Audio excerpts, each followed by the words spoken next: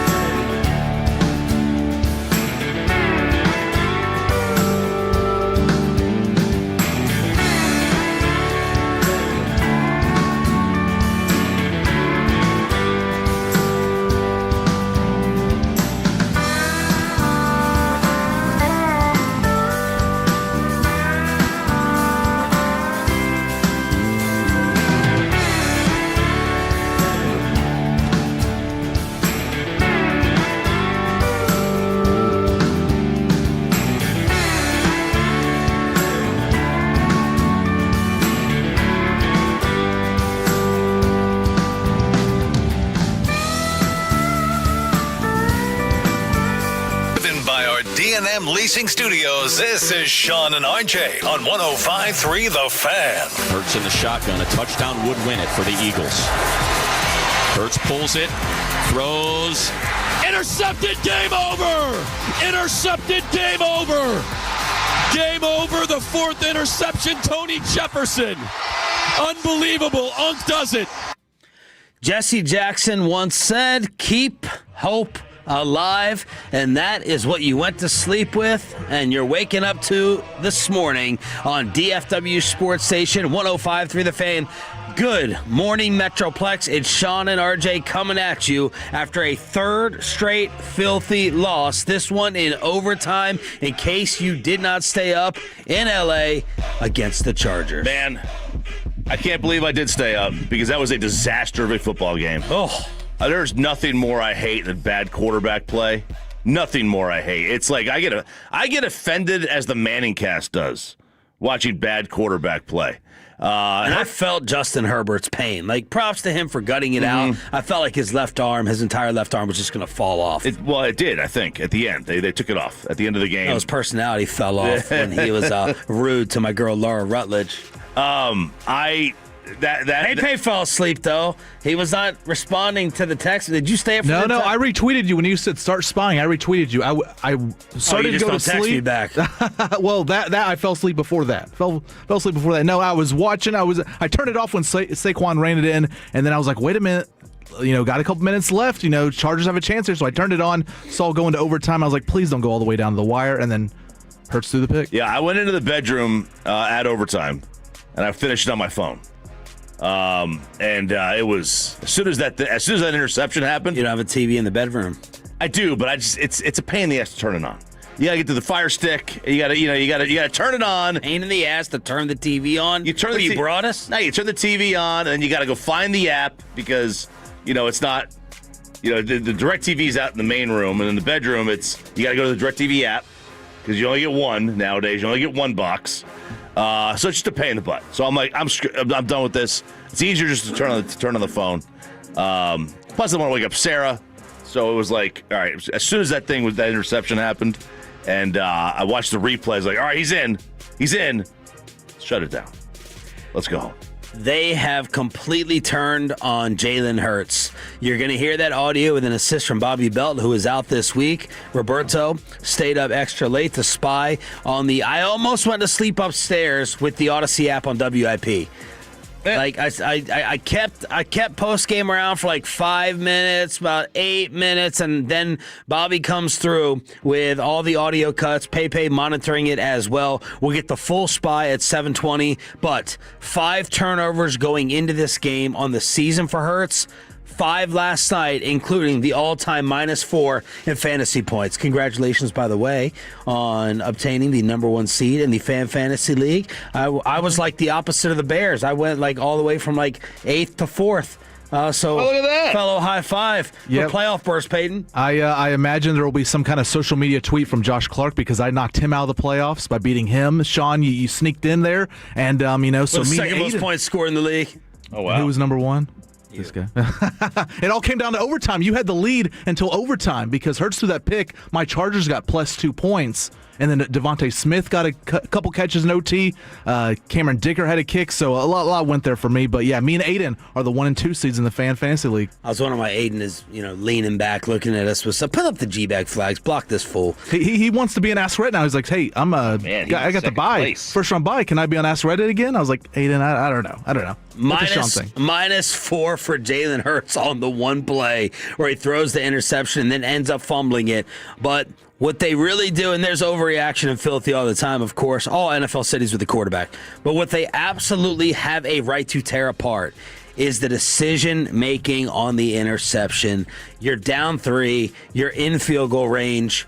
That's going to be a tie game.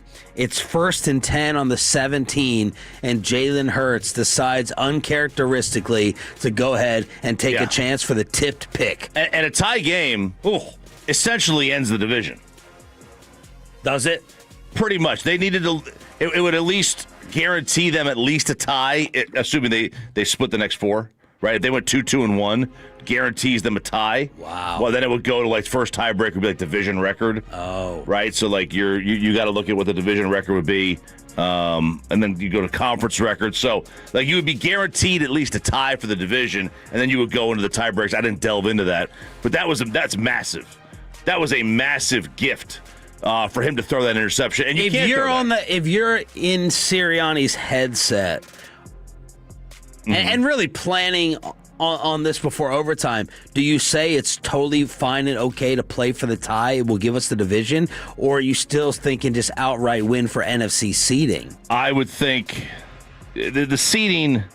I mean, you would be 2 back if you lose to the Rams. You'd be 2 back if you lose, or you'd be a game back of Green Bay. I think the division thing is the most important. You can't worry about seeding yet.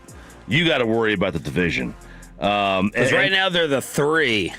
Yeah, now the Cowboys actually would have, I think, the first tiebreaker, which would be division record, assuming they win out. Yeah. The Cowboys would win out. They have 1 fewer division loss, which I'm pretty sure is the first division tiebreaker. The Jalen Hurts thing, I heard Andrew Perloff, Philly fan, on Maggie and Perloff driving in. He's already talking about USC quarterbacks and who's in the second round. They want to Hurts Jalen the way they did Jalen to Carson Wentz. Yeah. Paying Carson Wentz his money, and they're already like looking at the second round because they've turned on him, and he has to be pressing. He just has to. There were some other bad throws in the game. He actually, there are Eagle fans who are blaming A.J. Brown as well. Look, I thought he short-armed the one ball over the middle. But he should have caught the touchdown. That was a perfect dime. Yeah, he was. That was a dime from Jalen Hurts. And A.J. had gotten going on that drive. It was about to be A.J. Brown taketh, A.J. Brown giveth the W in the win column, but it goes off of his hands. Yeah, so it's not all on Hurts. That end of the game decision was awful. The interception to the right side, I thought the receiver fell down, which I don't always blame the quarterback. I mean, the receiver falls down, he falls down. But there was some that were just the interception fumble was one of the most insane plays you ever. There were 3 turnovers on the same play. It's 3 turnovers on the same play. Not for him, but that guy turned it over twice. And Jalen. we've become, wannabe body language experts with the Cowboys, particularly with their wide receivers on the sideline. I challenge you to find Jalen Hurts talking to anyone when he goes on over to the sideline, whether it's a pick, going and communicating with somebody. He just goes and sits on the bench, and there's this aura and air of superiority and arrogance. Whenever someone's mouth doesn't open, I don't trust them. Whenever you just sit there the whole time, first off, you're breathing way better through your nose than I am versus being a mouth breather, particularly at night with a snoring issue. But no one talks to him, and he doesn't talk to anybody. It's just dead quiet over there, and it just seems like no pulse and no heartbeat of the team. Sirianni's going nuts on the sideline. It's magical. It's wonderful. It is, and it is falling apart. It feels very much like a couple of years ago where they got to this great start and they crumbled down the stretch. And 3 straight losses. If they make the playoffs, they're going to host a home game because they would win the division. But I mean, I wouldn't trust them to win a home game. I wouldn't trust them to win any game. I would probably pick against them. Jalen Hurts on the sting of the pick, the 5 turnovers, and another loss. Definitely stings. But how do you respond? And that's the only way I know how to look at it. And again, you're gonna see what type of resolve does this team have? What type of resolve do we have within? What's in us to respond the way we want to? So what you got to dig.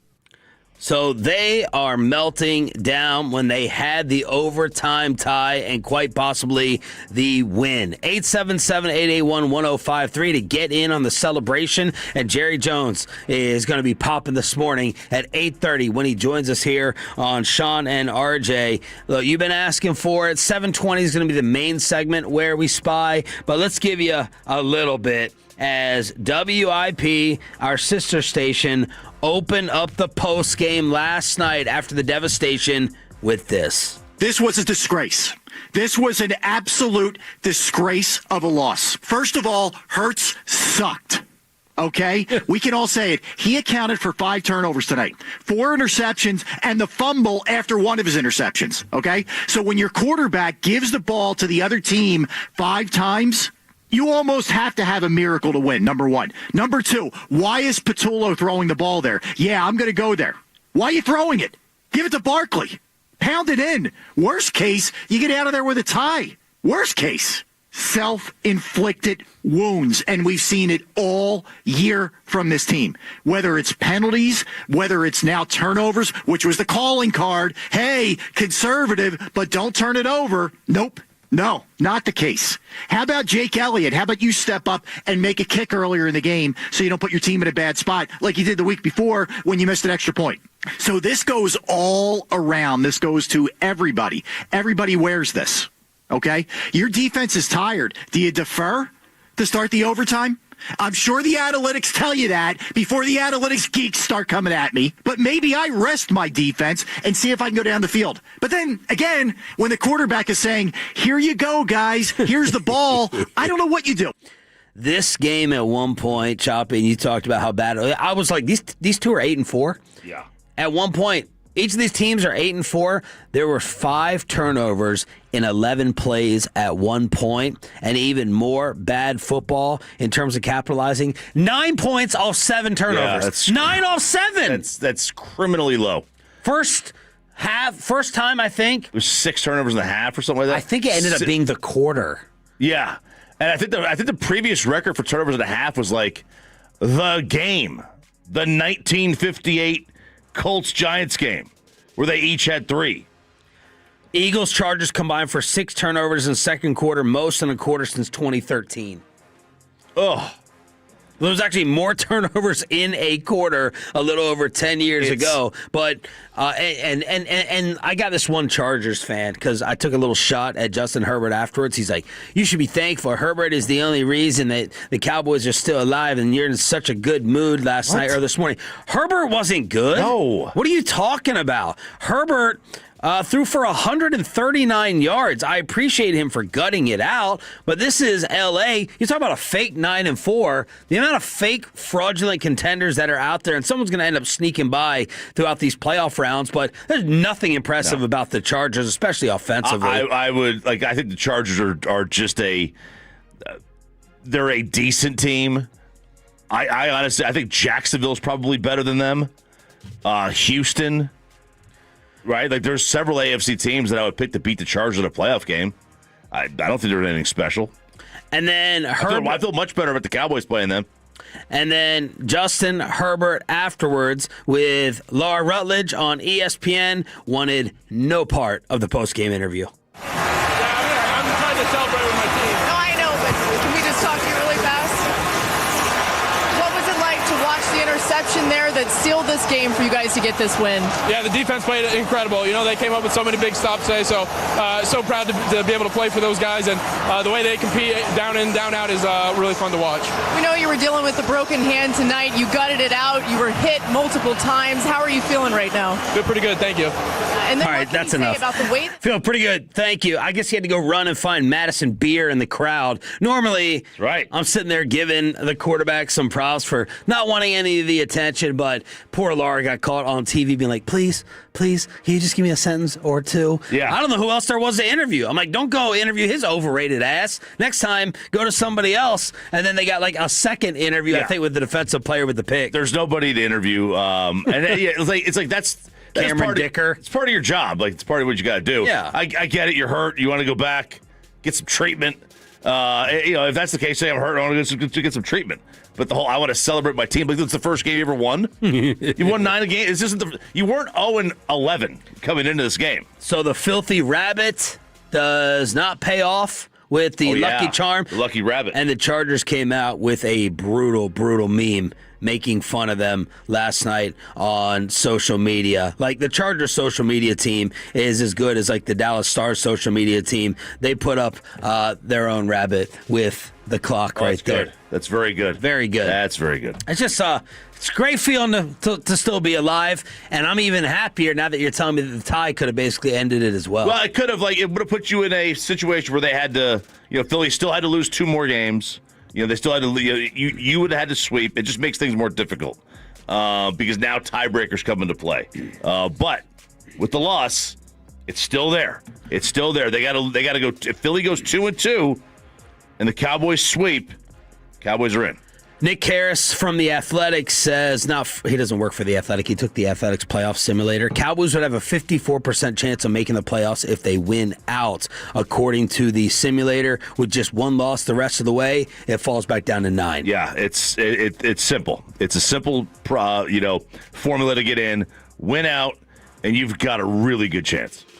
Let's go inside the Star on DFW Sports Station. We will fully spy on Filthy at 7:20 this morning in the commercial-free expressway. Jerry Jones live at 8:30. We got PP in the morning at 6:40 as your week just got that much better after last night in overtime. What came from the Schottenheimer George Pickens discussion, and do they fully trust Trayvon Diggs to now be back against the Vikings? Inside the Star on the home of the Cowboys is next.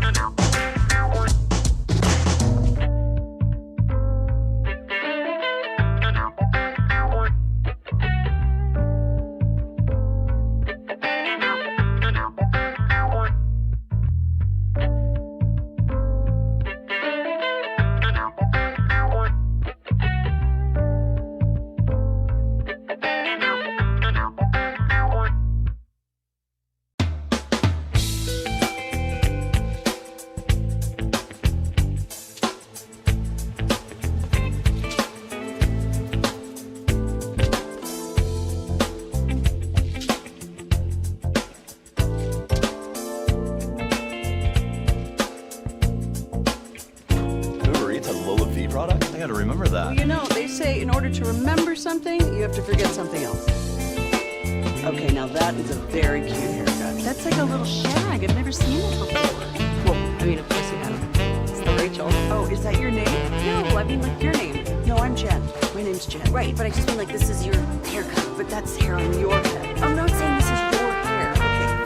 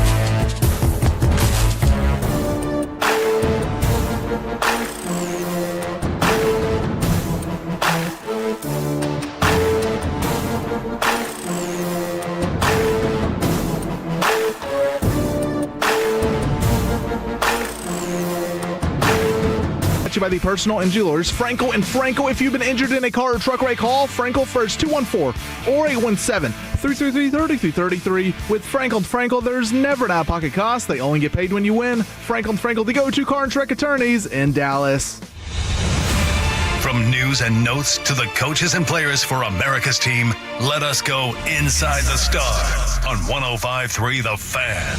And let's do it with a little extra pep in the step following the filthy overtime loss to the Chargers that keeps hope alive. Sean Sharif, RJ Choppy, Cowboys insider Bobby Belt is out this week. We got Peyton and Aiden on the Fan Cam, Twitch, and YouTube. PP in the morning at 6:40. College football kegger at 7. And we will spy on Philly at 7:20 when we go behind enemy lines along with Ask Reddit and maybe last week's star Aiden Butler in studio for his second Ask Reddit. Oh yeah, and Jerry Jones at 8:30. But yesterday I was listening to the Brian Schottenheimer press conference on my way home, airing live on the KNC Masterpiece, and Shotty gave what he could, what he wanted to give on his conversation with George Pickens over the game and the Richard Sherman post. Yeah, we talked a little bit about it. Again, he just, in his words, he goes, "Hey, Shotty, I didn't play my best game." And, I think that,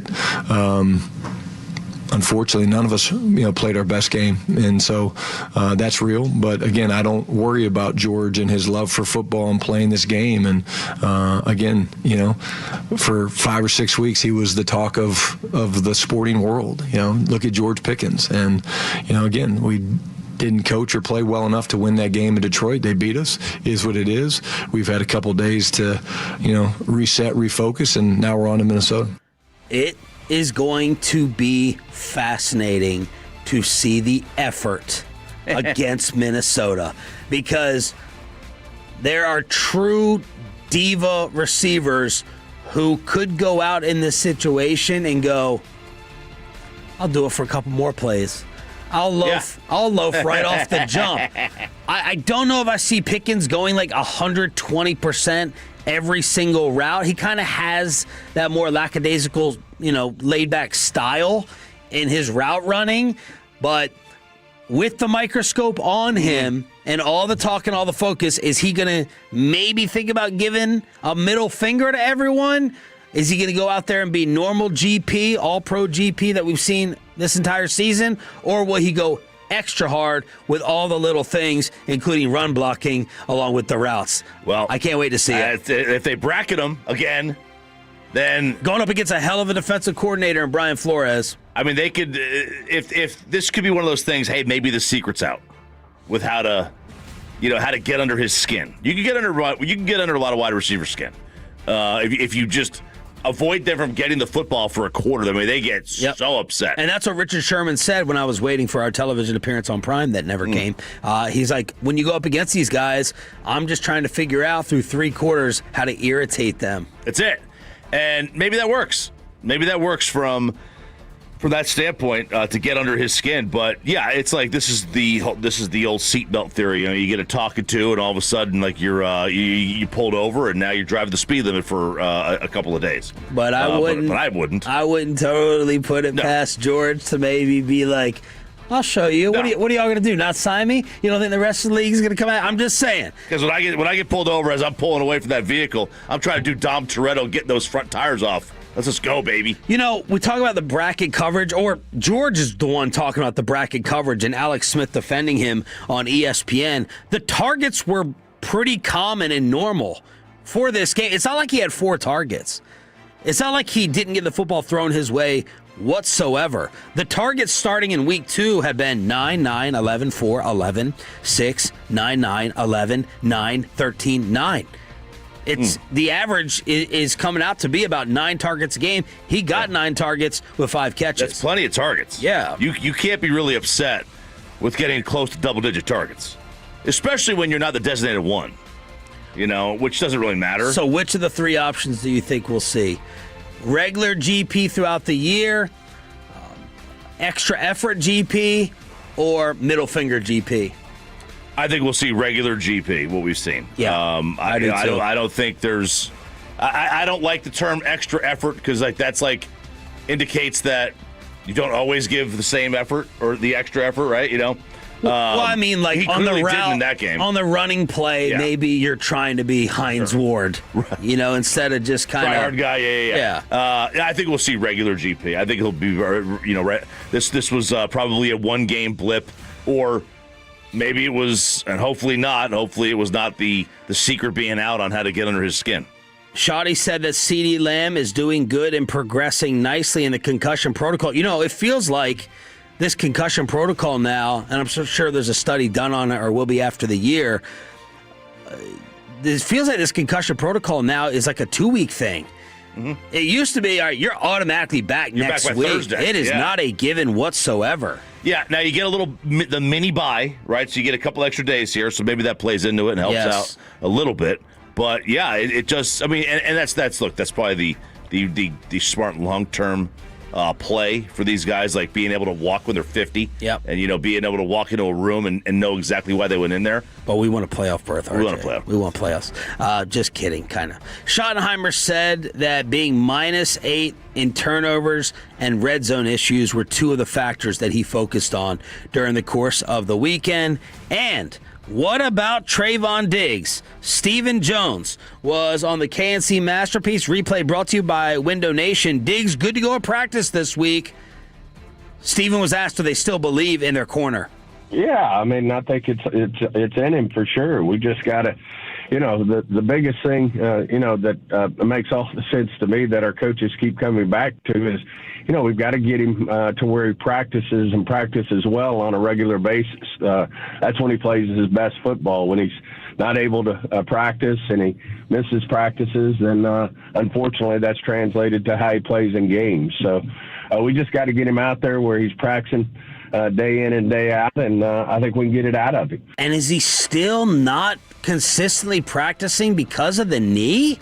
I keep going back to that, and again, I'm trying to spin it as a positive, that the knee was that bad that his play and his reputation dropped off that much. But whenever you start answering, right, if you go to the parent-teacher conference, RJ, and you ask about your boys, and the teacher goes, it's in there, he's got it in him, that's not the best answer. It's positive and optimistic, and lets you know, like, at least the potential is there. It's not dumb. But potential is a dangerous word. That's what I just heard from Steven. It's in there. We just got to get it out of it. It's there. He can do the work if he actually cracks a book. Right. Puts a little work in. Yeah. It's a dangerous potential. I hate the basketball coach who filmed us in the shower used to tell us that all the time.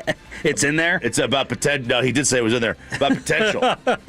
He always said potential is a very dangerous term. You want to be your absolute best at everything you do. Yeah. I didn't know he meant literally everything we do. Yeah, that's right. But there we are. So that is Steven on Trayvon Diggs. Are you thinking that as well, that it's the knee or other? I think I assume I benefit of the doubt it's the knee, right? Benefit of the doubt it's the knee. I assume that there's probably more to it. Although Bobby has said, they kind of let veterans decide a lot of these things, but I don't know. Clowney. Yeah, I kind of think there's something more to it. They will know more over the next 24 to 48 hours when it comes to Tyler Guyton. Please, Tyler Guyton. The first time I've been saying that all year long, since I'm normally crushing Tyler for dumb penalties in these games. But after Nate Thomas, please, Tyler Guyton, be healthy. And they'll know more about Jadeveon Clowney over the next 1 to 2 days as well. And Schotty said that personnel changes could be coming on special teams. Now, the man who took the biggest beating over the weekend on social media, linebacker Kenneth Murray. A 36 grade on PFF. That is hideous. And Steven was asked if the Kenneth Murray bashing has been warranted. Yeah, I think it's always tough. I mean, that's part of, when you play professional football, play in the NFL, play for the Cowboys, you're going to have moments where you get criticized, and certainly he's aware of that. Certainly, as a team, we could have played better, and have to play better going forward if we're going to have any type of shot. But certainly, we are where we are, and we have to move forward with that. Yeah, so not really a passionate defense No, that's not a of ring Kenneth endorsement. Murray No. there. And that's one of the questions for Jerry is like, what's it going to take to limit his reps? That's a nice way of saying bench, because there's really no other option. Like you can't be running that out there all the time. And have you also not noticed Logan Wilson like me? And Bobby goes, well, he's not on the field. Well, he's not on the field for a reason. Yeah, we haven't noticed him because he's not on the field. I haven't really noticed him at all. It's a really bad situation because we thought, hey, Overshown's come back, everything's gonna be fine. Everything's gonna be fine, and it hasn't been. It hasn't been, and we can't expect too much. I mean, he came back quick anyway. Yeah. Sky Steele tweeted this out regarding Overshown. When Mike Zimmer realized what a weapon Overshown was as a blitzer, he blitzed him 51 times last year. He had 5 sacks, 8 tackles for loss, 5 quarterback hits, 20 pressures on 51 blitzes. This year, he's only blitzed twice since returning in 4 games. 0 sacks, 1 tackle for loss, 0 quarterback hits, 0 pressures. He's a guy, when they're sitting there trying to make us feel better about the Micah deal and Steven's saying you can scheme pressure, he's a guy you can just say, go. But Bobby and Nick Harris talked about them being afraid and terrified of blitzing like that because of the dump-offs to Jahmyr Gibbs lighting you up for 60. Yeah, that game, I don't think we can use the game against Detroit because of the Gibbs situation and what he brings to the table. Well, we got 3 other games, and he's blitzed twice. That's a fair point. 3 other games. He didn't just come back for 1, not just come back for 2. So Eberflus not using him in that way as of yet. And we talked about fantasy. Congratulations again to myself and Peyton Russell, along with Aiden, the morning show. And what happened to you? I had a nice little run at the end. You did? Yeah, still finished 5-9. Okay. I lost the last 2 games. I pulled lost last 3. I pulled to 5-6. And then I stopped paying attention. No, you didn't. Someone let you. Who let you down? Well, I don't know. Maybe I don't you even did. know who I have. Maybe you did stop paying attention.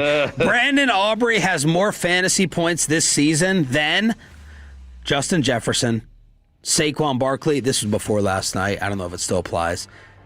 Ashton Genty, Drake London. He would currently rank as QB 22, RB 12. Wide receiver 7 and tight end 2. Tight end 2. That's nuts. Wide receiver 7 and RB 12 for the great Brandon Aubrey. Inside the Star on your home of the Dallas Cowboys with Sean Sharif and RJ Choppy. We're going to spy on Filthy with a boatload of audio at 7:20 after the College Kegger. Ask Reddit at 7:40. Jerry Jones live at 8:30. But Travis Kelce and Taylor Swift say that they have yet to fight in their 2.5-year relationship. They're engaged. Is that perfection or a red flag? Plus, a drunk raccoon and someone wants an NFL coach murdered. It's PP in the morning after this.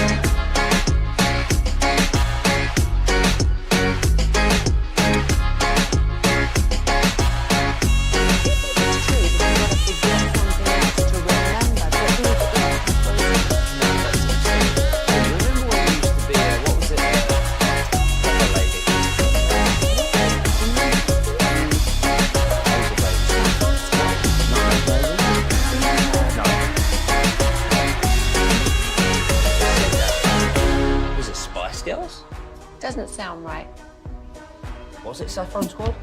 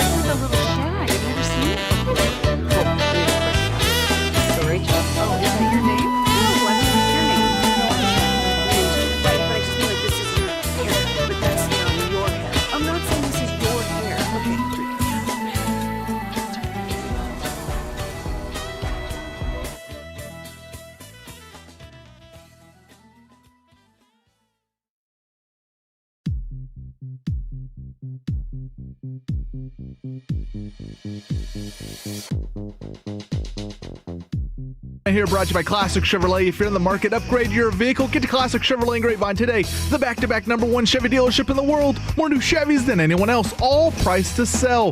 Visit ClassicChevrolet.com. This is Texas. This is Classic Chevrolet. Together, let's drive, relax, enjoy the difference. Based on new Chevrolet registrations 2023 and 2024. Well, congrats to Peyton Manning. He has found himself on the most toxic show on The Fan, and there's no number 2. He put together the single worst 30 minutes in live radio history. That is right. It is Tuesdays at 6:40. It's time for a little PP in the morning every single Tuesday at this time, and we spy on Philly radio after that awful meltdown last night on Monday Night Football. We spy in about 40 minutes, but now we're going to spy. How good is it?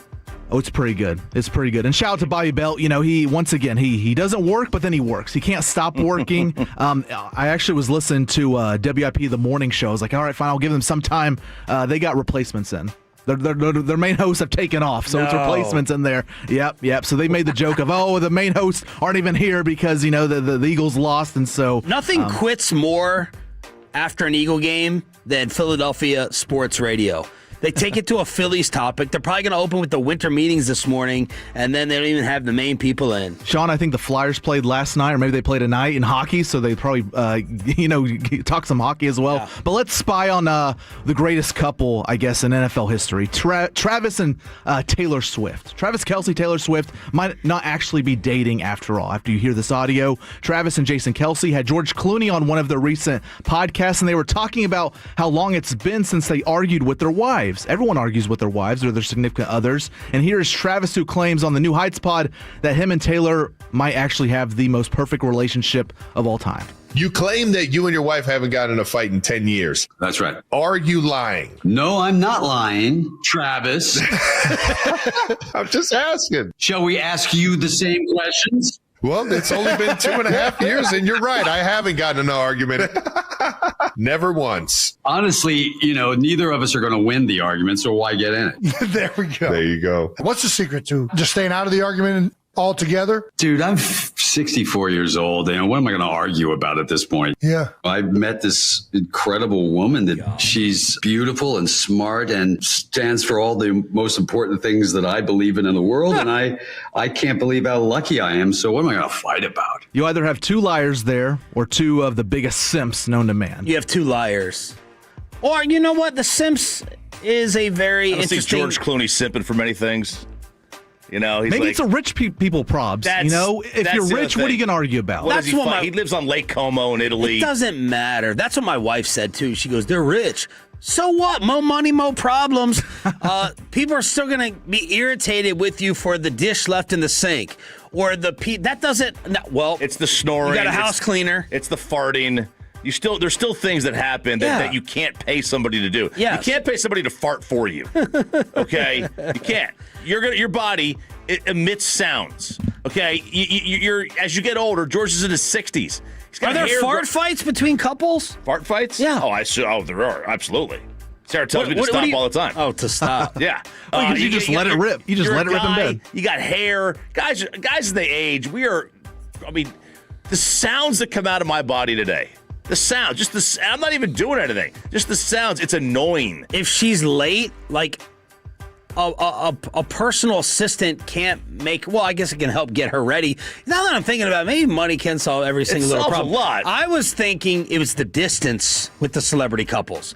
That like Travis and Taylor. They're not together enough. Yeah, you're not together enough to fight. Anyone that you live with, we're going to sit here and spend all this time over 15 years, 4 hours a day, and then you throw Bob into the mix, you're going to have. Sure. You're going to have scuffles. Yeah. And 10 years, did Clooney say? Yes. Y'all text what run you're in. What was your best run?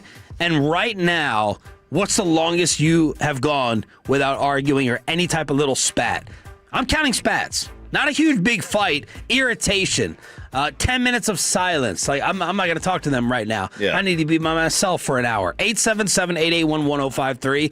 877-881-1053. Y'all tell us if this is common or fraudulent. We all think it's fraudulent. I mean, even like little things like where do you want to go to dinner? Yeah. You is it quibble? quibble over those little details. Like, it's impossible not to fight. Do you want the star or the ribbon on top of the tree? I don't care. Well, why don't you care? Yeah. Well, I think that the ribbon's actually a little bit crooked. Well, then why don't you go up there and put it on yourself? I count that. That counts. I count that as a squabble. That's a fight. Yeah, you don't have to be throwing haymakers with your wives, for it to be considered a fight. You just have to, not enjoy the other person at the moment. Do you guys remember the first argument with your wife, or the biggest one, maybe a recent one that? Ooh, because I remember mine and Mackenzie's first fight, and it's so stupid to the day, but we had been dating probably 5 or 6 months, which means we already moved in for about 3 or 4 months, Sean. We moved in pretty quickly. And it was so dumb, but I think I took the fault for it because she was about to run errands and I had come home from work, and of course, I enjoy my morning or my afternoon nap. I gotta take it. Gotta be at least 3 hours long. I go home, eat lunch, and I go straight to bed. And she had the day off at work, and so she was there, and she was gonna go run errands. But we had we did these order meals, like the HelloFresh meals, where they deliver the box to your front door. And so I was like, well, hey, they're about to be here in 15-20 minutes. Can you hold off on your errands so you can bring the box in? It was a hot day, and I was about to take my nap, and she said, no, you just stay up and bring it in yourself. Ooh. And so she left. And the box got delivered. I'm taking my nap, so it was there 3 hours later outside. And so she got home, and the box was there. She thought I had left it there for her to bring in, so she had to put it away. And she did not talk to me for a good 2 hours long. Fan text. Let's see. My last argument was 2 days ago. That's because she hasn't talked to me in 2 days after that argument. 1.5 years. First argument was when we were dating. I was at the casino, wasn't responding to my phone notifications at 3 a.m. Ooh. I was at the tables. Valid response. This is fraudulent. I'm divorced and still fight with my ex. It's not a fight till you throw her on a pile of guns. No, is that a Greg Hardy? Is that a Greg Hardy? Greg Hardy reference. Yes. Sean is too petty. Everyone will have spats. Arguments are different. I haven't argued in years. Okay, for them to even say they haven't had an argument in 10 years, that's a lie. Fraud, maybe 1 week at best. Argued about 3 days ago. This is a record for me. Maybe a day. Didn't put the dishes up properly. So there it is. Y'all coming clean and being real on the Franklin Frankel fan text. So huge red flag for me. If I meet a couple and they're like, oh, we haven't argued at all. We're engaged to. Where it's like, well, how do you know if this thing's going to last if you haven't got through the argument part? Yep. Or you guys don't talk enough. Or the other thing, like you said, they're not around each other enough. But then, if you're not around each other enough, that brings in a whole different element of, what happens when? What's that? What happens when you are together all the time? Right, yeah, but absolutely. But also, Travis is a professional athlete. Women throw themselves at athletes. There's a jealousy thing that comes in there when you have a long-distance relationship. Hey, when Travis and Andy Reid get an argument, they bump chests with each other. What if he's bumping chests with Taylor Swift? And by the way, the wedding date has been released with Travis and Taylor. It's an exact week after mine and Mackenzie's. Well, June 13th, somewhere in Rhode Island, I think they're going to get married or wherever it is. But Rhode Island? I think so. It's somewhere weird. I didn't look at the exact location. Neither a road nor an island, though. Yeah, I don't know. I think there's a Real Housewives going there, by the way. Really? Yeah, I found that out. The Real Housewives of Newport? I think something like that. Insider info from BravoCon. All right, it is PP in the morning every single Tuesday at this time. Now let's get to... It is Rhode Island. Wow. Yep. Oh, man, that's crazy. Well, Sean, you'll have to go to my wedding, then you'll have to take JSX or something and go up to Rhode Island. No, Bobby in his secret Italian weddings, he's that's right. friends with Bezos, won't tell us who's getting married in Italy. So Dave Portnoy at Barstool Sports had quite the rant after the Raiders had a backdoor cover for the ages against the Broncos. So the spread was 7.5 to 8.5, depending on what book you went with. And the Raiders kicked a field goal as time expired, down 10 points. Dave obviously had a large amount. And there's a flag thrown, like a delay of game flag. And so Dave obviously had a large amount of money on this game, and he goes $250K. Yeah, he goes on an all-time rant here, and might have wanted the murder of one Pete Carroll. That's the worst f***ing beat of all time. This is the worst beat of all time. Pete Carroll should be in f***ing prison. Prison for Pete Carroll. The refs, everybody. This is prison. This is prison. There's 16 seconds left in the game. The spread's 8.5. They spiked the ball, by the way. They ran up and spiked it as a tempo. Prison Pete Carroll. Murder Pete Carroll. I want Pete Carroll murdered. Can you see this play right here?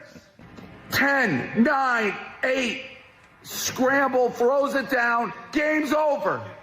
There's 8, 7, 6, They throw a flag for sitting on the guy with 4 seconds and not even come close to getting a playoff. 4. They call a delay game with 4 seconds. The game was over. The game was over. What the hell? And then they run out the field goal unit, kick a field goal with no time left. Prison! And Pete Carroll, he said yesterday in a press conference, he was like, look, my logic was I was going to kick a field goal, then have enough time to get the onside kick, but there were 5 seconds left, and I do not believe him. No. I do not believe him one bit. I don't think Pete's betting them to cover. No. I don't think Pete's got cash in the game. See, there's two kind of gamblers. Brent Musburger still calling those games? Absolutely. No, I don't think he is. There's two kinds of gamblers. There's the one like Portnoy who loses their mind, and there's the other one, which is like, it's the Ron Washington, that's the way gambling go. Mm-hmm. Like, this is part of it. Like, this makes people think that there's a fix that's in. It does make people think there's a fix, and that's content, and people love to have clicks. This is what happens. You gotta create drama. But man, like, you can't get upset. This is part of it. You know the deal going in. There's bad beats all the time. Yep. There's bad beats every week. Every week there's a bad beat. He did go on television yesterday and say, I want to make it clear I do not want Pete Carroll murdered. Because can you imagine? That's good. That's good to clarify that one. Yeah. That's good. He goes, we're anti-murdering. We've always been anti-murdering. Okay. Yeah. That's a good, I think, clarification. It's a good mantra for your company. We are anti-murder. Dude, there were a couple news outlets, I think, that even Dave Portnoy had said on his TV show, Wake Up Barstool, that people had emailed him or reached out to him and said, hey, I just want to confirm that you want Pete Carroll murdered. Like, they took that and quote and ran with it. And that is why it's still a win for him, and he knows it going on these rants. Mm-hmm. Get the attention. You get 3 million people looking at your clip, and you'll go ahead and make up your $250K. He is, say whatever you want, young girl dating, a history pass. He is an all-time brilliant marketer. There's no doubt about it. PP in the morning every Tuesday at this time. Bobby Belt is out this week. You got Sean Sharif and RJ Choppy. Thanks for being a Tolo, y'all. That stands for turn it on, leave it on. We have Notre Dame fallout and leaked AD audio with a school that's about to make their next big-time hire. The college football playoff kegger is next.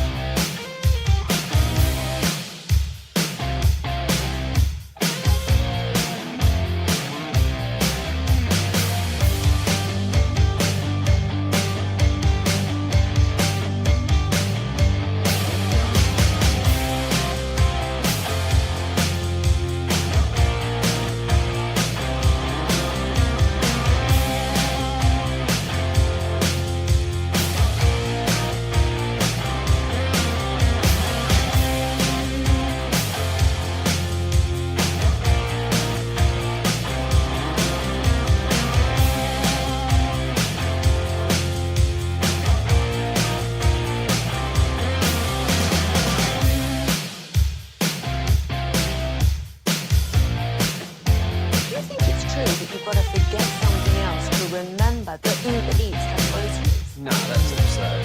Hey, remember when you used to be a, what was it, pepper lady? Wasn't it Cinnamon Sisters? Razor blade. Saffron Squad? Nutmeg maybe? No. She said that. Was it Spice Girls? Doesn't sound right. Was it Saffron Squad?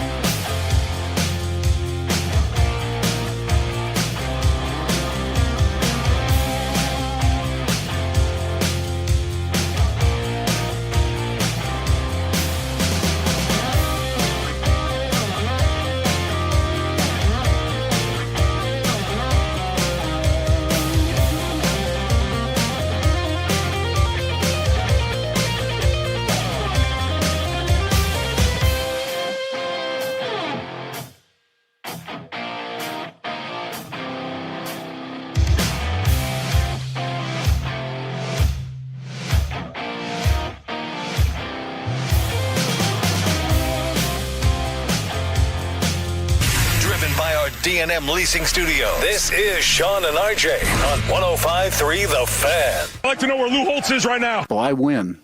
Google me. We're not hosting an intergalactic kegger down here. The Notre Dame athletic director is not happy with the ACC. It is the college football kegger on 105.3 The Fan. I'm RJ Choppy. Sean Sharif, Peyton. Hello. Alongside. I predict Notre Dame today will announce they are leaving the ACC. Whoa, today? By Thursday. Maybe by sundown. I'll go full Gary Cooper on you by sundown. I think it's going to happen. I think it's going to happen this week. It's what Pete Bavacqua, the athletic director of Notre Dame, told Dan Patrick. It has reached the point of permanent damage. But we were mystified by the actions of the conference to attack, their biggest really business partner in football and a member of their conference in 24 of our other sports. And I would tell you, Dan, I wouldn't be honest with you if I didn't say that they have certainly done permanent damage to the relationship between the conference and Notre Dame. What do you mean? Just we didn't appreciate the fact that we were singled out repeatedly and compared to Miami. Not by Miami. Miami has every right to do that. But it raised a lot of eyebrows here that the conference was taking shots at us. And, that's just not something we chose to do. We wouldn't choose to do that in the future, and people might disagree with us, but that's just not something that we'd be comfortable with. So a lot of people say join a conference, right, to Notre Dame. Absolutely, which they are in a conference right, in the other 24 sports. And from the ACC's perspective, you're not a conference member, right? Here, you're not a member of the ACC football conference, right? You're a member of no conference as it sits here. So here's what happened: the perceived shots that the AD is probably referencing. Last month, the ACC's official account on X posted a side-by-side comparison of Miami and Notre Dame, and basically saying, Team A is Miami, Team B is Notre Dame, choose Team A. Then something that you were following on the ACC network, whose programming, by the way, is not controlled by the conference. Right, I think it's controlled by ESPN. But they aired the Miami-Notre Dame game from earlier this year 8 times in a row. 8 times in a row? 8 times over the weekend, yeah. They aired it just for the committee. So they just kept putting that game on over and over and over and over and over again. Yeah. So you're not part of their conference. Yeah, so they're supporting their football team, but you're taking a shot at the school who has other sports teams within your conference. Yes. So they wanted Miami to get in, clearly for football, but what's that going to do to the Notre Dame relationship in the other sports? Well, that's the thing, and I think do you really care that much? I don't know. Well, I mean, yeah, you care about men's basketball. Field hockey team. Yeah, you care about men's basketball. That's the next one, and then women's basketball with the next one, and then baseball. Right? That's kind of the trickle down on how it works. But the ACC gets $4 million for Miami making the playoff. They would get 0 if Notre Dame made it and Miami did not. So they give that money to their member institutions. So all those schools get, X amount of money, right? So again, they're not a member of the conference. The athletic director, Jim Phillips of the ACC, the commissioner of the ACC, Jim Phillips, posted this response statement. The University of Notre Dame is an incredible valued member of the ACC. There's tremendous respect. With that said, when it comes to football, we have a responsibility to support and advocate for all 17 of our football playing members, and I stand behind our conference efforts to do just that. That's it. Again, they're not a member institution of the ACC when it comes to football. If you wanted the ACC sympathy and for them to be on your side, you can't have your cake and eat it too. He wants to be using them for a scheduling advantage, right? They schedule 4 or 5. Look at next year's schedule, by the way. The Notre Dame schedule next year Look at the schedule. This is why you're out. Mm-hmm. This right here is why you are out. You have it? Wisconsin, neutral field. Well, it's Lambeau, but it's a neutral field. Rice, Michigan State, at Purdue, at North Carolina, Navy, Miami, Boston College, SMU, at Syracuse, Stanford, USC. Dude. And what are we doing? Has there been more of a little biatch move that you can remember as of late than this? Have you seen, what level of support have you seen for them? And oh, by the way, to add to my hatred for them and disgust, I hate them right now way more than LSU and the Lane Kiffin situation. It's not even close for me. I'm rooting against Notre Dame next year way more than I'm rooting against LSU because the AD confirmed the report yesterday that if they're top 12, they're in next year. Yeah, and look, they have a deal worked out. There's a lot of sympathy in this situation for Notre Dame because of the process in which it played out. Yes. But at the end of the day, you lost to Notre Dame, you lost to Miami, and Alabama played a tougher schedule. There's not really an argument here. The process is messed up. The process is very messed up. And does this permanently, what's permanently damaged is next year's CFP rankings week to week. The release shows. That's what's permanently damaged. You lost your credibility in that. 100%. Because it's now we're still going to talk about it, but we're what's going to be the lie this year? Right. That's what we're going to be focusing on that's added into this mix and in this discussion. By the way, the Notre Dame AD said that they went to the players and talked to them about playing, and they got the sense that many of them were just going to go ahead and opt out anyway for draft status, so it would not have been the same. And look, if the players don't want to play, it's whatever. It is what it is. I wish they would play in these games, but these games don't mean anything anymore, and they haven't meant anything for a very long time. Basically, since the BCS came in 1998, the bowl games have been less and less valued. It's the college football kegger on 105.3 The Fan. Is there any other standalone school in a sport with the rest of their sports programs in the conference? Or is Notre Dame the only one? UConn football is independent. BYU was for a long, long time. But yeah, I think the service academies were independent for a while too. But no, it's Notre Dame as the main one, and then UConn is the only other independent in college football.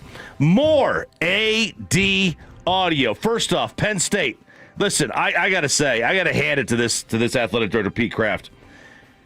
He did a hell of a job saving this coaching search. It was going down the road to nowhere, and they land Matt Campbell from Iowa State, who's done a really nice job there, in an impossible place to win. Who wants to go to Ames? How do you get a recruit to go there, right? What kind of money do you have NIL-wise to pay? He's done a really nice job. He's kept them competitive.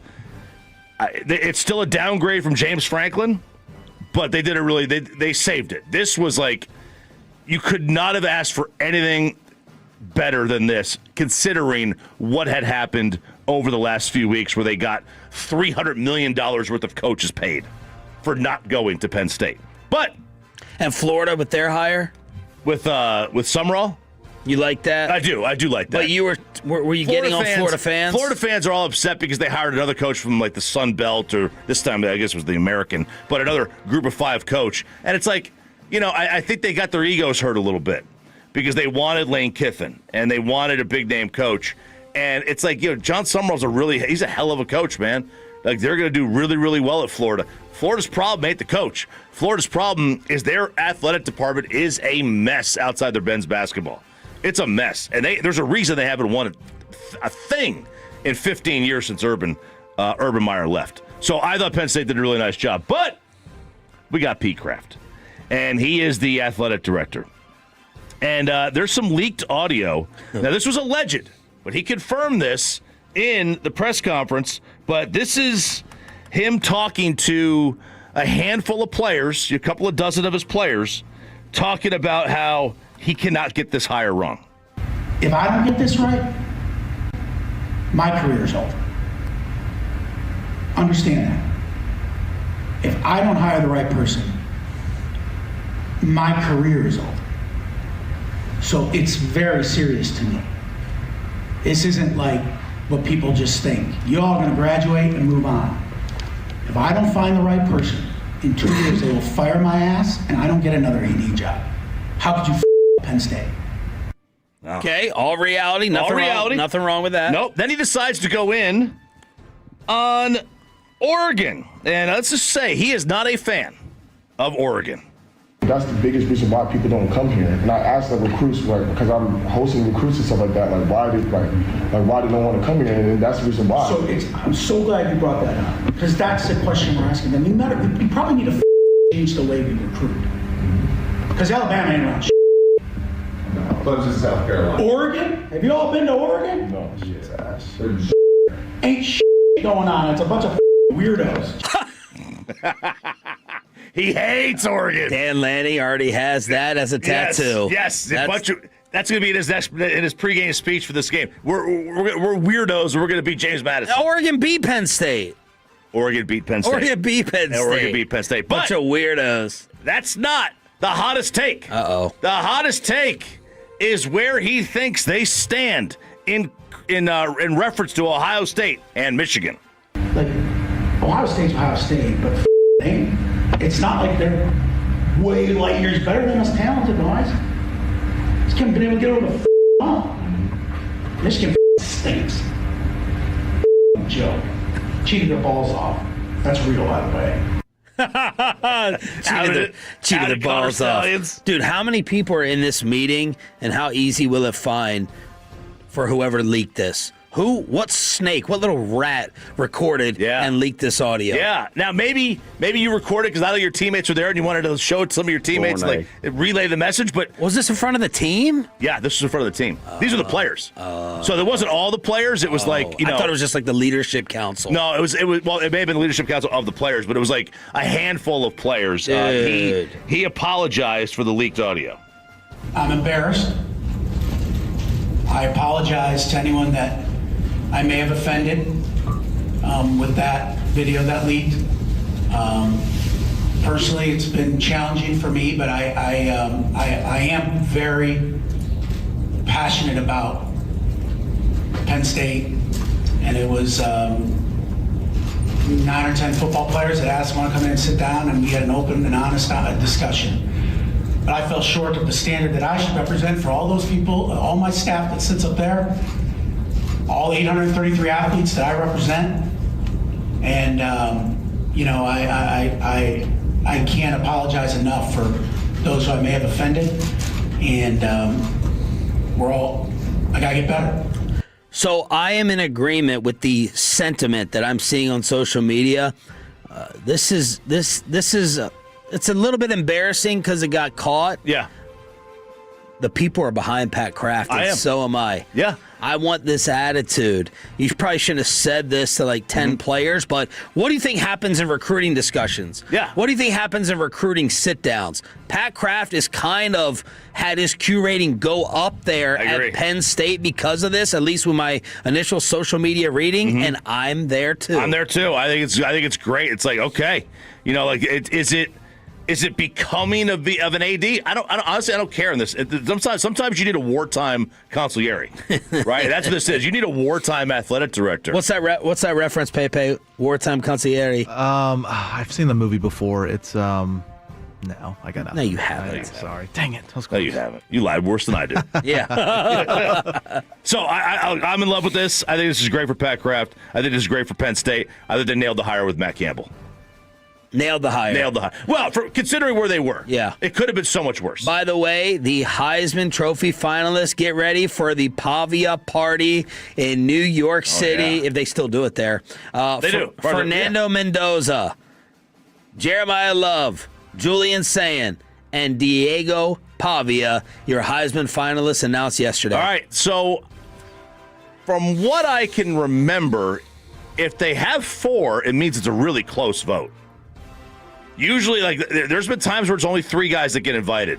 When they have 4, that means this thing is a really, really close vote down to the wire. And how do these people who are posting their Heisman votes, how do some of these guys have Heisman votes? I'm seeing people who I know have never been to a college football game, never watched college football, having votes, these national media members. Mac Angle? I think Mac's been okay. Does Mac have a vote? Mac's got Kyle Yeomans. Mac he might have a baseball Hall of Fame ballot. He does. College football kegger right here on Sean and RJ. Bobby Belt is out this week, but he was still doing work late last night, helping Peyton Russell with the segment that everybody asked for as soon as Filthy lost to the Chargers. We spy on Filthy Radio in the commercial-free expressway with Ask Reddit and Jerry Jones around the corner at 8:30 after this. And this...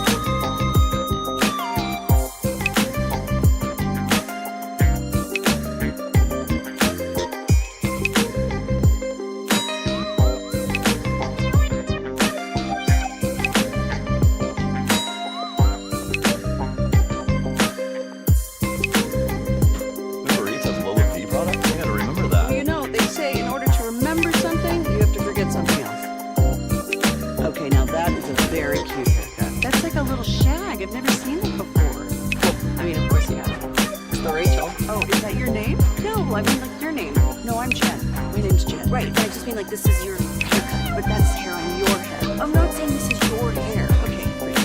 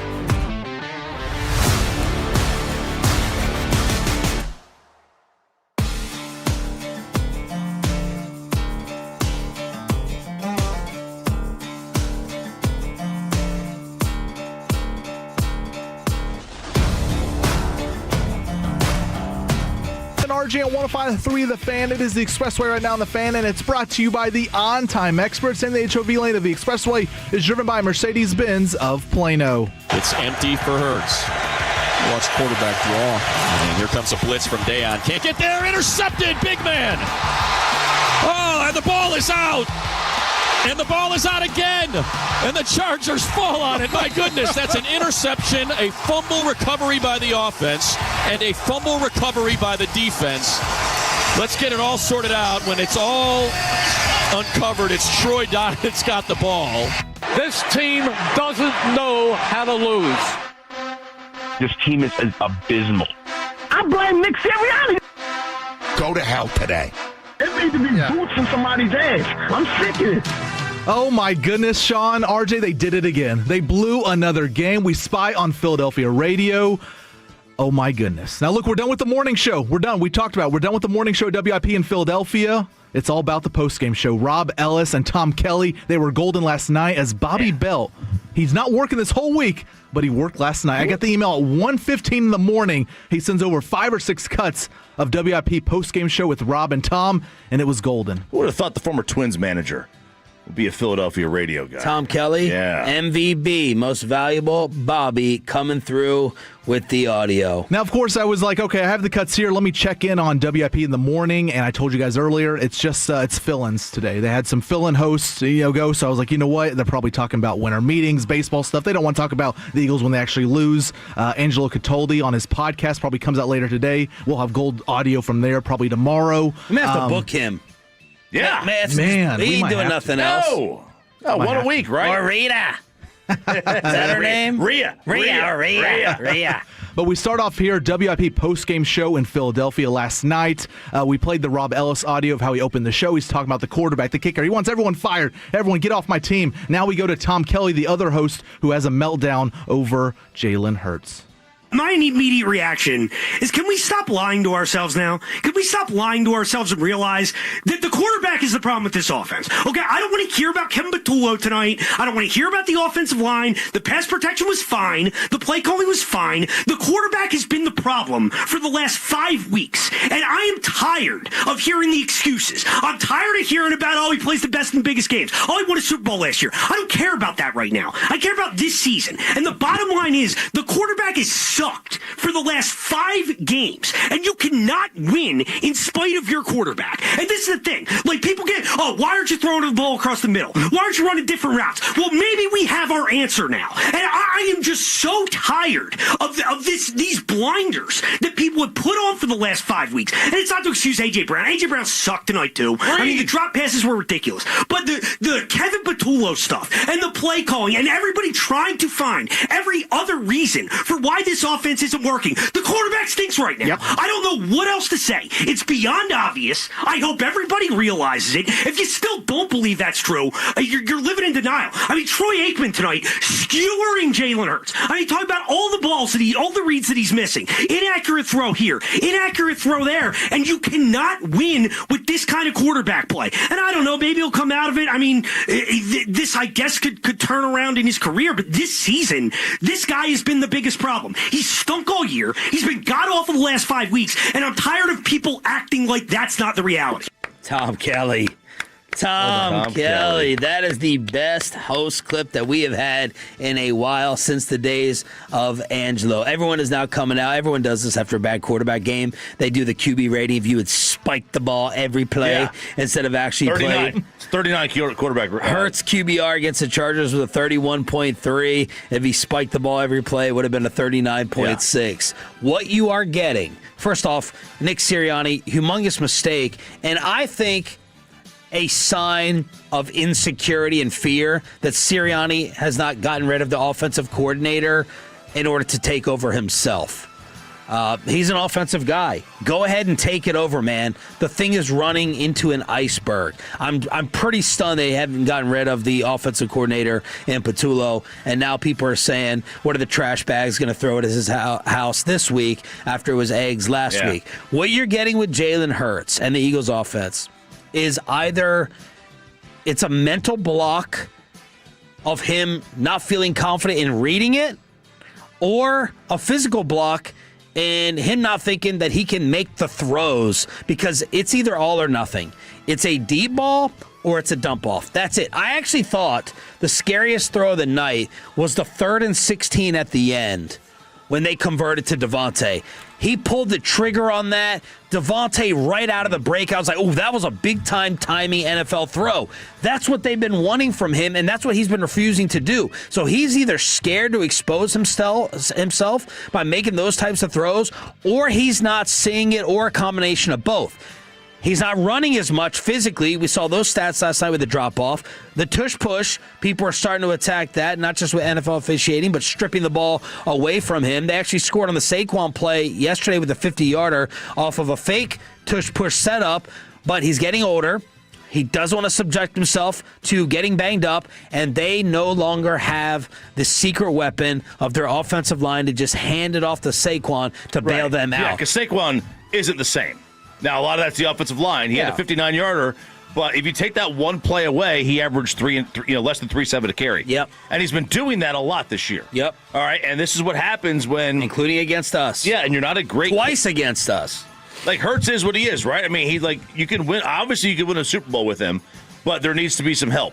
And when you don't have Saquon playing that way, that's what it really boils down to. I'm not going to say Saquon. I'm going to say it's the offensive line. I'm not going to blame it on Saquon. Well, yeah. But that all goes into it. To me, when I'm talking about the running back, I mean, the offensive line really is the culprit because they're the reason for the running back. Yeah. But also, man. That's a beautiful thing to see. Do you know how insane you sound in the middle of the year after you win a Super Bowl? How entitled you sound to complain? You don't get to complain this year. What? You don't get to complain this year. You can go off on the season at hand. You just want a Super Bowl. What are you talking about? You got a full year. You got a full year grace period. You sound so entitled. No. So entitled to go bitch at the quarterback who just won the Super Bowl MVP. Had a great game. He had a great game in the Super Bowl. All-time game. You just sound entitled. But they also, I think, they know it's a bigger problem. Like, I don't think Jalen Hurts is going to be their quarterback in 3 years.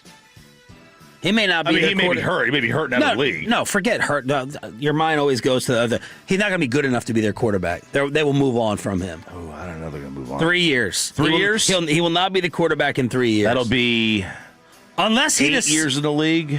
Unless he decides to go ahead and figure it out mentally and seeing it in the process, but he doesn't. This is what AJ Brown has been talking about, and now with AJ's targets up there and the touches, they've lost 3 in a row. Now let's get some fan reaction. The diehard Eagles fans who 8 months ago they wanted Hurts to have the statue everywhere, all in downtown Philadelphia outside the stadium. They wanted the stadium renamed after Jalen Hurts after one Super Bowl victory, and now we get some fan reaction. This is Neil. We played this audio last time we spied on Philadelphia. Neil goes off about Hurts as well. Neil in Belleville. Neil, you're on the postgame show. Gentlemen, thanks as always for taking my call. Come on, Neil! Appreciate it. You know what? We're starting to learn very clearly now that the only system that Jalen Hurts can play in is when he's surrounded by all-stars. He ain't Josh Allen, folks. He ain't going to lift you up with a bunch of nobodies at wide receiver. You throw 4 interceptions and fumble the ball, and you got paid, what, $50 million and a 4-year contract, and you give this kind of performance on a Monday night? This guy has not been the same all year. The inherent conservatism of this offense is reflected in the inherent lack of ability of Jalen Hurts. This is a game where you need a quarterback to step up against a better opponent. And what we are starting to see, that the only system Jalen Hurts can play in is a system surrounded by all-stars and all-pros, because he isn't one. See, Chop, that is why they're melting down, in my opinion. The realization has hit. Look, Dak Prescott can have his bad moments, and there's certainly been a ton of questions, including for myself, about whether Dak can be your franchise guy over the course of his entire career. But we do know, we absolutely know that when there are moments that call for Dak to put the offense on his back and throw you to wins or throw you to a comeback, he can do it. He can shoulder it all. They know not against a winning team. They know that all the circumstances have to be absolutely. Oh, that's the way they're designed. Yeah, there's perfect. no doubt. Dak's a much better player than Jalen. It's not even close. But you can't say you can't win a Super Bowl with Jalen Hurts. You just proved that you can. But yes, things have to be. He has to have a really good running game. He has to have a really good offensive line. Yeah, he has to have, I don't know, a wide receiver that he actually talks to. That, to me, is the biggest issue of the season.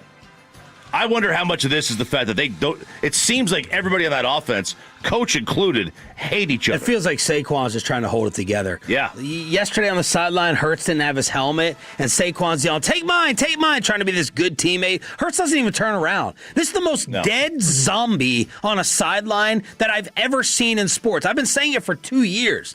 It's like weekend at Hurtsies with this dude. He goes to the bench, and it's just like, leave me alone. He doesn't open his mouth. He doesn't talk to anybody. This aura of invincibility and arrogance, and I love that the whole city has turned on him after the 5 turnovers. All right, we're spying on Philadelphia radio, WIP postgame show last night in Philadelphia, and let's get to some more phone calls here. This is Lamont. Lamont goes off, and he's like everyone else in Philadelphia, upset about Jalen Hurts. Lamont in Atlanta. Lamont, you're on the Eagles postgame show. Yeah, guys, I know it's too early to talk draft. Maybe a corner in the first round. Maybe running back, Barkley made out, have it all no more. Maybe a tackle. I'm sorry. We got to go quarterback, guys. We got to go quarterback. We cannot take a chance with this roster, because it's still a good roster with this quarterback. His card has expired. That 2 Super Bowls in 3 years, that Super Bowl MVP card, it has expired. We have to go out and get a quarterback in next year's draft. 8 months expired. 8 months. Super Bowl MVP, expired. And we're drafting someone the following. Get it rid of the next year. Man, that's Philadelphia. I told you, Andrew Perloff, before our show, he was looking at quarterbacks in the second round. He was scouting who can run like Jalen Hurts used to be able to do. It's amazing. It's giving me life. Boy, the fan text saying you need to cover this. Well, it probably wouldn't be this week's NFC East Hard Knocks. It'll probably be next week's. Oh, yeah. Yeah, probably next week's. That would be good. But this week's are going to come off a loss, too. It's the Bears game, right? It would be the Bears game. This week's NFC East Hard Knocks. 3 straight losses. Yeah. So they're coming off a loss one way or the other. Take your pick.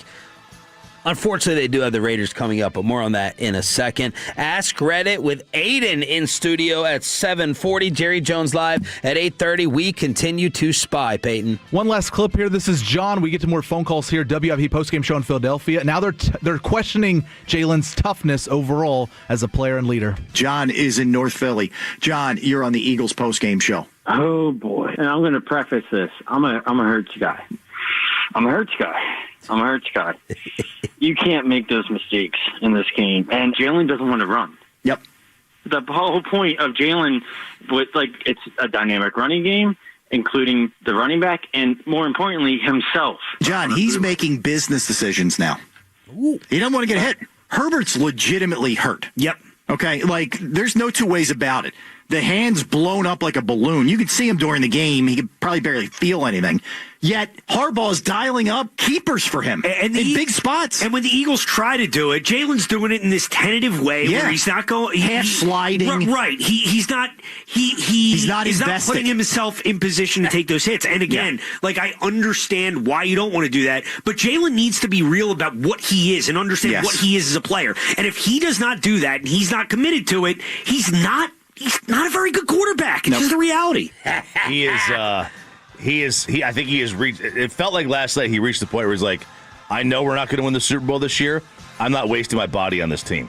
It's almost like that's what it felt. Or I'm not wasting my body on these guys around me who all clearly hate him. Or he hates them. One of the two. There is a mess going on. 4 carries for 8 yards. And we told you on this show, when we say something like this, circle it. We told you on the show how people behind the scenes felt about Hurts going back the last few years. Diva. We told you. We tweeted it. They didn't want to hear it in filthy. Hopefully you know to trust us. When we drop something like that, we're not just speculating. It's not for hot takes. And it is all playing out in a gorgeous, beautiful, amazing way. 4 carries for 8 yards for him last night. He had 4 carries the game before. So he's running it 4 times. And that counts the tush push. He had 14 carries against us in week 1. He's hit double digits 1 time after that. It's like he's either trying to preserve or he's trying to prove. It's either preserve or proof. I'm a quarterback. I can drop back and throw, but he doesn't want to make difficult advanced NFL throws. But A.J. Brown could have stopped all of what we just heard right there at the spying. He dropped. How much you blaming A.J. for the ball off his hands that Aikman said had to be caught? It was a little bit high. The interception, you mean? The interception, and then the touchdown dime that Hurts threw may have prevented all this and given them the win and the NFC East. Well, I mean, look, yes, the touchdown catch is going to go down as like that should have been a catch. You know, the one over the middle, how much of that was like it was alligator arming it, didn't want to get popped. Still should have caught it. Still should have caught the interception, but that's not nearly as unforgivable as the touchdown drop. Bobby Belt, you did a service to the community, sir. And Pepe, nice job putting it together. That was everything. That's what we used to get. It took us a while. Yeah. Took us a while to adjust. We relied on, I don't know, the number 6 market in the country having good, entertaining, fiery sports talk. Instead, they're bailing on the coverage and talking about winter meetings with the Philadelphia Phillies. But we found the post-game show here on Spying on the Enemy, commercial-free with the Expressway here on Sean and RJ, 105.3 The Fan. By the way, I got the odds for the NFC East. This was before yesterday, though. The Eagles were minus 2,500 to win the division. 1-25. The Cowboys 10-1. So that's not great. I got to get the adjusted odds this morning. Around the rest of the NFL, New England minus 550 to win the East. Buffalo plus 375. AFC North. Some value there. It's only 2 games. They're playing one together against each other. You got to check out the tiebreakers, but might be some value there. AFC North favorite is Pittsburgh at 5-8. Baltimore's 8-5. Harbaugh yesterday said the catch rule in the NFL, it's as clear as mud. That's what that is. Jacksonville 5-8 in the South. The Texans are 3-2, and Grandpa's next possible team, Indianapolis, has fallen out of it. We'll get to that at 8 o'clock, but that is where things stand in the NFC East right now. Unfortunately, it's going to be one of the worst teams, and they have an argument for the worst team in football, the Raiders, next for the Eagles. What do you think that early spread is? Is it in Philly? Yes. 8.5. Nope. More? Yep. Whoa. I think it's 12. It's 11.5 with an over-under of what?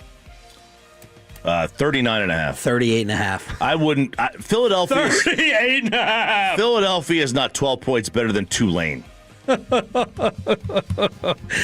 the Raiders and the Eagles with the Cowboys keeping hope alive. Let's go ahead and ask Reddit. Do you have a question, Kelly? Yeah, I have a lot of questions. Number one question, how dare you? Oh, we welcome in Aiden Butler, our fantastic fan cam guy. Who's running the fan cam for you right now, Aiden? Nobody. Oh, nobody cares. We don't want to hear from you right now. Speak when spoken to. Although I did speak to you, so that's fair. All right. It is December, which means it is the holiday season. And I want to start off with a Christmas question for you. What is everyone's favorite Christmas movie? Mine's going to be The Night Before with Seth Rogen. I don't know if I've seen I it. don't think I've ever seen that Really? one. No. Top 10. Top 5, actually. Top 5? Oh, yeah. Top 5 Christmas movie? Oh, yeah. Funniest Christmas movie I've ever seen, too. Really? There's only one answer on this. It brings all the nostalgia. I love it. I keep it on the replay. It's Home Alone 1. It's great. It's Home Alone 1. Have you seen Home Alone? Of course. Okay. Well, I know that you have a greater historical knowledge of things than Pepe, even though you're 20 years younger than even him. You've seen all the Home Alones. Yeah, Home Alone 2 was my Christmas movie too. You like that one? Yeah. It's a good one. That's really good. That's one of the better sequels of any franchise you're going to find. The older I get... Let's have the Die Hard argument for the 50th time. Well, that's true. I mean, that's on there. And so is Lethal Weapon because there's a Christmas scene at the end where he fixes the lights. So that's a Christmas movie. But the older I get, the more I love Christmas Vacation. Mm-hmm. Like every single year, I love it even more. The lines, you just pick up on more lines every single year. But Home Alone, I agree. That is, to me, the number one. Oh, all right. Very nice. Ask Reddit here on 105.3 The Fan. Oh, by the way, the fan text. Oh, Bad Santa. Oh, that's a good one. Oh, Bad Santa. That's a good one. Jim Carrey, Grinch. I've been having that on a lot. Home Alone 2 and 1 is a close second. Adam Sandler's 8 Crazy Nights, 8-Bit Christmas, Office Christmas Party, Die Hard, Christmas Vacation. But a lot of Home Alone and Die Hard coming in. We're asking Reddit here on 105 through The Fan. What are your real thoughts on parents that kick their children out at 18? Start with you, Sean. Don't have a lot of respect for it. I think it's ridiculous. Suckers and losers. It's a stupid, ignorant mental rule we have in this country that you are an adult at 18. As soon as you graduate college, I'm going to have you in, not I'm going to have you, but you're going to be in debt, hundreds and even thousands of dollars. But go ahead and hit the streets. It's dumb. I think it's reckless. And you want to make them go ahead and get a job and work? Okay, fine. I think it's one of the dumbest things that people do here. Air high five. Sclap. I'm with you on this one. And did this happen? First off, did this happen to anyone here? Were you out and about? You better not be in this industry. No. I know Choppy and I were living at home. Pepe living at home. Are you living at home? I moved away for college, but they allowed me to come back, and I live at home right now. Oh, I made $25K, maybe $30K max for like the first 6 years out of college. Max. I made 12 my first year. 12,000. Yeah. And I had a car payment. I had a car payment. That's half your paycheck. That was almost all my paycheck. Yeah, it's awful. I'm with you. It's so dumb. Even if they're a giant loser, and maybe they're a giant loser, you kick them out for a year, then bring them back. Yeah, like let them learn the ropes. But I don't know. Peyton. Yeah, no, I mean, you're setting your kid up for failure if you're doing that, because like Sean said, no one goes from college to adulthood, even if you get a full-time job out of college, like that's still, if you're starting from scratch, it's impossible to get going. I wouldn't have a house. I probably wouldn't be in this room right now if I wasn't able to stay at home. I lived at home for 4 years after college. Did I feel like a loser? Yeah, but it's something I had to do because I love this industry so much, and I was like, okay, I'm going to try and work my way up, but my parents were, I had a great relationship with them. They were fine with me staying. They probably would still let me stay there as long as I'm, working and improving and trying to get better and trying to get out of the house eventually. They're fine with it. But then the fan text agrees. They agree. All right. You got to love on your kid a little more. Very nice. Very nice. We already know your takes. You already said it, right? All right. It is Ask Reddit here on 105 to the Fan. You have siblings? I have a twin sister and an older sister. You have a twin? Oh, yeah. You guys look alike? No, not at all. Okay, good. Now, are any of them still at home? Both of them, yeah. Both of them. Okay. All right. Now, they got to be trying to get out. Got to be trying. Work hard. Got to be trying to work. I understand, right? You'd be sitting at home doing nothing. Umbilical cord is still connected, but come on, man. How am I going to sit there? How many people's goal that was a realistic love and passion that they had as a career gets totally derailed because you got to go and start trying to get out of your debt with other jobs instead of focusing on what you went to college for. If you have this dream, but you're in debt because you're paying all this money and you can't reach that, I don't know. You're setting them up to fail. All right, Ask Reddit on 105 to the Fan. We will start with you, Aiden. All right. What famous TV/movie characters were supposed to be sexy, but you never found them to be so? Courtney Cox from Friends. Whoa! Everyone, they're like, she's so attractive. I've never seen it. I've never been on that train. Okay. I think that's an interesting answer. You know my answer. I've gotten crushed for it over the years. You don't like Mila Kunis? It's Mila Kunis. Do you know who Mila Kunis is? I agree. She doesn't shower, so I could see that. Shower? Yeah, I think her and Ashton. I don't believe in it. Her and Ashton Kutcher don't shower. They don't bathe their kids either. Maybe like once a month, they said. That's right up your alley, Chop. You're not a shower guy. Yeah, you I shower every day. Except, you jump in the pool. I jump in the pool. You're not a shower guy. Sometimes it's a pool day. Boy, that's Bobby with his earwax. McConaughey's like that. He had to wear deodorant. I've heard he stinks. Stinks. That stupid leather jacket he wears in 100-degree Austin heat, just stinking up the sideline down there. They don't know if it's him or Bevo that smells like that. Listen, I've never thought I never understood Julia Roberts. Okay. I never understood Angelina Jolie. Ooh, okay. A little sexiness factor there, and she's just like. Megan Fox doesn't do it for me. What? Oh, that's the number one incorrect. You got to see Transformers, dude. That's the word. I've not seen Transformers. That's why she doesn't do it for you. You haven't seen Transformers. Choppy. She's smoking hot. I can't get by anybody who would let Machine Gun Kelly do that to her. I just can't. Machine Gun Kelly, bad rap. You can't be that hot and let a bad rapper take you to town. 214 has my answer. Penny from Big Bang Theory. Never. I tried to watch the show. That was a back in the day thing. Yeah. Oh, didn't think she was all that. It's like Katherine Heigl. Like I feel like Heigl and Penny, maybe over the hill, but maybe on the decline. Well, she was hot because she was around a bunch of nerds. That made her more hot than I think if she was around normal people. Then people would have seen the bigger picture. But yeah, it's a Penny from Big Bang Theory for me. Tolo Chris, all the Kardashians/Jenners. Oh no. The younger ones. Kim Kardashian is freaking hot. She's attractive, and to me the Khloe. Oh, the younger ones. What's the Kylie? Kylie's the one seed, maybe, but Kim and Kylie's the 1 and 2. I mean, Kendall's Kim pretty. looks like a robot. I don't know. What?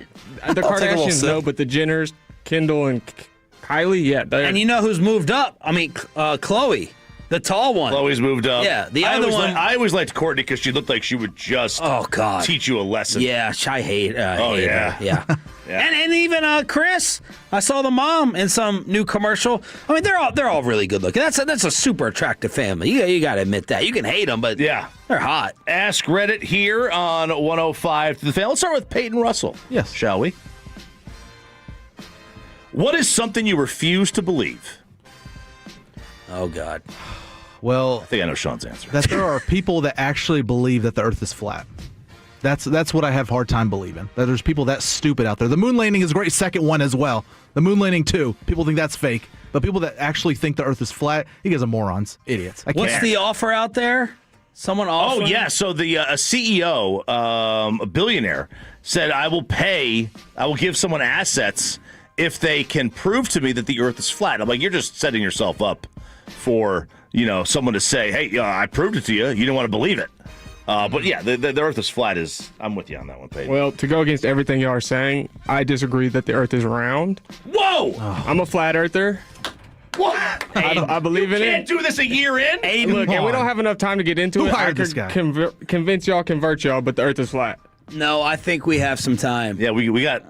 Aiden last week delivering with the adult entertainment on X that I never knew existed, and now he's going to flat earth us. Go ahead. You're going to get roasted when you go back to the fan cam Twitch and YouTube. So give us about 2 minutes. How it was explained to me is it's a flat rock with a dome on top. The dome is clear, so it's not technically flat, but it's not fully spherical. The part we're on is flat.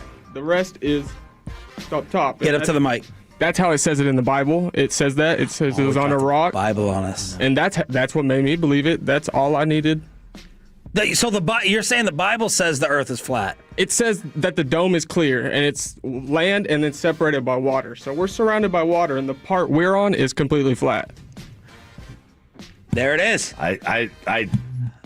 You might have to be a permanent staple on this segment now. Yeah, you really do need to. 877-881-1053. You got one? What's yours? What do you think mine is? Ghosts or aliens? Yes. One of the two. Ghosts. Ghosts? Yeah. I would believe maybe a little bit more in aliens than ghosts, but ghosts, no. Not having it. Yeah, that's tough. Although my daughter's been waking up every night, talking for an hour and a half, just talking.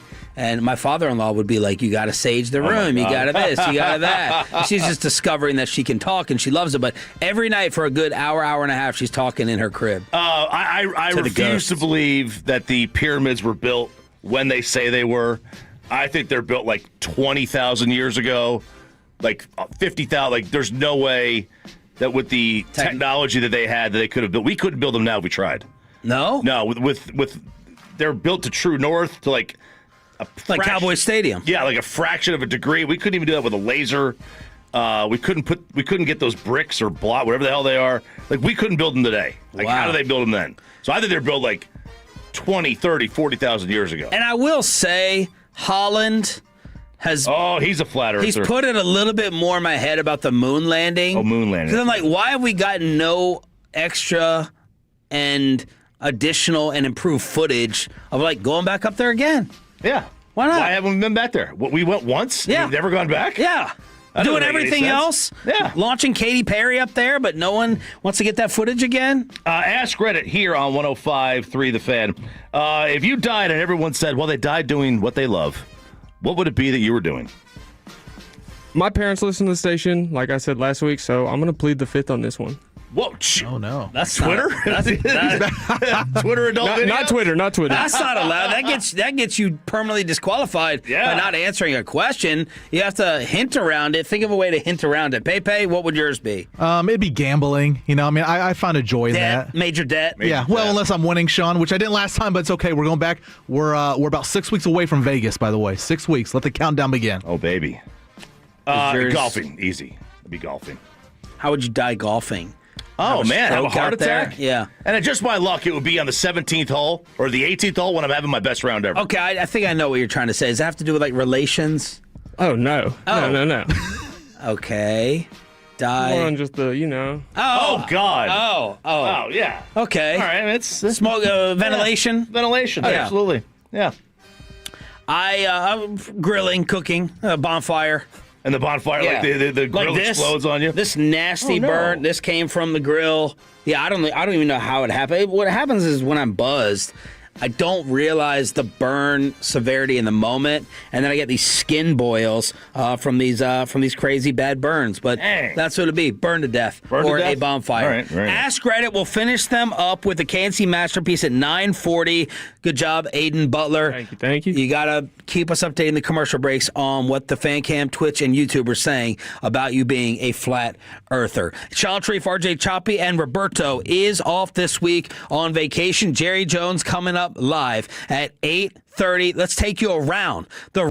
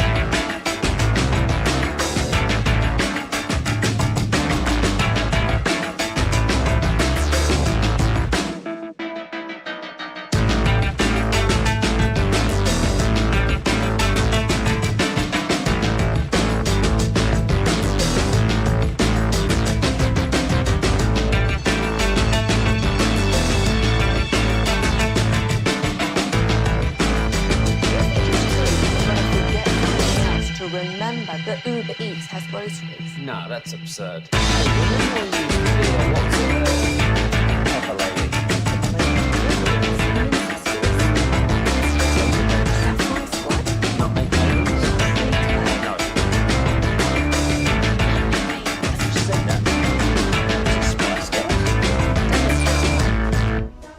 Was it Saffron Squad?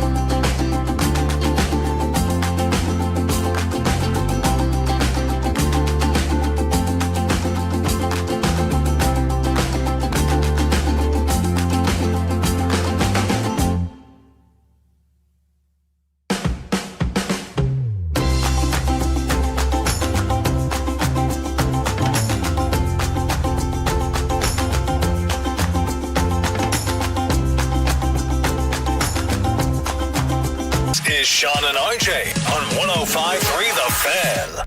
8 o'clock hour with Jerry Jones right around the corner at 8:30 to celebrate the filthy loss last night. This is Sean and RJ. Pay in a good mood. He's fist pumping. Bobby Belt is out this week. I'm Sean Treef alongside RJ Choppy as we go around the rest of the National Football League.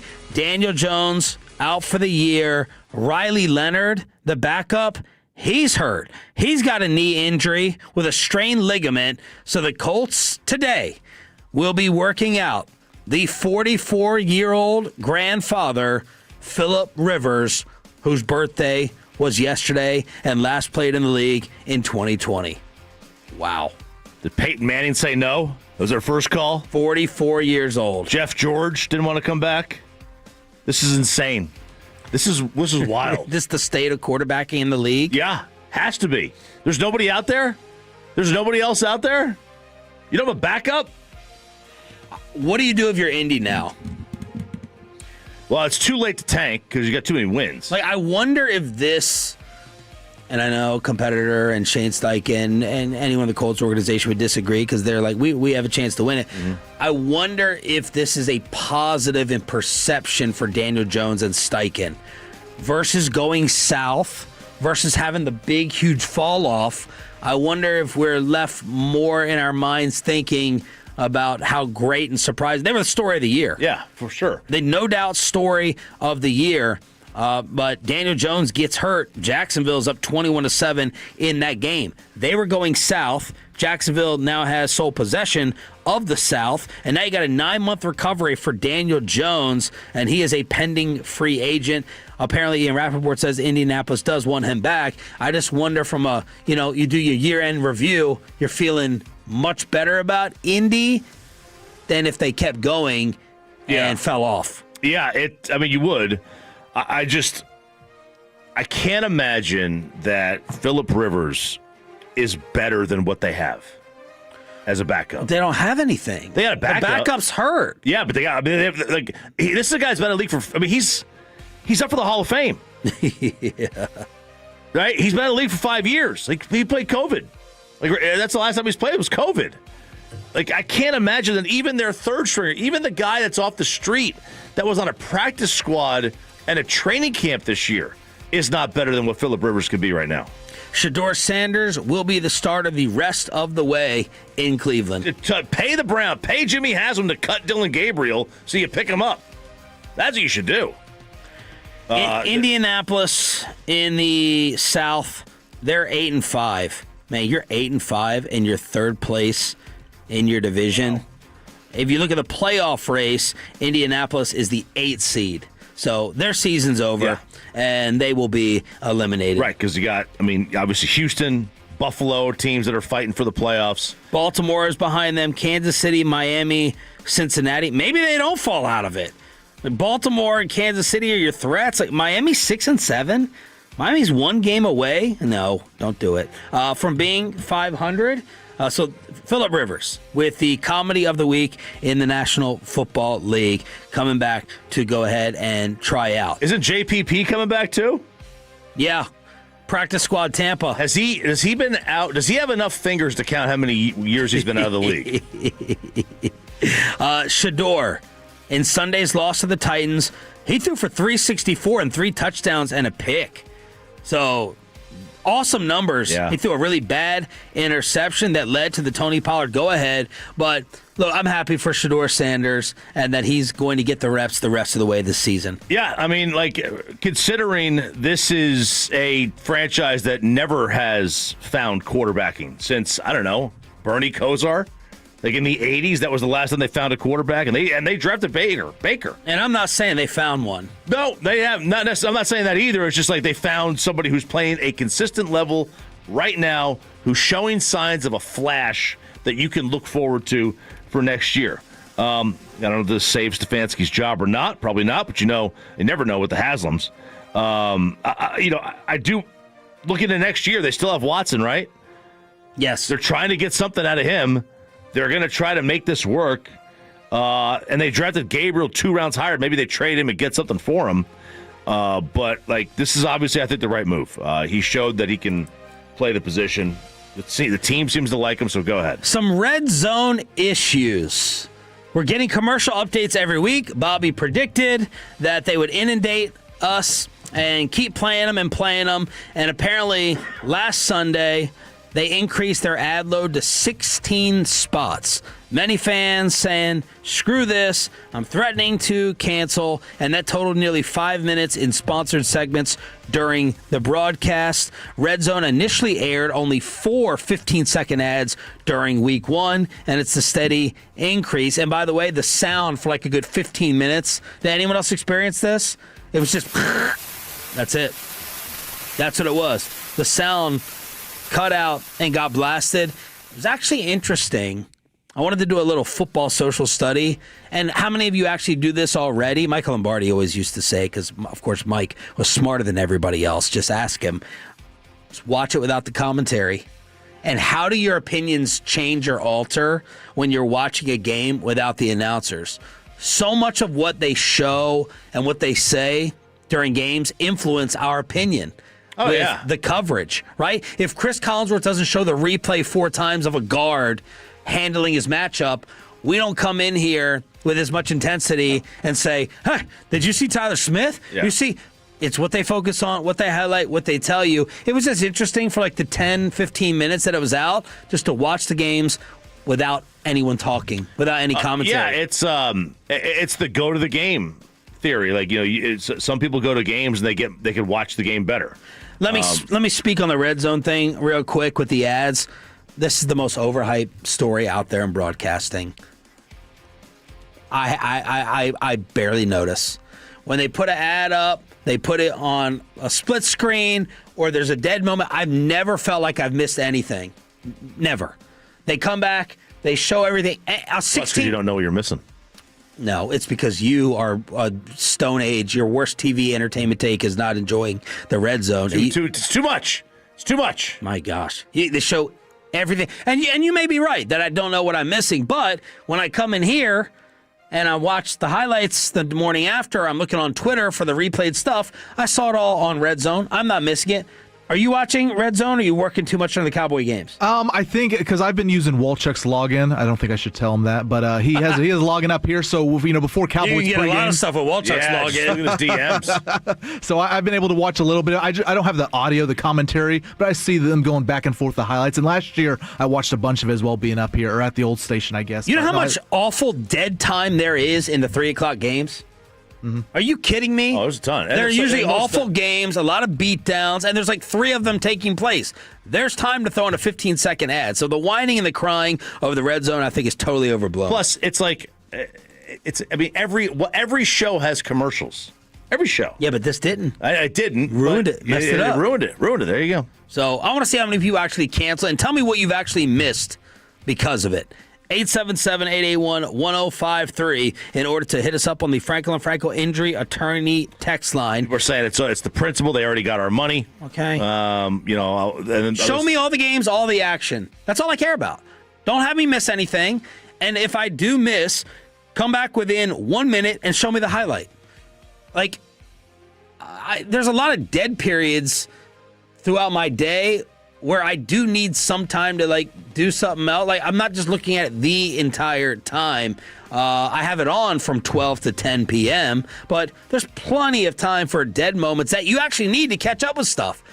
I rewind every single minute that I miss on the red zone. Like, if I have to go down and feed the kids or get Ava from the nap or go to the bathroom, I'm so anal and paranoid about it, I don't pick it up live. I rewind it, so when I miss a little bit, I have to play catch up. So when they play a commercial, it's beneficial for me that I can just skip 30 seconds ahead. When there's a dead play on an incomplete, as soon as an incomplete happens, and I know they're sticking with that game, that's my opportunity to make back up because I don't want to miss anything. Yeah, I struggle with the rewind, and I can't. I got to watch everything live. It's like if I have to go back and watch it later, I have to watch it later. Now, I'll be like 2 minutes behind, a minute and a half behind, or 3 minutes behind. So I'm playing catch up where I can. Yeah. But I got to find those little opportunities. So when they play an ad, I know, boom, instantly, there you go. All right, so around the NFL, Jerry Jones coming up to celebrate what happened to Filthy last night at 8:30. But how much pride are you taking in the World Cup? And RJ Choppy with some diving calves on the home of the Rangers with a winter meetings update after this.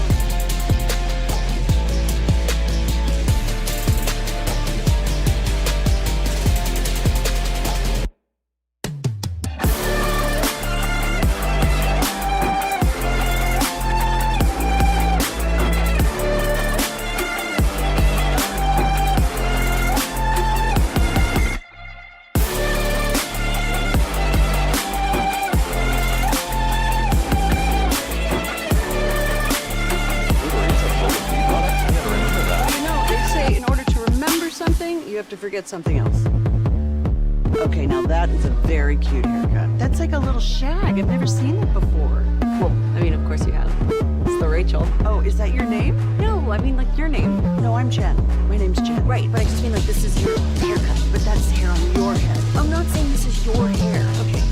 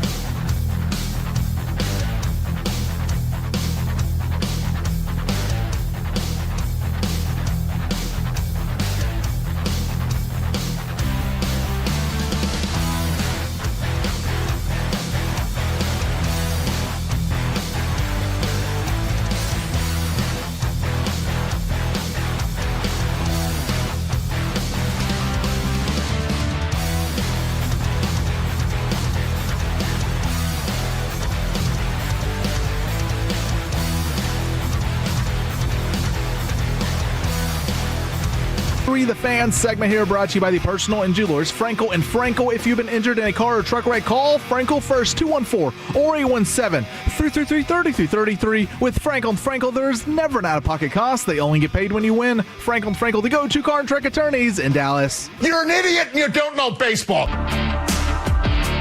Ranger fans, you're not dreaming. How can you not be romantic about baseball? How can you not be romantic about wasting everybody's time? That is also known as the baseball winter meetings. I went to this back in the early days of my broadcast career. Wow. Well, is that when I was there with you and Wash had the cigarette? This was before that. I went to Anaheim. I think it was Anaheim. Okay. This was for trying to get jobs in the minor league, the Rancho Cucamonga, whatever's they are, the Savannah Bananas. Sand Gnats, the Savannah Bananas now. Trying to get play-by-play jobs, and it's a waste of time. It's a waste of time. Save your money, and I think the teams ought to save their money too, because nothing actually happens here. But you're sending updates every day. Because you're dying to talk about it so bad, and nothing happens in any baseball offseason. I'm like, what are you trying to update? It is rumor mill. That's all it is. The biggest thing that has come out of these winter meetings is that Pete Alonso showed up. That's it. Pete Alonso showed up. But there's intel. Every day there's stories. And I see, the latest that happened today. Like, last year's winter meetings were all about Juan Soto. This year is about blah, blah, blah. Which is the top free agent here? What's going to happen with Cody Bellinger? Are we getting any closer? How about Kyle Tucker? Are we getting any closer to a signing here? Who's going to trade for Mackenzie Gore? Like, that's what is happening. So one of my favorite pastimes when it comes to this is I go to the latest information, the free agency intel. I hit the Command F on the computer, and I type in RANGER. Ooh, there's 2 hits. And then I add the S. Oh, there's 0. Because the 2 hits for the Ranger is Ranger Suarez, who is who is not a member of the Texas Rangers. It is Ranger Suarez. So the Rangers are disappointingly not showing up. Not showing up here. Now, the GMs really just got there like Sunday night into Monday. This is the very beginning of it. Obviously, the Rangers already made a move this offseason, getting Brandon Nimmo in the trade with the Mets. I have something to contribute. It will be Brandon Nimmo's sound, as he did a one-on-one with our guy Jared Sandler. And Jared said, you had a no trade. You could have controlled things leaving New York. Why'd you pick here? Yeah, I was telling CY actually just a few minutes ago that, when we went through the trade process, obviously I was looking at trying to win a World Series and would the Rangers be capable of that? And when I look at the roster and I look at the guys and I see what they're capable of and I see the names and I see, how the starting pitching did last year and the relievers did. And, I see the names that are in the offensive lineup. Like, for me, I see all the pieces of a World Series team here. So, first and foremost, that was the most important thing for me. And that's what I continue to see when I come over here and I tour the facility. I see, people, really just looking to win another World Series and ready to do whatever it takes in order to make that happen. CY is trying to build a group of good character guys, and he wants that to be at the core, and so it's just a lot of principles that I believe in, and I see a team that's capable of winning a World Series, and it's something that I want to be a part of. Amazing interview. Put him on the all media team already. I know you had said you had heard that he is an awesome dude, and Ranger fans and Texans are going to love him even more because of what his initial goal was when he was younger. Yeah, I wanted to be a bull rider when I was really young. You could ask my parents. I used to have this bouncy ball that I would ride on, and it had like a handle, and I had the bull riding magazine, and it would have the different bulls in there, and I'd say, okay, I'm riding Red Rock today, or I'm riding Bodacious, or so I would do it all the time, and I wanted to be a bull rider, and my parents, they knew that, it wasn't if you get hurt, it's when you get hurt. And so we kind of had like a rite of passage when I was younger, and it was to get on a calf when you're around like 7 or 8 years old. And the goal was accomplished about my second time on there. Maybe it was the third. The calf came around, stepped on my ankle, and I said, you know what, maybe I don't want to do this anymore. So we went the baseball route, and I think it turned out okay. Brandon Nimmo with Jared Sandler. Not many. I don't think there's many major leaguers from Wyoming. That's where he's from. But I love him. I can't wait to get him in here and see him play, because I do think he's like one of these guys. It's like now he's got a little extra motivation, because I think everybody says he loved being a Met. He wanted to retire a Met, and they decided to trade him, and that kind of hacked him off. It was like, yeah. I decide my career, not anybody else. But MLB needs a free agent deadline. Not like a salary cap, but, all these owners, their number one stance should be, if you don't sign by X date, you start losing cash. Because this goes on until February and March. All the other sports, they have it. You can sign in baseball the day after the World Series. All these other ones have like a 2 or 3 month period where you can't sign, and then they all sign on one day. And they got to fix this, because this is ridiculous. The only thing we're getting is the annual rite of passage, which is a bad Bob Nightingale report, which happens every single year that we get. And, he wrote the other day, the Cubs are close to finalizing an agreement with free agent starter Zach Gallen on a multi-year deal. We can trash a KNC guest like they trash ours with Florio all the time. I think they get Nightingale. So he posted that, let's see, at 11:59 a.m. Like 10 minutes later, Jeff Passan's like, Zach Gallen does not have a deal and is not close to finalizing one. So it's the annual rite of passage, and that's what we get from the baseball winter meeting. What's going on with today's World Cup update before Jerry Jones in 5 minutes? You cannot say that FIFA does not have a sense of humor. On June 26th, in Seattle, Washington, as part of the World Cup, it is the official Pride match that takes place, celebrating Pride Month. Who is in that match? Egypt versus Iran. Oh. Not exactly. It doesn't scream pride to me. Doesn't scream pride. Thank you. I was looking for what to say. Yeah. Does not scream Pride Month to me. So you cannot say the World Cup does not have their sense of humor. There it is. RJ Choppy with his Around the World sports update on your official home of the Texas Rangers and the Cowboys. Bobby Belt is out this week on vacation. Did he stay up? And what noise did he make when Jalen Hurts threw the game-ending interception to keep the Dallas Cowboys alive? Jerry Jones joins us on Sean and RJ next. Do you have a clear plan for...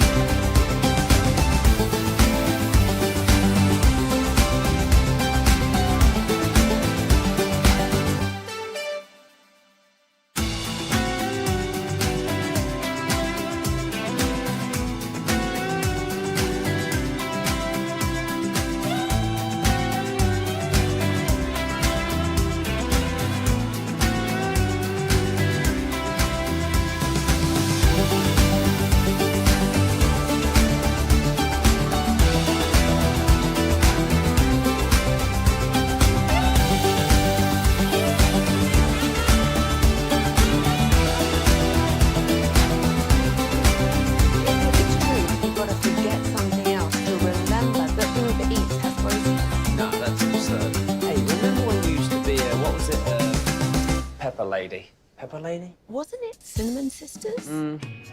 Basil Babes. Saffron Squad? Nutmeg Maidens? Paprika? No. Nutmeg Maidens. I just said that. Was it Spice Girls? Doesn't sound right. Was it Saffron Squad?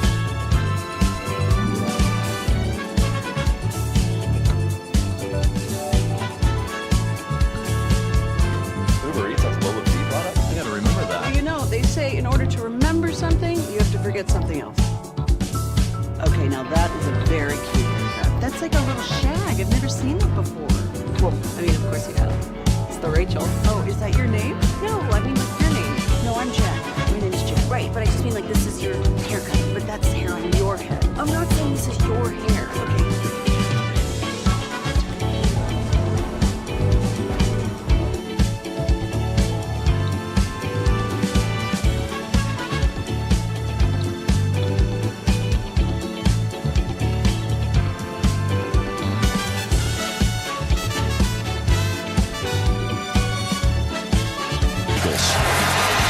Hurts pulls it, throws, intercepted, game over! Intercepted, game over! Game over, the fourth interception, Tony Jefferson. Unbelievable, Unk does it. Woo! Unk. That's what happened in my house. That was the call on Chargers radio as Jalen Hurts threw the totally unnecessary interception on first down. You're on their 17. You got a tie. Worst case scenario, you're good to go. You're one of the most conservative quarterbacks in the league. I'd be interested in actually seeing what that stat is, if there is a stat for it in terms of risk and where he is. And you get it deflected, game over, Chargers win. And I bet on this through Underdog with a win-win in my mind. Mm-hmm. And I'm just happy to get one of the wins. I bet $100 on the Eagles plus 3.5. I said, so okay, they need to win by 4, but my first choice is to go ahead and have them lose. Well, this thing was coming down to Eagles winning by 3, or this thing was going to be decided by 3, and then Hurts throws the stunning interception, and bam, we're sitting here with hope alive for the Dallas Cowboys. Let's find out if he stayed up. I already know he stayed up. How he reacted and celebrated after what happened last night. It's Jerry Jones, brought to you by your North Texas Ford dealers. Ford is the best in Texas every Tuesday at this time with Sean and RJ. Good morning, Jerry. How are you? Hey, man. Good morning. How we doing? Awesome. After last night, did you stay up, and how did you react? Well, I watched the game flying up to New York. I'm overlooking Central Park right now, but real excited. They didn't have to put any fuel in the plane. I just flew up here on my own. Jerry, how are you looking? Sorry, go ahead. Go ahead. No, go ahead. How are you looking at y'all's path moving forward now as of today? Well, again, I know it's cliche, but we've got to concentrate on the Chargers. On the Minnesota Vikings this weekend, and that's a big game for us. But, boy, you see that, you need to stay in there every play. Every play is meaningful right at this particular time, and we sure got a shot at this thing. You know, Jerry, it's an intangible thing. Some people roll their eyes at it. I'm a believer in all the culture stuff, and I'm not asking you to take any shots at Philadelphia, but that's a storyline with them. Meanwhile, with you guys, you could talk about defensive problems or pass blocking or special teams, but no one is questioning internally what you all have from a resolve standpoint and the culture that Brian Schottenheimer seems to be building. What can you say about that, and is that all legitimate? Yes, it's very legitimate, and unfortunately, we've had really touch points of things that bring, if you will, people together, in this case, our team, and certainly we've had that this year.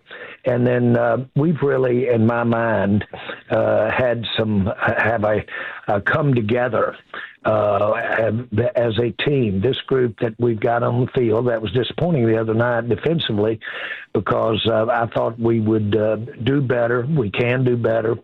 But the main thing is that the nature of the game, it's such a fine line out there between these teams.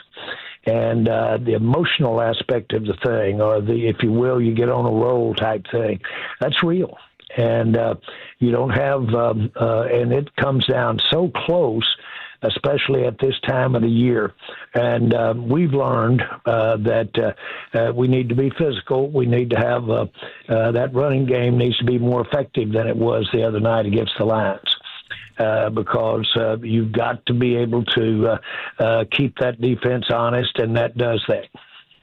Jerry Jones right here on 105.3 The Fan. That was leading into the next question, Jerry, of some of the things that you guys wanted to really hone in on and focus on during this 10-day break. What were some of the other things that you guys wanted to self-scout and examine? Well, I think we've got to look for ways to continue to have a concentration of getting the ball out.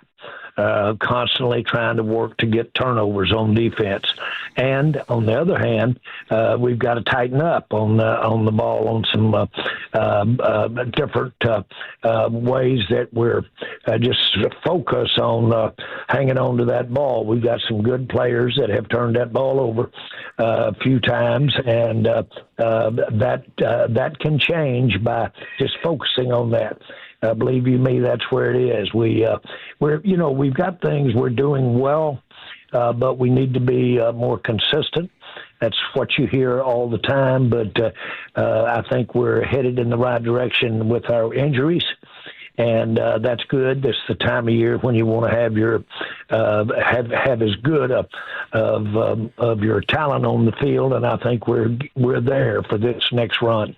Jerry Jones joined us here at 105 through the Fan. You mentioned physicality a little bit ago. And in the last 15 games on the road against teams with a winning record, you guys are just 3-12. Is that play into it? It's more than just a talent issue at play there, right? Is that partly the physicality you're talking about? Well, the road is a tough place in the NFL, but certainly it can't be that tough to have that few wins in that many games. But we play with an understanding. We practice with an understanding that those road games come with it some handicaps, and I think you just play better when you've got that crowd behind you. So you have to overcome it.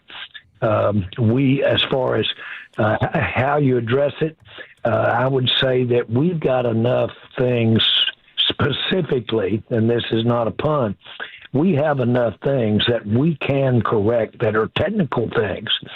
That's what's got me encouraged. We've got players out there that have done it and have been successful at what we need to improve on. We need to improve on, literally, that's not us. It can't be us, the run game, the way we had it there against Detroit. And so those are things that you look and see some of your technique, what you were doing in the offensive line, how you hold in your blocks, those kinds of things. And you can do that this time of year, and you can get better. Jerry, I want to ask you about Kenneth Murray. Over the weekend and since the game, he's been a pretty big talking point on social media and callers and such. Do you see any change in his role moving forward? Well, we brought in Logan, and I'm sure you'll see more of Logan than you might have seen the other day. That's natural because this is Logan's, fourth game, I think, coming up. But the main thing is that we do have some alternatives there. We can do some things that will give him some better keys. But the big thing is that he's got some good competition there, and that's as much as you can ask for to correct something this time of year.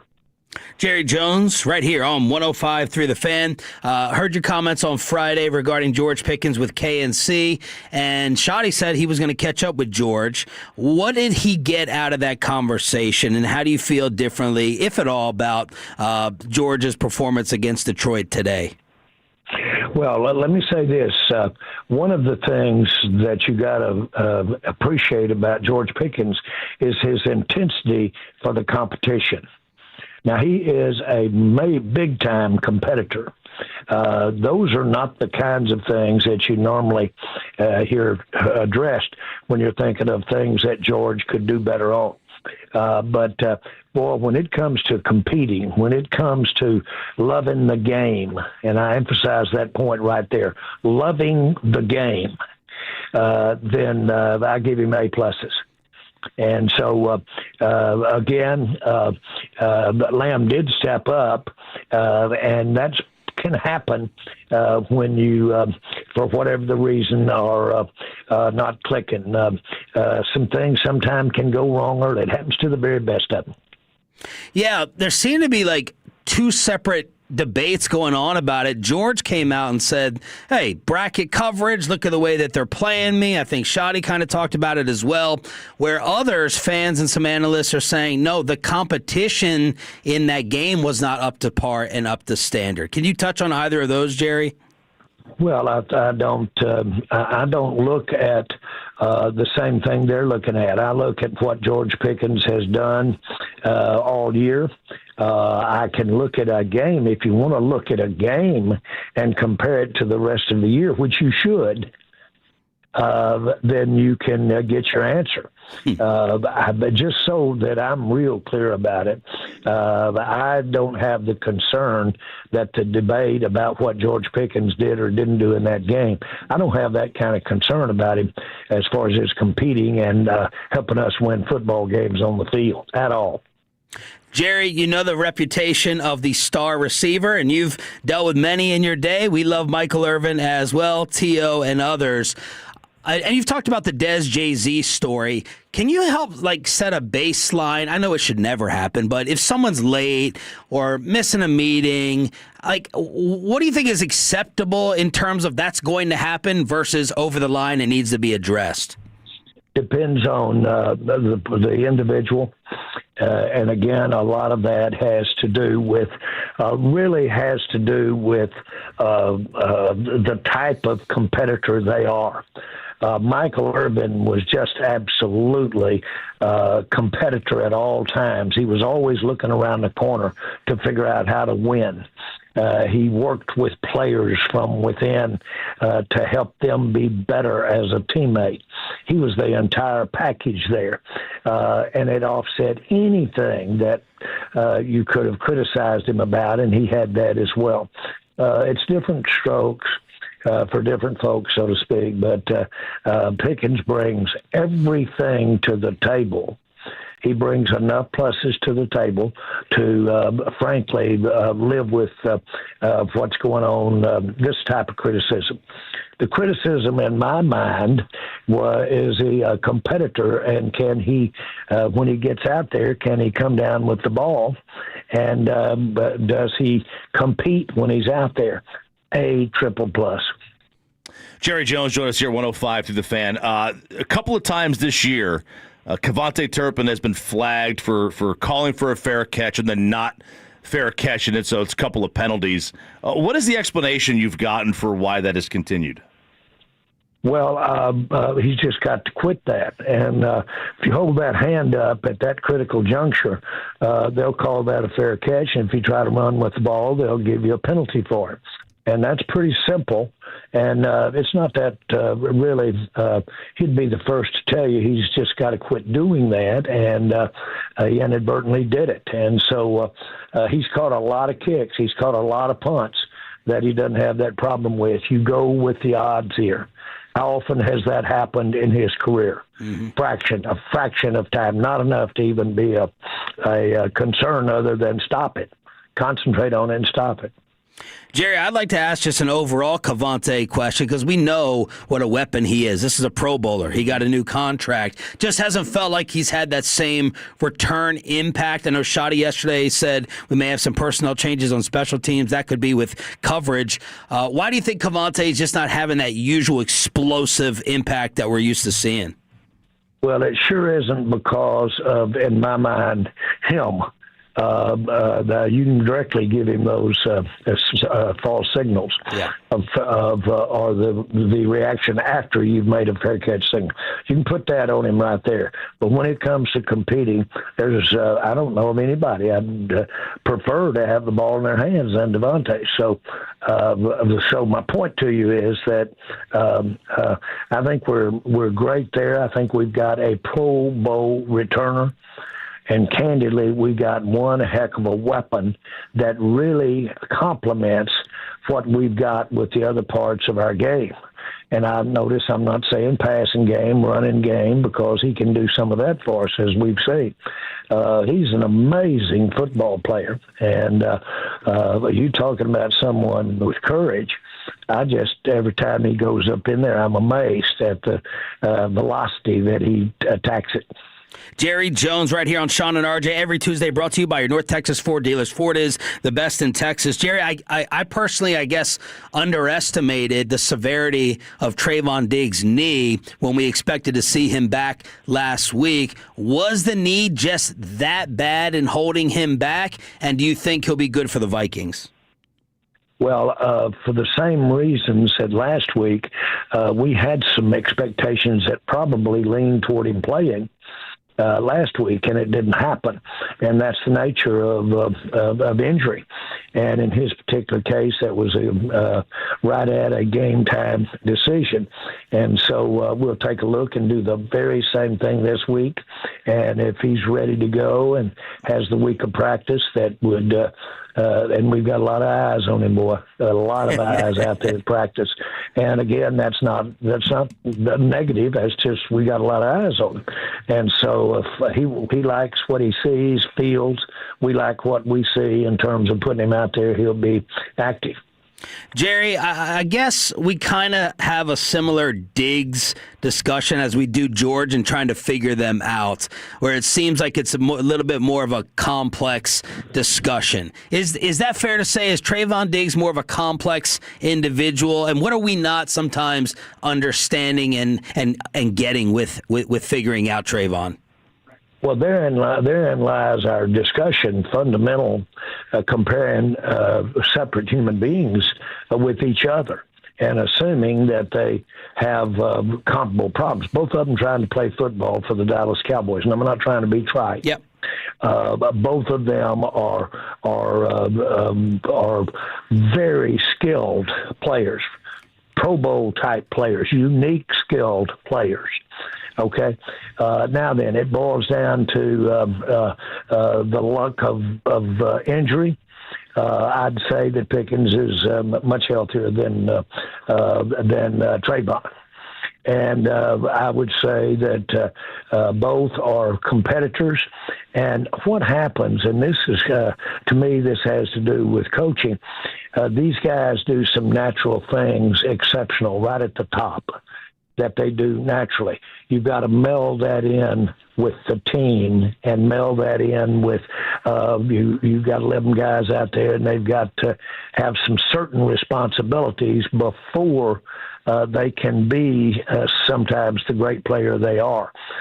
We used to have that's given credit for saying that you earn the right to rush a passer by protecting your run lanes.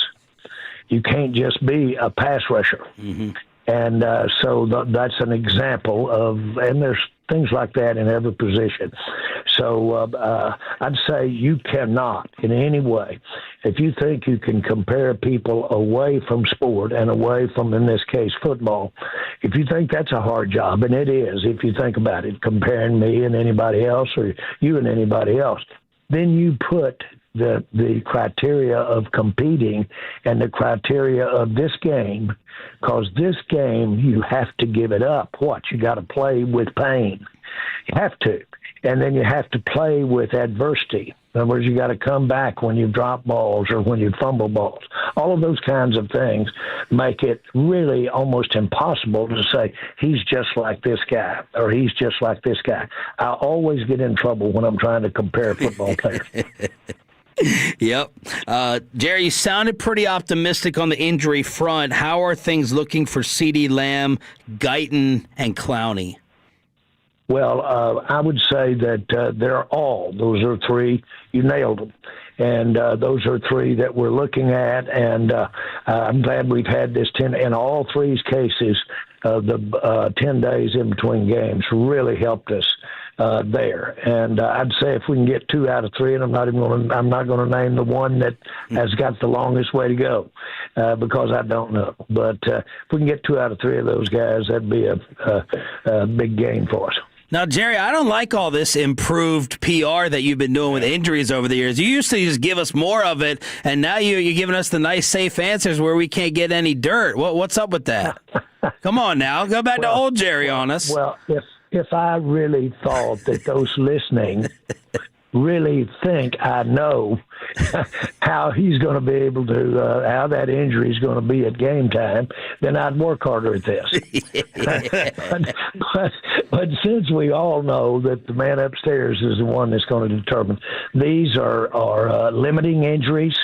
They can, in all three cases, the type of thing we're dealing with can have a 3-day window when they might not have been able to go, then you can go. They're all doable, but they're all very limiting if they didn't make it with time. We've got the best in the world at managing them to get them up to where they can play on Sunday. And so, and everybody realizes that it's now or never as far as our team is concerned in terms of giving it everything we've got to win the game. Jerry, World Cup teams that were playing here, the schedule was announced late last week. How big was the fist pump that you gave when you found out that Argentina and England were going to be packing the stadium? And how does that work? Do they make you buy your own suite back from them? I mean, how does that work? Are they going to let you in the stadium? Let me say this. If I go in there, I'll be just like everybody else. It'll be with a reservation that probably cost me cost to get in. But what a show. What a show. Yeah. And if you want to speak about it in that manner, but to have that level of teams and those historic backgrounds, sports is so much about tradition. And when you think of what that English Soccer League has done and to have those great teams and then to be able to have the Argentina excellence, both those people have been maybe as big an influencer in soccer as you can have. So it's an exciting time. I'm excited for the fans, and I'm glad we're where we are. We're in a part of this country that pretty easy to get to for everybody. Now, Jerry, have you attended a World Cup game before, and do you plan on attending these? I plan on attending these. I have not attended a World Cup game, so I'm really giddy about going to the games. I'm a real fan.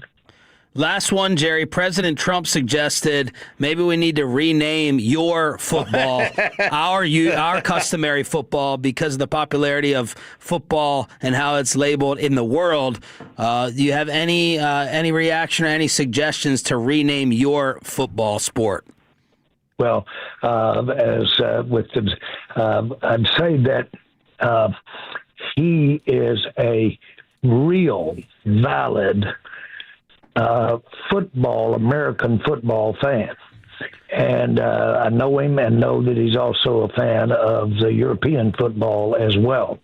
And I'm not going to get in that kind of debate with him. I just want him to, have always been excited about him, his background and how active he was in becoming an owner and several levels of football as we know it. And so as far as any president that I'm aware of, he would know more about football than any president we've ever had, in my view.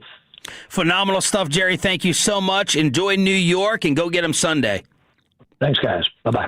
Jerry Jones, brought to you by your North Texas Ford dealers. Ford is the best in Texas. Let's react to that. And RJ with an NFL playoff edition of High Low. All right. But maybe not what you're expecting. Final hour, Tolo Tuesday next.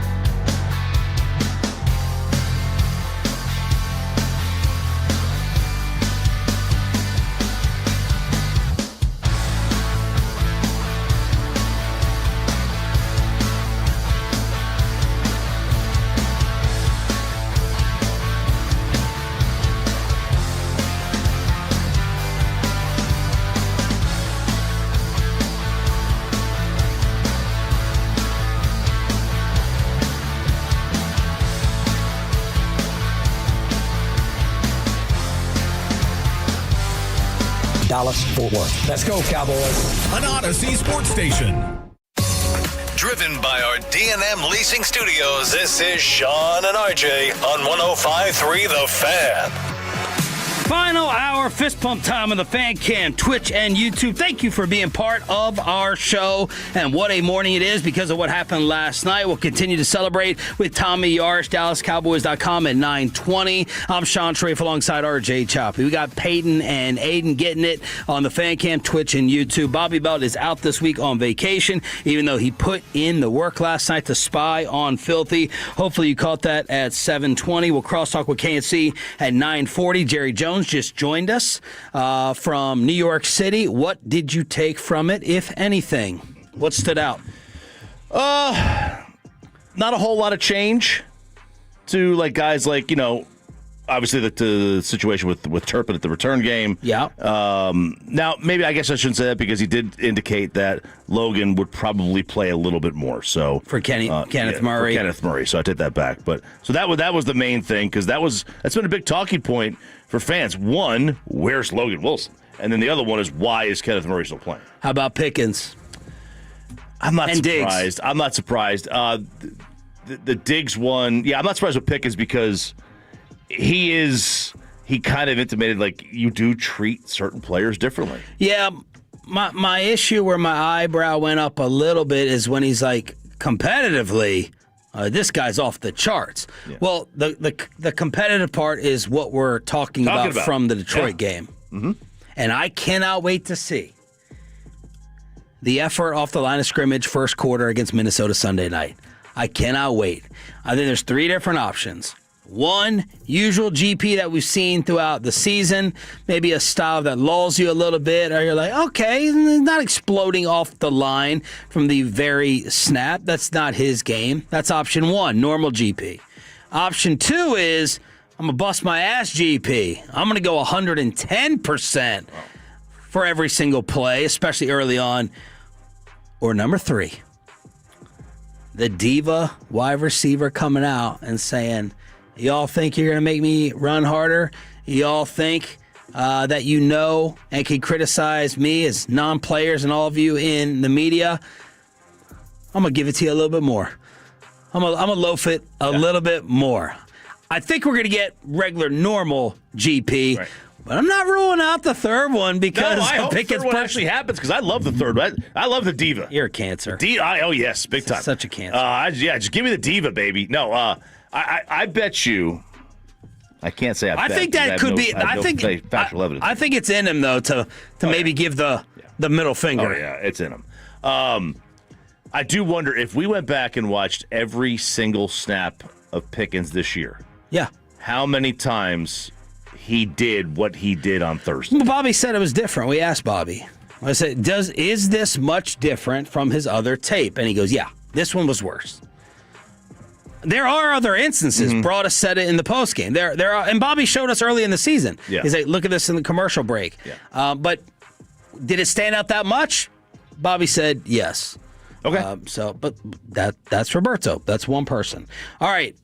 Normally we play high-low a different way, but you came up with an NFL playoff version of it? Yeah, so I went and looked at the playoff probabilities for each NFL team. So what I'll do is I'm going to throw you, and I kind of got this from, I was at the Stars game on Friday. Wow. And they play a game called High-Low where they put a player's number, a picture of the player's card, they're basically their card. So it says number 21 is the next card they're going to do higher or lower. Then you come out and it's like, hey, and it's 55, right? So I'm going to give you the playoff probability.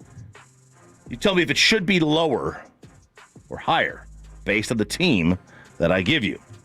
And I'll start with the team that lost last night, the Philadelphia Eagles. Their current odds to make the postseason sits at 93%. Should that be higher or lower? It should be. For reference, the Rams are at 98%. Yeah. The Broncos are at 99%. The Patriots are at 99%. Yeah, I wouldn't say lower. I would say 93 is good if I had to pick one a little bit higher. Look, I'm happy this morning. Mm-hmm. I have hope. Like I said, Jesse Jackson always used to preach it. Hope is a powerful, wonderful, and exciting thing. I love hope. My second favorite thing of the hope is hopelessness. The Dallas Cowboys, they're not winning the NFC East. So I waited till I waited till 9 o'clock. 9:05. Josh, I was thinking. Yeah, come on, Josh. Josh, you ruin his day. You text me before you try ruin to get his Tuesday. You text me before you try to get hits for the fan account. The Cowboys are not. They're not going to win the NFC East. I wish they did, but you need 2 more losses for Philadelphia. Have them lose against Buffalo. The Commanders are probably shutting Jaden Daniels. Now, can you lose to the Commanders once with Mariota? Yeah. You're not losing to the Raiders. You're not losing to the Raiders. They get the Raiders next. That's an 11.5-point spread. So the Raider game is out. Let's give them the Buffalo loss. And then the Cowboys. Wouldn't it be so Cowboy to have Philadelphia lose 2 and the Cowboys don't win out? Mm-hmm. You're still asking a good, decent amount to win out. The Chargers, I mean, they controlled that football game last night. You got to beat them. Herbert's, I don't know if he gets healthier with that left hand. Minnesota just won 31-0. So it's not an absolute given. And then the Cowboys have to beat Washington as well with Mariota or Jaden, whoever it is. And look, Jackson Dart might be playing. He might not. Right. And if otherwise, it's Jameis.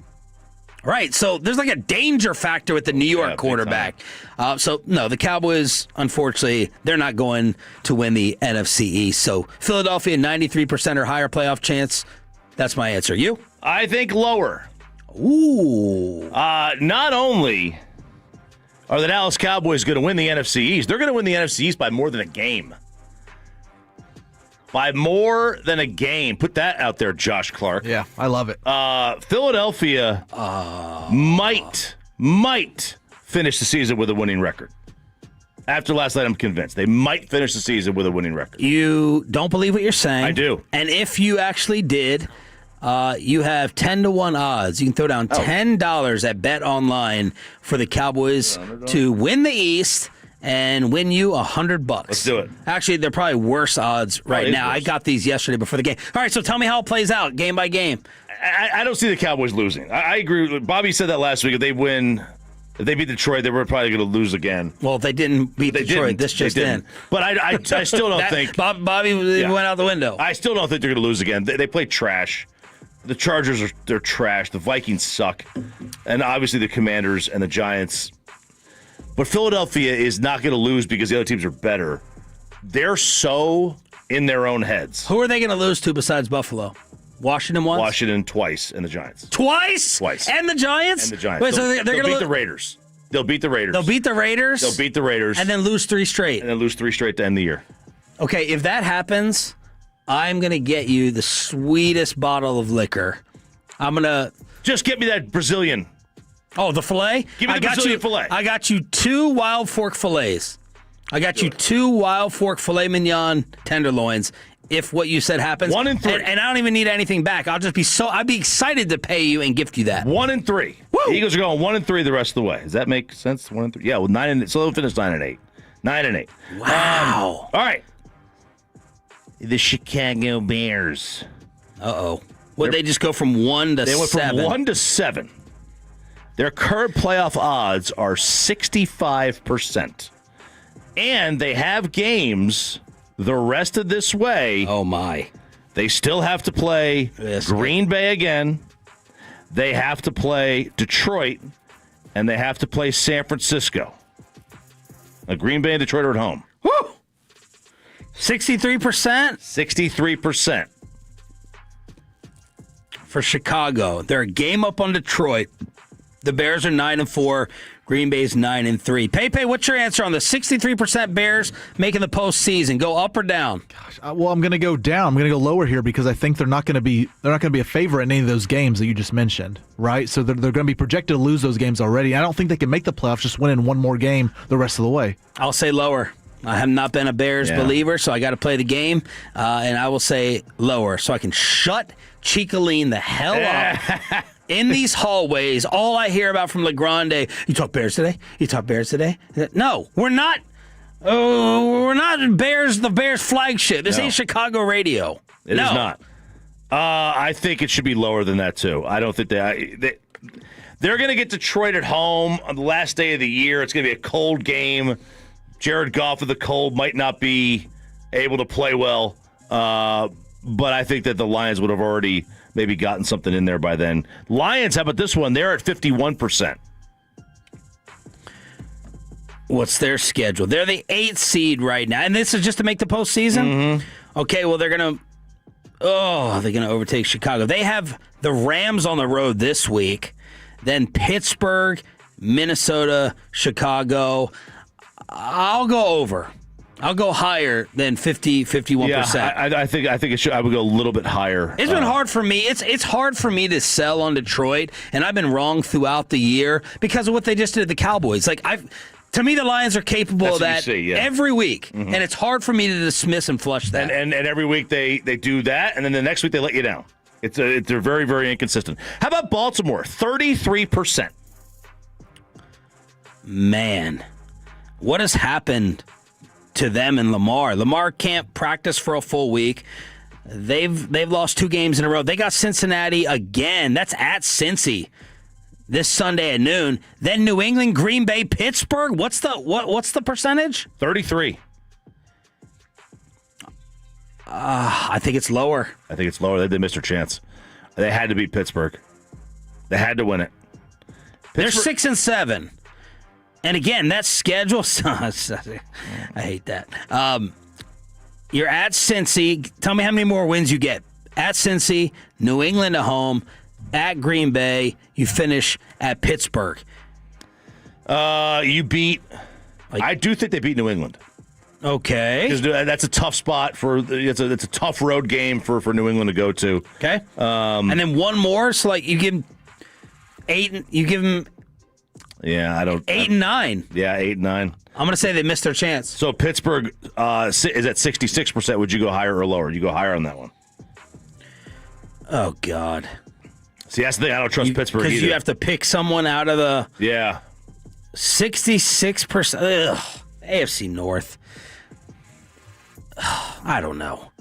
Everyone has a negative point differential in the division. Everyone. What do you do? I don't know how to answer it. Since he's out of it, so you have to pick one. Yeah, I would go. I would go probably lower. Just I don't trust them. I'll go higher. They have Miami, at Detroit, at Cleveland, Baltimore, but I don't feel good about it. Houston, 88%.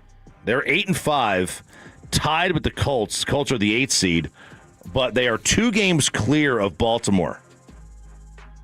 They have Arizona, the Raiders, at the Chargers, and the Colts. What did you say the percentage was? 88%. That can go up. Yeah. If I have to pick, I'm going higher. Yeah. I think so too, man. I really do. Well, you have Cardinals, Raiders, Colts. Should be wins for them. Should be wins. That's 3 out of 4. Should be wins. Tampa is at 70%. All right, this is 7-6. We're not talking about this enough. We're not talking about the Tampa fall off. Baker Mayfield was the MVP. They're a top 4 seed still in the NFC. Yeah, they're 4. Their remaining schedule with Mike Evans coming back. Atlanta, that's Thursday on Prime. At Carolina, at Miami, and Carolina again. You talk about a finish. What's their percentage? It was 70%. 70%? Yep. That high already? They are lead. I'll go higher. They're tied with Carolina at 7-6. That's an easy schedule rest of the way. Gosh, I don't believe in them. The last 5 weeks have just been atrocious with them. I think Carolina overtakes them and wins the division. I really like Bryce Young and what they're doing in Carolina. Yep, I really do. Okay, so you're going. So the Panthers are at 30%. That's their probability. Peyton's taking higher than that. Carolina to go ahead and finish up is Tampa, Seattle at Tampa, and then the Saints this weekend. So Saints, Bucks twice, and Seattle. There it is. Around the NFL with an RJ Choppy playoff edition of High and Low. We have so much stuff to talk about with Tommy Yarsh. His reaction to Filthy losing last night and an amazing day with the Dallas Cowboys giving back. Tommy Yarsh, DallasCowboys.com after this.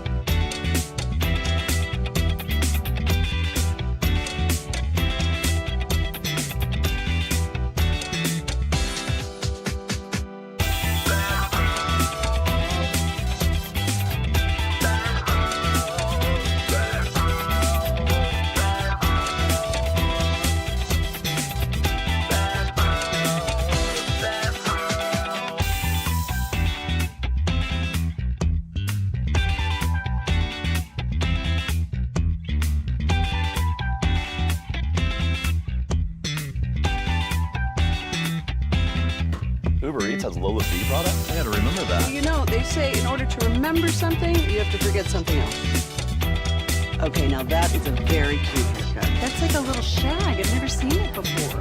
Well, I mean, of course you have. So Rachel. Oh, is that your name? No, I mean like your name. No, I'm Jen. My name's Jen. Right, but I just mean like this is your haircut, but that's hair on your head. I'm not saying this is your hair.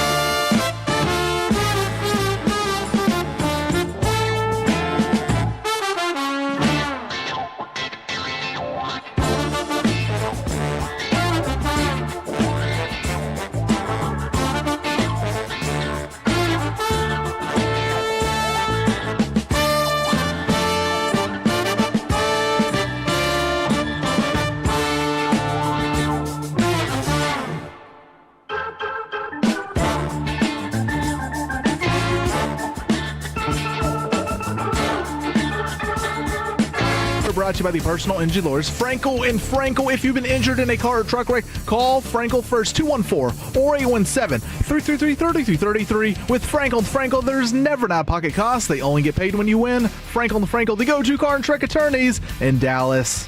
It's empty for Hurts. Watch quarterback draw. And here comes a blitz from Dayon. Can't get there. Intercepted. Big man. Oh, and the ball is out. And the ball is out again. And the Chargers fall on it. My goodness, that's an interception, a fumble recovery by the offense, and a fumble recovery by the defense.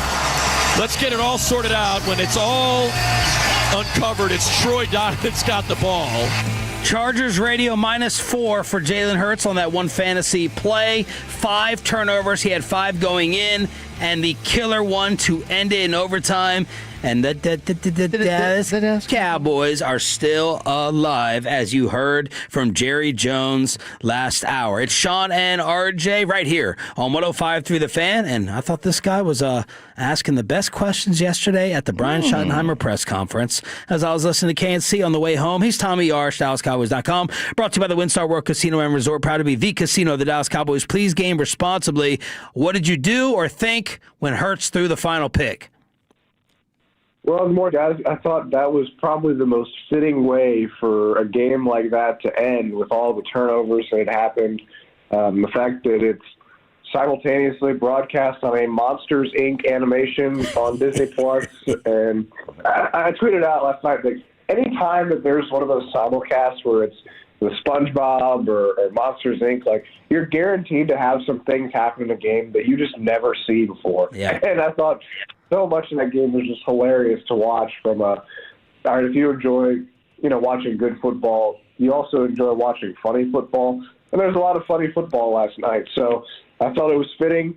Now, how much Monsters, Inc. did you watch versus the regular broadcast? Oh, I didn't watch a second of it. I just watched the clips of it on social media. Okay. I don't know. I can't sit through a full game of that. I like watching the actual game itself. But when I saw the clip of the triple turnover, which is the first time since 1492 that's happened, that had me rolling pretty good. Just trying to see the animation catch up to the fact that it turned over 3 times. So. It was really funny to watch, and I enjoyed laughing on the couch last night watching that game. You have to submit a guess. RJ has the Cowboys winning the East. I say that's not going to happen. How many games does Philly lose the rest of the way? I think they definitely lose the Buffalo game, but I don't know if they'll split Washington. If they'll split Washington, I think that's their only other hope. There's a lot of confusion around that football team in terms of what do you do with Jaden Daniels, who seems to continue to get injured this year, and obviously you want to keep him healthy, but if he's not there and he's really just getting banged up every week, I would say what's the point of continuing to play him? Yeah. And so if they're going to be cautious with that, I would like Philly against a Marcus Mariota-led Washington. Sure, Mariota has shown that he and that team can certainly get up and play those big games, taking Denver to overtime. But then, you look at last week where Minnesota shut them out. And it's just, you never really know what you're going to get with that Commanders team. Obviously, the Cowboys caught them on a good day. They beat up on them earlier in the season, but I think I'm with you, Sean. I wouldn't bank on the Eagles losing 2 games to give Dallas a chance. And even if they did, we talk about, okay, Philly needs to lose 2, and the Cowboys can win the East if they win out. I think we say that if we win out part a little bit too quickly. Yeah. It's not going to be easy for Dallas to win out here, I don't think. You don't know what version of J.J. McCarthy you're going to get against Minnesota. Is it going to be J.J. or is it going to be 9? The Chargers are wildly inconsistent when they're at their best. They're a really good football team, and then 2 division opponents to close out the year. I'm just not so sure they can pull all that off and that everything can go right. Tommy Yarsh, DallasCowboys.com on the D&M Leasing Hotline. Would you like to focus more on Schotty's presser yesterday or Jerry with us? That's up to you guys. I'm good with either one. Okay. Well, I guess we'll go in reverse alphabetical order, whatever Choppy says. I don't even know if that applies. But what jumped out of anything from Jerry first? Yeah, I thought the question about Kenneth Murray was interesting because that's certainly something that I've been seeing on my Twitter comments for weeks now. And, yeah.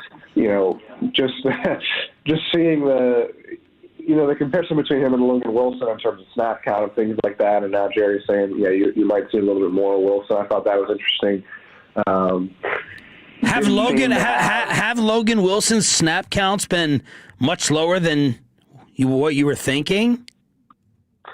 I don't know if I was necessarily expecting him to come in and have all the snaps at a linebacker or anything like that. Because, that position, when you're wearing the green dot and you're learning a different defense, no matter how similar things may be schematically, there's still going to be a learning curve for you, I think, a little bit. So I think I look at it as, all right, you got to be gracious with it. But just looking at his snaps the last couple of weeks, I'm trying to find it here. I'll see if I can get that number for you in a second. But I wouldn't say it's been, shockingly low.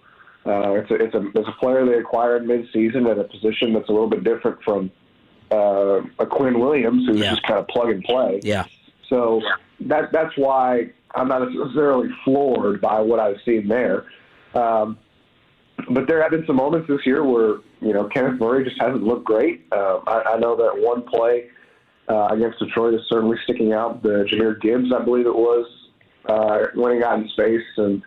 I think it looked like to me that he tried to set the edge, but there was nobody inside that he was really forcing him to. So it's a tough ask, and Gibbs obviously is a tough ask too.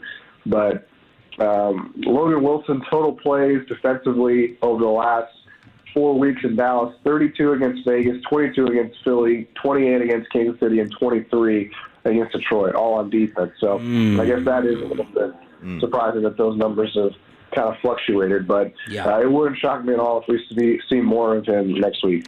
Tommy, we asked him about Turpin, about the obviously the penalties. Do you expect change there? Like, do you expect, or do you expect moving forward that if this happens maybe again, that they actually do make a move and get him out of the return game? If it happens again, I think it might be a different conversation, but I don't expect anything different. I mean, the guy's a game changer in terms of what he can do when he gets you a good return. There have been several returns this year. It's been quiet because more attention has gone to the offense and things like that, but there have been some clutch moments this year where Kevontae Turpin's returns set Dallas up in good field position to allow them a chance at this game. I think the Green Bay game is one that stands out to me late in that one, and I think it was just towards the end of the fourth quarter to allow them to tie that game up, send it to overtime. But I mean, as far as correction, you don't put your hand up and start running. I mean, I think Jerry put it it's quite simple, right? Like it's not a very difficult concept, and for whatever reason that twice in as many weeks, I've never seen it before. I don't know if we ever will see it again, but I would have to think that's weighing on his mind now, and it won't happen again. But I think he's too valuable of a return piece to really consider any sort of drastic measure. Just because when he does get in space, when he does get you a good return, it can change your game. What else did Schotty have to say about the special teams issues? Yeah, he mentioned again, and he has several times when we've asked him about it, dating back to Thursday, that it's a leverage thing and that they need to do better with their leverage when they come down the field, and guys are just trying to play. This is my words, not his, trying to play hero ball a little bit and make plays when they really should just be doing their jobs, sticking to their roles so that everything can cohesively work together. The fact that they're fourth in the NFL in return yards allowed on kickoffs is unbelievable, and certainly when you consider how good they were on special teams under Bones Foss in the last couple of years, it's hard to fathom, and they've got good special teams players, guys like C.J. Goodwin on their roster, but for whatever reason, this year it's just been different, and they've certainly got to do a good job of it because the field position won Detroit that game. I mean, they started on average at the 42-yard line on their side of the 50. You don't hear that very often. And, the Dallas' defense has made an improvement. That's a tough ask for any defense when you start every drive at the 42-yard line and they have that little field to cover. It's tough. And so their leverage has to get better, and their guys got to play within their roles. Tommy Yarsh, DallasCowboys.com on the D&M Leasing Hotline here on Sean and RJ every Tuesday and Thursday at this time. Let's talk about what happened yesterday with the Cowboys' visit to Children's Medical and some of those highlights. Yeah, that's always one of the really cool things that I enjoy getting to do. Only my second one, but I appreciate the fact that they give back to the community as much as they do. And yesterday, going to Children's in Dallas was really fun. Dak Prescott, Trayvon Diggs, DeMarvion Overshown were among those that were in the group that I was a part of. The whole team went out to 4 separate hospitals around Dallas. And it was just nice seeing these kids' faces light up when some of their favorite players or players from their favorite team get to walk into these rooms. And the big one that stood out to me was a 5th grader named Case, who we were kind of told, like, hey, this kid's going to be one where you get a big reaction from him. And he was playing air hockey in one of the rooms with the table turned off, by the way. And he was whooping up with the table turned off, which I think is pretty impressive for air hockey. And he let out a pretty big yelp when Dak and Trayvon walked into the room, and then proceeded to whip them both in air hockey as well. So it was a really fun day. It's a day that I always enjoy just because nothing beats, seeing these kids light up, seeing some of their heroes during the holiday season. Well said. Thank you for everything. Appreciate it. We'll talk Thursday. All right, guys. Y'all have a good one. Tommy Yarsh, DallasCowboys.com, brought to you by the WinStar World Casino and Resort, proud to be the casino of the Dallas Cowboys. Please game responsibly. And kind of in the same discussion as Laufenberg the other day, talking about the Myles Garrett tribute to his son Luke. You want to sober up real quick on your reality and problems and struggles in life, go into Children's Medical Center. Yes. Go in there, and I'm talking to myself too. Where, my daughter's was dealing with like a back and a spine issue, so we spent a good amount of time over there, and I'm in a terrible mood, upset, worried, and all that. My wife is always saying, it could be much worse. It could be much worse. And then you go in there and you see a lot of the situations and the staff. And that's why I was so proud of Chicaline raising $200,000. That was cool. The other day for hospitals like that. And that is a perspective refresh, very, very quick. And props to everyone over there who works in that capacity. Let's crosstalk with the KNC Masterpiece next on Sean and RJ. Let's hook you up with a Tolo team of attorneys if you need them. And unfortunately, there will be a time when you probably do, because accidents happen. You didn't cause it. Choppy said he saw an absolutely horrific one driving in to work today. If you're the victim of an accident that you did not...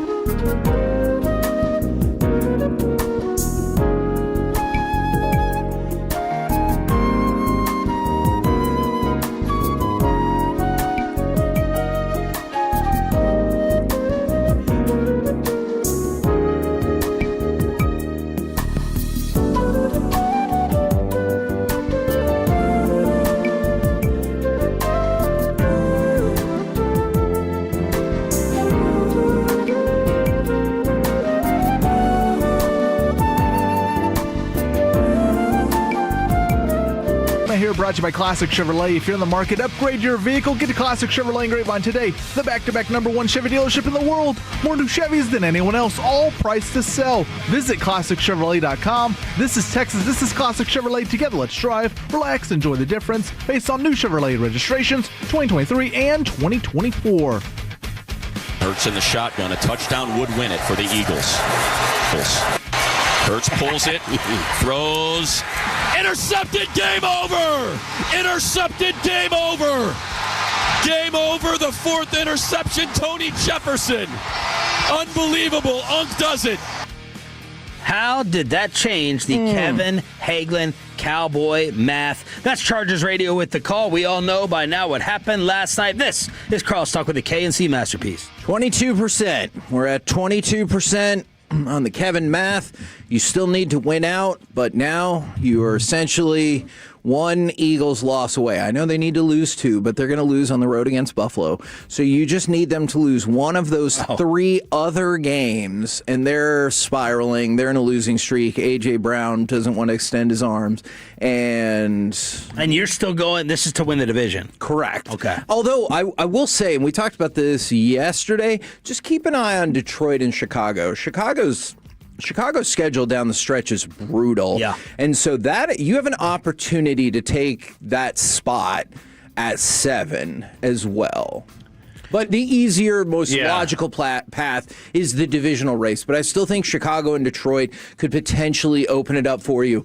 Again, none of this matters if you don't win it. Right. The issue with, obviously, Detroit, you have the tiebreaker. You have the tiebreaker with Chicago, but you won't tie with either one of those teams. Right, with the tie, the tiebreaker doesn't come into play. But you still have to match their win total. So you need Detroit to go 2-2 and or Chicago to go 1-3, and I think both of their schedules lend to that possibility. Detroit has at the Rams this week. Loss. Steelers at home. They'd probably win that. At the Vikings, at the Bears. Yeah. So do you have OCD over there? Yeah, you know me. Sometimes I want things tidy. And I do tell my kids all the time at home, I'm like, look, mental health wise, clean your room. Go clean your room up, and it changes your whole perspective. Some of those kids have dirty, filthy rooms. Right now, I am tidying up. We have a guest coming in studio today. Oh! Who is that? And it's a lady. It's a lady. You knew it was a lady because he's cleaning up. He's playing radio. Yeah. I was going to say it's I said because you're cleaning up. Oh, yeah. And who is it? Which is interesting. My roommate always told me. My roommate always told me, he was like, "Why are you making your bed when you have a girl coming over? Leave it, make it look inviting. Make it look like she wants to it's already ready for her to get in there." That is really dumb. Yeah. It always worked. I don't know if women work. It always worked like that. They don't work like that. I never made my bed after that. It always worked. They're thinking who was just in here. But it was that one, but it was Adrian. So she already. If there was another long strand of different colored hair, that would be more seen on a sheet. That feels like the CSI girls that RJ dates. Guys, we have. I don't date anybody anymore. Dated. I'm sorry. Yeah, there was some CSI in there, I'll tell you. Mm-hmm. The mom from Stranger Things, Mrs. Wheeler, not Winona Ryder. Cara Buono will be on the show today. Okay. She's coming in at 12:20. She's coming in studio. I think is she here for the Netflix thing at the Galleria, the Netflix house, and so they're checking that out. And she's coming on the show. This is the second significant actor we've had from Netflix. This is a pretty cool thing. Yeah. Can you ask her to put a woman's touch on this room? I absolutely have that question. Because I absolutely do. Looking around, it's kind of like a hodgepodge of things. It does. Rima walked in and he said something. Then Corey came in and said something. It looks like a bunch of dudes who tried to decorate a room. It looks like what I imagined Bobby's mind like. Exactly. This is Bobby's creation. Oh. You see it? Yeah. Everything's hung at the same level. Look at this UNT journalism That's the Mayborn. t-shirt. That's where I graduated. The Mayborn What did he School of do? It Journalism. looks sloppy. Is it autographed or did it fall it's just in dirty. mud? It's like that's the design. That's the design That's the on look it. But for it. yeah, like just the flags. Like it's not neat and tidy like you get on like a Comcast studio presentation. That's what we need. A designer? Yeah. I don't think we have any money. Yeah, I agree. What's coming up on the show? Guys, Also, right out of the Lots gate, of sports right stuff, out of the gate, who is the X factor for the Cowboys the rest of the way? We didn't do that at 10 o'clock. Let's finish up. Ask Reddit, AJ Brown. You saw him short arm that one of those interceptions. Well, I'm not even. That's not my number one blame for him. He dropped the touchdown. Yeah, Jalen Hurts to a sweet pass. Yes, that was a dime. Dropped it. You can't complain about targets and then that one slide right through one. hands. Yeah, that's true. All right, let's finish up Ask Reddit from 740. All right, Sean, we'll start with you here. What's the one slang word that gives away your age? Dope. Oh, sorry. Oh, yeah. I say dope all the time still, and my kids are always like, what are you doing? Dope. That's a good one. I'll think on it. I think Shah. Rasha. No one says that anymore. I know, that's the thing. Nobody says that anymore. Yeah. Hard to say it. Big fly out of my butt. Yeah. Yeah, I'd say dope blood. Anything from Bill and Do Ted. you? Yeah, dope. Okay, you say it like that. It doesn't make it sound like you're the bomb. The bomb. Oh, remember the bomb.com? Bomb.com. One time money. The bomb it might be it. I was covering the Plano, I think it was girls volleyball. It was volleyball. And one of the girls goes, we're going to be the bomb.com. And I was like, all right. Yeah. So I put that in there. And then I was like, is that a website? And I went and looked and it was how to build a bomb. And I was like, Oh, you can't do that. That was years ago. All right, next one here. That was okay. This one here is for Kevin Hageland. Oh. What is the most impactful lesson everyone has to learn eventually? Ooh. Oh, man. Deep. If you go to jail, you should stop doing the thing that sent you to jail. Oh, I guess probably not everybody learns that. Mm-hmm. I learned from it. You're to jail? Don't steal. Don't steal. That's a No Doubt song, right? It's not cool. That's don't speak. Okay. How are you phrasing it again? What's the most impactful lesson everyone has to learn? Time always wins. Time always wins. That's a great one. Yeah. You don't have to learn the don't steal lesson. Okay. Well, I would also if you choose to say, steal, you choose to steal, you do. If you keep trying, you haven't failed. Like, yeah, I like that one. I really like that one. I've said this before. I think it's very. I did a poor job explaining it. I'll probably do it again. But the shortcuts that you usually try to take and find, everything usually works out to you're gonna have to work 8 hours a day. Yeah. You know what I mean? Yeah. I'm I'll be looking at someone on TV or judging another person. I'm like, gosh, that job is cool. They must make a lot of money. And then the more and more I think about it, our job is that to everyone, right? I get it. But it does amount to 8 hours a day. Everything basically is going to add up to 8 hours a day unless you win the lottery. So the shortcut is going to... Do you think you would be able to disconnect from all this if you won the lottery? How much? I think it's $58 million. It's like Angelo Cataldi, right? When last night happens for him in Philly, Francesa can't leave.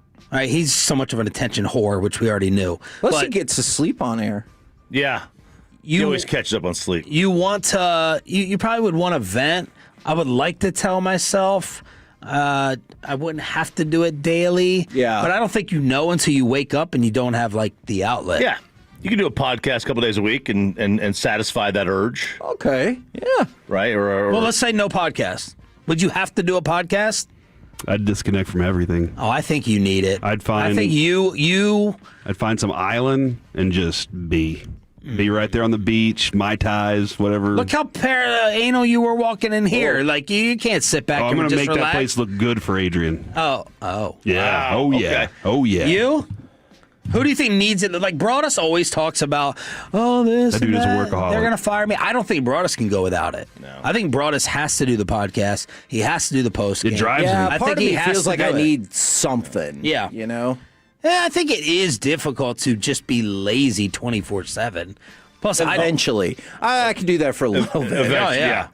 I know this is a lesson. I hope I never learned this one. The great Chuck Cooperstein once said, "You've never lived until you've been fired."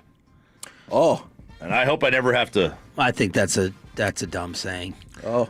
What am I missing out on? Oh, the somebody telling the you experience of not having control. Yeah, the feeling of well, what next? You know what I would say about it, Chuck?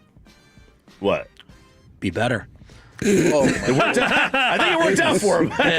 I'm kidding, Chuck, but no, I have not been fired. But I do think about that a lot. I'm like, what? How would I react? What type of meltdown? What type of? I did not enjoy it. The panic of, well, now what? Oh, I yeah. have no skills. Yeah. I have absolutely zero skills outside of speaking. And I don't really even have those. You definitely don't have a speaking skill. Well, I would come up with something else. You definitely are the worst speaker. This is the only thing I can do. In terms of the English language, I'm trying to think who on the Choppy's station personality is what drives it home. Worst. Yeah. Let me finish my insult, Corey. Okay. I literally have to try to be a comedian or something. Like I have no. No, you go walk in a. If that ever happens, let me know where your show is. Yeah. I'll be there. You could work at a pro shop. Oh yeah, a travel agent. You love that. I love travel. Well, you do it for the station already. Yeah. I know. I really do. Great bartender. That job would fit in with Stranger Things. Bartending. Listen, I did it for years. It's a lot. It's fun. It was an absolute blast, and that's where I got What sucked about it the most? The like lip moving things. How wet you were at the end of the night. Like there's ice on the floor and all sorts of stuff, and you're just like soaked and you smell. Blackjack dealer. Oh yeah, I can do blackjack. I can be a definitely do dealer blackjack. or a bartender. High roller room, yeah. High roller. What do they call it? The croupier with the stick for the craps. Yeah. They told me I was done one night. They did? It was the second time I threw the dice off the end of the table. They were like, "All right, you need to get your chips," and I was like, "It's all right. I got $800 in chips here. I'll see y'all later." Oh. We have time for one more. One more. Let's see. What has been ruined because of social media? Human interaction. Yeah. Respect. Yeah. Friendly discourse. Mental health. Respect. Healthy respect and fear that somebody might slap you. Yeah. Yeah, right because then and there. you can send it out and be like, "Ha, I got him," and you can believe it for however long because nobody's reaching across the table. And accuracy. Yeah. The way that Got to be first. And we'll fall for these things too, like clips to get AI. Just little clips, though. Yeah. The 10 seconds, the 20 seconds. The amount of people, we did a segment on this the other day, the amount of news stories that your friends send you, how many of them do you know are BS? Where are they getting their news from? I'm not talking about your mainstream, well-known websites. I'm talking about these random things where you're like, did you notice like this fuzzy picture on here? Yeah. You know? Or did you fact check this anywhere else in the world? We have to fact check it more because of a retweet or talking about it, but I can see why other people wouldn't. But accuracy, decency, discourse. But it's still great for like moments like last night after Jalen Hurts and the Eagles lose. It's phenomenal. All right. He turned the ball over twice on one play. Yeah. Remarkable. -4 fantasy play. Oh, -4. Oh, man. Yeah. Did you feel that? Yeah. Oh, no, I'm in the playoffs. No, okay, all right. Me and Peyton are in the playoffs. Brutal. Aiden, the morning show, the football morning show of record. Yeah. What? Not me. Yeah. Oh. Choppy's better at speaking than fantasy. Oh, man. We're back tomorrow. It's the KNC Masterpiece next. When sports news breaks, these guys break in.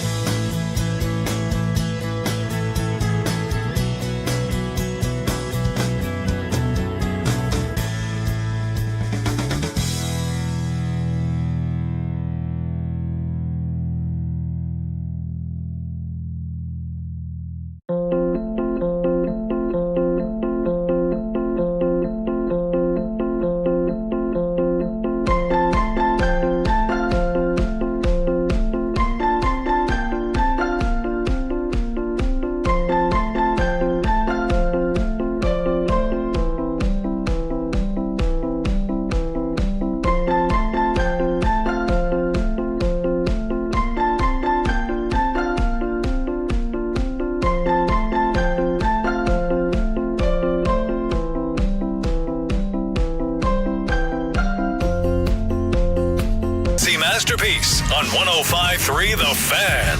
KNC Masterpiece right here on 105.3 The Fan. You got me, Kevin Hagelin. You got, oh man, Corey Majors. And the return of the prodigal son, Alec Medford. Gentlemen, welcome to the program. How the heck we doing today? I'm better now, Kevin. Because you cleaned up and spritzed tidied up the room a little bit. Yeah, there was some air mist spray that we just happened to have because I believe it's because there was a complaint that it smelled like a dirty sock in here. That was you. You complained. Some other people said that too. Oh. Now it smells good. It's got fresh, crisp smell in here. So it's a good working environment. Good. I wonder if we can get those TVs to be still for a little bit. Oh my gosh. You are like so amped up for our guest. I'm excited for today. You know, this is the day that the Lord has given us. That's right. You know, and now that my wife has come back, thanks to the good Lord, things have been better and more exciting. Okay. For my vitality. Oh my goodness gracious! All right. Well, there's that. Alec, you're back. Corey's wife is back. Feels like everything's fallen into place, yes? Yeah, that feels great. I'm happy for Corey because he feels complete once again. I can see like a radiance about him. I like completes this. Me, that's true. Yeah.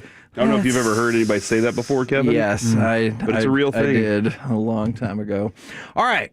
Let's start with, do you want to start with the Cowboys or do you want to start with power rankings? Let's start with Cowboys because, as we know, completion is important.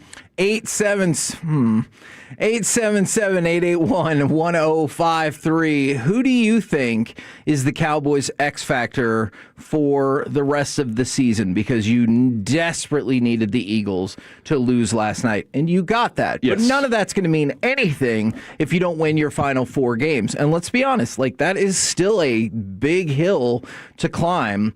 But for now, your season continues with relevancy. Is there somebody for you? Because if you guys want to think about it a little bit more. I got it. All right. I'm ready to rock. Okay. Or are you ready to rock? No. Let's do it. Okay, so it's very easy to say Pickens, right? Doesn't it feel easy to say that? See, and I think that is an inaccurate answer because I think he's too big. That's why I say it's easy to do that. I agree with you on that. I think it's whoever your left tackle is going to be. I can see that. If it's going to be Nate Thomas or if it's going to be Tyler Guyton, their performance is so important to what Dak Prescott does and what Jerry was talking about this morning, running the football. This team has to run. Look, they got a touchdown last week and 67 yards or something from Javonte. They need more out of that. And that's got to be the guys up front winning their battles. And I love what our guards are doing. That's great. I appreciate it. But add in what your tackles can do, and now you can do more with your run game. You're protecting Dak, and you're doing that better. That's whatever. The only other person that I could add into this would be Diggs, and we can have a conversation about that. But it's whoever your left tackle is going to be the remainder of this season. Okay. Somebody said, by the way, the Washington Commanders are the X factor. I get that because I get it. You're probably going to need them to beat the Eagles once. Now, go ahead and give me cut number 3. You mention it to me. This is the guy. 2nd and 15. Clock at 1:17 in the game. Snap to Jones. They stunt. He throws it over the middle. That's intercepted at the 35 by Diggs.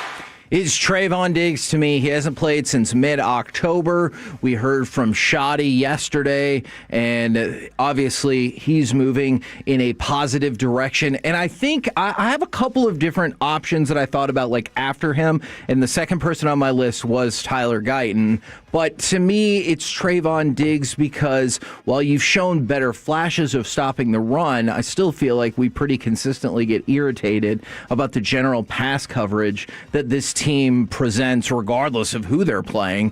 And so it might be a fool's errand, but I like to think that Trayvon Diggs has still got something he can dial up. Okay, so that's very interesting because both of ours are inconsistent players. Yes.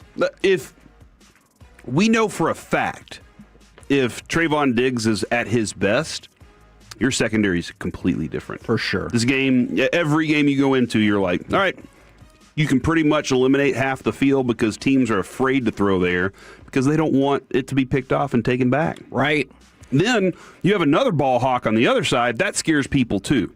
Now, whether or not they get beat is different, but when Diggs is that good, you're a completely different defense. Same with your offense. If your left tackle is good, your offense is completely different. Yeah. So that kind of really, this is more of what an X factor is, something that you need to be at its best in order for y'all to, it's not always that, but when it's at its best, you are at your best. See, and if other people have a different definition, I could totally see that. But I think an inconsistent player and or a younger player just feed perfectly into the idea of an X factor because there is that element of unknown. We've got a lot of texts already coming in. Alec, do you have an X factor for the Cowboys in the next 4 games?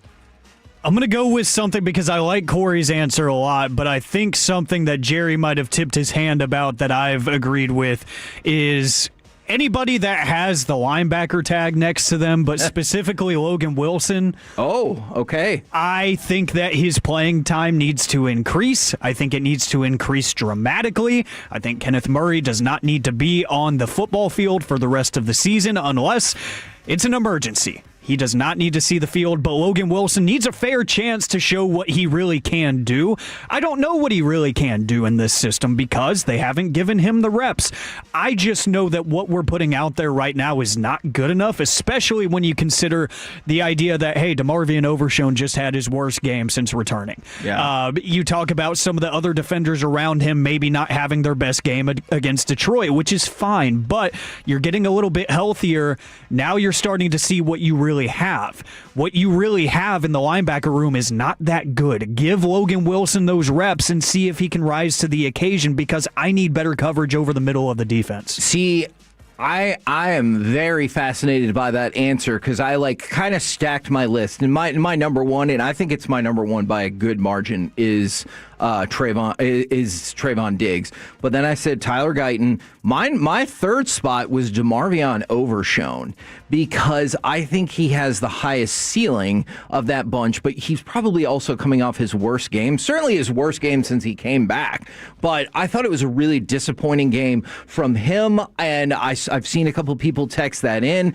Also, I want to get y'all's thoughts about that, but then also Ferguson and Ezeraku. Ferguson, because of one specific thing, and we talked with Stephen Jones about it, and he was very straight to the point about you can't be giving the ball up that many times. 7 fumbles in the last 2 seasons after none his first 2 seasons. And if you look at that one from this past weekend, it was... I appreciate how bad he wants it, but you were never going to get what you wanted out of that play, and you ended up losing the ball, and they ended up scoring a touchdown. Yeah, Ferguson is, he can be an X factor when all things are right with this offense, because then you throw in that and you're like, crap, that too? And that's when it's X factor, right? Because Pickens, CD, and Javonte are the ones you're like, we're focused on them. And then all of a sudden, Ferguson's tearing you up, and you're like, he's got 8 catches already for 80 yards and a touchdown. Right. How did this happen? And then that opens up things for Pickens and CD Lamb. So the goal is for the balance of one of those is opening up for the other. The run game opens up for the pass game opens up for underneath stuff, and the run game, those things are supposed to balance each other out. So that's a perfect example of an X factor, but there's other pieces I think that are far more important. I think Turpin and the special teams can definitely be in that conversation. And that goes back to, wasn't Dante Hall the X factor? That was his nickname. Because if you get a return, any return, not field goal. Nobody wants those. If you get a kickoff return, if you get a punt return, if you don't get penalties on the punt return, you just assume every time we have a lengthy return or any return. If you get a big return or touchdown, that changes the game. It flips everything around. We say all 3 phases for a reason. Yeah, and then Ezeraku is another player kind of sort of like Overshown in terms of you hope you see the potential and you could use the not potential but actual production right now. Now, I've seen a couple of people say this, and once again, I go back to yesterday. Shotty said this will be an important 48 hours for Jadeveon Clowney. But I've seen multiple people mention Jadeveon Clowney, and you go back to the Kansas City game, the last game we got to see him in, you felt like, oh, here we go, and we were really moving in the right direction, and that was probably his best game with the Cowboys. So I understand that. That's a very logical answer. With Clowney and the comfort of him being able to set the edge in addition to pass rush, you feel good there. Yeah. Brad was right whenever, I think it was Bland came up and made a play in the secondary. He made a play at the run game. And he goes, you don't have to be a defensive end to set the edge. Sometimes the play calls for other people on the edge to set the edge too. Right. And that's a reality. If I send Clowney, then who else is going to be there to set that edge? Somebody's got to make that play. Linebacker, cornerback, safety, whatever it is, but they got to do it. And I think that's really important. But that's Clowney, what we feel so comfortable with him doing now because we've seen it consistently. And then you saw they struggled with it whenever Jahmyr Gibbs was like, I'm going to do whatever I want today, guys. Don't worry about it. Yeah. And then I've seen one or two people say Eberflus as well. I get that. I wanted to focus in on the players because, I mean, let's be honest. It is easier to blame the coaches at times. Will McClay. But I look back at that last game and I'm like, all right, players, like, that's on you. You know, sometimes it's okay to just be like, I don't think we played well enough. I do agree, and I appreciate you focusing on the players here, but when it comes to Eberflus, I tell you this all the time, Kevin. There's nothing I love more, and I know Dak said it before the game against Detroit and it backfired. There's nothing I love more than a coach that walks into his planning room, his film room, and he goes, guys, we got these. We got this one lined up. Yeah. Y'all get ready. You're going to have so much fun this week. That should be the case. Getting ready for this game, and then whenever you get on the field, right, your stats are going to look so good because I have something dialed up for you that's going to turn this game upside down. We're the KNC Masterpiece right here on 105.3 The Fan, and now we're going to power rank some of the power rankings. You know, I love to start it like this, and man, the competition is on this week. Who is the worst team in all of football? I'm going with the Raiders. Okay. Because the Titans won. I know. Do you not think that the team that lost to the worst team should be the worst team? We discussed this yesterday. No. Oh. Because they have 3 wins. And the Raiders have 2. And the Raiders keep losing. So I'm going to stick with Raiders. Alec, do you think the Raiders are the worst team in football? Yeah, and it's really not even close at this point. Oh. They're bad. Okay. They're so bad. Well, congratulations, y'all. The Raiders have fallen to 32nd in the power rankings ahead of, do you want ESPN or The Athletic? Kyle Schwarber's going back to the Phillies, Kevin. Where did you think he was going to go? Here. You kept saying no. Then you have not listened to our breakdown. You kept saying that wasn't going to happen. Okay, hey, spoiler alert. Pete Alonso not coming to the Rangers. I'm going to go ahead and break that news for you right now. I have no idea when he's actually going to sign. It ain't going to be here. Y'all love baseball Krampus or what? Kevin's over here stealing your dreams right now. Well, we'll get to that in a second. Tennessee has now rocketed up to 31. Really? In these power rankings. The Athletic thinks... After one win. Yeah. Over Cleveland. You said they shouldn't be last anymore. I agree. And then Cleveland is 31 via The Athletic, followed by Tennessee and the Jets. Bad bunch of football teams. And the Giants are still lingering around there at the bottom as well. Where would you put the Dallas Cowboys? I think I have to put them after Detroit. Somewhere in the middle, Kevin. I'm thinking 14 or 15. Okay. Alec? I'm gonna go with the this is tough. I'll go 15. I think they're right around the middle as usual. Look at how positive you guys are. The Athletic says they're 18. Oh. Behind the frickin' Pittsburgh Steelers. However, they ahead of the Chiefs? ESPN is more bullish on them. They have the Cowboys at 15, one spot ahead of the Chiefs. And yes, I do believe they would have to be ahead of the Chiefs. They have the Athletic has the Chiefs at number 20. Oh, man. Yeah. How the mighty have fallen. Who is the best football team in all of the footballs? This is a tough one because we've discussed this at length. There's no true elite team. Sure. I'll roll the Patriots out there. Okay. Or the Broncos. Dude, you can only pick one. 2 10-game win streaks. What? Yeah. I think the Patriots have shown more dominance, so I'll go with that. Alec? It's still got to be the Rams for me after the beatdown that they put on Arizona, which was expected, but still 45 points is a lot of points. That's so true. Give me the Rams. Both Athletic and ESPN have their top 3 the same. The Rams 1, the Patriots 2, and the Seattle Seahawks are number 3. I feel like they're the best team in football history that nobody cares about. I feel like there has been almost Sam zero. Darnold. Yes. And most people don't know the coach. And because of that, I feel like there's been zero dialogue. Name a face of that team. Seattle. Sam Darnold's the face of that team. Sure. It's not the owner. It's not the coach. It's not the running back. Jackson Smith and Jigba is coming along. Yeah. But it's and not he like will be the face. It's not like he's getting splattered everywhere on ESPN or anything like that. It's all Sam Darnold in this instance. And that defense is one of the key carriers of what they're doing. So that's interesting. I agree. Now, I'm sorry to crush your baseball dreams. Kyle Schwarber, what money did he get? $1 billion. That's what he deserves. I want to hear how much he got so we can determine how far away the Rangers could have been. Oh. According to Jeff Passan of ESPN, 5 years, $150 million. Ooh. 5 years, $150 million? All right, so let's see. The Rangers probably would have offered 5 years, $15 million. Yeah. So per year? No, total. So we probably only missed out by $27 million per year. Oh no, that's not okay. You're right. That's not fair. We could have offered 5 for 75, maybe, possibly. Oh man! But yeah, 5 for 150. Schwarber back. Also, Skillet Queso's back today. So. Oh, is that the day? What? Yeah. Thanks, Chili's. We love you. I love it. Good job. Peer pressure.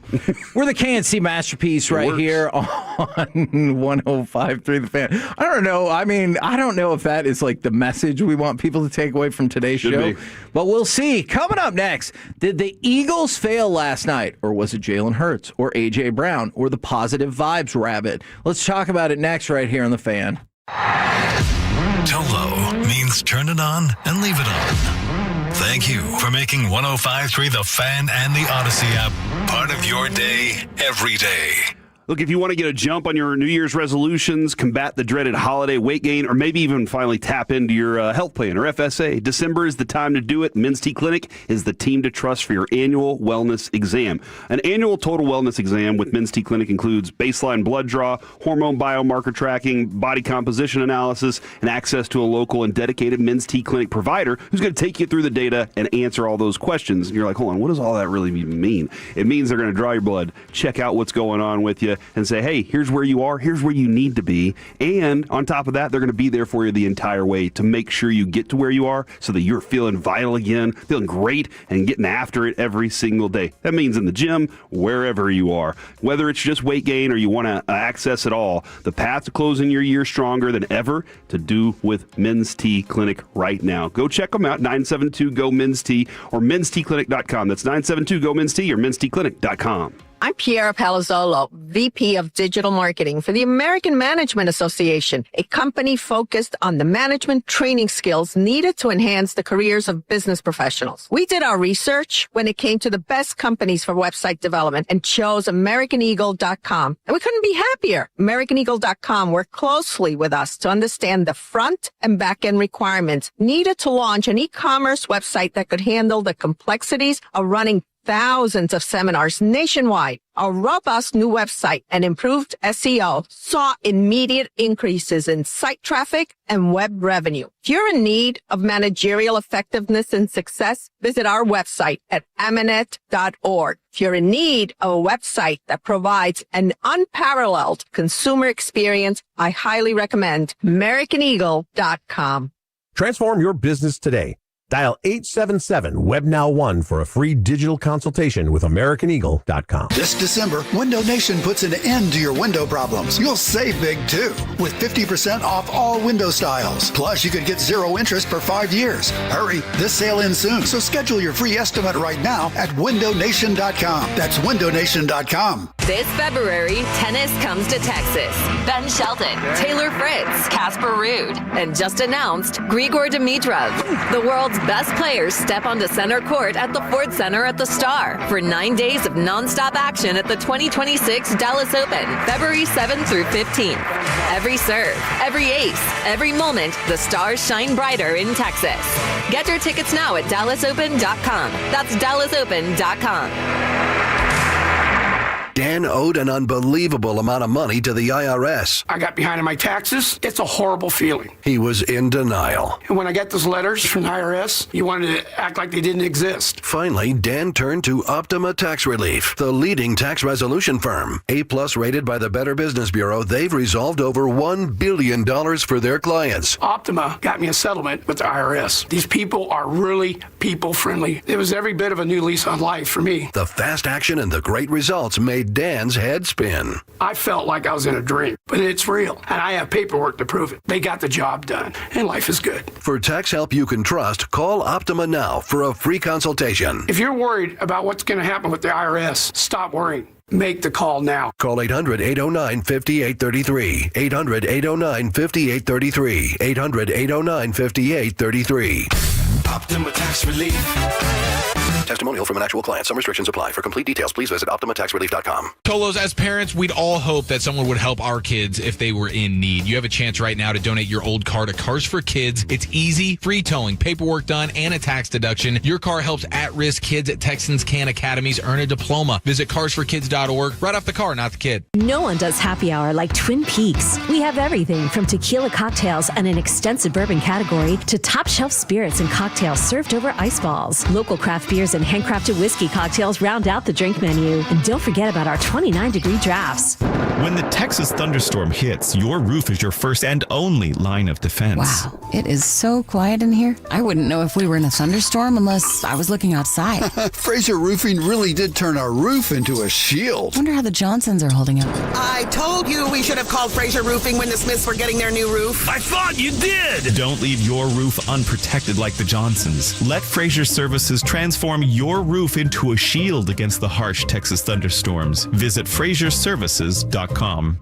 This segment of The Fan is brought to you by DFW Security. It's the most wonderful time of the year at DFW Security. Get a jolly good deal on DFW Security's state-of-the-art cameras, access control, security, and smart home. From now until Christmas, protect your home or business with the best. DFWsecurity.com. This segment of the KNC Masterpiece is brought to you by the personal injury lawyers, Frankel & Frankel. If you've been injured in a car or truck wreck, call Frankel first, 214 or 817-333-3333. With Frankel & Frankel, there's never an out-of-pocket cost. They only get paid when you win. Frankel & Frankel, the go-to car and truck wreck attorneys in Dallas. It's empty for Hurts. Watch quarterback draw. And here comes a blitz from Dayon. Can't get there. Intercepted. Big man. Oh, and the ball is out. And the ball is out again. And the Chargers fall on it. My goodness, that's an interception, a fumble recovery by the offense, and a fumble recovery by the defense. Let's get it all sorted out. When it's all uncovered, it's Troy Dye that's got the ball. KNC Masterpiece back here on 105.3 The Fan. Let's talk about a huge Monday Night Football result for the Dallas Cowboys, and then I guess a huge result for the Eagles, obviously, as well, as they have now lost 3 straight games. They will next play the Raiders, and it feels like if they were to lose that game, then you could assume that the wheels were truly, completely fallen off. But the Eagles are going to be giant favorites, about 11.5 points going into that game. But let's talk about last night's game. That play in particular, there ended up being so much more in that game. But there's 8:19 to go in the second quarter. Jalen Hurts has a pass that is intercepted, and then during the return, was it Deshaun Hand, I believe? During the return, look, he was excited. And I appreciate that. I thought he had it tucked. I really did. I thought he had it tucked under there, and but there, one of the receivers came through and punched that sucker out. Do you think he heard like, "There goes my hero"? There goes and he was like, "I can do this." And then he was so far away from the end zone, though. I know. But I can understand as a big man, you're sitting there looking at the end zone, going, "I'm going to get there. There's nobody in front of me." Well, and then pretty quickly, He got stripped of the ball, and then it was recovered by Hurts. So we're all the way back to where we started. And so you were going to have the wacky play where you threw an interception, but then you ended up getting the ball back. But then he might have heard the Foo Fighters fired back up, and he's like, I can do this. Go. And then almost immediately. It's the same song for both sides. Exactly. It might have even picked up, or I don't know if it started over again. He almost immediately gets the ball stripped away from him, and then the Chargers end up recovering, and it ended up not being as close as I thought. Did they end up fumbling on the next possession? I think they either fumbled on the next possession or kicked like a field goal. It was something. It was. Hold on, are you putting those two things together? Hold on, give me just a second. I thought that the Chargers player might have been out of bounds initially when he recovered it, but upon replay, it was not particularly close. So 3 turnovers on the same play, and Jalen Hurts gets an interception and a fumble on the exact same play. The Chargers, I felt like they probably could have taken better advantage of it on that interception specifically. Story of the Chargers night. It was a 3-point field goal. So that's, but then another interception on the next possession. Yeah. And they get the fumble on that. But didn't you think at that point you were like, all right, well, Philadelphia is going to add another field goal here at the end of the half, or whatever, and you thought that was going to happen? It didn't. So things kind of went pretty well for the Chargers from that respect. Now, Underdog says that Jalen Hurts had a minus 0.2 in fantasy, but I know Sean said it was a minus 4. It was a disastrous fantasy performance. Unless you were going up against him, then you probably thought it was the greatest. Interception is minus 2 points. Okay, so that's minus 8. And then fumbles are minus 2 points. All right, so that's minus 10. And then so if he didn't get the yardage and touchdown numbers to go along with it, then it turns into a minus whatever. So, yeah. So he had minus yardage. Bad night, dude. It was a bad night. It definitely was. I want to make that clear. If you turn the ball over 5 times, it's going to be a bad night. There were a couple of times, though, A.J. Brown in particular sure as hell didn't help him out. Man, 13 targets, 6 catches. Okay, and so look at 2 of those non-catches. One of them was him short-arming a ball that ended up as an interception. The other one was him just not catching, because initially, and this is the one thing I do really like about replay for the TV, initially it looked like it might have been a good defensive play that broke up A.J. Brown's potential touchdown. And the defensive coverage was pretty close, but that was a drop. It was a beautiful pass, one of the better passes you'll ever see Jalen Hurts throw, right to A.J. Brown in not quite the corner of the end zone, but moving over towards the sideline. Was perfect, should have been a touchdown. Those 2 non-catches, disastrous for them. Absolutely. And they covered Devontae Smith pretty well. They made sure they tried to take him out of this game. The interesting thing for me, and you feel like 122 yards from Barkley, 6.1 yards per carry. And he finally broke one. Yeah, is good. Yeah, the 52-yarder was nice. You feel like if you get that, then Barkley had a complete game. He had 2 targets, no catches. And so they still don't have that part of it, that element of the game, the passing out of the backfield that really just rips you apart whenever you don't expect it. So this offense is still clunky in so many different areas, and that's a bad thing right now. I saw somebody tweet this morning, I think his name was Keanu, and he tweeted out that Jalen Hurts is Justin Fields with a bunch of Ferraris around him. And I don't necessarily, those Ferraris, if they are Ferraris, maybe it's the Lamborghini purpose. Yeah. Those Lamborghinis have to have everything perfect in order to perform at that level. But I don't agree. I think Jalen Hurts, I think they are a very talented team. Yeah. But they are not playing up to their potential at all. See, I don't agree with that because Jalen Hurts, last night notwithstanding, actually I guess the last 2 weeks notwithstanding, had done such an amazing job at taking care of the ball, which is something that Justin Fields has struggled with. So I don't agree with that at all, and I think the clutch play that he's shown at times throughout the playoffs dismisses all of that. I get it. Last week, not very good. Last night, really, really bad. I understand that for sure, but I think that goes a little bit too far. And you were talking about like the points you get off of turnovers. Last night's game ended up going in a totally different direction than I thought because the Chargers, they get the ball, Hampton is back off the injured reserve, and they throw it to him, touchdown, straight away. And so 7-0 Chargers, and they're like, oh, get ready.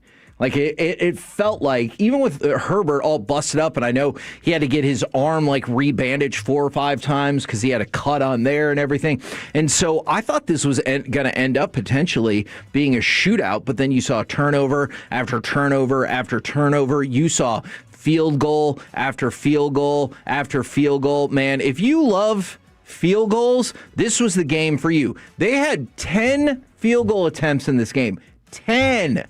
Now, 9 of them were good because Dicker, the kicker, got it done. But Jake Elliott, once again, proved to be an issue. He's missed 3 field goals and an extra point in the last 3 games. Dang.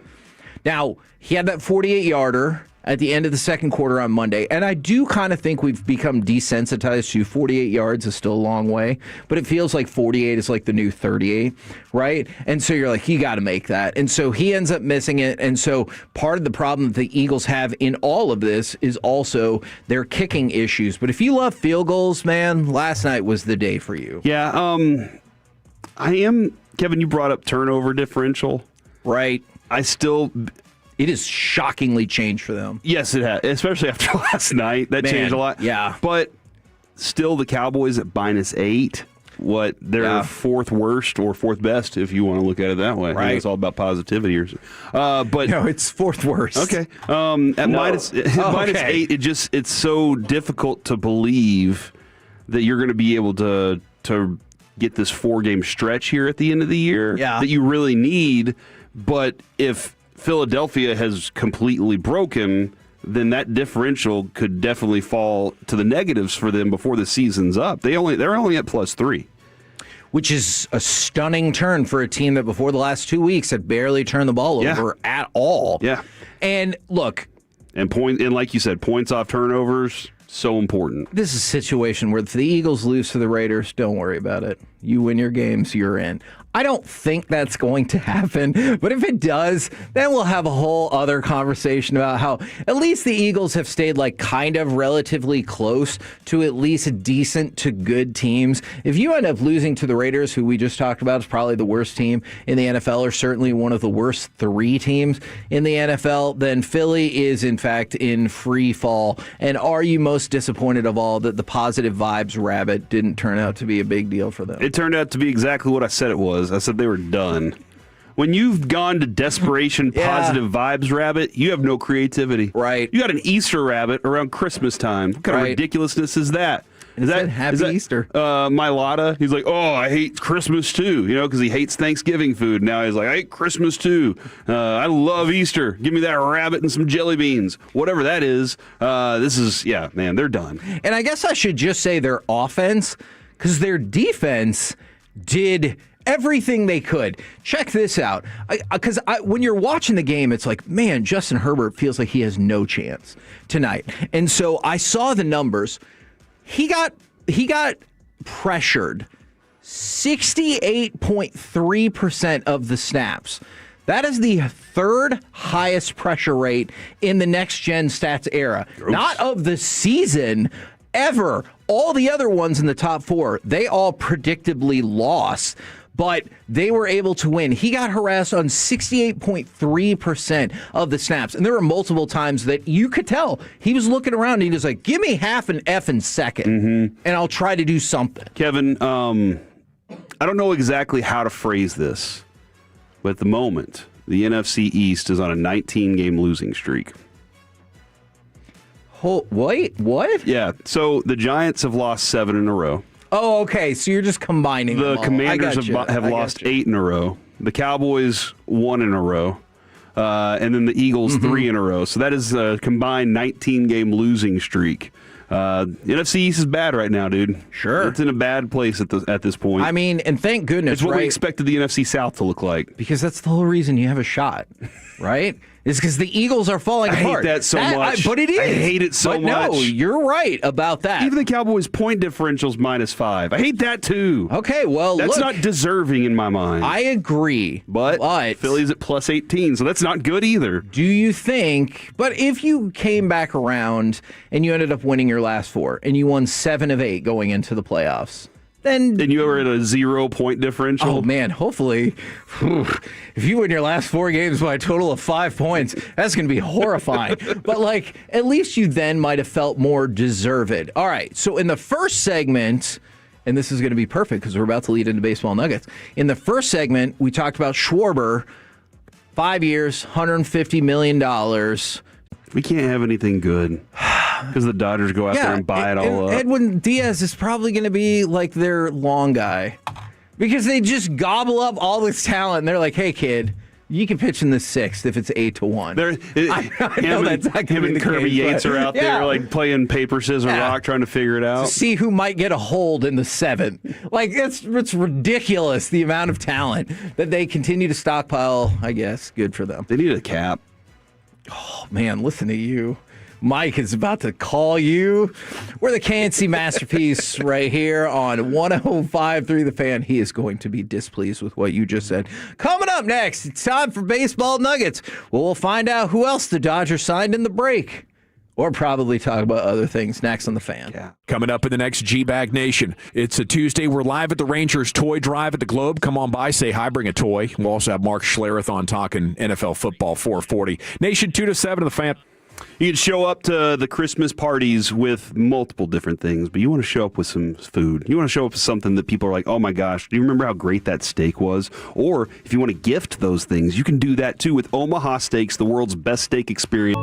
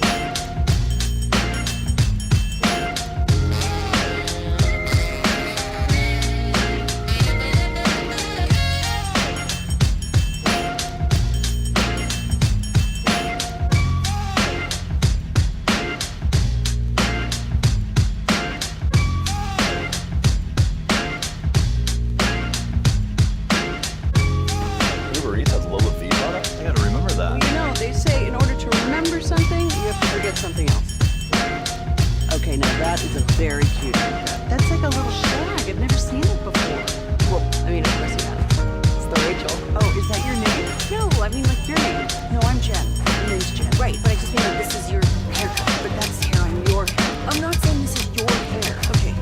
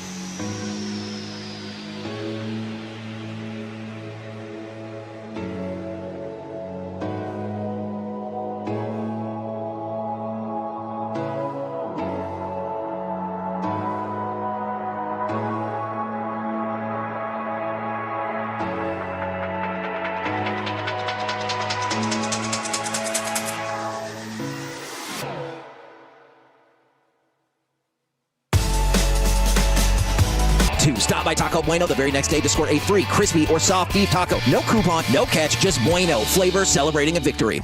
Get your fresh Stars content with the #1 Stars podcast, Spits and Suds, presented by the On-Time Experts, keeping Stars fans comfortable all season long. Check out the latest Spits and Suds episode wherever your favorite podcasts are found.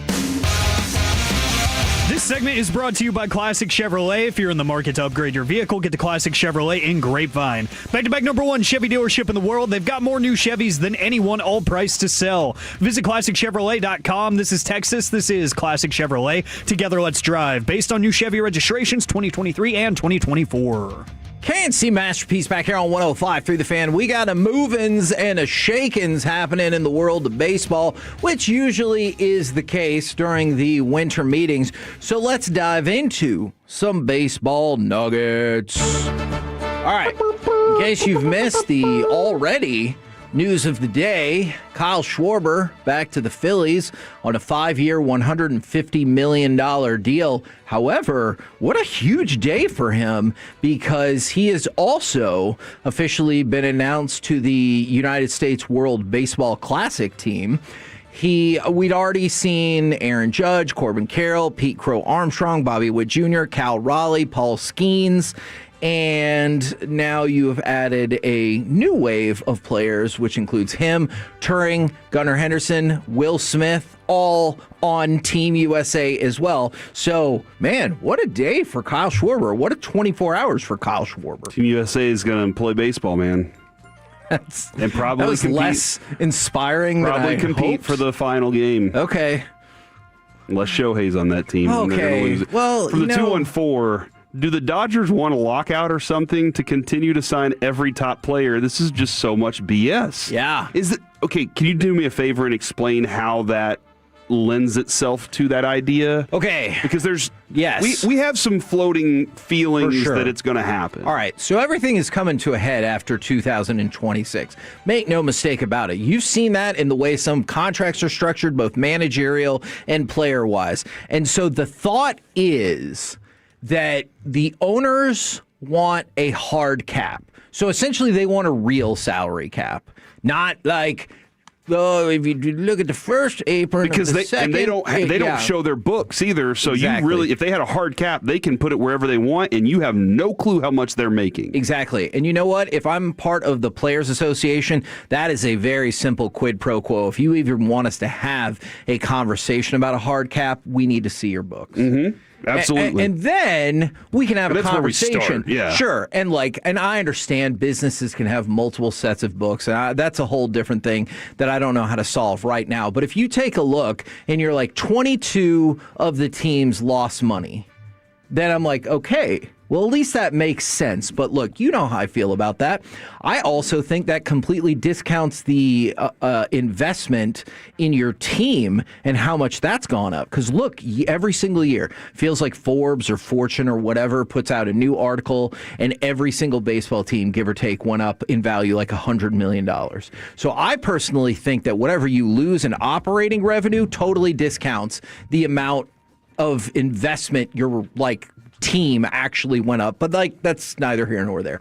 And so the thought is that players are going to draw the line, and they're like, under no circumstances are we going to accept a real salary cap, and that the ownership group is going to draw their line in the sand and been like, it's gone too far. We have to have a real salary cap for the future of this game. So there is thought that the irresistible force and the immovable object are coming to a head next year, and that's why this could be the last season of baseball, full for just a minute. All because of Tom Hicks and A-Rod. I mean, look, that doesn't help. Honestly, you know who I think really messed it up to the next level, though, is the Juan Soto deal. Juan Soto got more than Shohei, but why? Shohei got all of the money, not only because he's really good, but because he does multiple things. Juan Soto doesn't pitch. He barely even plays in the field. So, that contract was stupid. And I think that the Mets are really the ones who messed this up. So what the Dodgers are doing, this just feeds into that, right?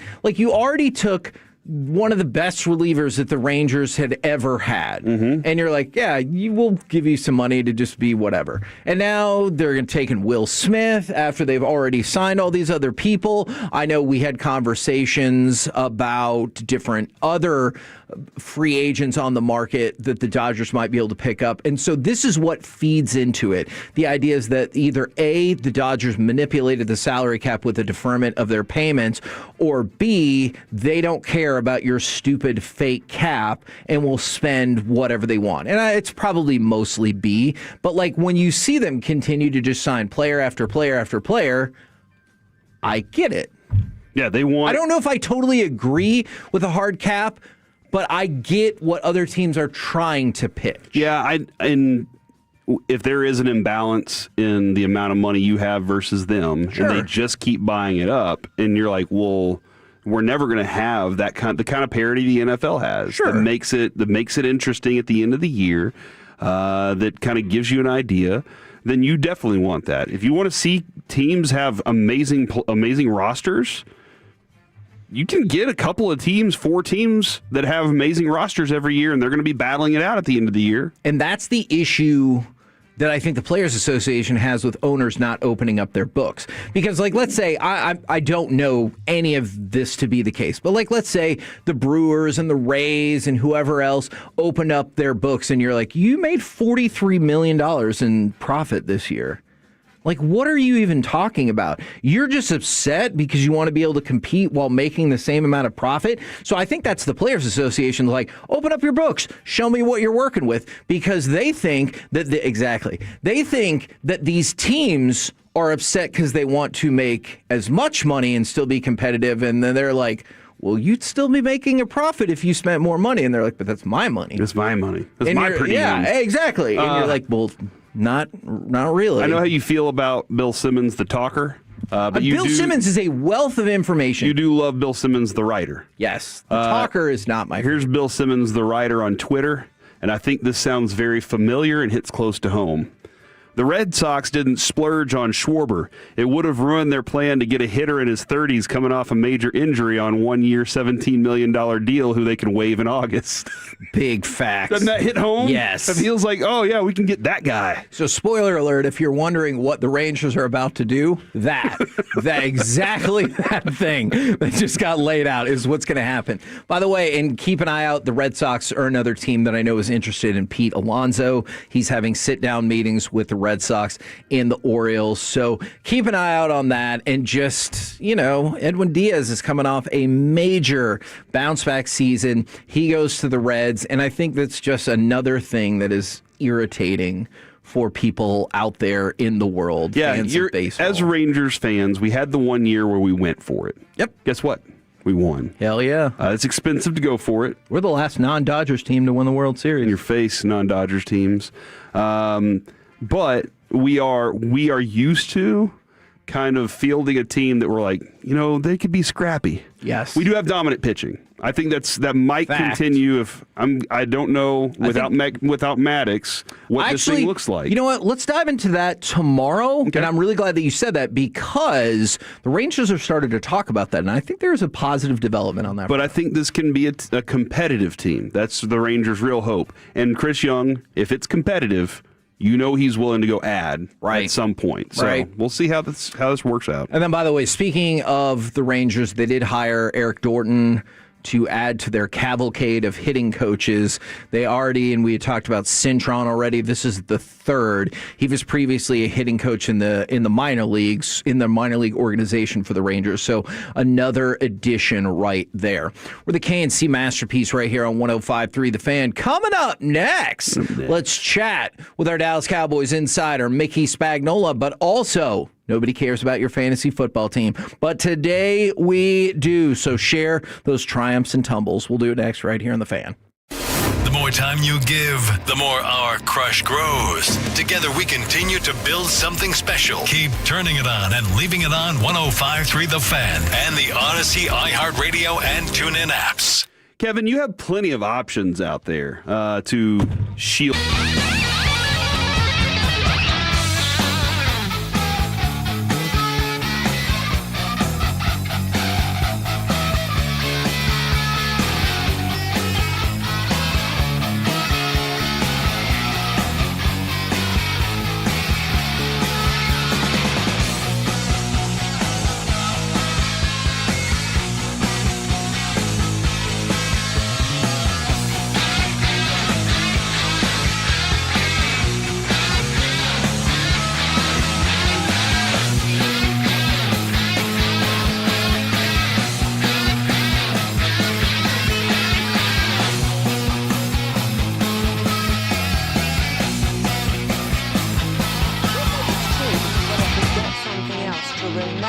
Uber Eats has those.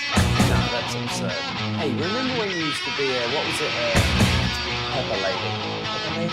Wasn't it cinnamon sticks? Those are those. Nutmeg Lady? No. You said that. This is Spice Girl. Doesn't sound right. What's it sometimes called?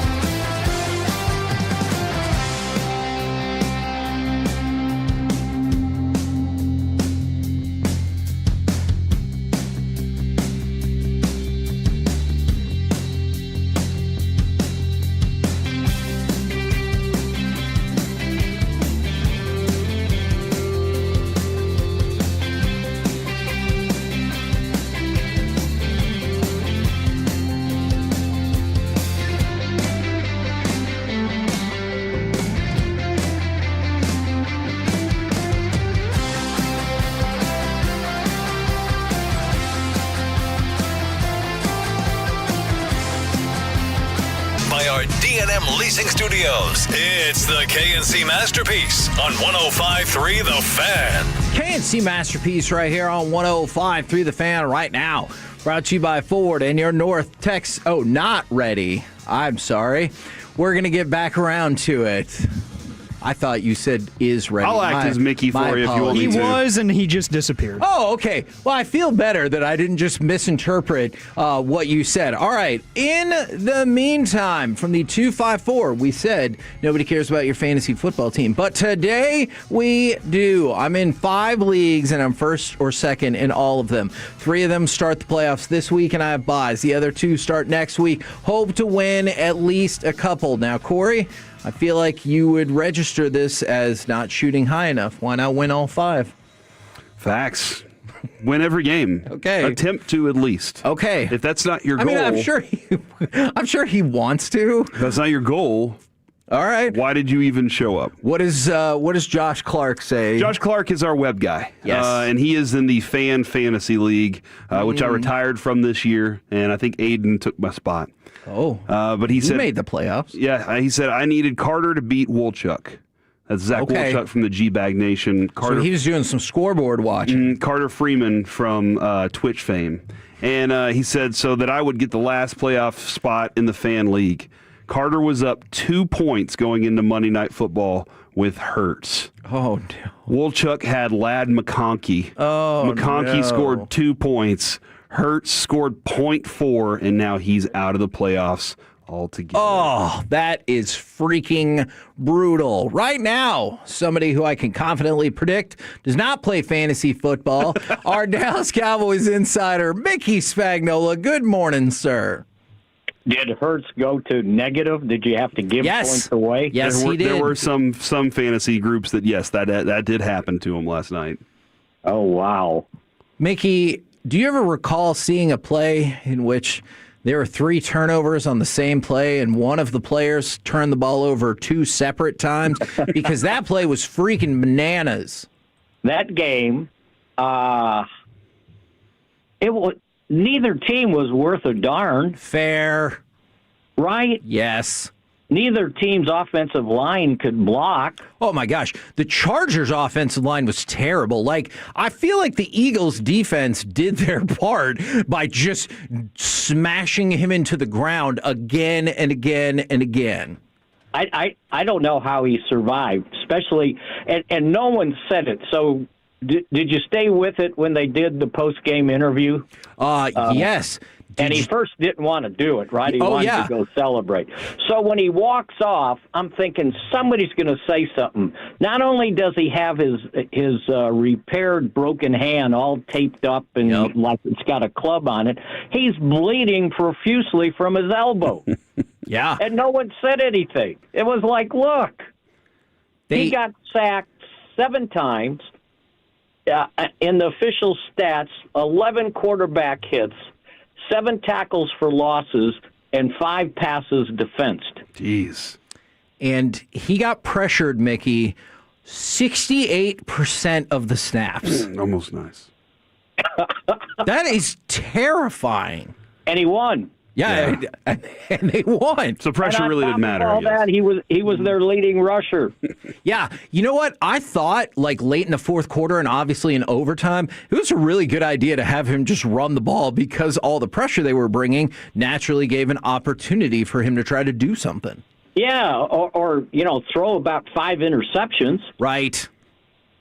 Yeah, that sort of like Hurts with 4. Yeah. Although, and a lost fumble. Yeah, and that was a bad performance by Hurts. I thought it was a bad performance, and I don't feel like I'm saying too much here, for A.J. Brown as well, who I felt like was responsible for one of those interceptions and also responsible for not catching the best pass that Jalen Hurts threw all night into the end zone. Right. That was... Oh, my gosh. It was a mess. It was a mess. But... the good news, Mickey. It helps us. I know. It all helps the Cowboys now. And I know Schottenheimer said, I might see when the game's final what the score was. Right, yeah, right. And I appreciate all of that. But if you're realistic about the Cowboys' playoff chances, you need the Eagles' losses to keep piling up. It keeps hope alive, right? Yep. And, you still got to take care of yourself, but you also need help like that. And when the guy's getting ready to throw the game-winning touchdown pass, and Hart, is it Cam Hart, the DB for the Chargers? Was it Hart? Yeah, it is Hart. Okay. Well, no, he dropped off. Oh, yes. Goddard tips the ball, and I know Jefferson gets credit for the interception, but if he doesn't tip that ball, Dotson had beaten Jefferson badly. It's a touchdown. Yeah. They're winning the game, right? You're right. That was a great play, and I remember thinking, at the very worst, he's getting down to the 1 or 2 yard line for 1st and goal. But you're probably right. He probably scores a touchdown. That was an awesome play, and good leap right there to get it done, too. Yeah, because he leaps at I think it was around the 5 yard line, tipped the ball, it gets intercepted at the 2 or 3, whatever they gave him credit for. And yeah, what a game. I mean, it deserved to end in a tie. Yeah, I definitely thought that's what was going to happen. And then I would have to go back to the... Yeah, that would change everything. Yeah, then I would have to actually figure out real tiebreakers instead of being like, well, they don't have the same record. Now, as far as the Cowboys, like if we're talking about issues with offensive line, I saw this stat and I immediately thought about how it translated to offensive line. George Pickens went into that game averaging 10.9 yards per target. But in the pass game against the Lions, it was down to 4.1 yards per target. And I naturally thought that is, at least in part, a byproduct of not really having a lot of time, Dak that is, to throw the football. Yeah, and I'm not big on targets. Yes, I remember that. Could there be a pass that they threw away and it went his direction? Sure. Or a bad pass that gets a target. So, yeah, look, it wasn't a great performance by the Cowboys' offensive line, obviously. Dak got knocked around like a rag doll. And it's a good thing he's got extra time to recover from the beating he took. But he still threw for 376 yards. So whatever those targets are, right, and they still scored 30 points, and it should have been more. They got to stop teams from scoring 40. Right. So yeah, that's kind of sad. I think sometimes we get caught up on all the stats that get thrown out there and the targets and percentages, but just use your eyes. Yeah. Couldn't get off the field. It was phenomenal. 376 yards. And we're picking on the wide receiver and the tight end. Yeah. And they lost CeeDee Lamb. So how did all that happen? Yeah. No, I'm with you. The defense left much to be desired. Jerry talked a lot this morning about the running game and how he didn't feel like they were effective enough. And Kevin, I pointed out 67 yards, a touchdown, but it didn't seem like they created a lot of running room throughout that game. No, and that's one of the reasons why you end up with I want to say they had double-digit third down opportunities. That's because you're not playing. They were 6 of 15 on third down. Okay, that's a lot of third downs. That's a lot of third downs. Which what does that mean? You weren't doing very well on first and second down, and you weren't running the ball worth a darn. Now, give Detroit credit; they got a pretty good defensive front. They like to bring pressure. I get it, and you're on the road, and sometimes. When you're on the road, and I'm not trying to make an excuse, but when it's loud in a stadium like that, your offensive line sometimes is off a tick because you're not hearing the clap or whatever, right? While the other guys basically are watching the ball. Which, by the way, this thing the Eagles do before they snap the ball with the right guard violently tapping the guy and then throwing his arm forward. Yeah. How is that not a false start? The Eagles, sometimes I usually focus more on the tush push and not getting those false starts called, but that's a great point. I mean, it's violent. Yeah. So what part, if the quarterback did that with his hands or his arms, they would call it a false start. But the right guard gets away with murder with that violent push when he throws his arm forward, right? I don't get that. I see other teams, tap the center or something like that, but this is like he's striking them. So anyway, sorry I got off on a tangent. Oh, yeah. That was an awkward pause, but I get what you're saying.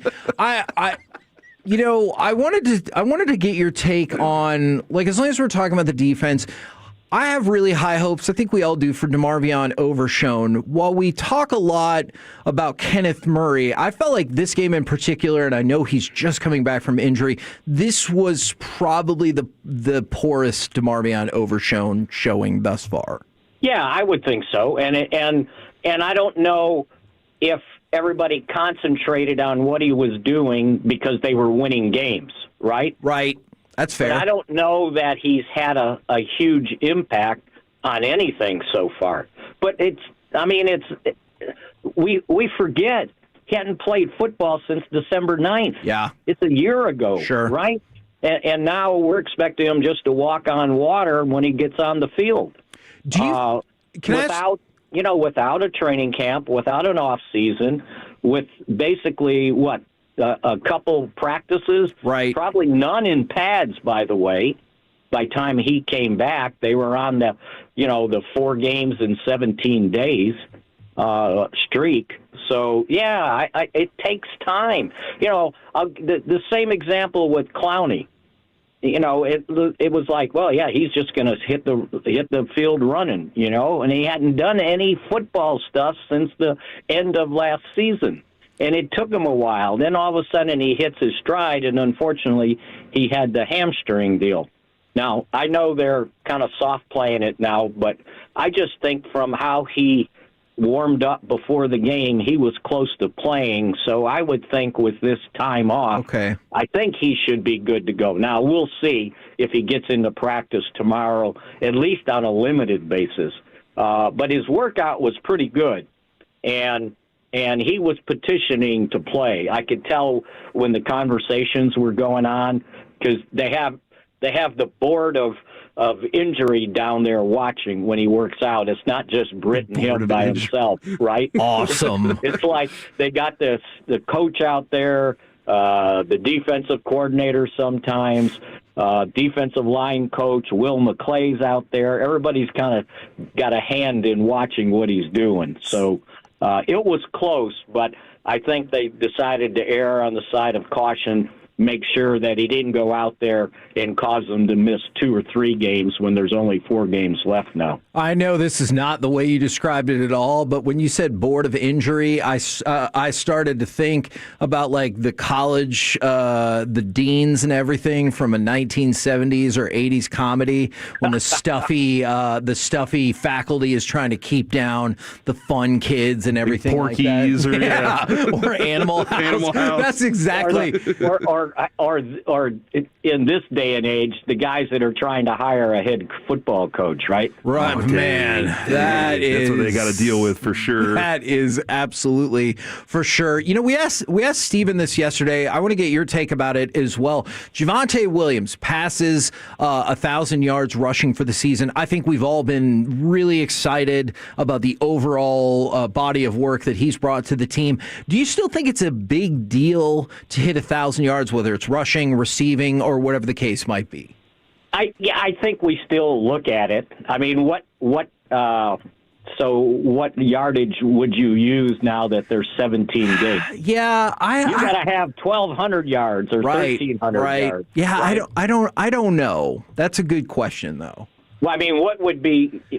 I'm sure there's a percentage out there of what's 1,000 yards in a 17 season. How does that compare to the percentage of 1,000 yards in a 16-game season? Because 16-game season, 1,000 yards, that's less than 100 yards a game, right? Yeah, yeah, way less. And so, like 1,275 yards to me would be 75 yards a game, and that feels really impressive. But I realize that's not a fun number to go, oh yeah, he passed 1,275. Like, that's not a thing that I think people would care about.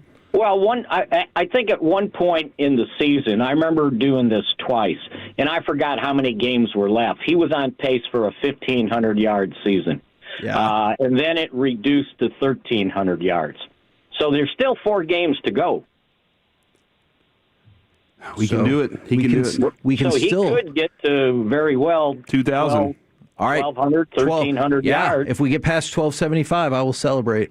Pizza party? And I went back and looked, and the Cowboys have had a 1,000-yard rusher in 10 of the last 12 seasons. Let's do it again. And, this is a little factoid I thought was fun. Javonte joined Tony Dorsett, Darren McFadden, and Zeke as the only 4 Cowboys with 1,000 rushing yards in their first season with the team. And the dude has just come in and done his job quietly and been a great teammate on this thing. Absolutely. Yeah, and Emmitt Smith would have done it too. Right. If he had gone to training camp. Right. Because they kind of regulated his snaps in the first couple games. And then the offensive coordinator, David Shula, I think at times forgot that he was a first-round draft choice. And he wasn't giving him the ball. Right. And Jimmy had to go to him and remind him that, hey, this guy's got to touch the ball. And it's like, he shouldn't have to do that, because I remember one game he might have gotten, and this would have been more than halfway through the season, he might have got like 10, 12 touches, and after the game somebody asked him about his production, and Emmett goes, well, it's kind of hard to rush for 100 yards in a game when you only touch the ball 12 times, whatever it was, right? Yeah. And I think Jimmy heard that, and I remember after one of his press conferences something about, being able to run the ball, and I was walking down the hallway with him and said something about what Emmett said.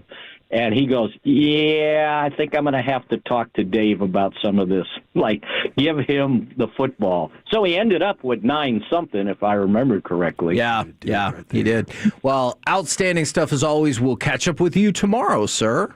All right, talk to you. See ya. There you go, Mickey Spagnola from DallasCowboys.com. We're the KNC Masterpiece right here on 105.3 The Fan. Coming up next, it's time for AM on the FM. We got the question of the day plus prison drones. They're not what you think. Next on The Fan. Take us with you wherever you go. Now,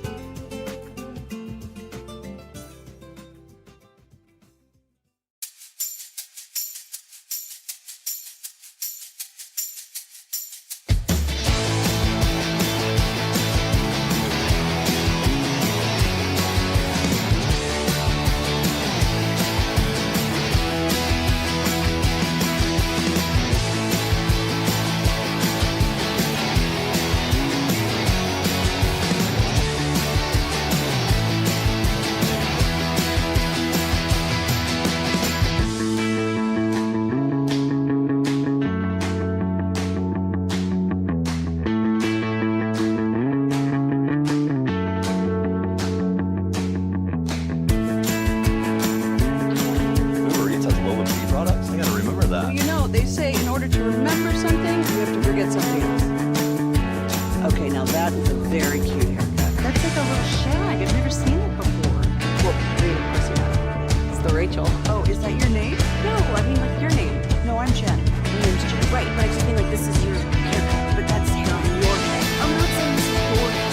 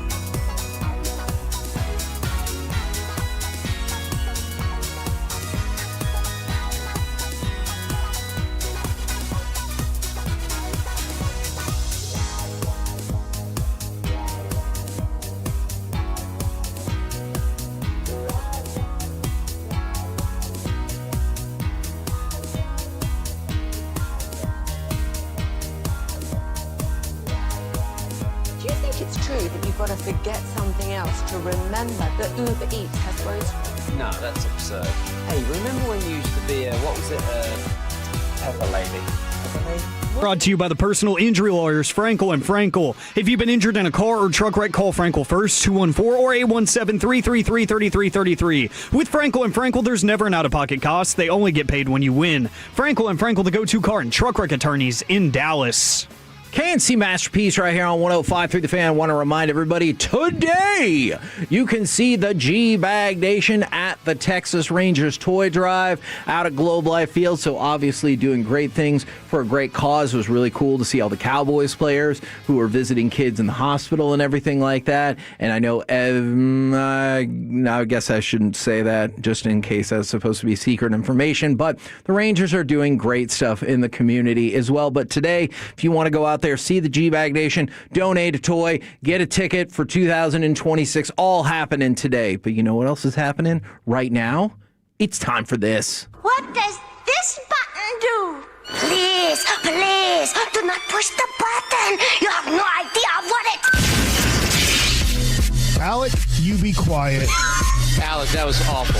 1 for Alec, 0 for Peyton. Don't you dare touch that dial. Don't you dare do it. It is time for AM on the FM. My name is Alec Medford, the man that they call the Pride of Mansfield, Texas. Yeah. 877-881-1053. That is the Frankel and Frankel Injury Attorneys text line to answer today's question of the day, plus a prison drone story that I don't believe it, but hey, The police department put out the report that it happened, and it's amazing.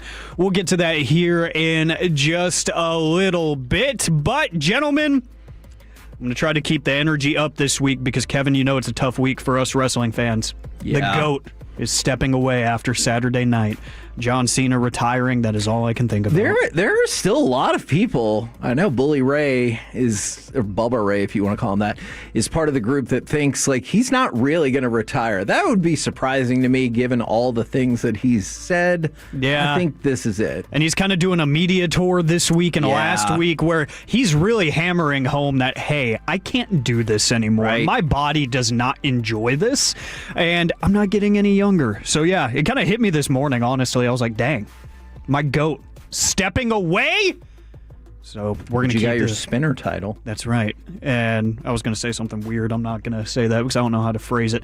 But, yes, we will be celebrating on Saturday, and we will keep the energy up because we go to the National Day calendar. I know you missed it yesterday. I did. Today is National Christmas Card Day. Your favorite, Kevin.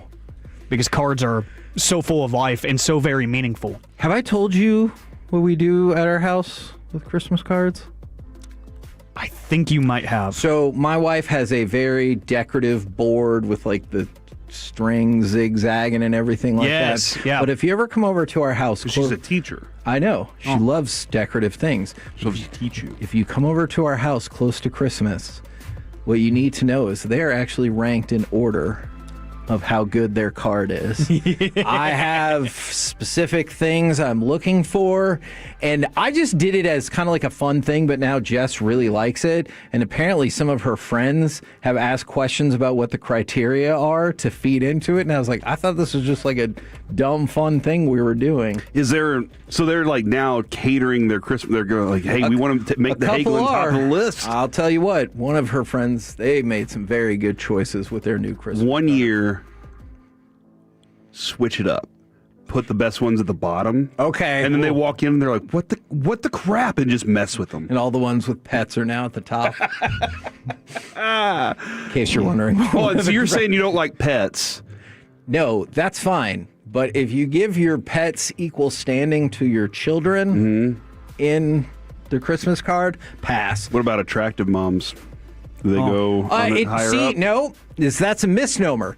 It's not attractive moms, it's attractive families. If you have an attractive family, you're going to go higher up. Look, it's just the way it is. Yeah, there's been families, Alec, and let's just face reality. They've hit their ceiling. They've done the best they can, but they're just not a good-looking family. They've done a great job with what they got and structuring their Christmas card, but they have gone as far as they can. Oh, man. Wow. I mean, you said the quiet part out loud. Oh, there's a lot of other things. Man, commercial breaks. I love them. But it is also National Weary Willy Day.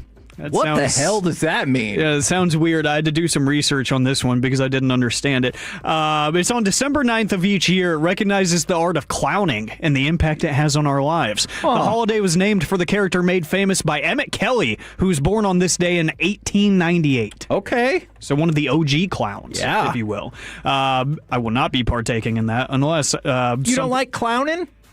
I mean, it's appropriate at certain times, right? You know, I feel like this segment, too, because I'm really just clip farming for Friday at 1:30. That's all I'm ever doing at this time of the day. Monday through Friday, 11:20. It's just Masterpiece of the Week Junior is what we're doing here. You're welcome. In real time. Thank you, Corey. But the most important one, National Pastry Day. Ooh. National Pastry Day. So the elite pastry is what? 877-881-1053. I got to know. And I'm hungry, too, so this might just inspire me. Yeah, might just inspire me. Man, this is tough because the Danish pastry is amazing with the cream cheese right in the middle. I do eat the outside of it first, and then I go and eat the middle of it because the middle of it is where the best flavor is. Mm-hmm. There's a little flavor on the outside, but once you get on the inside, Kevin, that's where all the tastiness is. They've constructed it like that, and they're like, on we purpose. thought this through. Yeah, that was God's plan. Then there's the streusel. Streusels are great, or strudel if you want to be fancy. But the croissant. Oh, what? How are you going to be if you want to be fancy and then say it like that? Croissant is the best way to go because you can do a lot of different things with it. You can make it an egg, bacon, cheese sandwich if you want. You can fill it with Nutella. All sorts of options with the croissant. Macaroons are elite. You're right. Macaroons are amazing. But there's two different macaroons. Okay. There's the one that's like the little cookie thing with the little filling inside, and they're like pink and light green. See, that's what I think of. And then there's also like the coconut macaroon. And I don't know what to like. It's just all coconut and butter, and it's just mashed together in a shape. Geometry. I like it. Okay. Just any shape. It's kind of like flat on top and round on the side. A cylinder, if you will. Okay. But it's a right. short cylinder. Okay. I don't know what to call that. A cylindrical. Okay. You took the off. Gotcha. I don't like what's going on here. It. I don't like what's going on. I'm going to try to pivot. I'm going to try to hit the pivot here. I'm a big fan of the cannoli myself. I do think the cannoli is a delicacy. Is that the one with it kind of looks like kind of like a soft taco, but it has cream cheese in it? What? Yeah. What's it called? The cannoli. I think it's like it's like a taquito. Yes. No, it's like a taquito. No, the outside with of it's cream supposed to in be crispy. It's a crunchy like a thing, taquito. But it does have like a taquito. Yeah. You said soft taco. I was still no, stuck but I on meant that. in terms of the wrap. I was stuck. Yeah. Now the inside's creamy stuff. Something. But it's like not good cream. I want something that's sweet. That always tastes bitter. Okay. But I understand what you're saying. A lot of people do like those, the cannoli, if you will. I don't know why I don't know when if you I've said had that. a cannoli. They're great. I just like the idea of Corey going grocery shopping with the family. He goes, that right there, the not good cream. Yeah. Stay away from it. That's terrible cream. That sounds like me, like growing up 10 years old. Like, nope, that's the not good one. Don't do that. Like, it has a name. Okay. Jeez. Real quickly, somebody did ask about the cronut. I don't know if I want to completely put that in the pastry option yet. Okay. Yeah. It's still in a category of its own, Alec. And we did bring the cronut to America. That's right. We introduced the world to it. Hold on. Okay. I got you. Did you know of the cronut until I told you? I did. Lies. I did. Eli. You held it from us? I did. I thought, I was like, I don't know why. I was probably because of some of the things I listened to. I was picturing you as like on a ship coming overseas and you're like, we holding it at the very front of the ship. Cronut to America. I was listening to something about the Pilgrims. That's probably why. Sorry, that's on me. That's on me. Right, man. More Pilgrim talk. Yeah, the Jesus podcast and the Pilgrim podcast, they go 1 and 1A in the Hagelin household, is what I'm hearing. Oh, man. From the 641, soft tacos are for sure great pastries. Yeah, there you go. But it was like yesterday. Yeah. Alec, I don't know if you caught up. We had a great interview with Stephen Jones. Yes. I don't entirely know if he followed my line of logic when I said, is it harder to track like a concussion versus somebody having a broken arm? I was just saying, like, in terms of this is an injury that you can see like with a cast and we're looking at the x-rays and everything as opposed to like, but how do you feel? And he was like, well, I don't know about a broken arm. And I was like, I'm not trying to say they're the same. So maybe one day you can revisit that with him. Yeah. But probably he loved the idea of a Twitter burner for somebody named Jeevan Stones. He did. He said, you guys are killing me today. And after a loss, too. He kept it light. Look at that. Mm-hmm. Let's see. From the 214, croissants, in my opinion, are by far the best, Alec. And I can't hear it the same way after Corey did that. And somebody also asked, how do you spell it the way that you say it's it, French. Corey? It's French. I think Corey would spell it CROISSANCE.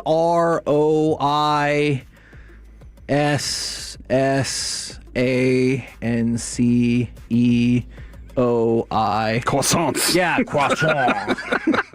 Too many vowels. You started off really strong. You need a lot of vowels in there. My sense of humor is so broken. He's 6'8" because of you guys. I eat the hell out of cronuts. I just had a chocolate and glazed one. I swear. What? Yeah, that sounds lethal. That sounds so good. He good. edited that one. I did. I've edited a lot, but I do appreciate your text. That sounds like an out-of-body experience that I need to experience, if you ask me. I've just had the standard glazed cronut. Yeah. I need to start getting some different flavors going on. I don't think I've ever had anything that wasn't a glazed cronut.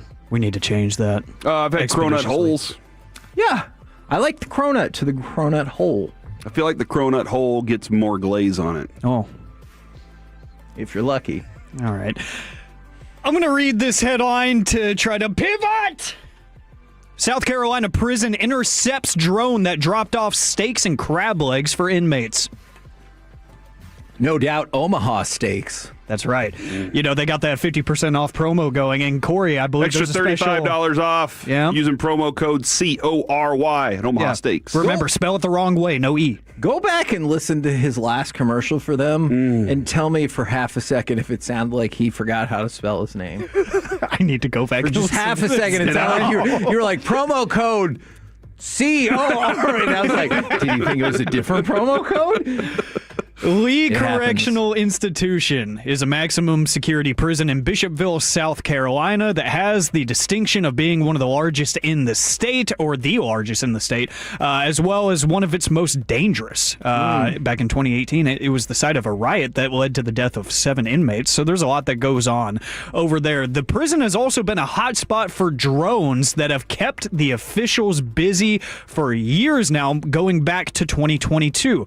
According to a local news outlet, WLTX, Lee was the site of another drone delivery that was confiscated by guards who discovered some relatively standard fare in the form of marijuana and cigarettes, but some unsuspected items.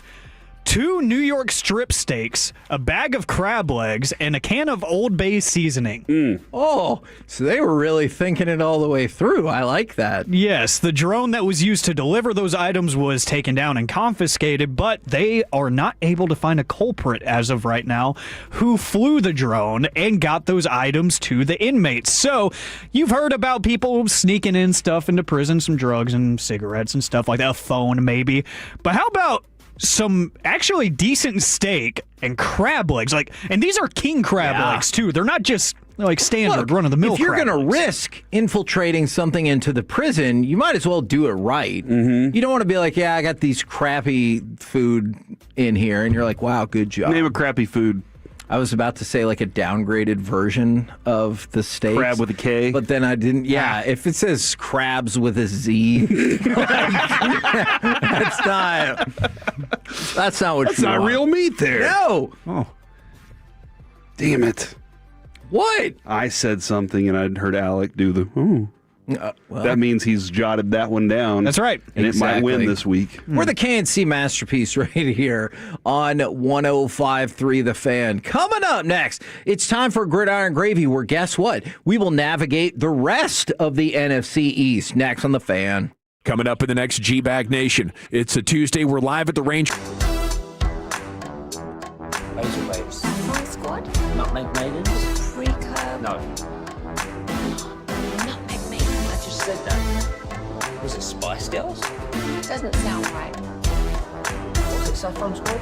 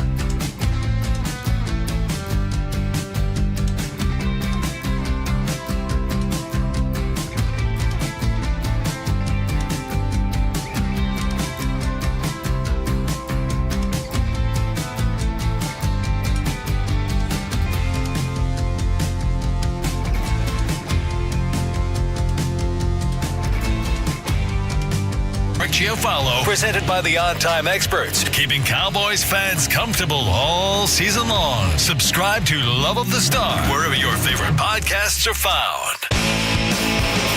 This segment is brought to you by Classic Chevrolet. If you're in the market to upgrade your vehicle, get to Classic Chevrolet in Grapevine. Back-to-back #1 Chevy dealership in the world. They've got more new Chevys than anyone, all priced to sell. Visit ClassicChevrolet.com. This is Texas. This is Classic Chevrolet. Together, let's drive. Based on new Chevy registrations 2023 and 2024. Okay, first down and about 12. And Smith hands it to Jenny in the end zone, and Ezeraku might have him in the end zone. Ezeraku got through, and it's a safety. Ezeraku's penetration stopped Jenny in the end zone, and Jenny puts both hands on his head and says, "What have I done?" K&C masterpiece. What have I like done? that. Right here on 105.3 The Fan right now.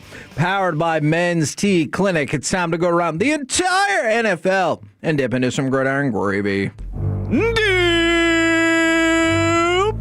Dip it and rip it. So what I would really love to kind of dive into here is go around the rest of the NFC East, but there are still a couple of things that we need to bring up. It's a big day for old NFL players. The Bucs signed JPP after a tryout. He hadn't played in 2 years. And then, I'm not going to say it, and then Phillip Rivers, he got a workout with the Colts, not only because of the injury that they suffered, but also because Riley Leonard is questionable. So it might be a situation where workout, sign, we need you to play. Dude, they say Phillip Rivers still has it. He's been keeping in shape. Still has what? Phillip Rivers. Because NFL.com put up an article and it said it would delay the Hall of Fame. Oh, yeah, I can see that. Delay it for what? Are you suggesting... Is his family going to go visit the Hall of Fame? Are you suggesting that he is not a Hall of Fame quarterback? There is no way Phillip Rivers is a Hall of Fame quarterback. Why not? Because there was no time when he was looked at as the best of the best. He was always there in the second tier. Romo West does not belong in the Hall of Fame. Wow. Do you think he's a Hall of Famer? Not really. Okay. But when I say they say he's still got it, the whole concept of it is Phillip Rivers can throw you into games and throw you out of games. That's exactly what he is. He has the ability to really get things going, but right when you get it going, you got it cooking. You're like, okay, here we go. He's like, Phillip time, baby. Right. And he throws that interception or overthrows somebody that you're like, well, you didn't have to do that. And he's like, oh, but I really wanted to. And for the person asking what happened to Anthony Richardson, he hurt himself with one of the stretching bands that they use before the game. It popped back up and hit him in the eye. Eyes and hurt. So, he probably isn't going to play again this year. All right. Dallas Cowboys. Their game against the Lions drew 19.39 million streaming for Prime Video. That is a new record for most Prime Video streamers on a Thursday night game. No, that's insane. Obviously, the 57 million we saw on Thanksgiving was a massive number. Don't discount how popular linear TV still is. But the fact that you got almost 20 million people watching on Amazon. Yeah. And again, Cowboys break another record. And unfortunately, they do it on a big stage and lose. Right. But I wish we were breaking records for good things. But you tune in for the Cowboys for that reason. Yeah. As a fan or to hate. Yeah. Yeah. That's what they've set themselves up as. All right, let's stick with the Cowboys right here. Brandon Aubrey, the first kicker in NFL history to hit 3 field goals of 55 yards plus in a game. He hit from 55, 57, and 63, and that's great, and I'm glad we have such a weapon, but wouldn't you love it so much more if they could advance the ball down the field and score touchdowns? Yes, I am very serious. I would love to hear Bill Parcells' perspective on this. The old head coaches who were all about field position. Yeah. It's a boring game. All right? It's boring whenever you punt because you're like, hey, we want to put them on their 10-yard line. I get it, but it is strategy because if you shorten their field, now you've shortened yours on the way down. If you can get a stop, if you can get the ball back, now you're in their area. But I think nowadays with the way offenses are built, you're just like, air it out, baby. Let's go score. Let's go put 43 on the board and go home. But the world of field goals, awesome. I know that Brandon Aubrey is a weapon. I want him to be a weapon only when I need him. I don't need him breaking any field goal kicking records unless I need him to win a game, which I think I do have faith that he can do that. I've seen him do it too many times. By the way, man, multiple people jumping in here and saying, what if he wins the Super Bowl? If Phillip Rivers comes out of retirement and wins the Super Bowl with the Colts, you're damn right he'll go in the Hall of Fame. He should take Matt Stafford's MVP. He should take a Hall of Fame next year. Just be like, you know what? Bypass everything. Put him directly in. I could kind of see that. CeeDee Lamb. He joined Justin Jefferson as the only two players in NFL history with at least 550 receptions and 7,000 receiving yards through their first 6 career seasons. So I realize the game has changed over the years as well, but still, heck of a number. Now let's add to that. He left early with a concussion, but he was having a crazy first half, 121 receiving yards. That was CeeDee Lamb's 26th game of 100-plus yards, moved past Tony Hill and into second place all-time with 100-yard games, only behind Michael Irvin, but he has a long way to go to catch Michael Irvin, who had 47 games of 100-plus You think yards. he can do that? Yes. You think by the end of his career? Yes, I do. How many fans out there are like, he's not going to be here that long?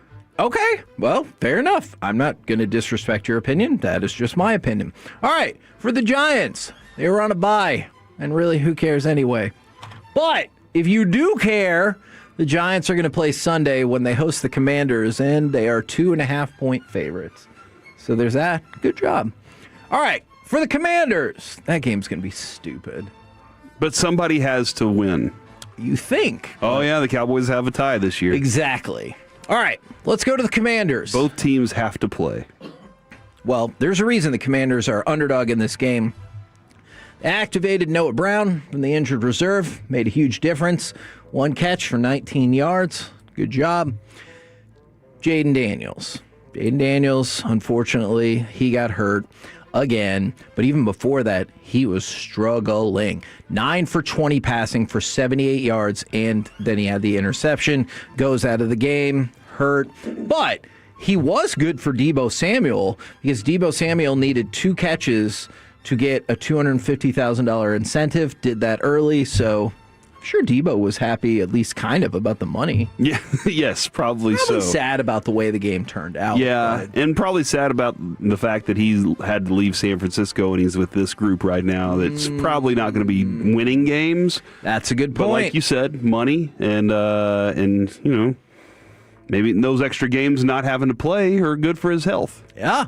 Now, one more thing for the Commanders, and this shows Jaden or no Jaden, they have a lot of problems. J.J. McCarthy, and we're going to talk more about him, I'm sure, as the week goes on. He came into that game with 6 touchdowns for the season passing and 10 interceptions. Really? And then in that game, no interceptions, 3 touchdowns. He had 2 TD passes in his previous 3 starts combined, but he was able to drop 3 on them. And so he might just be improving, and I don't want to discount that, but the Commanders' defense has also had a lot of problems this year. Yeah, this is the thing. I think that J.J. McCarthy is going to have a decent game against the Cowboys. Okay. Because I compare the Cowboys to the Commanders when it comes to the ability to pass all over them.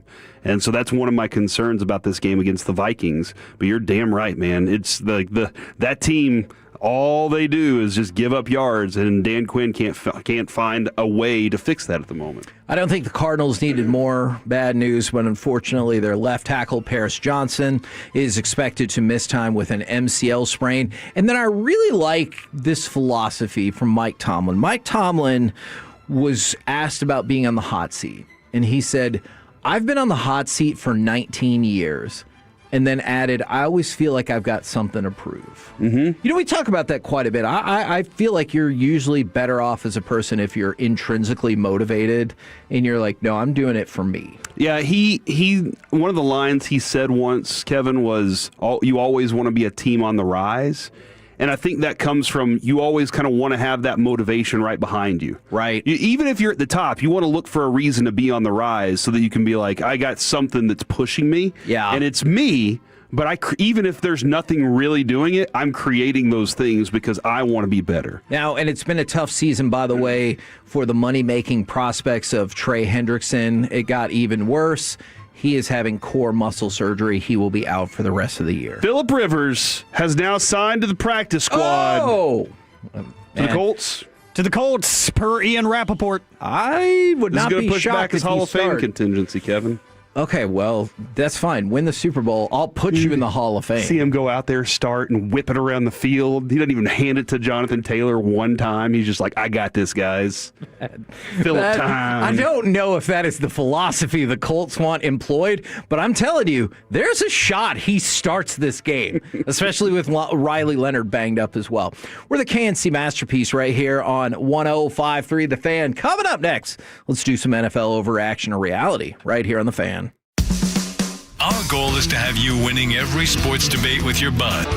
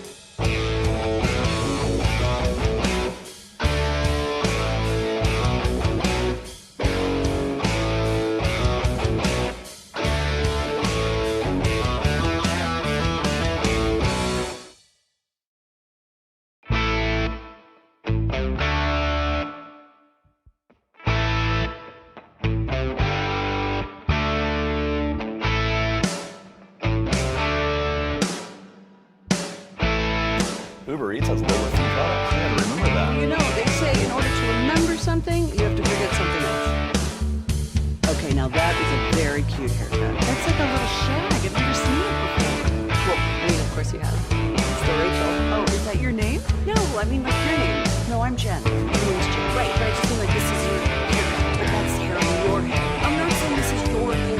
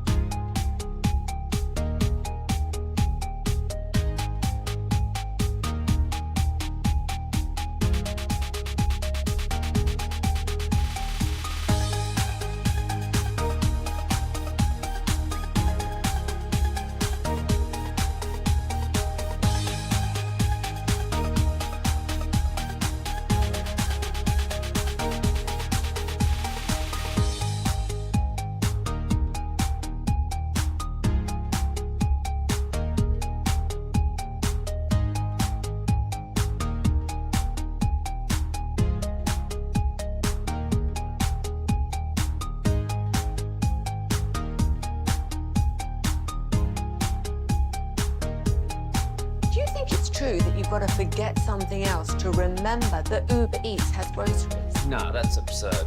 Hey, remember when you used to be Pepper Lady? Pepper Lady? Wasn't it Cinnamon Sisters? Razor Babes. Saffron Squad? Nutmeg Maidens? Pre-Club? No. Nutmeg Maidens. I just said that. Was it Spice Girls? Doesn't sound right. Was it Saffron Squad?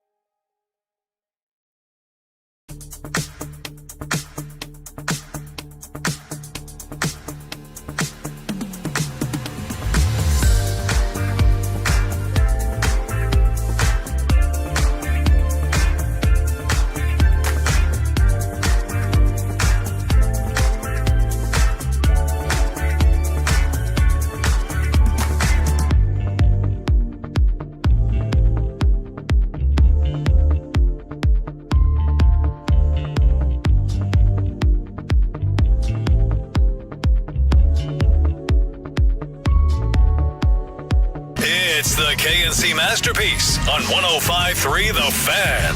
KNC Masterpiece right here on 105.3 The Fan right now. We're going to fire up a little NFL overreaction or reality. Overreaction or reality, gentlemen? Remember, this is about Phillip Rivers? No. Let's go. You think the Dallas Cowboys season is over?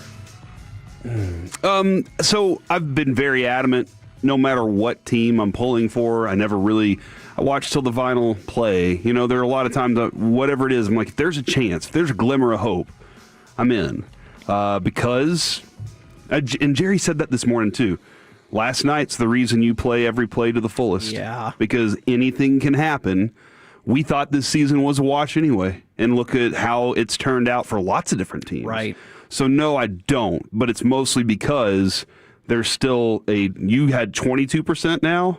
Yep, 22%. Like, even if there's 1%, until there's zero, okay. I don't like to give up. Well, then the Vikings can still technically make the playoffs. I mean, I was still with the Rangers, the Mavericks. I'm always like, hey, there's a shot, dude.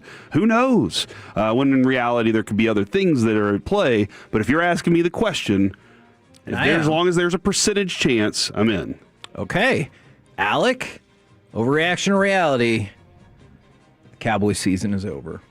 I'm going to go overreaction just because this division is pretty unserious and it's pretty stupid this year, and it's irritating because, I don't know, I would like to know if I'm in or out at this point, and it feels like for the most part the past couple of years with this division, you have kind of known by this point, like, all right. Yeah. Like either the math is telling you or the eye test is saying somebody is clearly better than the rest. I can't say that about any of the four teams in this division, especially the bottom two teams. Philly is just they're such a mess. Yeah. I don't know what to think about them at this point. They need more than an inflatable rabbit. They need an inflatable offensive playbook that's going to tell them how to run actual plays that actually work, because they're too talented to be as bad as they are.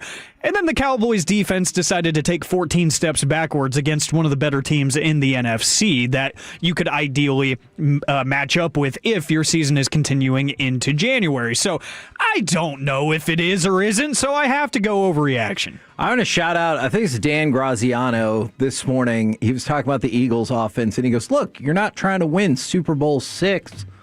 And I just thought that was very, very clever. All right, because I can tell you guys have caught the fever. Overreaction to reality. You were excited. to maybe probably see Phillip Rivers play this weekend? All right, real quickly, from the 806, I am a little bit, but not a lot. So, underreaction. From the 806, I guess Peyton Manning couldn't get out of his media obligations to go quarterback the Colts.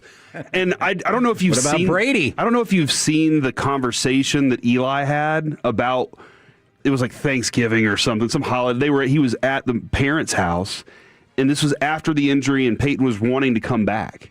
And Peyton said, "Hey, Eli, come outside with me for a minute. I want to show you something." And he said Peyton was throwing the football in the backyard, and he had no clue where his arm was. He had, from the neck injury, he didn't know he couldn't control anything. That's scary. He said for him to go out and win a Super Bowl and do what he did in Denver, compared to what he saw that day, was spectacular.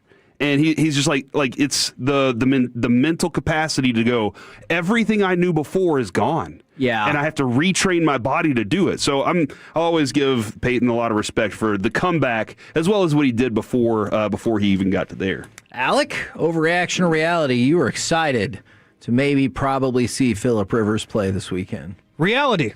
I want to know if it's either going to be amazing or it's going to be terrible.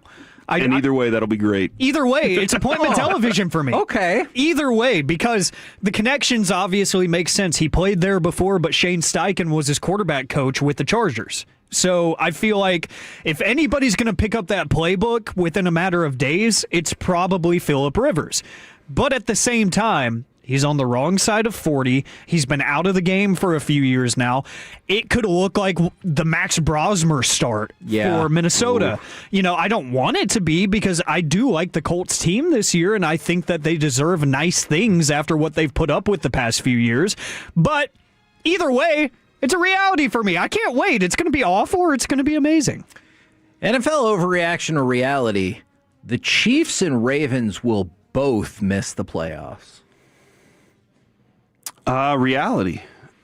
I think you're probably right. There are other teams with better records, and the freaking AFC South has given you purpose here. Yeah. So yeah, I think that, and what you've gotten out of the AFC West from the Broncos' perspective is phenomenal. So yeah, I think there's definitely a shot that both of those miss. But all that being said, I really thought the Ravens would be like, I'm done with this tomfoolery, and they would beat the Steelers, but they didn't. Because Mike Tomlin knows them. He knows how to play a good game against them, and that's just what that is. Alec, what say you? Reality, and it's dumb.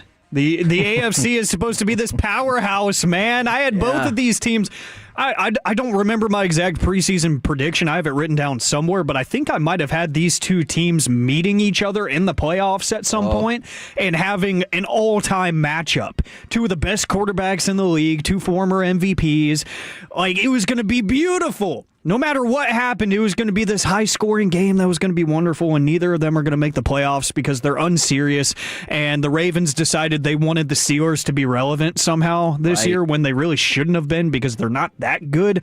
Yeah, the AFC is just, in the most respectful manner, a joke this season because it's everything we didn't expect. Yeah. And I like that. I like parity and everything, but those are the two stalwarts that you expect to be in it every single year because of who they're led by. You used the word unserious, and I think that's an interesting transition into this one. Overreaction or reality? George Pickens' Instagram response to Richard Sherman wasn't that big of a deal. Reality. It was because it's the Cowboys. And maybe because it was him? Yes. If it was CeeDee Lamb, you're like, okay, CeeDee. Yeah. With Pickens, you're like, hey, dude, you don't need to draw any more attention. And I do wonder if people in his camp were like, hey, let's just take that down. It was a story, right? So it wasn't even a post. It was going to come down at some point. Yeah. But yeah, because it's him, because it's the Cowboys, it's going to get a bigger spotlight. But yeah, that response, it didn't need to happen. Right. He could go on the field and make the response. Right. That's what I prefer. But it really wasn't that big of a deal in the grand scheme of things. Bonus question, Alec, from the 972. Do you think that Troy Aikman and Bart Starr were next up on the Colts quarterback list? Yeah, I think Steve DeBerg was on there too. Oh, that makes sense. Steve DeBerg. Yeah, I don't know if anybody can reach him at this stage in his life. He is off the grid. Romo's sitting up there in the CBS booth, and he's like, "Why haven't I getting a call yet?" Yeah. Oh yeah, I'm clearly sick of this broadcast. I'm Romo East. Huh. Is that Rivers East? Rivers? No, he's Romo. You call him Romo West, so he's just Romo East. Okay, but all right. I'm going to go with a massive reality here because somebody asked, I was listening to the Shoddy Presser right here during y'all's show yesterday as I was driving around, and somebody asked a question that Shoddy totally avoided, and I understand why. But I thought it was a good question. Will George Pickens' football life always be analyzed under a microscope? Because the answer is yes. Yeah, because of what happened in Pittsburgh and the character that he does carry himself with. And the answer is yes. And you know Shoddy wanted to say that, but he was just like, the guy loves football. That's all I can say. Yeah. You know, and it's like, okay, we know what that actually means. And it's true. It always will be because of, one, how things went down in Pittsburgh. It wasn't exactly a pretty ending, but he's got this larger-than-life character, and that's okay. I expect that. Yes, I expect that from a wide receiver, for one, but two, even in other sports, you see other big names doing the same thing. Hey, talking head on national radio or TV, you're stupid, and I want you to know that. You see it happen all the time, and it's only a big deal because he's got a star on his helmet. Right. I am more concerned about the ball sticking in his hands. Sure. And him not getting 15-yard personal fouls more than that post. That is very fair. Overreaction or reality, because Trevor Lawrence brought this up, the Jacksonville Jaguars don't get the credit they deserve. That feels like an overreaction the way you said that. Because they haven't really done anything that makes me go, gosh, they're just the best. That's fair. But Liam Cohen in his first year, congratulations. This is awesome. I want to see the completion of it first before I go, hey, Liam Cohen, great year. And then he's got to do it again. And do that, and make sure Trevor Lawrence takes that next step. Like, there's a lot of things, because we've seen this play before, multiple times, multiple head coaches for Trevor Lawrence. So I want to see it play out in reality with this guy multiple times. Alec? Yeah, I'm going to go with a reality here as well. I just saw that Phillip Rivers has also been made available on all fantasy platforms, too. Because he's going to play. You know what? Since you brought that up, bonus. No. Phillip Rivers question. This is a rare fact-based question. Will he get poached off of the practice squad by somebody? That would be hilarious. That would be awesome. Then they have to go talk to Andrew Luck or I don't know. Overaction reality. Phillip Rivers will become the first grandpa to play in the NFL. Wasn't Brett Favre? That is correct. All right. Brett Favre, no doubt planning ahead of time to potentially steal more money. He was a grandpa when he was in the NFL. Don't you think it's weird, the idea of a grandpa sending D pics? Thank you. I'm just going to go back to the original NFL overreaction or reality question, This Kevin. is your fault for bringing Phillip Rivers back up. Sorry, I panicked when I saw that because I have Jared Goff in the one league that I'm in the playoffs, and he has been inconsistent fantasy-wise, so I was like, let me take care of that. By the way, Phillip Rivers' last game that he played in the NFL was in front of 6,000 fans because of COVID protocols. Oh. So, a lot louder environment. Because he used to play for the Chargers. That's also a great point. But yes, reality, Kevin. Okay. The Jaguars will never get the respect they deserve, especially after that AFC Championship game run with Blake Bortles and stuff. People just don't really have expectations for them because they're Jacksonville. Sure. And I hate that this happens because I think Liam Cohen is brilliant, and I think Trevor Lawrence might have some of the best NFL football of his playing career under Liam Cohen. And I think that's a really fun team, and they're not exactly the best roster Travis Hunter's done for the year or two. There's not that intrigue factor with them other than the fact that they're like Kurt Signetti right now. They're like, hey, I win. Google me. We are winning games. That's about all we have to offer for you in terms of excitement. NFL overreaction or reality, you still don't really understand what a catch is in the NFL. Now, John Harbaugh... No, I do. to me. But you're right. In the NFL, I know a catch when I see it. But per NFL rules, because John Harbaugh said, yeah, they talked to me. It didn't really clear anything up. It didn't make it any easier to understand either one of the calls. Obviously, the likely one is the one I know a lot of people are focused in on. He said the rules are as clear as mud. Mm-hmm. And I don't know if you've looked at mud lately, Kevin. Not clear. I have. Oh, yeah, I knew that. So NFL overreaction to reality. Per the NFL's definition, you still don't know what a catch is. Reality. I think so. Because they screwed up. They came out and told me Dez caught it, then they were like, well, we can't go back and play that game. And you're like, yeah, it's 3 years later, y'all admit it. Of course you can't go back and play the game. We're bringing back JPP and Phillip Rivers. You can do whatever you want. Let's replay it now. I'm in.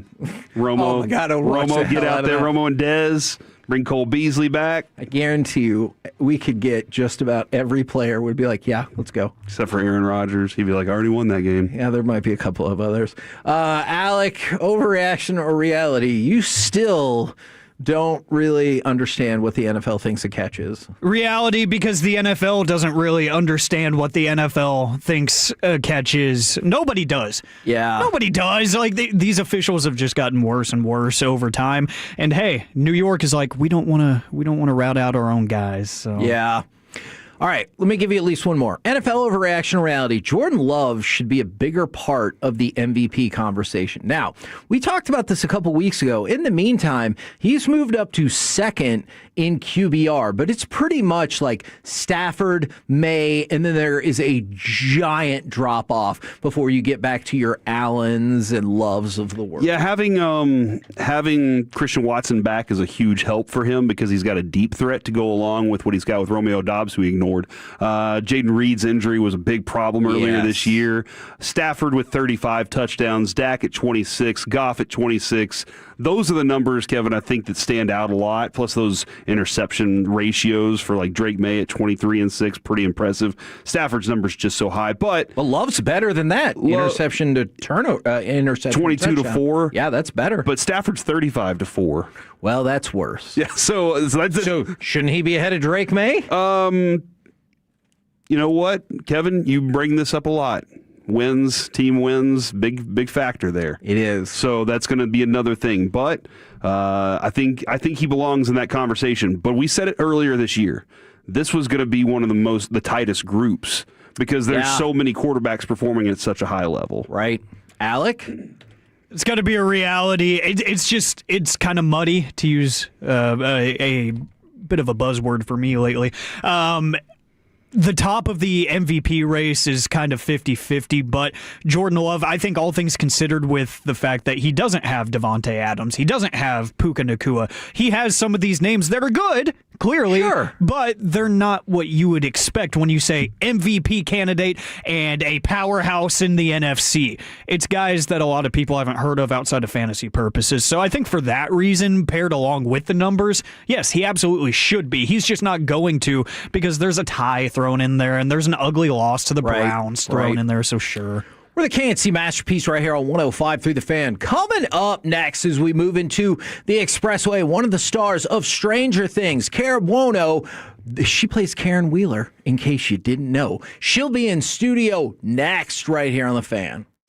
When your friends say, hey, did you hear? You can proudly say...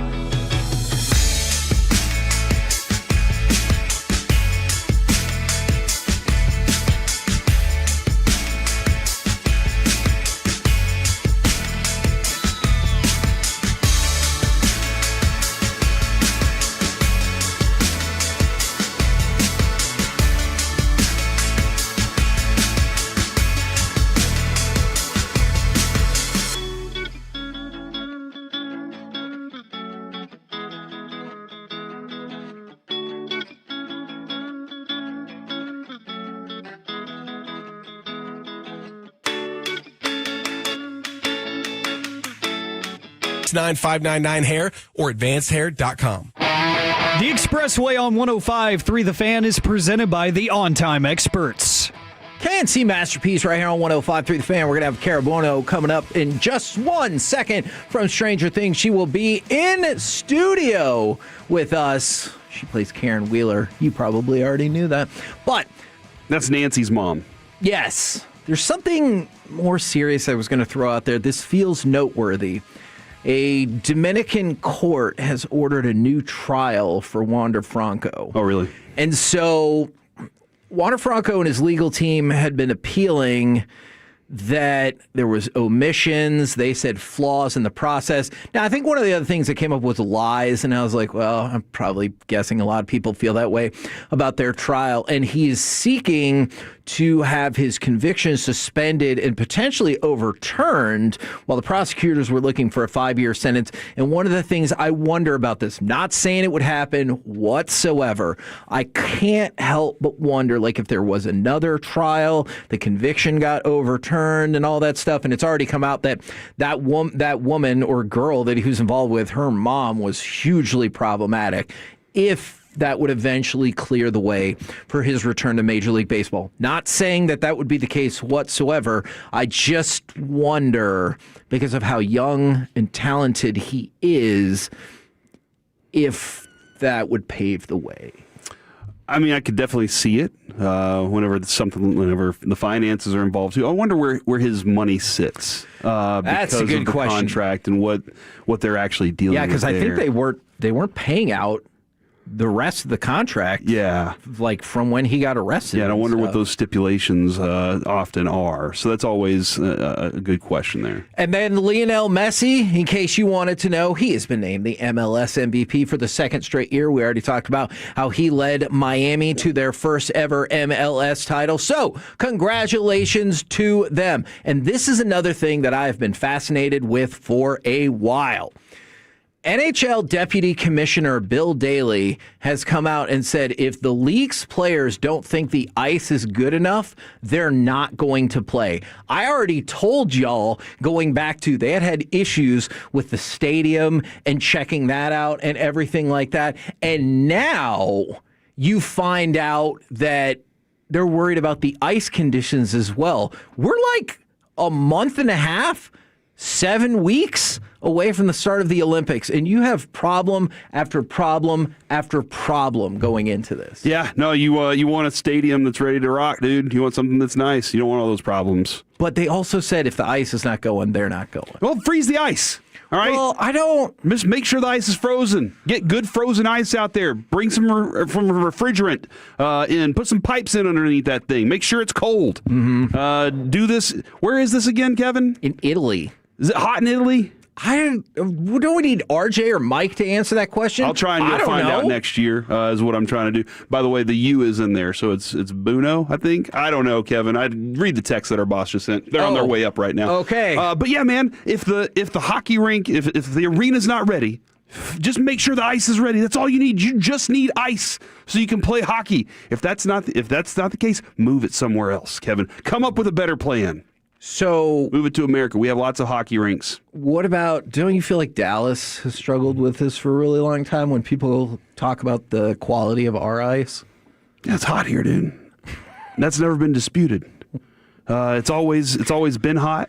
You open that door. What happened in the air-conditioned baseball stadium we have? Mm-hmm. You open the door, hot air comes in. So we got to figure ways out to keep the hot air out. The ground gets hot. So we're going to have to cool the ground outside to make sure the ground internally stays cool. Why haven't we done any of those things already then? We've had this hockey team for 30 years. We're talking about the Olympics can't get it together. We've had this team for 30 plus years. A, it's expensive, all right? B, they've been thinking about moving to Frisco for a while, or Plano. Okay. So they were like, do we really want to commit all of our money to that? All right. Or do we want to just do that with the new stadium? And then I know the next thing he's going to tell me, that's why they're on the road at Winnipeg and Minnesota the next two games, because those are very cold places, and they don't have to worry about that. But they do have to worry about it because nobody has been heating up the ice, see what I did there, better than the Dallas Stars, who have gotten points in their last 10 games. You're going to make it 11, aren't you?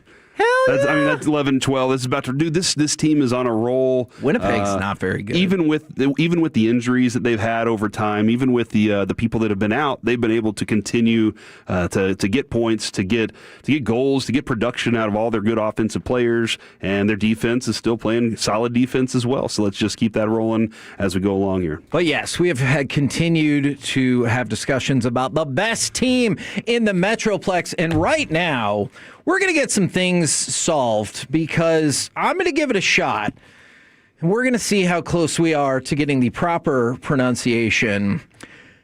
Cara Buono right here on 105.3 The Fan. How did we do with that pronunciation? Hi. Perfect. Yes! Boom! I'm so impressed. We did better than some of the Netflix people, because I saw some Netflix introductions that I was like, I don't think they got her last name perfectly right. So advantage KNC over Netflix. Yeah, thank you very much. No correction needed here. Thank you. Thank you very much for jumping on with us. And thank you for having me. Is this in the right place? Yeah, you can move the mic. Oh, that's better. Yeah, however you like. Now, one of the things we got sent that I think is really funny, but I appreciate it. They said if you could tell people to go to netflix.com/Stranger Things to go check out the show, are you concerned that people are not aware of your program? Feels like it's been doing pretty well. Yeah, I wonder if there's enough awareness for this show, this little show that we have, and I'm hoping people will tune in. So I hope you all tune in, whoever's listening to Stranger Things on Netflix. Netflix.com/Stranger Things, which I actually did go to that actual web address. Yeah. It led me right there. I liked it. I know whenever you start any project, you're hoping it'll be the most successful thing, and I appreciate that. But when was it in the process of Stranger Things that you're like, holy cow, this is a straight up phenomenon? Well, not while we were shooting at season one. I had the best time season one because it was just us shooting our little show in Atlanta and thinking we love the show. We hope people like it too. And it wasn't until I was the show came out in the summer of 2016, and I was actually over in Germany and I was trying to watch it, so I couldn't really tune in, and I was just hearing that people were liking it, and I was trying to watch it as I. Netflix.com/Stranger Things is what she needed to know. That's what I needed. It just built on its own. You know, there was no PR campaign for it. It just premiered and people were drawn to it. Has it changed like your ability to just exist out in the world? Because, I mean, you'd been in, obviously Mad Men jumps to mind, Supergirl. There have been plenty of other things that were very popular that you were in, but this feels like a whole nother level. Yeah, people don't recognize me because I look so different from Karen Wheeler. People look at me, they'll kind of stare at me and they think, why do I know you? Because your fashion in real life is different than your 80s fashion on the show. My hair's a little flatter, a little straighter. It's not as permed. And I think people will then, I'll tell them, I said, I play Karen Wheeler, and they go, oh my God, that's you. But they really don't know it's me. Hardcore fans, though, like especially kids, they know. But often they just think they know me from something, but they don't realize it's me because I look so different from the character. Do you ever just want to go, yeah, it's me, and just keep walking and not give any context whatsoever? One time there was like a Stranger Things pop-up in New York, and there were people just taking pictures, and my husband went over to them and just said, do you want to take a picture with Karen Wheeler? Which was very cute, and they all freaked out. That was really cute. That is nice. Yeah. That is always fun. I mean, I'm a fan of shows too, so I get excited when I see people. Yes. I believe, are you a Wednesday fan? Is that... I am a Wednesday fan. I was a big Walking Dead fan. Walking Dead? Yeah, like I love Norman Reedus. Yeah. I can get that. Who's a good one? Yeah. And I liked his character, Daryl. Yeah. And I actually met him on the way on a plane, and I was so nervous. Actually, I had a flight attendant I said, can you pass this note to Norman Reedus? I don't want to bother him. And the show I was on my way to the SAG Awards in 2016. So, and we all shoot in Atlanta. So I'd heard that they knew about our show by then. And so I was just, on my computer working, and he came over. He's like, hey, I got your note. And I was like, I don't know what do I do? Like I was like so starstruck. It's very nice. Did you put boxes on there? Would you have a conversation with me? Yes. No, maybe. See, I'm going to keep that in mind for my next note passing. I love it. Check the box. It's a little different too. Like when you go to The Sopranos, Yeah. that's already an established show. Exactly. And with already has, hey, we like these characters, we don't know you yet, and how that reception kind of is. That's a really good observation you have, because I've been on Mad Men and Sopranos, but I joined later, like I was at the final season of Sopranos, season 4 of Mad Men. I have actually never been on a show from the beginning. This is the first show I've ever been on, and I shot day 1, scene 1, take 1 in 2015. Wow. Nice. So I really made up for all the time I've never been part of a show from the start. And by the way, it's a good thing that you brought up Sopranos, because people on our fan text were already like, hey, she was married to Christopher on The Sopranos. And I was like, okay. That's right. I was like, I'm not trying to discount any other work or anything, but No, I think there's probably a big Sopranos fan base Oh, with yeah. the sport. Yeah, for sure. Absolutely. My last night I was talking to my buddy, and I was on the phone with him, and I said, hey, by the way, we're having Karen Wheeler on tomorrow night. And he goes, oh, Daniela. And his wife's got this thick Boston accent. And he goes, they're having Karen Wheeler on the show tomorrow. And she goes, Nancy's mom? Oh my gosh, tell her I follow her on Instagram. Oh. So now I've told you. All Thank right. So now you. you know that Daniela follows you on Instagram. Oh, good. I hope she likes my posts. She does, obviously. She still follows. Yeah. All right, sports question then, because you're on a sports station. Yes, I know. Do coaches make players, or do players make coaches? Oh. Ooh, is this a question you ask regularly, or is No. it just a general? Do This is coaches make players, or do players make coaches? I think this works with acting too, because directors and actors, the work that you've done, like adding to. It's so symbiotic. Is that the word? It's like I don't think one makes the other. I think it's just it's like any relationship. It's chemistry. It's a dynamic. It's when you have the right project. So it starts with the writing, and then Carmen Cuba, who cast the show, she got every actor who's on the show, down to the background actors, are all perfect. They're all perfectly cast. Yes. And I think then the directors are. It's just like the most perfect medley. It's like you also you find the people that who get your people that you have like a shorthand with. Yep, that guy. Like you guys, right? Mm-hmm. Yeah. It's just like you don't have to. What the next person's going to say. They pick up the ball. They know how to communicate to you. So I think probably in sports it's the same thing. The coach is like looking out for talent, right? And spots the talent, and then they come and play, and then they challenge the coach to be a better coach. Like, what does the player need from the coach? And the coach learns from the, it's like, it's a two-way, everyone's learning from each other and bringing out the best in each other. That's what I think. Now, I finished this season up to the point that we've gotten. Yes. All right, so I'm already there. Okay. I'm about to get in trouble. He How is do you not feel? yet. Yeah. A 10 out of 10 so far. Oh, I great. love it. My wife, she fell asleep just because she was tired. All right, she was tired. So then we rewatched the last episode last night, and she just. How could she fall asleep? So was it like when? When did she? I'm going to put her on blast. She may have had too many glasses of red. Oh, okay, right? okay, that's fair. Just that one I night. travel with my own wine. But Karen, we'll talk about Karen's a white wine drinker. Yeah, right? that's a good question. Yes, Karen does like her white wine. I think it's because the carpets. The carpet, exactly. Yes, I get it. Does not want to take a chance spilling that wine. Yeah. No. Sorry, these are the types of things I think about. Well, It's and true. We were having this discussion. I have been a bad Stranger Things fan because I haven't watched the new 4 episodes. What? I know.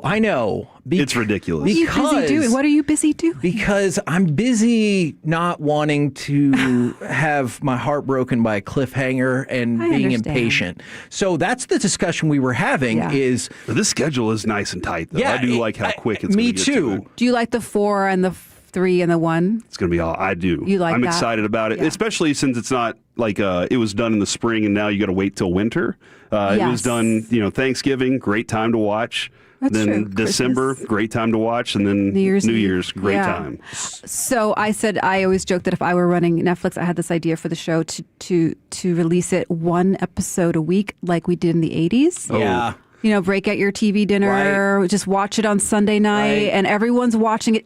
Everyone in the world, or whoever, is watching it at the same time, experiencing it together, and then you have to wait. just kind of like throw it back, like watch it like Mike Wheeler would watch it why the kids would watch TV. Interesting. Do you think I have a job? Have we gone too far? Yeah, we've gone too back? far already. I feel like we're too giving everybody everything they want right away. Well, I just think that's the model we're used to now, right? Yeah. Like we want it, it's also like you, sometimes like there's shows I'm like, I want to wait till they all air because I cannot wait for the next one. So I'm glad that you brought that up. So our boss that was sitting in here and brought you guys up here, him and his wife don't ever start any show until the whole thing is over. I don't think I could have that kind of discipline. That marshmallow experiment. Do you remember that, where you wait, they give you they put out a marshmallow and they tell the kids, okay, if you wait, you'll get more marshmallows, and they see who can wait for the marshmallows to eat them. I do not know that experiment. I mean, certain shows I couldn't wait. Like I just, I want to see it, but I get it. Like I remember I actually was late to Breaking Bad, and I ended up watching, 4 seasons, and those are 22 episodes, 4 seasons in one night. One night? I started like 6 at night. I was up till like 6 in the morning. Wow. I couldn't stop. I did remember, like, when I was late to it also, I caught up the day the last episode aired. So I worked my way until they were like, all right, here's the last episode. And I was like, awesome. I get to finish it up at the same time. So it was wonderful. That show is genius. What do you think about the Fly episode? Because we've had a lot of debates about, do you remember that where Walter White gets obsessed with getting the fly out of their drug-producing den? See, the fact that she doesn't know it straight away. Well, it was a long time ago. It was like 10 years ago. Yeah. We frequently debate still, I still had to make sure I was caught up on all of the seasons of Stranger Things so I could explain the Demogorgon and the Mind Flayer and the Demodogs, Well, speaking of that, you talked about, you were there, Scene 1, Season 1, Episode 1. Can you walk us through, if possible, any of the emotions when y'all wrapped filming, and then are those emotions all coming back up to the surface with the last episode's airing? That's a really good question, actually, because the last day of filming, I was lucky enough to work, and they scheduled it so it was we were shooting the last scene of the whole series. And I was in it, and I was in the second to last take, and I had 2 lines I had to say, and I think that's the worst acting I've ever done because I couldn't speak. I was just very emotional. And, most of the actors were there, the crew was there, they let down all this confetti and balloons and music. I mean, it met the moment. I mean, it was very, very emotional, very overwhelming. And it's been interesting when the show started airing again. We had some time, and I said, okay, I'm kind of moved on. In a sense, like I miss it, but it's been enough time. And then now watching everything and going through it with my friends and fans, it's all coming back again. And also, not every year or so, even though with the pandemic and some breaks, I always know I'm going back to Atlanta, and I go, oh, usually I'm in Atlanta this time of year, and not being there. Yeah, so you know what? I just feel like if you're lucky enough to have an experience that is so meaningful, so creatively fulfilling, and it brings up emotions, and you feel like crying in the middle of the street, like go feel it. Like, enjoy the feels, right? Like Am I going to cry? Is that what you're telling me? I have not cried yet. You're going to cry. I have not cried yet, but that's not a spoiler. I've experienced some emotions. I can say that, but I have not cried yet. But it's so fun to, it's so wonderful to be part of something, to connect with people like all ages, all over the world. Talk to how it's been meaningful to their lives. They watch it with their families, their friends, the cosplay, the fan art. I mean, to be like I said, I've been on a lot of different shows, and the connection that you have with the fans and like other people, I've never experienced anything like this. Yeah, my kid's my oldest. He's about to graduate from high school. He's like, Dad, we got to watch. My middle son, he's in middle school. He's like, I can't wait. He watched it without us. We were like, what are you doing? What are you doing right now? Come on. Yeah, he's getting ahead of us on everything. I do have we talk a lot about card collecting on this show. We do a lot of card collecting memorabilia. We have every year we have a big piece-a-thon where we auction off a lot of stuff and raise money for a couple of local charities. Nice. And so we always do dive in on what would you want from sports world. But if you were to, like, I'm sure you've snagged something off set. From the sports world. I'm sure you've snagged something off set. If you could take, my kids said Vecna's powers, and I was like, what about 11? And they were like, don't want the nosebleed. But if you could take one thing from Stranger Things lore, what would you snag? You mean like that I could? I got a top 3 list here. I'm going to throw. Wait, you mean like a thing or like a power? I say maybe the overhead projector. Like what items? What items? Something like that, or the Castle Byers sign, or the Dr. Brenner's sensory prevention tank. Something like that. Well, I did take stuff from the set. So, I'm very nostalgic. So I took a lot of wardrobe. I even took wardrobe that wasn't mine. I don't know why. I'm like, I'll want this someday. It's in storage, I want this like 80s tracksuit. I took some stuff in the kitchen, from my kitchen that's like very 80s. And you use it in your kitchen now? I don't use it, but I have it.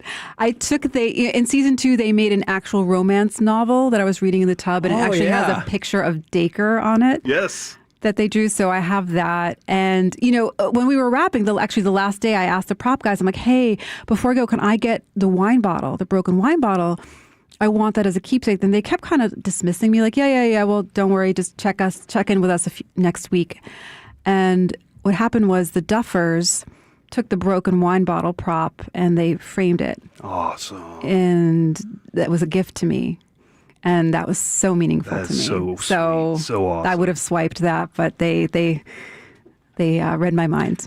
That is so awesome. I know you got a tight schedule. Thank you very much. Thank you so much for jumping on with us. This is such a pleasure. I will rectify the issue of not seeing these 4 episodes sooner rather than later. I promise you, I've been in a lot of shows. As Michael Caine said, he's done like a lot of good stuff and a lot of crap. I will tell you. That's what he said when he won the Oscar. I said, I promise you will love it. It's really good. And if you can promise us you will write on a sheet of paper something crappy that you were in on the way out. We don't have to read it on air. I would really appreciate it. He just wants to know for his own personal. I'll tell you. This is not one of those things. All right, Stranger Things on Netflix. Cara, thank you so much for Thank you for having me. We're the KNC Masterpiece right here on 105.3 The Fan, and we're in the middle of the expressway. So we're going to continue with content. Our good boss might help you out right there. Do you want to go take a picture? Corey, you could go take a picture, and me and Alec will continue with, we'll get to the breaks in just a minute. Thank you very, very much. All right, Alec, we are going to wrap all the way back around to you. Oh, no. Are you ready? No, that is not the energy that I need here. I'm scared. Need positivity. We're going to do NFL overreaction or reality. Are you ready? I didn't get a chance to finish all my questions from earlier. I guess. There's some stranger things happening around here, around these hallways. I'm kind of thrown off, but I think I'm ready. All right. NFL overreaction or reality. Something is still wrong with Lamar Jackson. 100%. There's still something going on. I've been adamant about that. And I think we kind of talked about it a little bit last week too, Kevin, where we were just talking about the Ravens and I don't know what to think about them or that division. By that matter, I think a big part of it is the fact that Lamar still has something lingering. And I pose the idea of that, especially baseball players, they love to tell you, I'm not going to get better until the season's over. Yeah. Like, this is a thing. I need to be off my feet for a month, not a week and a half or out of practice for 3 days and then throwing the football again on Sunday. I do think there's still something kind of bothering him, and then hopefully next year we get regular Lamar back. That would be cool. Bonus question. I'm back. Yay! Okay. You didn't want to walk her out? That wasn't very gentlemanly. But I feel like Tim was kind of eyeballing me on that. He was just like, hey, you need to get back to work. Right? Do you think that's... Back to work sign. Do you think that's why, or do you think he was like, hey, this is my time? All right. To work with the Netflix people. Yeah, even if we're in a commercial break. You'd be like, this is still my time. All right, bonus question. Then I'm going to kick it over to you, Corey. The Ravens shouldn't give Lamar Jackson a big contract extension this offseason. No, I disagree with that. Oh, in your face, Alex. Yeah, dunk on you. No, I think he's a great quarterback. I really do.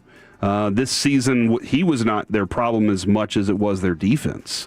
They have to invest there somehow. They have to grow that defense better, and maybe because they don't have enough, money because of the contract extension. But how they can play with money to make that happen. Sure, but he's still under contract for 2 more years after this year. He's just eligible for a contract extension, and I love Lamar Jackson. I just think I would just be like, hey, let's just wait. You know what waiting does, Kevin?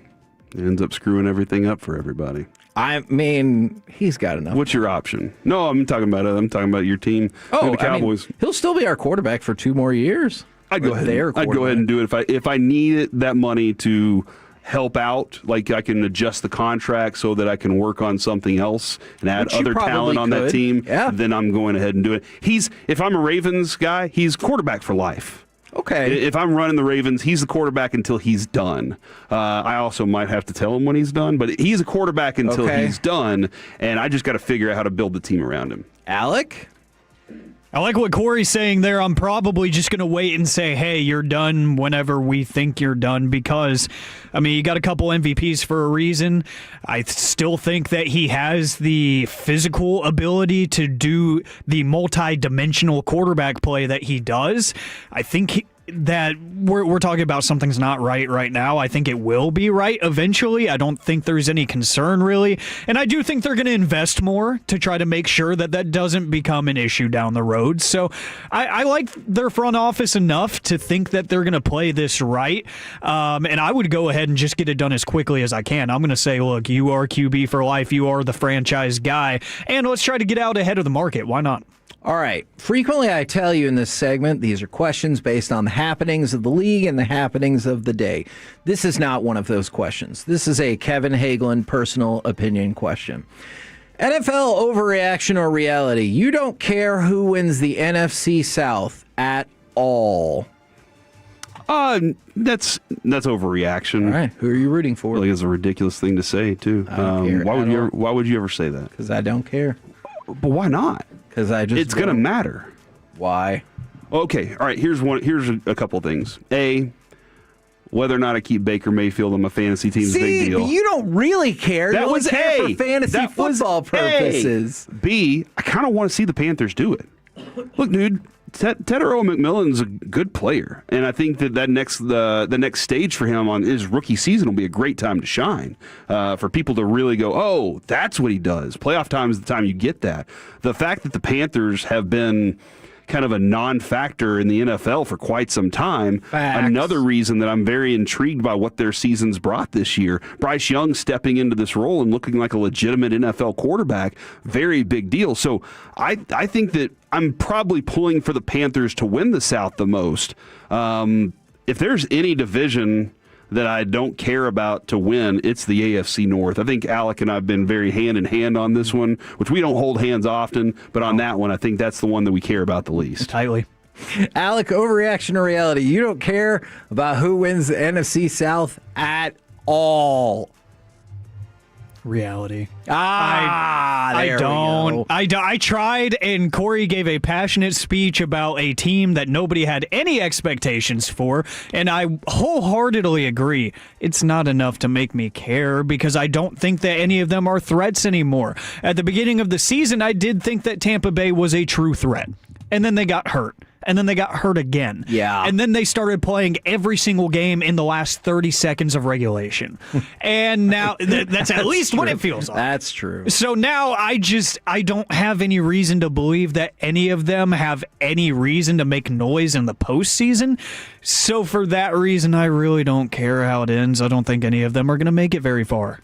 Well, there you go, ladies and gentlemen. What a power-packed hockey, Stranger Things, football. That's what you get in the Expressway, depending on each day.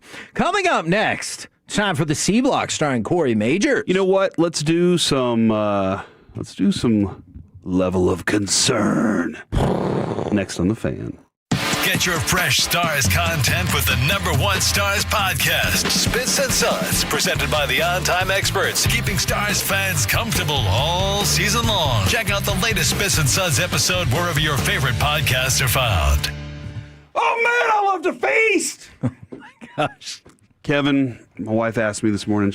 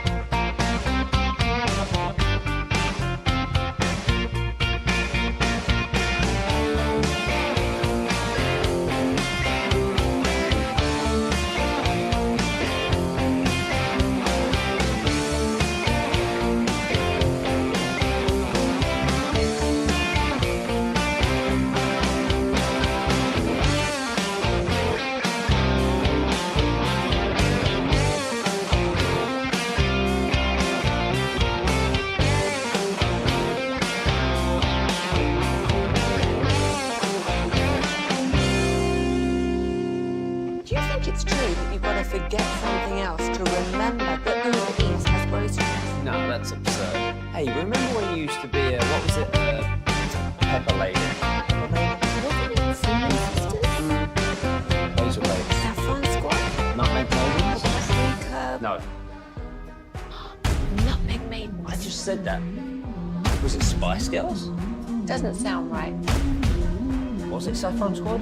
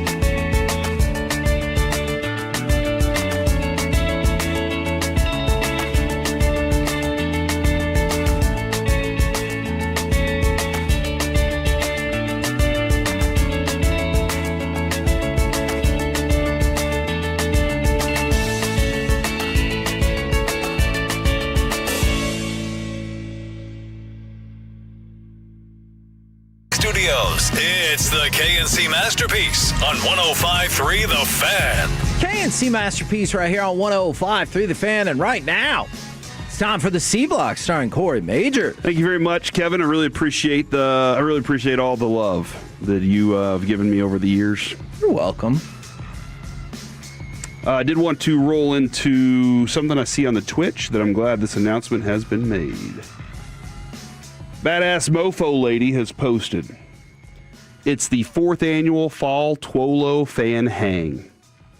This season's not over yet. Join us January 4th at the Bearded Monkey in Forney for the game, and then fill your mouth with other delicious treats. I'm assuming talking about the food. They have a great burger, by the way. Their burger, the Boss, fantastic. So January 4th will be, that's my last one this year, unless maybe the Cowboys make the playoffs and something else goes on. But January 4th, that's an away game, and that's the ender for the season. And the Twolos have decided they want to party. So looking forward to that in the future, Kevin.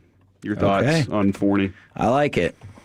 What's their high school's Jackrabbits? Look at that! Look at that! You got to know high school mascots around here. That's how we do it. That's a cool one too. Yeah. I think we should have way more like icicles or cyclones or cyclops. And fewer Wildcats and Panthers. I'm sorry, they're great. Maybe Eagles. Cyclones is cool because you don't get that enough. This though, I've never thought of icicles as a name for a team, like a mascot. You can definitely. I'm terrified of icicles. Okay, it's ridiculous. It's because Colby said they were the perfect weapon. Yes, because you'd stab somebody and then they would melt, and your evidence. No fingerprints, nothing. Or you walk outside, icicle falls off the second floor, goes through your head, you're gone. Nobody knows how you died. They're just like, what happened? And then they're looking at the top of his head. Did he get stabbed? Where's the murder weapon? Like you said. So lots of different things there. It's terrifying, man. Okay. So I appreciate icicles. And I think you could make icicles look scary, like on a hat or a jersey or a giant mascot. Oh, yeah. Absolutely. Look, you make some creepy Ice King that has a crown, and one of the pikes is missing because it's in his hand. Does it have to be upside down? Because icicles don't go. Not necessarily. It's not a stalagmite or a stalactite. It's. I forgot which one is which. One of those goes up, Alec. The other one goes down. I'll take your word for it. Depends on if you're married or not. All right. Talking about Men's Tea Clinic, ladies and gentlemen. Trust me on that. Oh. Back to you. Not only the president. I definitely benefit from Men's Tea Clinic. I'll let y'all know that. Guys, let's go ahead and get to the level of concern. Oh, man! This is definitely the time where we find out how concerned we are about things Jerry Jones and the Cowboys have done and said recently. Usually very concerned. Let's go to cut 2. How confident are you? And by the way, he was on with Sean and RJ this morning. No Bobby. He's out for the week. Yeah, are you sure? And this, I would be willing to predict you do hear him on the Fan this week. Oh yeah, you hanging out with us on Friday? I could see that. Brought to you by Window Nation. This rewind is brought to you by Window Nation. How confident are you on your path to the playoffs now? Well, again, I know it's cliche, but we've got to concentrate on the Chargers. On the Minnesota Vikings this weekend, and that's a big game for us. Pause. Okay. How concerned, Kevin? Your level of concern. I'm sorry. I'm sure the rest of the answer was great. The Cowboys know who their opponent is this week. My level of concern is, man, you want to know the game on the schedule that Jerry's focused in on. He doesn't give a crap about the Vikings. Minnesota. So, man, that is... Way to start it. Thanks, Jerry. That Jerry. is quite remarkable. Hi. It's my answer. I'm high. Well, hold on. Wow. I hope that everybody knows we're playing the Vikings first. Stranger Things rolls in here and everything just falls apart after that. And people liked her. Yeah, she was great. Let's go ahead and finish that one up, though, Alec. No, start it over. If you're going to do the thing, start it over. How confident so are we you can hear the part again? On your path to the playoffs right now? Well, again, I know it's cliche, but we've got to concentrate on the Chargers. On the Minnesota Vikings this weekend, and that's a big game for us. But boy, you see that you need to stay in there every play. Every play is meaningful right at this particular time, and we sure got a shot at this thing. And I face Vikings. I don't know. It seems like you shouldn't have to say that to professionals at this point. You kind of expect that they would know, hey, I got to be focused. I have to believe that every play can count and every play can matter. But distractions happen every year. Sure. Things happen in a season where you lose sight of something. Maybe something that motivated you 3 weeks ago isn't motivating you right now. And so whatever it is, you got to refine the focus each week. And that's one of the things I think a lot of fans get upset about. I get upset about it frequently too. Your game's 17 weeks long. It's 18 weeks long, then playoffs. Right. There are people out there that have to focus every single day, and you feel like, I know they still have work to do in the offseason, but you got to make sure that you're locked in for this amount of time. You can do that, and if you can do that, you will be successful. Yeah. So that's the level of concern, though, that the Cowboys know their opponent. It's high. Kevin says high. I think the Cowboys know. I think Jerry just slipped up. It happens to all of us. Kind of. What do you mean, kind of? Kind of. You've never said the wrong word. Oh, no, I've definitely said the wrong word. But once in a while, you say the wrong thing because that's what you were thinking and not the other thing. So I definitely think he's looking at the Chargers. It's like Cynthia Izagara's audio about the man who climbed the mountain, but he was blind. I'm pretty sure in her mind there was other reason. What a captivating bit of audio that is. I played that for the kids the other day, and they were like, this is hilarious. And you could tell she felt really bad straight away, but I'm like, but it's still happened. Let's go to cut 5. With your team's struggles on the road, is it still a physicality issue with the players? Well, the road is a tough place in the NFL, but certainly it can't be that tough to have that few wins in that many games. But there's we play with an understanding. We practice with an understanding that those road games come with it some handicaps, and I think you just play better when you've got that crowd behind you. So you have to overcome it. As far as how you address it, I would say that we've got enough things specifically, and this is not a pun, we have enough things that we can correct that are technical things. That's what's got me encouraged. We've got players out there that have done it and have been successful at what we need to improve on. We need to improve on, literally, that's not us. It can't be us, the run game, the way we had it there against Detroit. And so those are things that you look and see some of your technique, what you were doing in the offensive line, how you hold in your blocks, those kinds of things. And you can do that this time of year, and you can get better. Two left in the regular season. Probably if you want to go anywhere in the playoffs, you're going on the road. Unless, like, are you hosting one? If you host one, if you win the division. You would. And that's the most likely place. But you got one. That's it. So your level of concern with this team and what they do on the road. It's really, really high, and I really don't like that answer from Jerry. Not the least of which the reason is that's almost the exact same answer he gave us a few weeks ago, and I get it. He's right about some of those basic fundamentals. That's why the point spread shifts when you play at home versus neutral versus on the road. But, man, it feels like there's something else happening. But I can't really figure it out. I like the back half of his answer way more when he talked about the actual things they could do. But I hate the first part of that answer because it just feels like, well, it's tougher to play on the road. You're like, sure, but if you're a good team, you shouldn't be this bad on the road. Yeah, Maybe I just answered my own question. We go on the road frequently as a show. It takes a second to settle in. Agreed. Your surroundings are different. Everything. You still have the same microphone, but obviously there's some technical issues sometimes. When we go to Oxnard, it takes me a minute to settle. We go to Super Bowl. We'll do the San Francisco this year. Takes me a minute to settle in, but I do have things that I do go back to and go, all right, this is why. This is what it's the same dude sitting next to me. Yep. Those conversations. So I do think that can be a difficult thing. But if your coach goes out there with a tape measure and he starts measuring the field, is this a second straight day of Hoosiers reference? Lets you know that the field's the same length, same width, end zones are the same depth. The game's exactly what it is. Do you think that's tough to accomplish in soccer? Because they do have fields that are different sizes. Yeah. And you're like, he goes out there and tape measure. Measure this, Gene Hackman. But I seriously think you take physicality and you take mental toughness on the road with you, you stand a better chance no matter what. Okay. You go be a physical team, you pop somebody in the mouth, that's always going to put them on their heels. That needs to be number one for that team. Cut 6 here. What is Kenneth Murray's role? Can it be changed moving forward?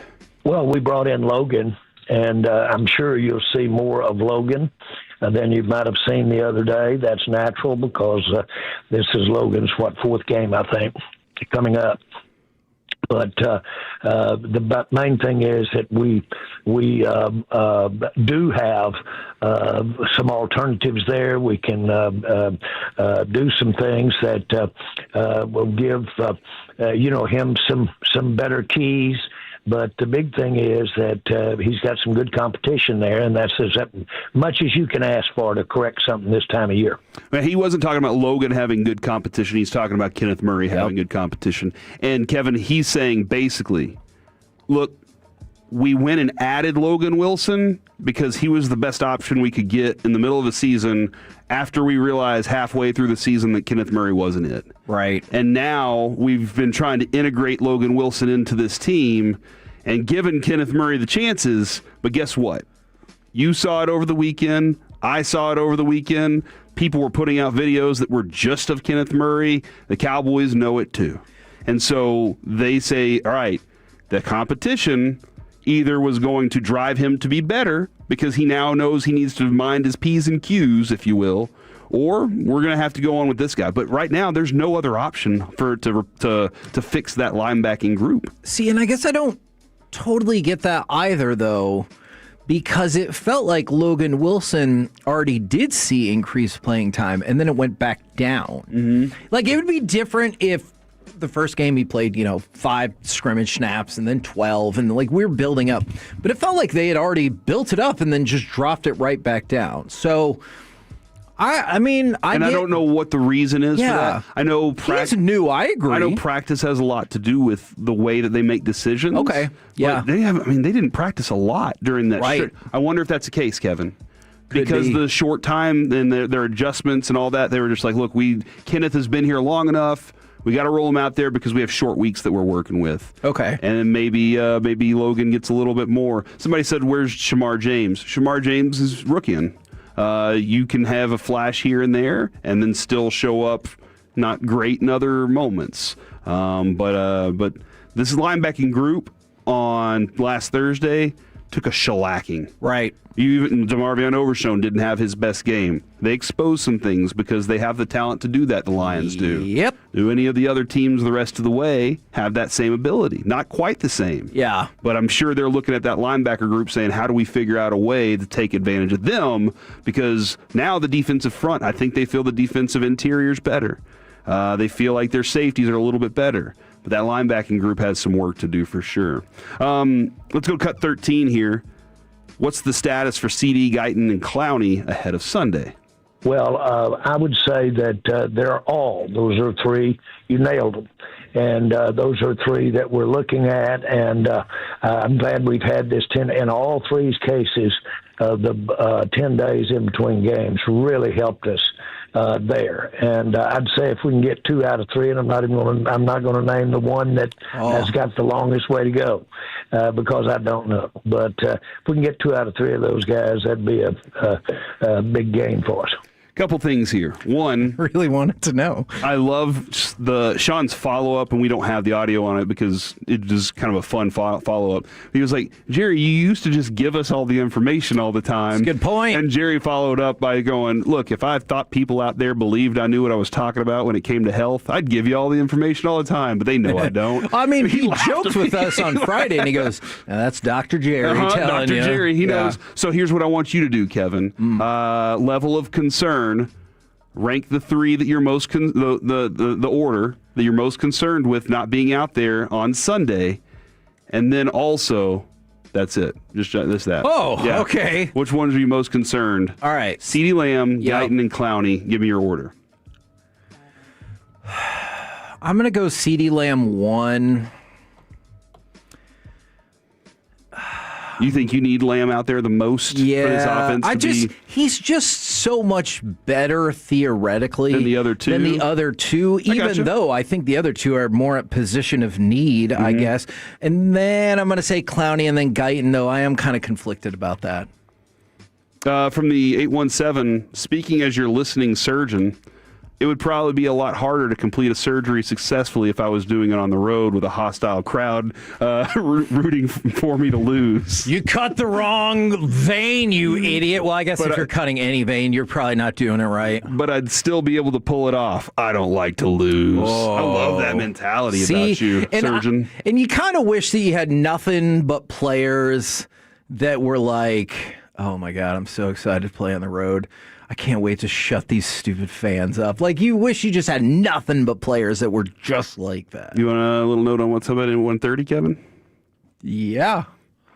Mavericks point guard Brandon Williams will be joining us at 1:30. Okay, man. You're welcome. There are doings transpiring there. Hopefully that won't make anybody mad. We're the KNC Masterpiece right here on 105.3 The Fan. Coming up next, we will fire up the Tuesday tailgate snowballs, the Heisman Trophy, and unfortunately sadness for the Mean Green. Plus, we're going to talk with Brandon Williams from the Mavericks. Woo! Another packed segment next on The Fan. Tolo means turn it on and...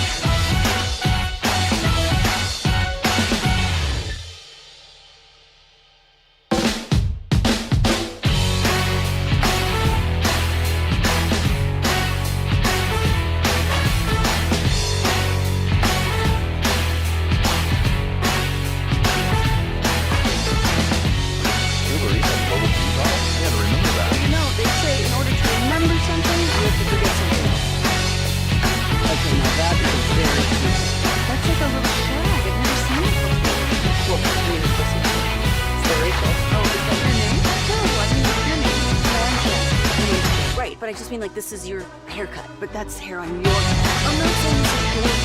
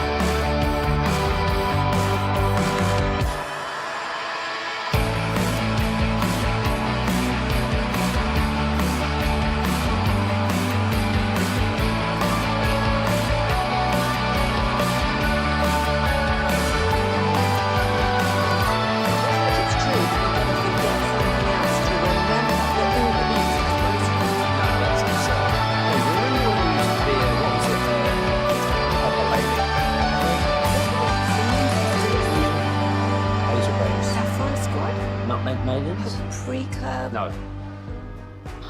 Nutmeg maidens. I just said that. Was it Spice Girls? Doesn't sound right.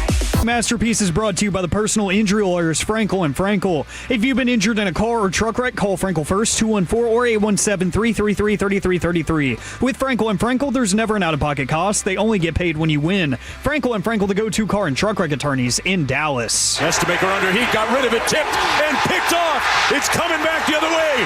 Chris Rogers. Ball comes out, but it's a touchdown. KNC Masterpiece back here on 105.3 The Fan. Right now, we bring in Carter Freeman hanging out with us on his day off for the Tuesday tailgate. And I hate to do this but we didn't really talk a lot about this game, the Tulane UNT game. It's the game that took over all of our Friday nights, and UNT struggled offensively.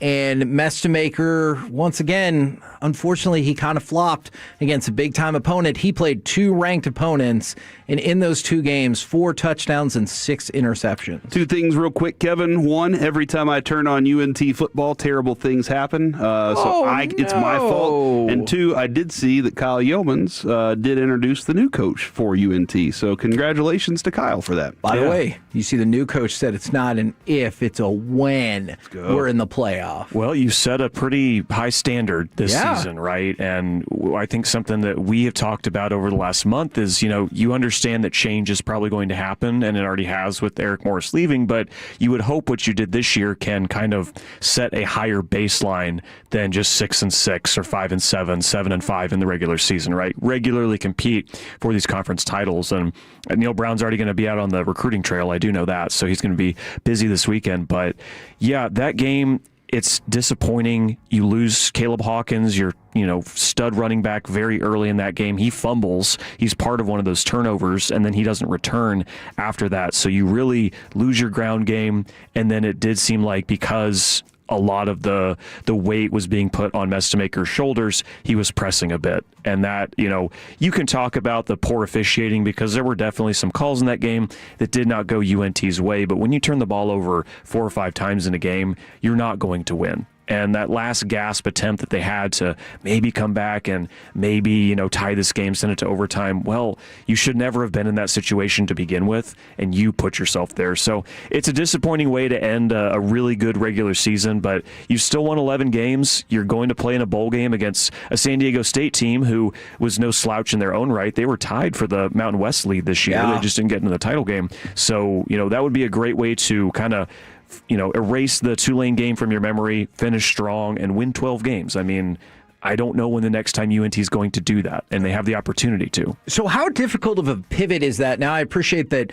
North Texas is going to play in the game and not just quit like some other teams, but to go from we're on the verge of being in the playoff to we're in a game, and I know it matters, but it's just not the same. Yeah. That feels like a pretty harsh pivot. Play like a champion today unless you don't get what you want, and then don't play at all, is basically what Notre Dame said. But good on UNT for, and this is not, there are 130 teams that can play for bowls. You heard all the 5-7 teams that ended up turning down one of these bowl bids. So we end up getting a 5-7 App State playing against a conference opponent, and I think it's the Birmingham Bowl. But it is such a shame to turn that opportunity down. All your seniors who will never get to play football again, who aren't going to the NFL, like Notre Dame can come out and say, yeah, this was a team decision. I cannot imagine that was unanimous. And then take it for whatever it's worth, but Marcus Freeman has become the betting favorite to be the Giants' next head coach. I don't buy that yet. Notre Dame has a top 5 class coming in, and you look at their schedule next year. Say what you want about Notre Dame. They can schedule things however they want. This year, they tried to schedule some tough out-of-conference games. They lost out-of-conference. All their games are out-of-conference because they're not in one.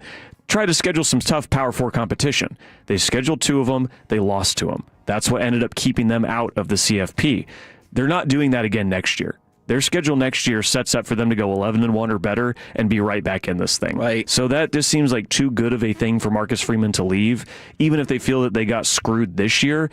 What Notre Dame, they now know what they need to do every year is just go 11-1. So they're probably going to schedule a lot of their other opponents outside the ACC, if that relationship even continues, because there's been a lot of contention about that. Yeah, they said you really screwed us, essentially. And then the Pete Bavacqua, the Notre Dame athletic director, this morning was like, "Oh yeah, Greg Sankey and I are really good friends. Like we talk all the time." So you're like, "Oh goodness!" Like, are they going to end this ACC relationship and take it elsewhere? And maybe later down the line, that might be better for Notre Dame for just the purpose of how people see them and who they're playing, as opposed to the bottom rung of the ACC versus the bottom rung of the Big Ten. Is that going to change people's minds? I don't know, but that'll be fascinating to see. Now, a couple months ago, we had Craig James in studio, and he was talking about the Pony Express Award. Did you see that Jacob Rodriguez and David Bailey from Texas Tech won this award for being the top teammate duo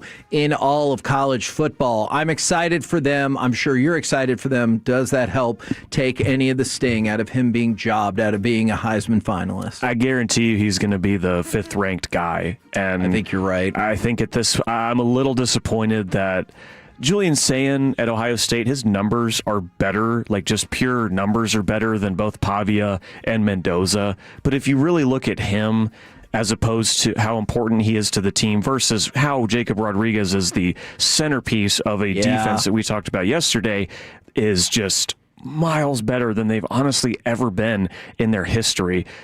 Jacob Rodriguez got the Butkus Award for Best Linebacker. He won the Pony Express Award. Their Big 12 Defensive Player of the Year. Plenty of other things for him to, rest his laurels on, but it is a little disappointing that he didn't get the Heisman invite.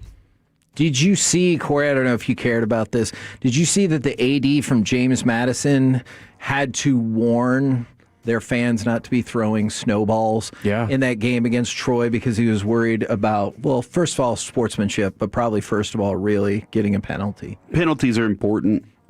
That's true. It's true. We haven't quite figured that out with the Cowboys yet. No, most penalized kind of team. That's what they like to do. But the other thing, you don't want any injuries. You don't want a snowball hitting somebody through the face mask, get them in the eyeball. Okay. You don't want a snowball with batteries in it, or broken shards of glass or something. That's or a grenade. Oh, definitely don't want that. That is true. I will agree with that. If the pin's in it, it's fine. Gotcha. But, obviously. That still hurt, though. Yeah. Are you familiar with the saga of Brent Pry? You probably are, because you know everything about everything. This news of him and what you're about to explain, this was happening during the CFP reveal on Sunday afternoon or Sunday morning, and it just got swallowed up amidst all of the Notre Dame drama and everything, when this is a really odd move. So, Corey, I'm sure you know this. We'll explain it to the people.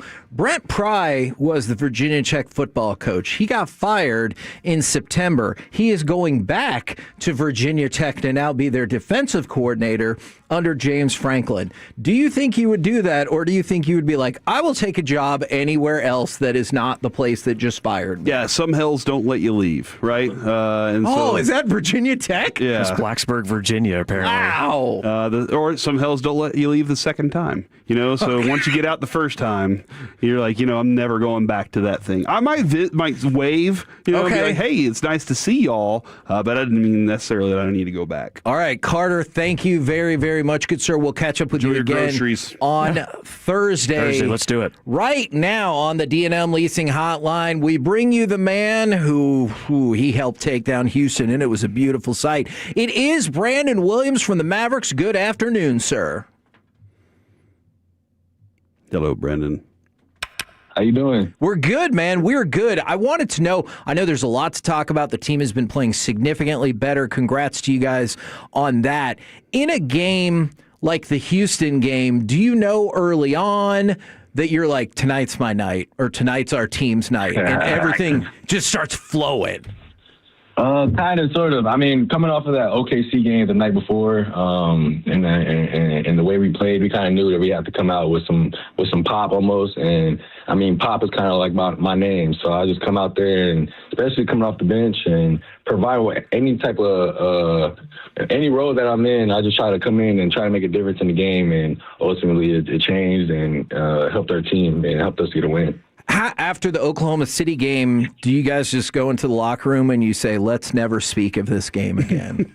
No. Those are the games that we watch a lot. You learn a lot from those games. Obviously our energy and our effort wasn't there, but those are games that you take away from, and you watch a lot of film on it, and it's almost embarrassing to watch, but sometimes you got to go through that. Okay, so I'm glad that you said that, the energy aspect, and it's not just a Mavericks issue. Like, this happens to everybody who's ever been involved in organized athletics. How tough is that to change in game? Like, when you're like, man, our whole team is just kind of dragging. Like, how can you change that in the middle of a game? The main thing is just coming together. Obviously, it's on our leaders, but for the most part, it's on the point guards, me, Ryan, and D'Angelo. That's our job, to get everybody together, get everybody on the same page, making sure we're organized, and even if our energy and effort isn't there, just making sure that we're on the same page with the concepts, with the reads, with the plays and everything, so it doesn't look like it's a open gym type style out there. So as point guards, that's on us a lot. Yeah, I always describe to my kids whenever we're watching you, I'm always like, vroom, vroom is just what I think all the time. Because the move, the way that you move has just got this, bam, he's moving, he's going. Has that always been Brandon Williams' style, or is that something that came along when, I always wondered, does Jason Kidd give you some freedom to go be that? Oh, yeah. Jason Kidd, he gives me all the freedom to do that. I think the new nickname that they're giving me around the team is the Ferrari. So I just kind of move around at my pace, use my speed to my advantage, and obviously I believe I'm one of the fastest players in the league. So just using that to my advantage, getting in the paint.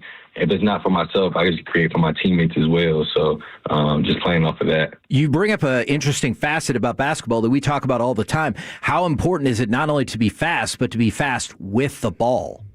Yeah, it's different. A lot of guys in the NBA are very fast. Everybody here is athletic, but when you have the ball in your hands, it creates a whole different aspect on different movement patterns, and it's just a whole bunch of stuff. When I can't get too much into that, but just playing with pace and knowing your strengths and your weaknesses is a huge thing.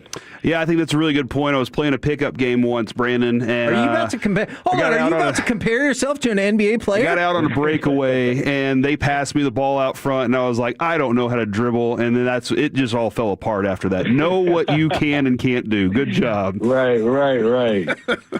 How often do you have a conversation with somebody and they're like, yeah, I was on my JV team in 8th grade, and you want to be like, yeah, because that's the same. It's pretty often. It happens a lot. They try to relate to me as much as they can, with their daily lives or the games that they have in. It's kind of cool. I'm interested. I'm a basketball junkie, so no matter what level it's on, I like to hear people's insight. You can tell watching you play that you're a basketball junkie too, and that's, I think, one of the energetic things for us as fans is being able to see that the combination that Ryan Nembhard adds to this. Can you kind of talk about the punch that the Mavericks can get from you two guys?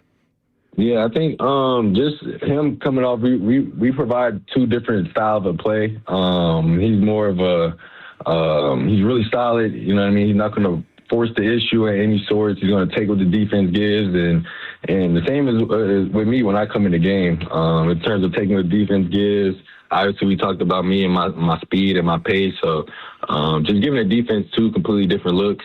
And for us to be point guards doing that, setting up the floor, like I said, we're just getting comfortable just now. So, and I know you're supposed to shut out all the outside noise, but do you ever hear any of it, or did you ever feel disrespected at all when people were like, well, I don't know, the Mavericks don't really have a point guard to start off this season? Like, do you hear that? Yeah. It's almost impossible not to hear it. I mean, you hear all that all summer, just in terms of, we need a point guard, this, that, third. And I just took it as, all right, it's time to get in the gym. People don't really know me. People never really knew me at all. So this is nothing really new in terms for me. So just in terms of just getting into the game, and like I said, just making myself known, playing with that chip on my shoulder, and then just being a point guard out there and just setting the floor, and just showing people that we got point guards. So you never heard that from our show. I just want to point that out, Kevin. This show always believed in Brandon Williams. My co-host Kevin here, very big Duke fan. You can apologize or whatever you want to here. But sorry about the 2001 championship game. Hey, don't think I forgot. That 01 championship, huh? Shane Battier forever, baby. Right. That being said, and we love Derek Lively. We love Cooper Flagg. Can you give him one thing on those two guys that makes him sleep a little bit better at night? I mean, those guys are very hard workers. As much as what the outside people say or what other people are saying, those guys are in the gym every single day. Even when I come back at night or they come back at night, they're in the gym as well, working on their game some type of way. So that's one encouraging thing, especially with those guys being so young, and with a bright future ahead of them. I mean, the ceiling is through the roof. So that's one thing I'm excited about. And of course, just in the effort of fairness, I should point out that right now, the number one ranked college men's basketball team in the country is Arizona. I will concede that point. Now, I was curious about at least just one more thing. I know every win counts the same, and I appreciate all of that. But do you get any extra kind of like pep in your step when you look at some of these wins? Y'all have won 4 of the last 5, but you've beaten Denver, Miami, Houston. These are all teams with phenomenal records. Do you get an extra little something out of wins like that? Absolutely. I mean, one thing that Clay, he's very big on just celebrating the small wins. He's been in the league for a while. He has obviously 4 championships, one at the very highest level. So one thing he relates to us is just, you got to celebrate these type of wins, especially with good quality teams. And like you said, 4 out of the last 5, that's not, easy to do in this league. So especially with the start that we got off on, and now we feel like we're turning around and just staying on this ship, staying on this high wave, and and just doing whatever we've been doing the last couple of days here. I know we probably don't want to call out the NBA, but what's up with having a back-to-back and then having 6 days off? Jeez. Hey, man, I feel like we just looking up, and we just always having back. What is this, our second, third back-to-back right here? Then we come back from this break having a back-to-back. I mean, I love it. It's basketball, you know what I mean? But at the same time, we just got to be smart in terms of who's playing those back-to-backs and how we're handling different guys. So that's definitely solid. Well, we appreciate the time for sure, and we're Mavericks fans. We grew up in the Metroplex first and foremost, so the fan base is fired. Yeah, we're rocking and rolling with you, except in college basketball, where I will not root for your team. I appreciate you guys. I appreciate it. Absolutely. Thanks, We'll Brandon. catch up with you again soon. Thanks. All right, have a good one. There you go, Brandon Williams right here on 105.3 The Fan. I really dug... Made me like him even more. Yeah, for sure. And I really dug his answer about celebrating the little things because, again, I know their overall record is a struggle, but Denver, Miami, Houston, I looked it up. The combined record of those three teams are something like 44-24. And so to be able to pick them off while working in that Oklahoma City game has been very impressive. We're the KNC Masterpiece right here on 105.3 The Fan. Coming up next, let's take you out to the Rangers Toy Drive and chit-chat with the fellas from the G-Bag Nation right here on 105.3 The Fan.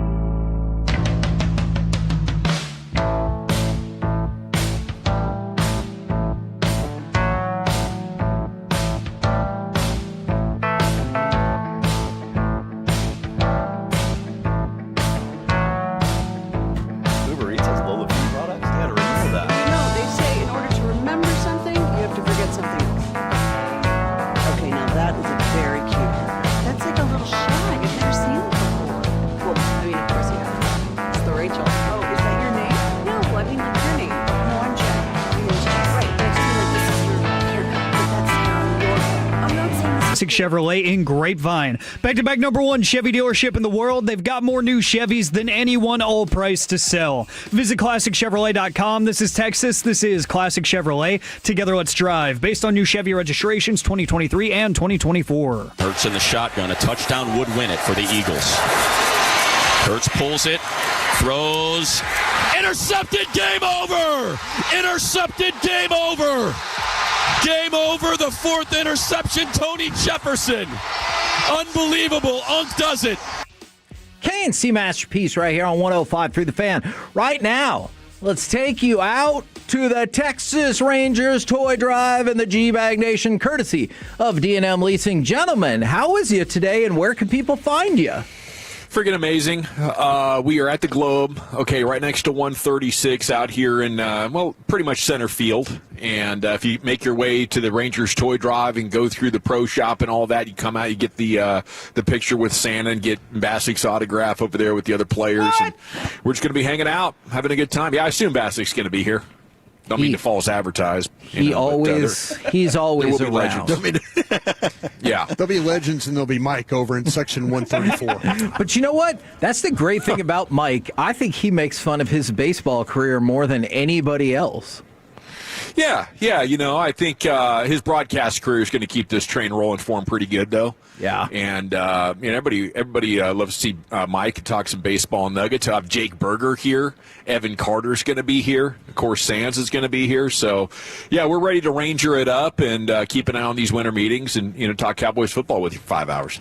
How much did talking Cowboys football get help last night when the Eagles just want to keep turning the ball over? Oh my gosh! You're telling me there's a chance, baby? Yeah, it would have been a chance. It would have been done. I mean, if the Eagles found a way to win, which it was scary once they crossed midfield, I was thinking, oh no, this is going to happen. And then, fortunately, Tony Jefferson. I think that's awesome that they're calling him that on their broadcast. But he is. He's like 40 years old. He's been in the league forever. Saves the day. So thank goodness it was two teams that really didn't seem at times that they really wanted to win that game. But I'm here for the Eagles implosion, man. I mean, no matter what happens with the Cowboys season, I just love seeing the misery and filthy. Yeah, and they're meaningful games to look forward to. I think the sports talk probably improved 300% last night with the conclusion. I like that. Me too. So you were talking about the older players. How intrigued are you by the return of Phillip Rivers? This is amazing. I'm very intrigued by it. I can't wait to see what this looks like. He's a grandfather, 44 years old, and this is it makes sense because we were kicking around earlier in the show yesterday before we got the news that they were going to be working him out. Like, what do you do here? You're the Colts, and you just went all in on this season. You gave up 2 first-round picks for Sauce Gardner. You were kind of committing yourself to Daniel Jones. Now he falls out, and you're still trying to pick up the pieces, and there's really no good options. So I would love to get a list of all the people they called. Like, how extensive was this? Andrew Luck. How many ridiculous names were on that list? Yes, you'd have to imagine Brady. you call Andrew But Luck. you've won games before with Heineke. Charlie Painter. Heineke's won games. Wouldn't you just the Green Lizard? Wouldn't you try? I would have Need tried. Heineke, too. Need Heineke, need Rivers. I think Wolchuk's got a great idea. I'd have called about Brady. Yeah, I would have called about Brady. I mean, as well. Heineke's got to be better than Riley Leonard. Ryan Mallett. I know. Yeah, who's got a beer for Ryan Mallett? Just get them all out there. Just have a big go at it. Y'all decide who the best is, guys. But I think the nervous times are Daniel Jones. Like, if Old Man Rivers walks in there and starts slinging it around and they put up 40 and win, doesn't his free agent just go... Dude, right I will say this. Yes. He saw $90 million evaporate with his Achilles right there on that field. They were a boring team. Like, they were boring with Daniel Jones. They did the right things, running the ball and stuff, but they were starting to fall apart as predicted. But you get Phillip Rivers in there and his fiery personality and all that. That could be fun. If that might be the ignition that they need, or the fire ignition. The dadgummits and the doggummits. If he Didn't wins, they try this in 2020? It failed. Yes. It's one of those things where we kind of weren't moving very well, and if you're watching that game last night and you're a 44-year-old quarterback, you're like thinking, yeah, look at me. Let me get out there and move around a little bit. Dude's playing with like a Mickey Mouse hand, Yeah. And he's like getting bent over. Like, I'm like, seriously. No, you're right. You're right. And how about Jim Harbaugh? Do you think he cares about concussions and quarterbacks? Nope. His dude has the Mickey Mouse hand again. He's running design runs at the end of that game. Yeah. That dude on the other side of the field, they have to have a win. He didn't want to run anywhere. I know. He wants to run off the field after a turnover is what he wants to do. Harbaugh's telling his guys, "You leave that blue tent in the storage room. We'll put that out there on the field." They don't have a blue tent. Their sideline reporter, we're getting a spatula to get him up off the field. He should be okay, though. Man, seriously, did you watch that quarterback just get destroyed? And they're running like design runs, and he's got. Like at the end of the game, that poor lady's trying to interview him. He's got blood just pouring off him, I felt bad when they were like, well, they've had to bandage it up 4 or 5 different times because they can't figure out how to make it stay. I felt bad for him for sure. What do you guys got coming up on the program, and where can everybody find you again? Rangers Toy Drive. I believe the door is open at 4 o'clock. Bring an unwrapped gift, and you'll get a voucher for an upcoming ticket to an upcoming Rangers game. Jake Berger is going to join us at 4 o'clock. Evan Carter is going to join us at 5, and we'll have ourselves a time. Awesome. Your goal as always. Thanks for asking. Love it. Roll home with the G-Bag Nation. Go out to Arlington and donate a toy today. We've been the KNC Masterpiece. Make your way back with us tomorrow, 10 a.m. to 2 p.m. right here on 105.3 The Fan. Say goodnight, Kevin. Good night, Kevin. The more time you give, the more our crush grows. Together we continue to build something special. Keep turning it on and leaving it on 105.3 The Fan. Hey, remember when you used to be, what was it? Pepper Baby. Wasn't it Cinnamon Sisters? Those are babes. Saffron Squad? Not Megan? No. Let's just say that. Was it Spice Girls? Was it Saffron Squad?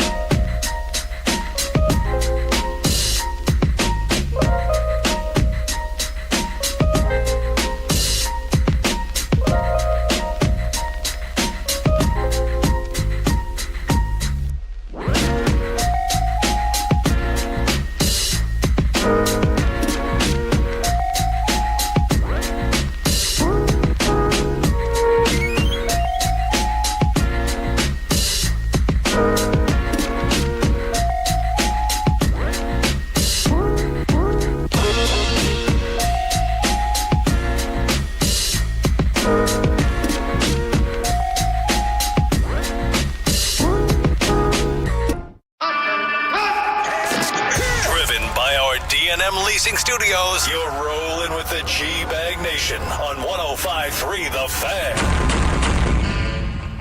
We're number one of the G-Bag Nation on 105.3 The Fan, and we are, in fact, at the Rangers Toy Drive on a glorious Tuesday afternoon of sports talking with you. Looking forward to that in just a moment. This is now the Evan and Kalen Carter toy drive as John Gray no longer with the team, so the Carters have stepped in. We're going to talk with him, and those who bring a new unwrapped toy to Globe Life will receive a ticket to a select 2026 Texas Rangers home game, one ticket per person while these supplies last. You're going to have face painting and pictures with Santa. It's a great opportunity to bring the kids on by the Globe, let them see the yard. And all the toys collected benefit Mission Arlington's Christmas store, where families in need can shop for free gifts for their children. Yeah, last year, 34,307 people were touched by the Christmas store, so it's a great cause. And if you're unable to attend the toy drive, you may also donate online by purchasing items through their Amazon wish list. They're at rangers.com/toy drive. General at your service. If you see me, bear me. N.A. There's Broadus, the former Cowboy Scout, Super Bowl champion. Lucius Alexander's back home there. Master Control 75 and 635. Fixing to go 5 flawless like it's nothing. You got Wolchuk and Chiafalo here as well. Carter Freeman's coordinating your video. Ramon Cruz is remote engineering out here at the Globe, and we're going to be here with you guys for the next 5 hours. Okay, we are going to talk Monday Night Football a little bit more with you. Get you some baseball stuff, maybe some Mav stuff. Amongst the things Jerry Jones said this morning, Cowboys might use Logan Wilson more going forward. It's part of the competition at that spot with Kenny Murray. Can't wait to see it. Need a big enough sample size. Need to see Logan Wilson out there. If for nothing else, to decide, is he good enough that you could have him as your guy next year, or do you need to go find an entirely different linebacker? Do you think the general manager is asking for this, or do you think the coaching staff is going to make this switch? I don't know. That's one of those many things where I don't like how the Cowboys' decision-making process flows, and I can't tell. Is it, hey, we traded for this guy and he's making $7 million, so we need to see him on the field? Or is this Eberflus saying, I came here, he's my guy, I want him, I'm in charge of who's playing? Is this another spot where Schotty needs to go talk to the coaches? See, that's what I'm saying. I think that maybe the front office went to Schotty and say, listen, we're watching the tape here. We're kind of the eye test is showing us something here. Yeah. Not that it's all of Kenneth Murray's fault. You could go back and watch the game against the Lions where there were some really bad run fits. Mm-hmm. I mean, guys like, okay, wait a minute, why is Oso Digizua going all the way down, all the way from B gap, all the way inside A gap? And you're thinking, well, wait a minute, where's the player behind him? Where's the, there was. I don't think Overshown, going back and really studying it, I don't think that guys like the Overshown and Murray's and those guys, some of the fits, I think Overshown got trapped a couple of times. I know the pass where Houston was up the field and he fell, that was Overshown trying to get over the top. That's his guy.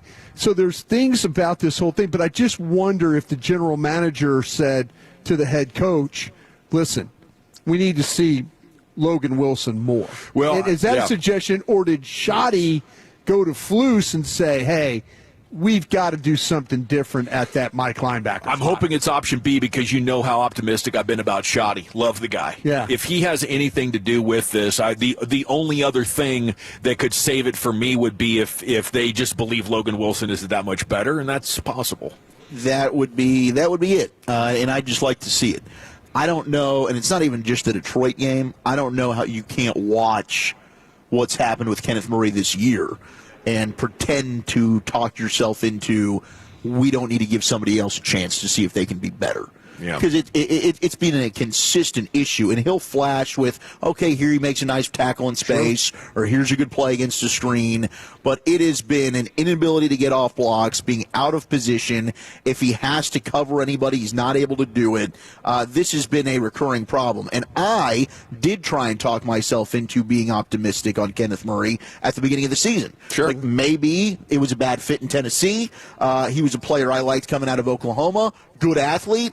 Well, you're seeing that's about all he is a good athlete that looks good in a football uniform. But there's a lack of instincts, and there is a lack, to me, of just physicality. For them to say that they like the physicality that he's bringing, he's not a physical player. He has an inability to make any impact in the run game whatsoever. And if he gets touched by a lineman, it is game over. It's a wrap. I'd like to sit down with the coaching staff and watch film on this last Detroit game and go through all that. I think Overshown was worse. I don't think Overshown had a good game. I think Overshown, and I think that, and excuse me, Zach, but yeah. I think that when we were waiting for Overshown to get back and we thought that we were going to see the guy that Mike Zimmer was sending on blitzes and running down plays and all that, we've yet to see that guy. 100%. And in this game, the linebackers overall, I don't think were great.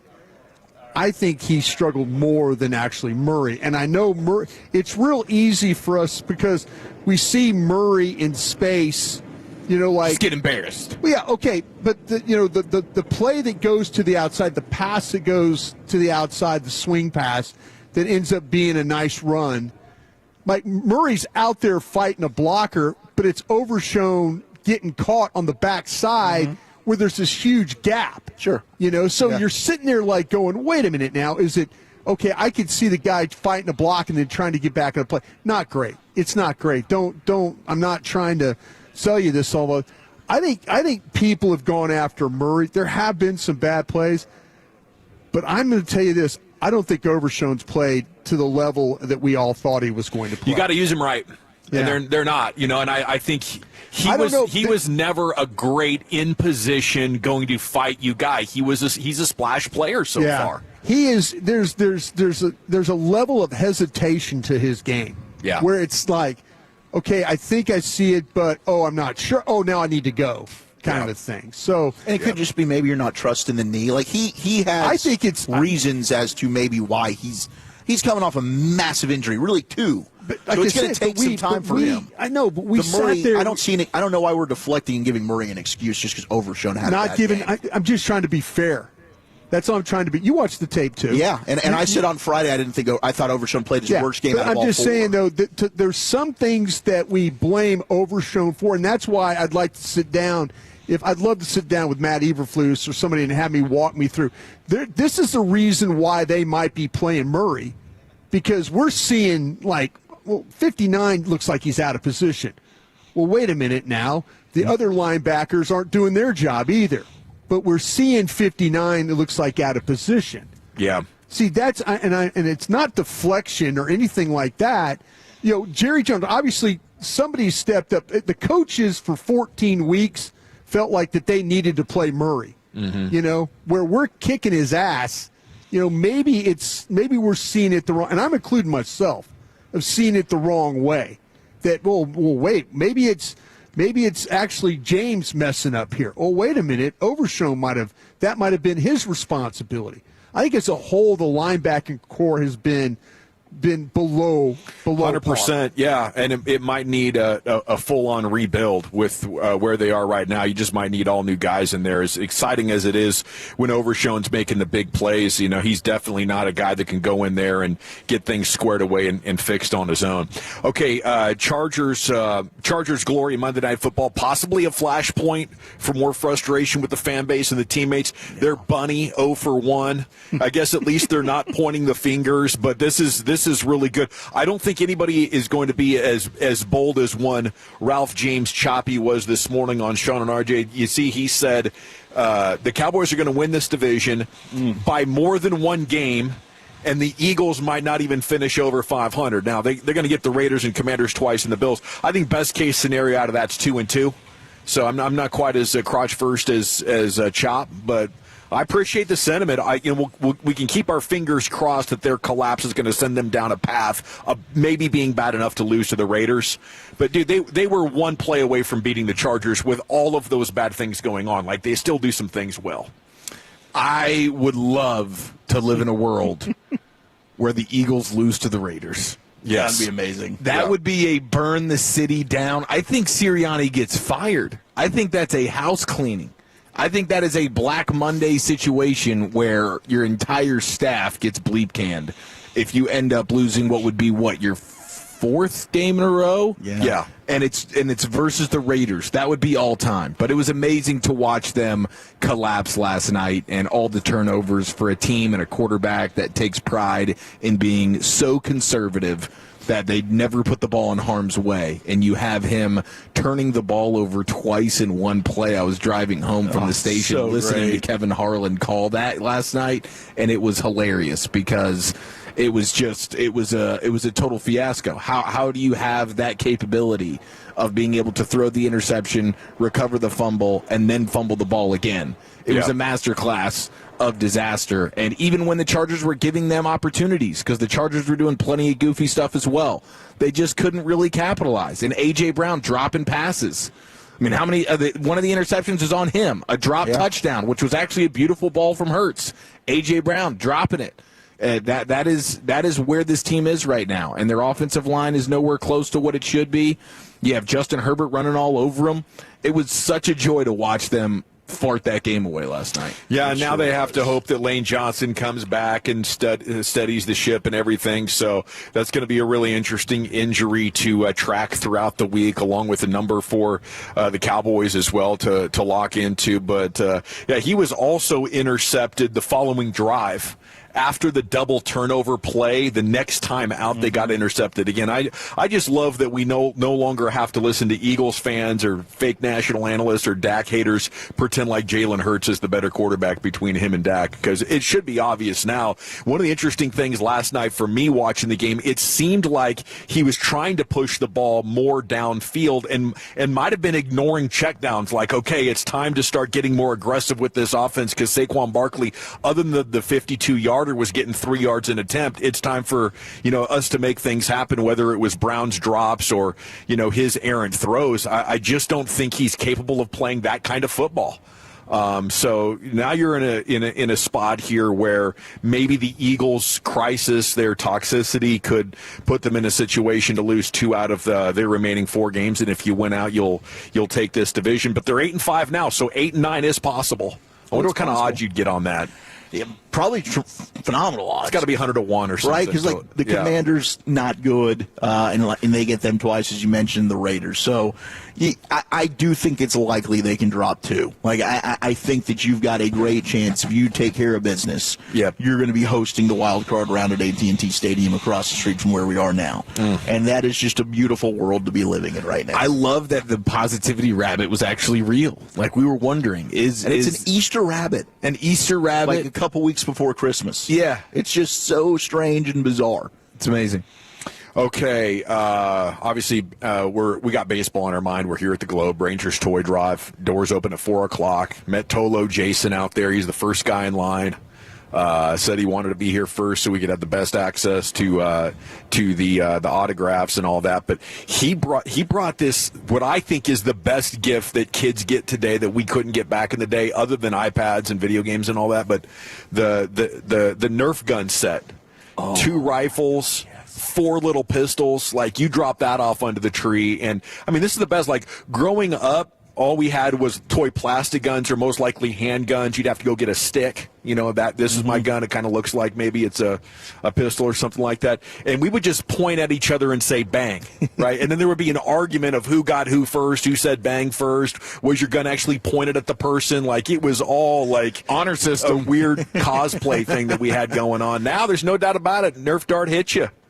Those things bring decent velocity. You just got to make sure you have your eye protection. Yep, you can shoot them from a ways away. They're fun, man. Yeah, they are a blast. That is a great gift. I mean, we were doing. Did you guys ever do like we used to freeze marshmallows, like the bigger ones, and then do like basically a snowball fight, but it's with frozen marshmallows. Oh wow! And we had one kid's house that like his parents were just super cool, and so we could just run amok in there. I'm telling you, frozen, like good size marshmallow fight is as fun as you could have. It's like a 13-year-old kid. That sounds amazing. Yeah, we would do like plum fights. My buddy had a plum tree, and it would drop hundreds of them. And before they get totally perfect to eat, they're pretty firm, but not firm enough to get hurt usually. We would do those. Of course, you had the paintball thing that came on pretty strong, but that was older. And then like the bad kids, they would do BB gun fights with 2-pump maximum, ski goggles on. Rockets. We did some of that. We used Bottle some of the rocket fight. airsoft guns. Airsoft guns. Yeah. There's ways around it, but I don't think anything's better for all the reasons than these Nerf guns. Those Nerf guns are the best. You get the glow in the dark ones too, where the actual the Nerf bullets are glow in the dark. You can do nighttime Nerf action. Pretty good stuff, man. Yeah, if I was a kid, I mean, obviously you can't beat can I get an iPad or the new Xbox or PlayStation, but that'd be top of the list for me. We got the champ on the other side, G-Bag of the Day champion replay, G-Bag of the Day every afternoon at 5:30 before we get to LA Live. And then Woolchuck's Top 10, buddy. Where are you taking us with that? It's a little college football combo. We got the best college football hires in the top 10 non-playoff games. Which matchup are you most excited for? That is next in the nation. When your friends say, "Hey, did you hear?" you can proudly say, "I heard it on the Fan," keeping you sports informed with some quality laughs along the way. Turn it on and leave it on. 105.3 The Fan, the Odyssey app, iHeartRadio app, and TuneIn app. We all hear the radio ads about the IRS. They tell you to be afraid, to be scared, and they try to frighten you into calling. I'm not here to do that. Tax Relief Advocates is different. TRA is here to tell you that if you owe money to the IRS, whether it's $5,000, $50,000, or $500,000, we have a solution. It doesn't matter if you're sitting...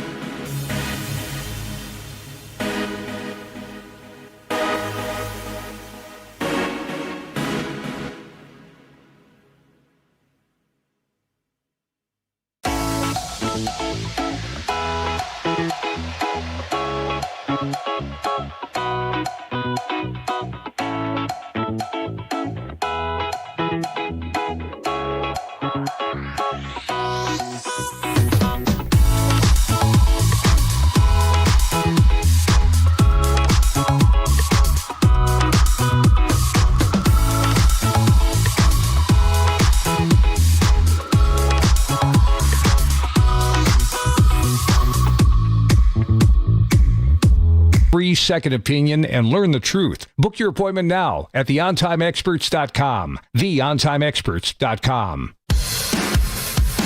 All right, welcome back. It's the G-Back Nation here on 105.3 The Fan. Just texted my mom a picture of this section right here where me and my dad and her watched Corey Seager hit that game-tying ninth-inning World Series home run. Look at that. An absolute what a moment, dude. spot. That's so special. I'm so happy that you guys have that. Very few right people here. had the opportunity to actually have both eyeballs on that. It's just incredible, dude. Live in person here at the Globe. I consider myself, one of about 55,000, or two of the 110,000 eyeballs that were watching this, assuming everybody had two. And, it's a life memory Maybe that 1.5. I don't know. I'll always embrace. Maybe an eye patch on one of those eyes. The segment's brought to you by the Frankels. If you've been injured in a car truck wreck, call the Frankels first, 214 or 817-333-3333. With Frankel, there's never an out-of-pocket cost. They only get paid when you win. The Frankels are the go-to car and truck wreck attorneys in Dallas. Wolchuk's top 10 here in just a minute. Let's go back into the Pimp Cup. Let's go back.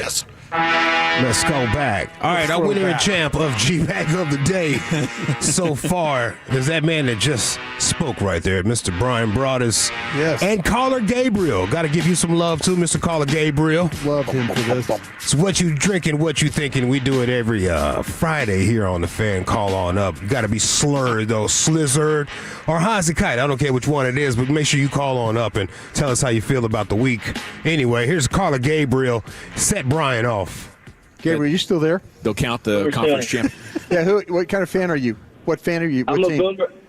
I'm a Boomer Sooner. I'm a Boomer Sooner. Gotcha. But Gotcha. You got offensive problems too, so you probably need to not talk about that. Well, I don't think BYU's in right now. I mean, that spot's going to go to the. Are you jealous that they actually score 14 points? And LSU's at home getting a new head coach. Oh. Yeah. Good luck with that playoff run you're about to go on, bro. Enjoy it. Enjoy it. Go get the T-shirt right now. Get the T-shirt. You were in the playoffs. Go get that T-shirt. That's the only damn thing you're getting. How about you just represent SEC, baby? All family. Bro, you just showed up in the SEC. Shut up. Oh, here we go. Come on, Mr. Brown. Yeah. What do you mean, come on, Brosh? You're the one coming on talking about teams with offense. You need to look your ass in the mirror.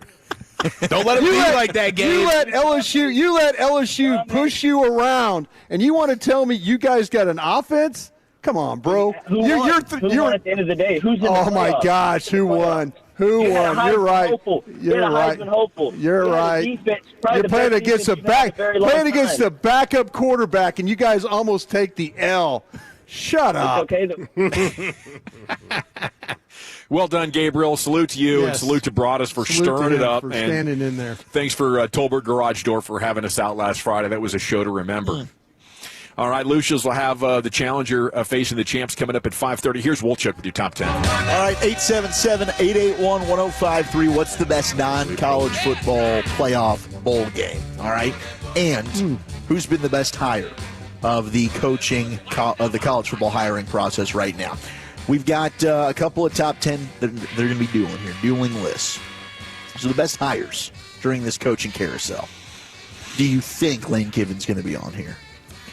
Number one. Yeah. That's going to be. He was kind of like the Ben Johnson. They say of that the cycle. Like everybody wanted him. Maybe the guy that Penn State hired, Matt Campbell. Matt Campbell might be the best hire of them all. I think that's the sneakiest and the potential to be the friskiest. Sneaky good one. Well, we do have 4 LSU assistants returning to Ole Miss. They're going to help them through this college football playoff run.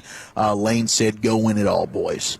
So he's allowing the tight ends coach Joe Cox, wide receivers coach George McDonald, assistant quarterbacks coach Dane Stevens, and their slot wide receiver coach. They specifically have a slot wide receivers coach, Sawyer Jordan. They're all returning to Oxford. Let me be honest here. These guys might not come back. Ooh. That's what I'm saying. I mean, you get them over there and all of a sudden they get a win and everybody's feeling good about living in Oxford and all that stuff and like all the great memories and times. Trust me, that new coach there, he's going to recruit his ass off to keep those guys from getting back on that plane. This is kind of a dangerous thing we're doing here at LSU. I was kind of surprised that they let him do this. Good for Ole Miss, good for their playoff run, good, but you're kind of letting those guys go back and relive all that stuff again? This is very dangerous by Lane. If he loses Weiss, Charlie Weiss Jr. as a coach, who's the OC, Lane wouldn't call him the plays. It was Weiss Jr. that was developing and working with and So I hope they all get back on the plane when this is all said and done. How about Ole Miss just sticking it to Lane Kiffin of like, no, you can't coach, but all these other guys that want to buggy out of town, they can. These assistants give them a chance to do well in the playoffs. Oh no, for sure, they really do. And to your point, the Charlie Weiss Jr. thing's huge. I mean, that's massive for them. Yeah. Being able I'm to Pete have Golden. them. I'm like, listen, hey Charlie, come on, man. Chuck. Dude, I'll do the defense. You do the offense. I won't bother you. You can do whatever you want. You can be the head coach of the offense, assistant head coach. You could do everything. I wonder why Lane let him. Maybe he wants the bonus money that still be coming to him. You know what? To be honest with you, I think he feels bad for those kids. And I know this sounds terrible. Well, Darren Broadus, he left. I think he got put in a position where Florida and LSU put some pressure on him to take the job. I mean, you're going to walk away from $90 million? No, hell no. So what he's doing is like, listen, I realized that I was a horse's ass over there, but I'm going to try and make it good. It's like me, like you were just talking about being in the Section World Series, and I took Wolchuk out of here. Yeah. What do I get him hockey tickets? In the playoffs because I felt bad. Yeah, I felt bad almost about got him a ticket situation. to Game 5. Yeah, it's Stanley Cup. No, you're trying to book planes. No, I mean you had it ready to go. We were going to go watch him win the World Series in Arizona. That would have been crazy. That would have been crazy. But yeah, I had everything. We just couldn't get a place to broadcast from what I understand. Gosh, that would have been legendary. I would have done it on my phone. I did that in the parking lot. It was a logistics thing, man. True that. But the honorable mentions, and I kind of think this could end up being a really good hire, too, is Brian Hartline at USF. Yeah. I mean, in Ohio State, he's like a tatted up coach. Yeah, he is. Yeah, he's got the sleeves. He's kind of like, he could be wearing a lot of long, but they all wear those hoodies and stuff now. But he's got it's all covered up. All over. He's going to be in South Florida sweating in September. He's going to be showing off the guns. He's going to be flexing the ink a little bit. He kind of, he's still young enough to almost come across like, could you put the helmet on and the pads on? It's not that long ago that he was playing for the Colts with Phillip Rivers. I just saw this. I think Tom Yards put it out. Was that a real hookup? Yeah. Well done. Sorry. Shamar James wasn't even born. Cowboys linebacker when Phillip Rivers was drafted in 2004. Shamar James was not born. He wasn't even born yet when Rivers was drafted. That is freaking nuts. Wow. And he's about to possibly. Well, why would you sign him if you're not going to play him? Right? So he's about to start for the Colts here in a week. Play him. Insane. Bob Chesney, UCLA, comes in at number 10. I don't know much about Bob Chesney. So he took over James Madison after Cignetti left. Exactly, but where did he come from? Before that, let's see. Could have looked that up myself. Sorry about that. He's got some Big Ten ties, West Coast Conference, but I don't have specifically the list of his resume here. But JMU, the last 2 years, they were 9-4. Then they just went 12-1, and they're in the college football playoff. They won the Sun Belt. So I don't know. I mean, he might be a really good coach, but I suppose he does get credit for that because I think that Cignetti took a lot of the JMU kids with him. Yeah, he did. To Indiana. He did. So Chesney had to kind of replenish that whole program there. Alex Golish at Auburn at number 9 came over from South Florida.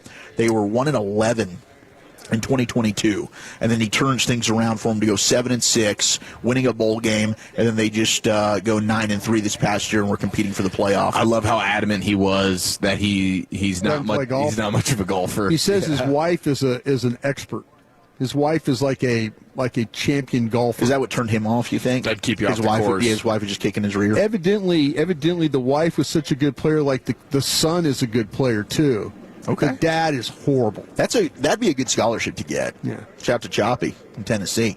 I mean, you can go make a lot of money. I like playing Lucius golf. has got the plan to get the bass, the fishing scholarship. Well, I didn't know about that till Lucius told us about it. I think that you could even get a fishing scholarship. Cool. That's incredible. Yeah. Eric Morris at 8, Oklahoma State. You guys like him a lot, right? I think he's going to end up being the best hire. Loved him right up until Friday night. Okay. And he's not coaching our bowl game. He betrayed you. Just went ahead and said, "We're that good is." We're Do you feel like did he let you down in the game against Tulane? Without question. Not focused. I don't. I don't think that he did. No. I mean, we were out our 2 starting running backs. Caleb Hawkins gets hurt. Was Chief watching the game? What's the deal? Quarterback. Yeah, we were at Cosm. We were Cosming. And we had like one eye on the game, one eye on the Mavs, one eye on our other responsibilities. Michelob Ultras and smash burgers. I threw a Michelob Ultra at the screen when UNT started really getting their butts kicked. I mean, look, they didn't roll over. That thing was like 31-7. They got it back to 31-21. You know, they could have easily done that. I think that speaks to Eric Morris and the culture that he was able to build there in Denton. I love the guy. I'm not going to kick him while he's out of here. No, but I get it. If you're upset about it, I understand. I hate seeing him leave too, man. I guess we got to rally around Neil Brown. I just can't believe he's packing up his bags out of Denton, going to S-Water. I was talking with Drew Fabianich, who runs the director of the Senior Bowl now. He worked with Neil Brown at West Virginia. He says he's a damn good coach. I've heard good things so far. He's a good coach. I'm hopefully, and he did say it's not if, it's when. Our boy Kyle Yeomans was the one introducing Neil Brown as head coach. I mean, so Kyle Yeomans is now a UNT luminary in a way that has him being the voice that intros the new head man. He might be in line to What take a level over. up, man. Congratulations. Was Teddy Emmerich busy? Strong. I don't know, but maybe when Dave was Teddy Emmerich busy.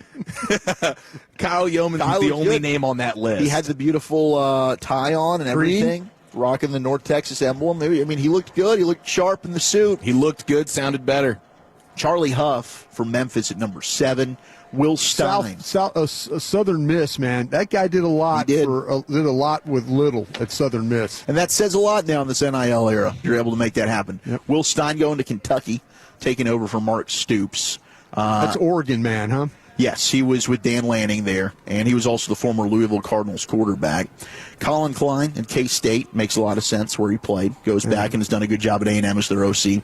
Matt Campbell, Penn State, comes in at 4 on the list. It is a heck of a last-second buzzer beater.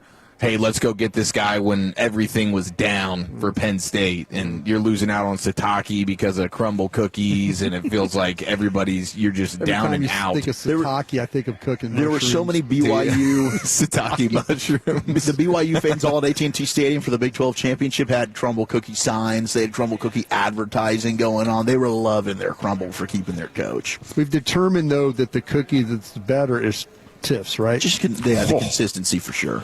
And we Dawson ate the whole damn box. I don't blame you, dude. I went back Sunday because I brought a box home that Tamika got me, and the next morning Remy goes, "Where's all those cookies?" And I looked in my belly. So she was raising hell all Saturday. So I said, "Okay, we'll go back and get some more." Got some more yesterday. Did you get to pick them out? Yeah. Or did you do it yourself? Oh, I like it. Was kind of a group effort. You were selling. She didn't know how good the oatmeal chocolate chip was, so I had to make an executive decision. Did you trick it? Did you trick her not saying the word oatmeal? I should have. It's just chocolate chip. I should say special chocolate chip. Special chocolate chip. It's usually a different batter. Yeah. James Franklin at Vod Tech comes in at 3. That might be a sneaky good hire. He's a good fit there. Yeah. John Sumrall at Florida, and he's had a banger of a press conference. He's kind of a psycho. That's star. I like this guy. It's like, I'm not hiring my buddies. He hired his buddies, though. He did hire a buddy. Oh, he brought one over with him? He brought a buddy over with him. They coached him. It's not fair from Tulane, someplace else he'd been. But he's fired some of his friends. Yeah, it's fair to have one buddy that's competent. But not all your buddies are. No, not everybody's competent. Would you pick Wolchuk if you had to pick a buddy? Would you? Oh, absolutely. I mean, for football things, if you had to like pick an eat-off or something like that? A buddy to work with. 5 best? A buddy to work with. Yeah. Oh, of course. Yeah, I mean, I've attached my wagon to his. And it's a hell of a wagon. That's what we're doing. Yeah, my man's packing heat. He's got Woodhaller's ass. Shut up. No, that's true. But he leads from the front, crotch first. Lane Kiffin for your LSU Tigers. Tigers. Number 1? Number 1. Okay. Number 1. The best bowl games. We just spent the most. That's all we did. Well, and Lane was probably the number 1 name. You know, in the. McKay and Kiffin stood for commodity. It did. And it still I'll does. Never forget his dad falling asleep on my shoulder on a bus ride after a game. Isn't that when he farted? Right. No, he used to blow out the bathroom, the scouting bathroom around the corner. Oh, okay. Like you could hear him in there, like shuffling in. He's from that generation. Just fighting. You could hear him in there shuffling in. He'd shuffle in, blowing the thing up. Was it like a solo stall bathroom? Oh yeah, it was him. And Siskowski would go in there and get on the phone, like he's talking to like scouts while he's. Hey, well, you going to Tampa? Hang on real quick. Buddy, all right, what was that now? The scout coach bathroom was just as disgusting of a place that you can have. It really worse than the station. Inhuman things happen in that bathroom. You couldn't even wash your hands. I mean, you go in there like, oh my god. Oh my gosh, that's amazing. The Holiday Bowl, Arizona, SMU. Wildcats are favored by 1.5. Pinstripe Bowl, Penn State, Clemson. Penn State favored by 1.5. Pretty good game. That's it. Pinstripe Bowl's there at Yankee Stadium, right? Yeah, it's pretty cool. That'd be cool to go to. Music City Bowl, Tennessee versus Illinois. A lot of Tennessee. Guess that spread. 5.5. Oh no! You can see it. Yeah, Vols are favored by 5.5. Pop-Tarts Bowl, which I think is the king of the bowls that are not the playoff. Well, they have like a really good. You can have the pageantry, bro. Eating the mascot. mascot. They cook the mascot right in front of you. Then you get to consume it. Like there's a whole Pop-Tarts on the field, like the tortilla thing. Like you like open. You'd have some injuries. Oh yeah, Okay. you get penalized. What's better? Spinning Pop-Tarts. You ever played Throw them like the tortillas at Pop-Tart. Japanese stars. Ultimate Pop-Tart Frisbee? What's better? You got to catch it with your mouth. Is it the Pop-Tart or is it still the Duke Mayonnaise Bowl where they dump the mayo on the coach I like that me wins? some mayonnaise myself. Get smothered in That's that. a good bit right there. Citrus They're Bowl both 2. good. Michigan and Texas. Texas favored by 4.5. But number one, they say the best non-playoff game, the ReliaQuest Bowl. Iowa and Vanderbilt. What is ReliaQuest? Can anybody tell me what that is? Insurance. That would be my guess, but I don't know.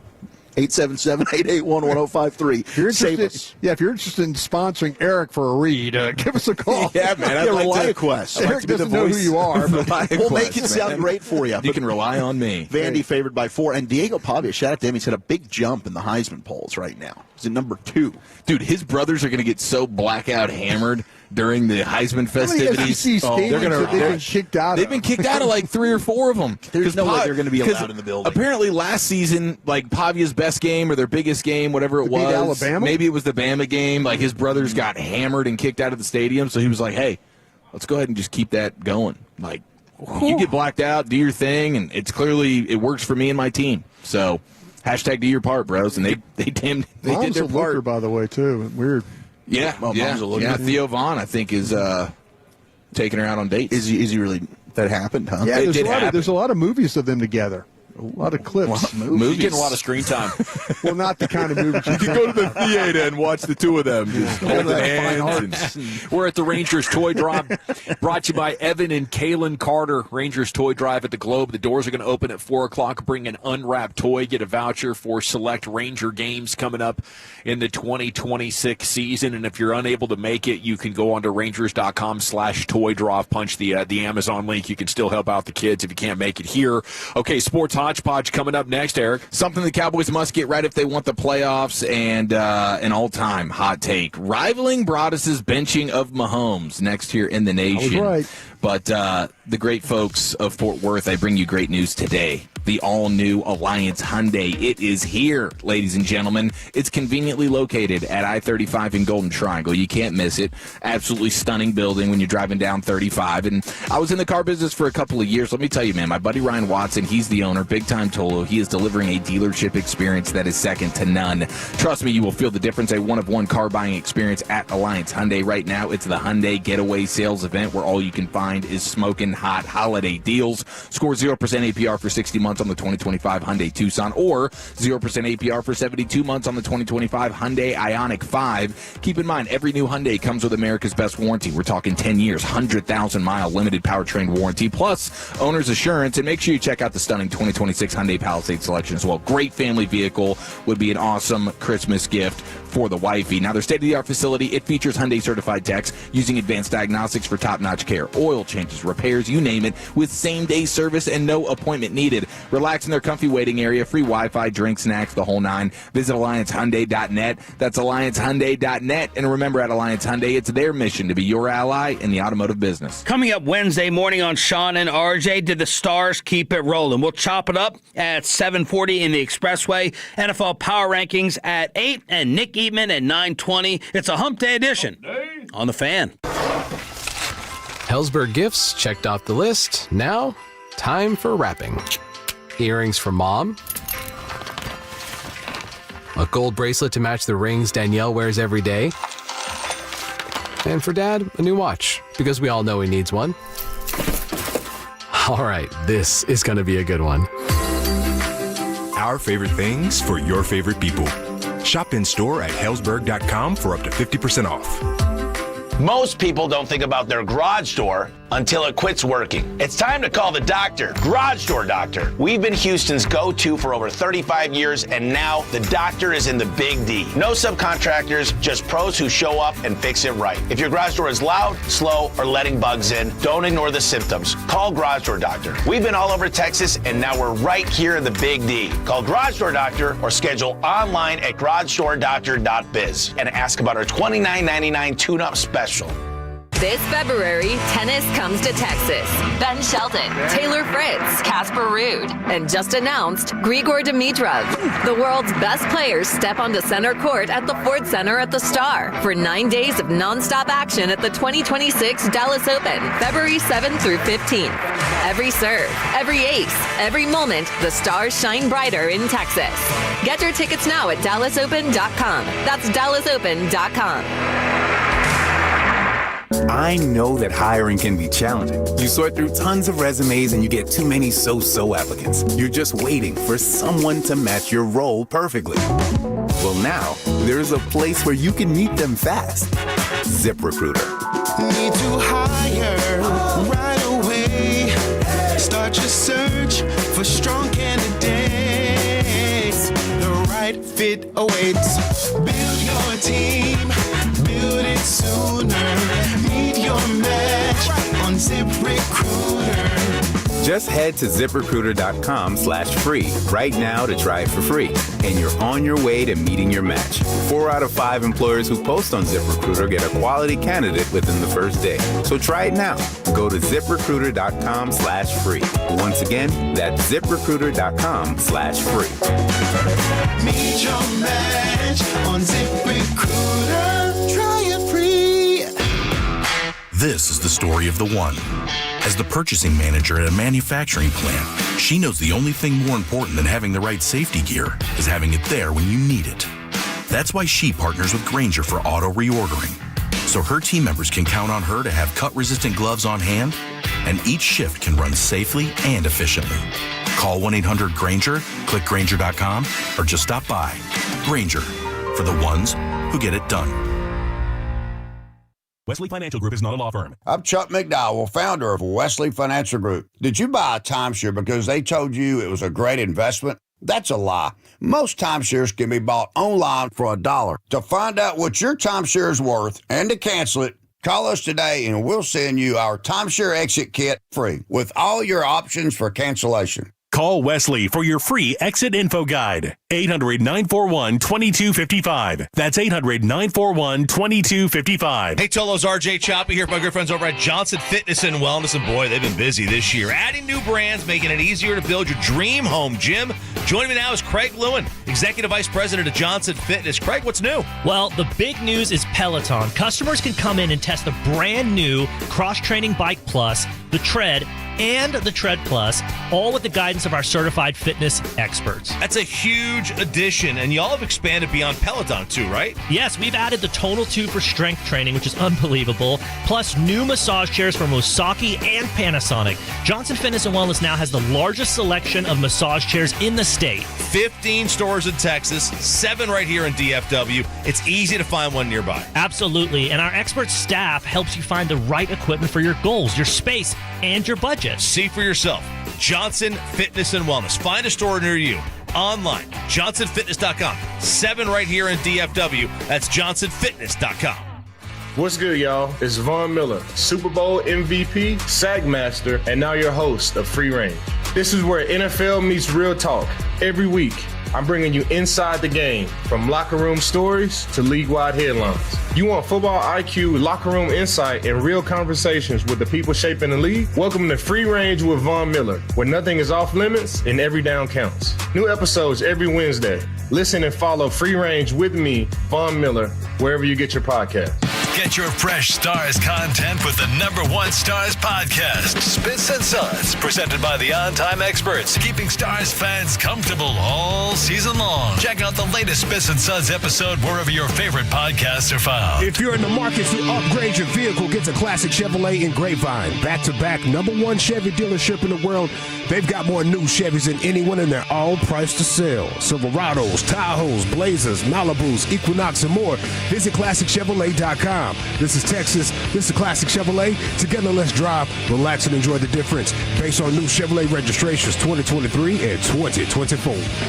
Yes, sir. Ooh. Thank you, Lucius. It's the G-Bag Nation here on the fan. Sorry, I turned my headphones down. Didn't know my mic was hot, but it is. And we are live at the Rangers Toy Drive here in Arlington. And the doors are going to open at 4 o'clock. Swing by, bring a toy, and you can get Rangers autographs, pictures with Santa. They're going to have face painting for the kids. And we love being here. It's probably 4th, 5th year in a row that we've been doing this. So we'd love to see you. Come on by the broadcast position. All right, it's time now for Eric Chiafalo with Sports Hodgepodge. Here's the Chief. Yes, sir. Plenty to get to right after this. TJ Hushmanzado, could you just rate my guy here on a scale of 1 to 10? You don't think rude what you just did? Who's literally listening to this anyway? Is anyone? Well, it is the home of the Cowboys. Well, no one exactly. We no have one's thousands. listening. I did a radio show when I first got here, and they told me I was fat. The brisket sando, that is hard to beat. LeVar, you want to get in on this? I'm not in on that, you rude motherfucker. Oh, he almost cussed. Then they called me the Girthquake or something stupid. I do like the Girthquake. That's a nice nickname. Little shock jock stuff. How about this from J.J. Watt? He learned a fun fact during some CBS production meetings, and it's about Phillip Rivers and the Colts. Grandpa? Apparently, yeah, Grandpa Rivers was running the same offense as the Colts for his son Gunner's high school team this season. Wow. Oh, perfect. He's got that connection with Steichen from back in the day, and so apparently he and Shane Steichen have spoke weekly about it, discussing plays and film and all that sort of stuff. So he says the familiarity with the scheme should be no problem whatsoever. That's Phillip Rivers out here. I wonder how much he had to dumb that down for the high school and like the verbiage, because like those plays can get super long and crazy on you. Yeah. But Phillip Rivers, I mean, he's been immersed in Colts offensive football all season long. He's ready to step in at 44 years old. I don't think you can get a higher level of knowledge. It's like another coach, another offensive coordinator on the field. So I'll be rooting for him. I've been up and down on Rivers throughout his career. At times he looks obnoxious, and then we found out, more about his personality as time went on. But I just like the storyline of the old guy trying to get it done one last time. Yeah, same here, and that's why I am. I guess I'll be rooting for him. Let's be real honest. There's a real possibility that this just becomes extremely sad. Yeah, let's be real honest here.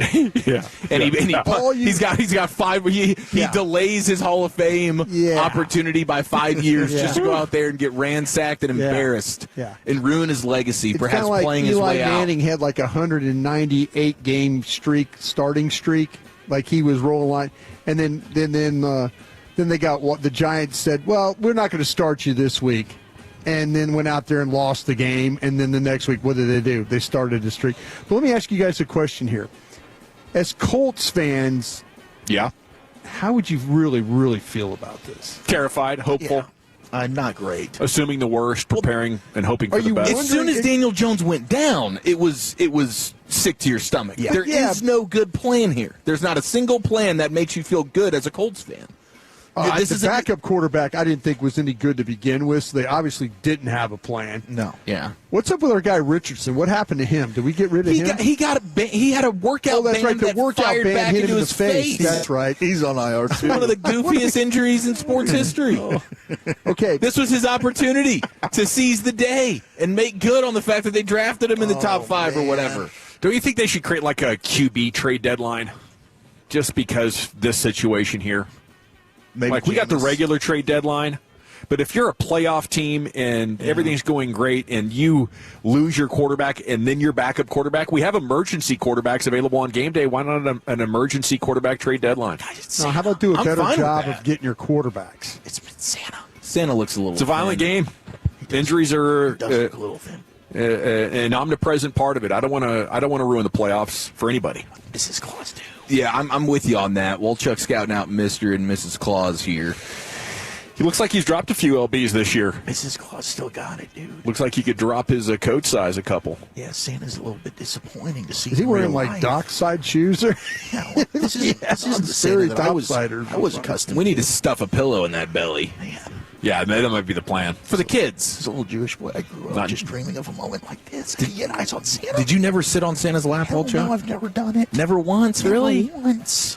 Wow, we should get a pic of you on skinny Santa's lap. Would you? Yeah, I would. Your bony ass on his bony knee. It'll be a battle for the ages. Bone on bone. That looks. We I mean, might start hey, a the fire. beard's good though. I mean, from the neck up, that's Santa, and then from the neck Absolutely. down, that's a triathlete. Santa here. They got to get him a fat suit.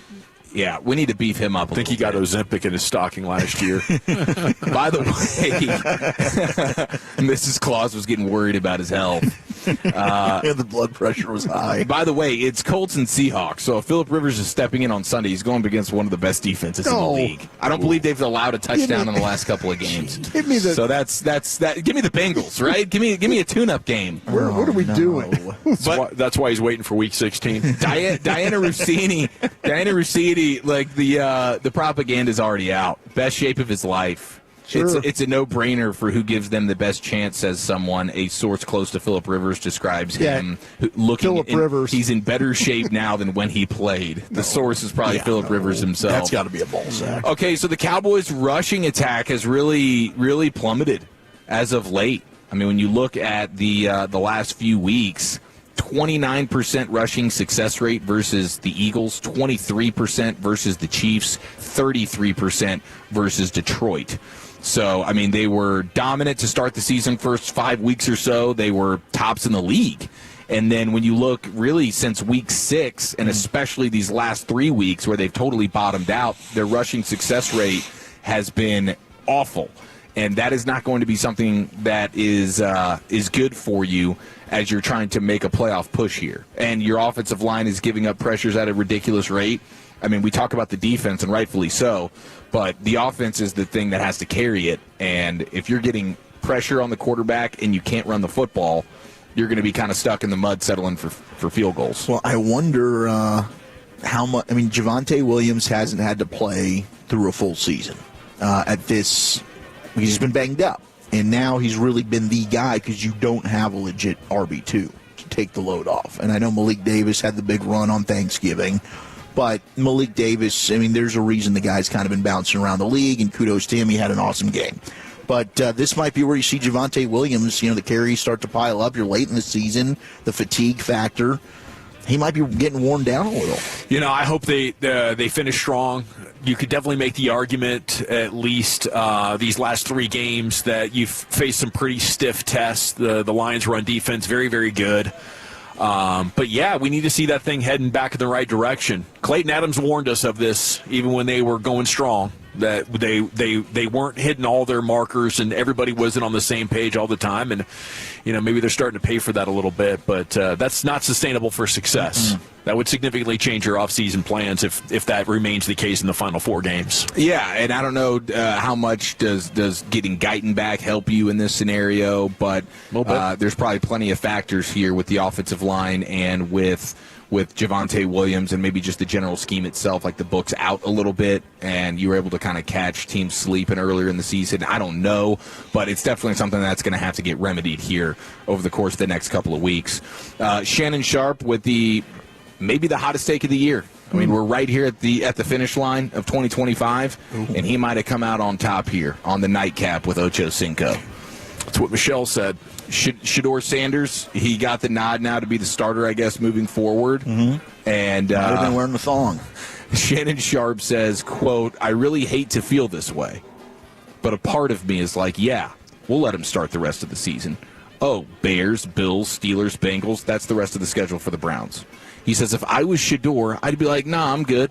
I already showed y'all what I can do. Put Dylan in there. What? Because you're facing tougher teams? You're not, though. Like You're the Bears, Bills, Steelers, and Bengals defenses, none of them this are any Shedor's good. chance to go and just claim the job. I have no idea what is going through his mind here. At what point does this feel like a rational thought? No. As you've been clamoring to get Shedeur Sanders to be starting, this entire time. You're mad that everybody passed up on him. You're mad that Dylan Gabriel got the first crack at starting before him. So you're saying now he has a chance. 4 games, and Shannon Sharp wants him to step up and say, "No, I'm good. I don't want to. I've already shown you enough because I lost to the Titans." I mean, I have no idea where Shannon Sharp is getting this. We punted, I know I did, on Anthony Richardson for tapping out of a game. Could you imagine if your quarterback said, "Hey, I'm good here, man"? That's a hotter take than Broadus' Mahomes one, isn't it? Let the backup play the last Scorching. I'm solid. I mean, that is good, boys. That's an incinerator of heat right there coming from Shannon Sharp. We appreciate him for it. Almost as illogical. That has to win Worst Take of the Week on Sean and RJ at 9 a.m. on Friday. Thank you, Chief. Yes, sir. Sports Hodgepodge in the books. We're live at the Rangers Toy Drive 2025 in Arlington. We're inside the globe, just basking in the house that witnessed a World Series championship in 2023. Bring an unwrapped toy, receive a ticket to a select 2026 Texas Rangers home game. We got complimentary refreshments courtesy of Delaware North Sports Services. It's a great place to, get out of the house here on a Tuesday, swing on by the yard, do something for good, and have a little bit of fun. Rangers autographs and more. Okay, we got Ray Casas, Senior Director of Community Impact here at the Texas Rangers, coming up in about 25 minutes. Football Fix is next, Wolchuk. Trolling Filthy, another drunk player, and what is the Cowboys' most shocking stat of the season? That's next. According to the North Texas Food Bank, nearly 750,000 residents don't always know where their next meal will come from. Join us as we restock the North Texas Food Bank for the holidays. Any amount makes a huge impact. 1053thefan.com/donate. This is Andrew Bogish with an Odyssey Sports Minute. An update on something we discussed last week. Deputy Commissioner Bill Daley says NHL players will not play in the Olympics in Italy in February if rink conditions are unsafe. This in response to reports that the ice will be smaller than NHL standards. How is this even a thing? How did organizers work so hard to get these players in the games and then create this possible drama? I'm Andrew Bogish.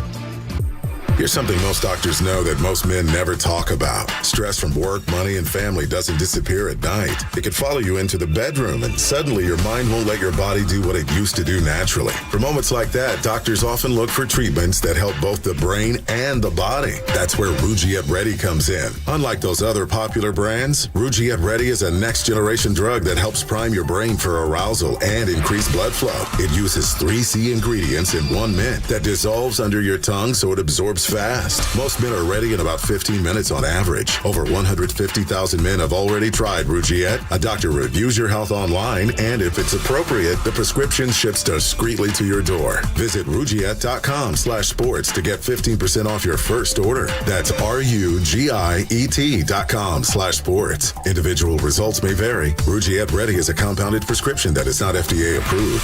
Visit Rugiet.com for full safety information.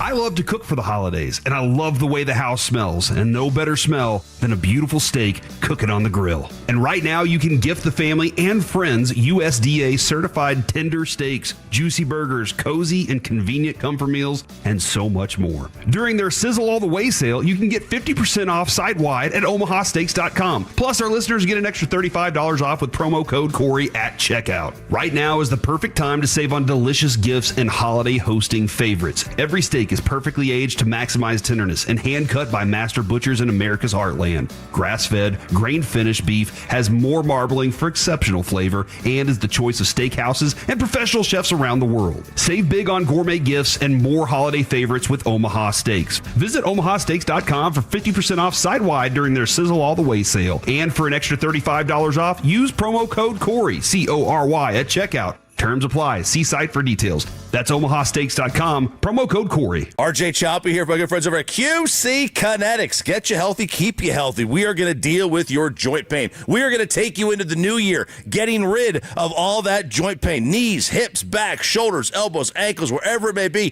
QC Kinetics has got you covered. Forget about that surgery. Forget about the steroid shots. Spend time with your family. Spend time with your friends with QC Kinetics right here in DFW. I did this 2021. Right elbow, right shoulder, left elbow, left shoulder pain. It was terrible. It was crippling.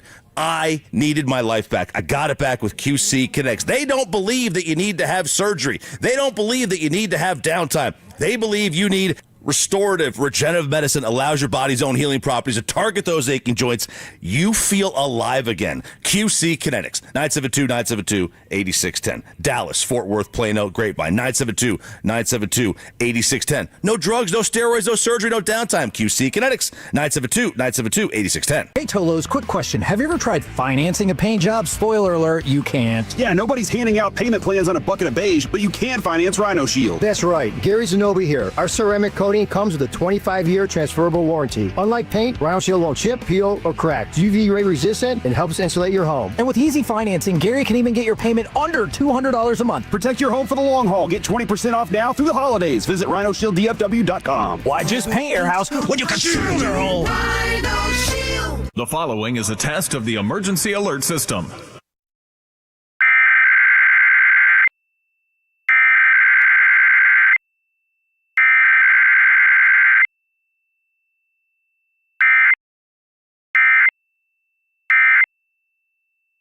D&M Leasing just delivered a truck to a customer who'd heard their ads for over 25 years. He always thought leasing was just renting, but when the dealership offered him an 84-month loan, he realized he'd be stuck upside down in payments again. That's when he remembered D&M Leasing. We showed him leasing isn't about what you can afford. It's the smarter way most people pay for their vehicles. So, are you ready to stop financing negative equity and start driving smarter? Call 817 or 972-35-LEASE or visit dmautoleasing.com. We make leasing easy. Your turn it on, leave it on. Home of America's team is 105.3 The Fan. Hello, baby. KRLD-FM and HD1, Dallas, Fort Worth. An Odyssey sports station. Driven by our D&M Leasing Studios. You're rolling with the G-Bag Nation on 105.3 The Fan. Welcome to the nation. Hour number 2 of the G-Bag Nation here on 105.3 The Fan. We are live at the Rangers Toy Drive in Arlington at the Globe. Bring an unwrapped toy. You will get a voucher for a select Texas Rangers home game coming up in the 2026 season. Winter meetings going on. We got an eye. We're hoping for some Rangers news here before too long. And we'll be talking with Evan Carter and Jake Berger a little bit later on in the broadcast. It's time now for Zach Wolchuk's edition of your daily foosball fix. Let's do it, baby. Here we are at the Globe, and we're talking ball right after this. You think football is still fun? Yes. Sir. Wrong side. Left side. Wrong side. Left side. I use these for acid indigestion. So what are we going to use these for?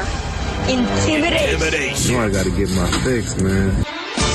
Oh, the Eagles lost. Oh, my gosh, they lost. They suck. E-L-G-A-M-U-F-T. Let's go. Eagles. How about the Chargers? Shout out to their social media team. Eagles lose 22-19. They fumble fart the game around. They look like they're going in there. They're going to win this thing. Herbert throws the interception. Whoop!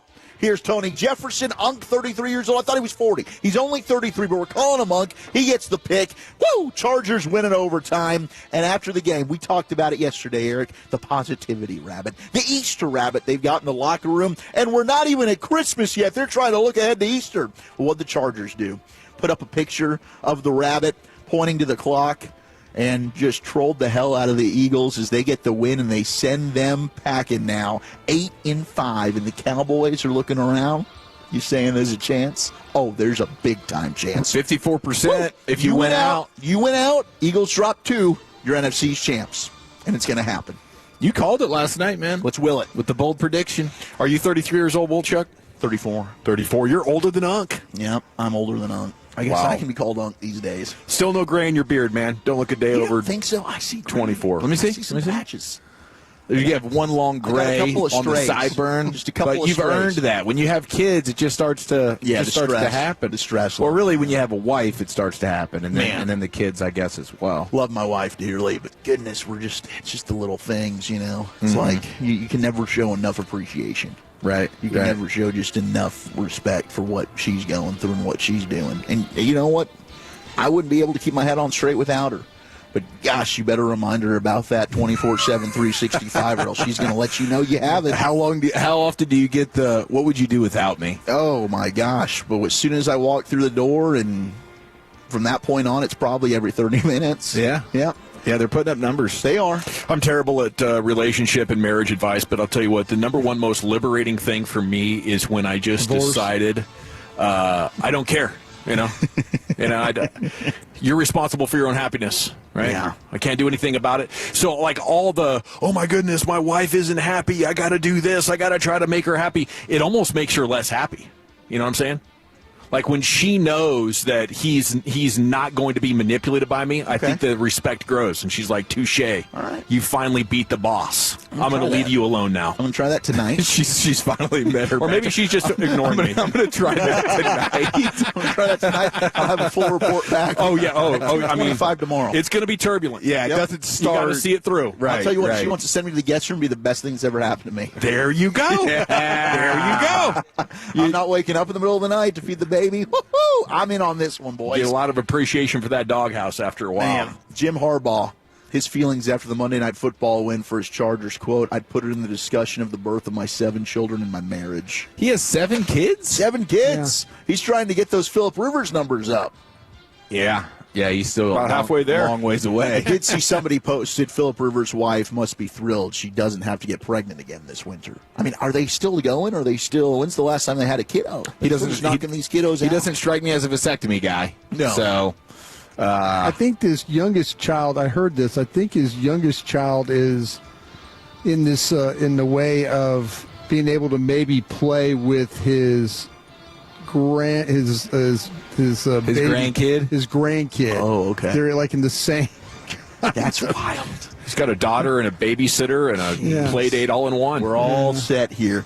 Did anybody peek over at that Monsters, Inc. broadcast on ESPN2 last night? No, I just saw the play where Jalen Hurts broke the Monsters, Inc. Fun, what was it? Funday Night Football? Funday Night Football. Yep, that's what they called it. But, yes, the play where you've got Jalen Hurts throwing an interception, then he gets it back because it's fumbled, and then he fumbles on the same play, only for the Chargers to get it. It just broke the system. The animation could not keep up with the entire process. You can't prepare for that. It didn't look good. It short-circuited, and the Monsters, Inc. broadcast could not handle the funniest play of all time because they didn't know one player could be that bad, a.k.a. Jalen Hurts. Now, Eagles radio's losing their minds. And shout out to Bobby Belt on vacation this week. Oh, I thought you said Merrill Reese and those guys were losing their minds. You know what? I didn't get to. This team doesn't know how to lose. I should have gone back. Pretty good limited Merrill. Yeah, give me more Merrill. The team doesn't know how to lose. They don't know how to lose. Looks like they remembered. Oh, man. All right, let's get to Rob Ellis. This is how he opens the post-game show last night. This was a disgrace. This was an absolute disgrace of a loss. First of all, Hurts sucked. Okay? We can all say it. He accounted for 5 turnovers tonight, 4 interceptions, and the fumble after one of his interceptions. Okay? So when your quarterback gives the ball to the other team 5 times, you almost have to have a miracle to win, number one. Number 2, why is Patullo throwing the ball there? Yeah, I'm going to go there. Why are you throwing it? Give it to Barkley. Pound it in. Worst case, you get out of there with a tie. Worst case, self-inflicted wounds. And we've seen it all year from this team. Whether it's penalties, whether it's now turnovers, which was the calling card. Hey, conservative, but don't turn it over. Nope. No, not the case. How about Jake Elliott? How about you step up and make a kick earlier in the game so you don't put your team in a bad spot like you did the week before when you missed an extra point? So this goes all around. This goes to everybody. Everybody wears this, okay? Your defense is tired. Do you defer to start the overtime? I'm sure the analytics tell you that before the analytics geeks start coming at me. But maybe I rest my defense and see if I can go down the field. But then, again, when the quarterback is saying, here you go, guys, here's the ball, I don't know what you do. Here you go, guys. Just go ahead and have it. He covered a lot of ground there. I actually thought it was a pretty good play by Jalen Hurts there to recover the fumble. Yeah. I mean, he was kind of trailing the play, and boom, Johnny on the spot, and then he gets hit out of nowhere. But he, raised it up, the football up like Simba and the Lion King. That was a little bit of a weird part there. He needs to just go down. Yeah. You got it back now. Hit the deck. Okay, I could see that. But ball security. He didn't do that, and then it ends up being another. So it did. It made for one of the greatest plays since the butt fumble. But he's been Mr. Ball Security all season long. So to complain about it, it's just like you can't be so short-sighted that you're a victim of what you just saw in the game. So great. Yeah. They're just losing their minds. All right, let's get to one of their callers. Here was Neil in Belleville, who wants to just scream and complain about Hurts. Neil in Belleville. Neil, you're on the postgame show. Gentlemen, thanks as always for taking my call. Come on, Neil! Appreciate it. You know what? We're starting to learn very clearly now that the only system that Jalen Hurts can play in is when he's surrounded by all-stars. He ain't Josh Allen, folks. He ain't going to lift you up with a bunch of nobodies at wide receiver. You throw 4 interceptions and fumble the ball, and you got paid, what, $50 million and a 4-year contract, and you give this kind of performance on a Monday night? This guy has not been the same all year. The inherent conservatism of this offense is reflected in the inherent lack of ability of Jalen Hurts. This is a game where you need a quarterback to step up against a better opponent. And what we are starting to see, that the only system Jalen Hurts can play in is a system surrounded by all-stars and all-pros, because he isn't one. Oof, Neil. You're just starting to see that, Neil? Give it to him, Neil. Now, I did think his first part there with just like average bums at wide receiver. I mean, you do have A.J. Brown. You do have Devontae Smith. They're two of your No, he was highest saying he paid can't do it players. like Josh Allen's doing it. Yeah, he's not going to be able to carry people. Yeah. But he does have good receivers. He does. Yeah. So it's even more embarrassing that this is what's happening, but it is. I mean, Jalen Hurts, this has been he's playing terrible. He looked god-awful last night, and the demise, I hope they lose to the Raiders. It is going to be so freaking incredible. And the only thing that would make it, I don't think there is anything that would make it better. I mean, if they lost out, that'd be awesome. But if you can lose to the Raiders, it's a guarantee you're losing to the Bills, in my opinion. So it's done. All you got to do, Cowboys, take care of business. Beat the Vikings. We'll see what happens against the Chargers. Marcus Mariota is probably going to have to beat him one time. I hope so. I hope it happens. But let's go, Gino. Yeah, if they lose to the Raiders, there's no way they're going to beat the Commanders twice and the Bills. It's crazy. They won a Super Bowl less than a year ago, and they're just punting on this guy. But he has looked terrible. He's looked absolutely terrible. But the caller was right. Like, the offense isn't optimized. No. It's the only thing they can do with the quarterback that they have. Yeah. And last night, he actually ran once and got the big gain there in the fourth quarter. When he got up, it looked like he was pissed that he had to run. Yeah. So I think that's the biggest issue. But 8 carries in the last 2 games. Yeah, he clearly doesn't want to run. I mean, he doesn't, like, listen, we said it earlier in the crosstalk. You look at what Harbaugh did. His quarterback's got a broken hand, bloodied all over the place. Yeah. And what they're calling, they're calling design He ran runs 10 times. Greg Roman, let's design run this thing. I mean, come on, It's crazy. It's crazy. This guy, he doesn't want to run anymore. No, he doesn't. Just does not want to run. And maybe it's to preserve his own health, but that's part of what made Maybe he's him realizing that nobody on that team likes him, and he doesn't want to sacrifice his body for him. And we could talk about, hey, is Jalen Hurts the bigger problem, or is it the offensive line? Is it Saquon Barkley? But both of those things are looking worse because he won't run. Right. Yeah. He's affecting. I mean, he ran the ball 14 times against you in week 1. And now he won't run the ball at all. Yeah. He had the knee issue a couple of years ago, Sure. and he's probably like, well, I don't want to wear down. We've won. Let's have the longevity of my career in mind. But I really think teams got to look at these and put it in the contract. Like, if you stop running this many times per game, if you come to us and say, I don't want to do design runs, this contract is void, sir. Yeah, you're no longer as good as you could be. The Eagles are hoping to get back Lane Johnson per Adam Schefter from the Liz Frank sprain in his foot. They're 0-3 without him. They have not been really good over the course of his career. Anytime he's had to miss games, they've struggled. Broncos, Patriots, Rams can all clinch playoff spots with a win this week. And yesterday, I gave some of the top 10 players. Shout out to Matt. Really, really good dude over here. I love you, Matt. Top 10 players that were able to perform while inebriated. We found another one that we should have put on the list. That's Quentin Jammer, former Texas Longhorn. San Diego, Supa Chacha, number 5 overall pick in that 2002 draft. Yeah, he was a good player. We were going to draft him. Played 12 years in the league and then retired after 2013. But he said today, in 2011, he played drunk. 15 games he started. Chargers go 8-8. And he said he played bleep-faced drunk in at least 8 of those games. True story. What is propelling him? Did he hear your list yesterday and you feel like he needed to get that out there? Maybe he did. Was he provoked in any way? It was the tequila. He said the tequila, he was enjoying that, and I don't understand how you just don't sweat that out. Yeah, well, you got to keep hitting with more. You just keep how Sean Lee in his cup, he would have the coffee. Yeah. He's just got tequila in there. I guess so. We were gonna take Quentin Jammer, and like this is the day before the draft. John Butler's their GM in San Diego, and Larry Lacewell goes. We're all sitting around. Goes, man, San Diego's ahead of us. Who do you think they're gonna take? Lacewell goes, what the hell? He picked up the phone, hit San Diego's button, and goes, John, Larry Lacewell, hey man, we're right behind you. Who are you going to take? John, he goes, we're going to take Quentin Jammer from Texas. And Lace goes, oh, okay, thanks.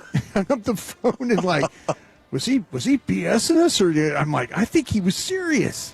Sure enough, next day, he told us who he was going to take. Was that the Newman draft? Yeah. Okay. Yeah. Well, wait, the Newman draft was 02 or 03? Because one of them was Roy Williams. The Roy Williams, right? I'm trying to remember. These drafts all go in. I don't know. One of them was 02, 03. I need to look this up. We'll figure it out. Pro Football Focus has him dead last in passer rating allowed that year in 2011. Well, he was playing drunk. 131.8 is what he gave up. That'll do it. That'll do it for you. Oh, we'll close down the fix. Cowboys' most shocking statistical stat as they sit 15th in the ESPN Power Rankings, 27th in takeaways. They've got 5 picks, 5 forced fumbles.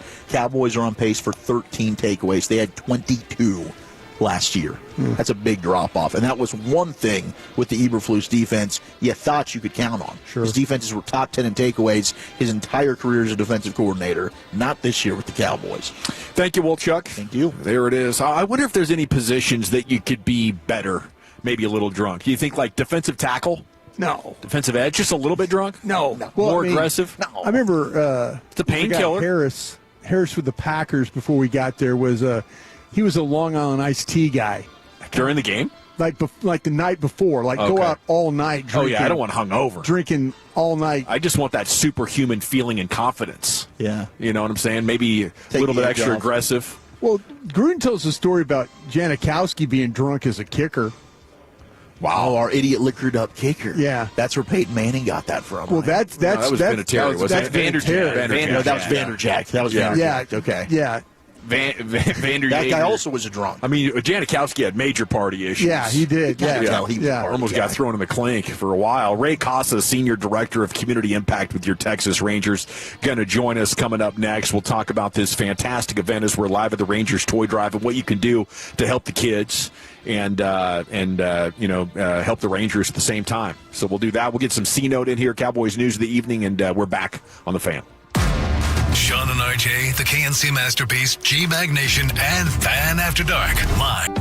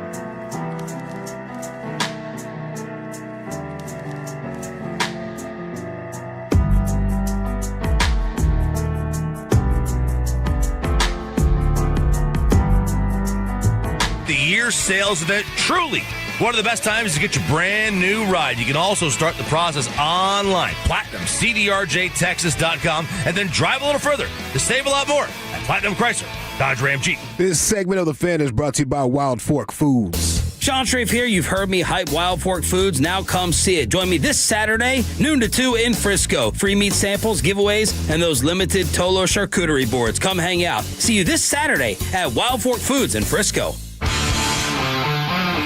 Welcome back. It's the G-Bag Nation here on The Fan. We are live at the Texas Rangers Toy Drive in Arlington. Doors going to open up at 4 o'clock. Come through the gift shop there in center field, and you got Santa here and face painting and autographs and a free Rangers ticket to a select home game in 2026 if you drop off an unwrapped toy. So we'd love to see you all here. Segment's brought to you by the Frankels. If you've been injured in a car or truck wreck, call the Frankels first, 214 or 817-333-3333. There's never an out-of-pocket cost. They only get paid when you win. The Frankels are the go-to car and truck wreck attorneys in Dallas. And joining us now here, Ray Casas, the Senior Director of Community Impact here with the Texas Rangers.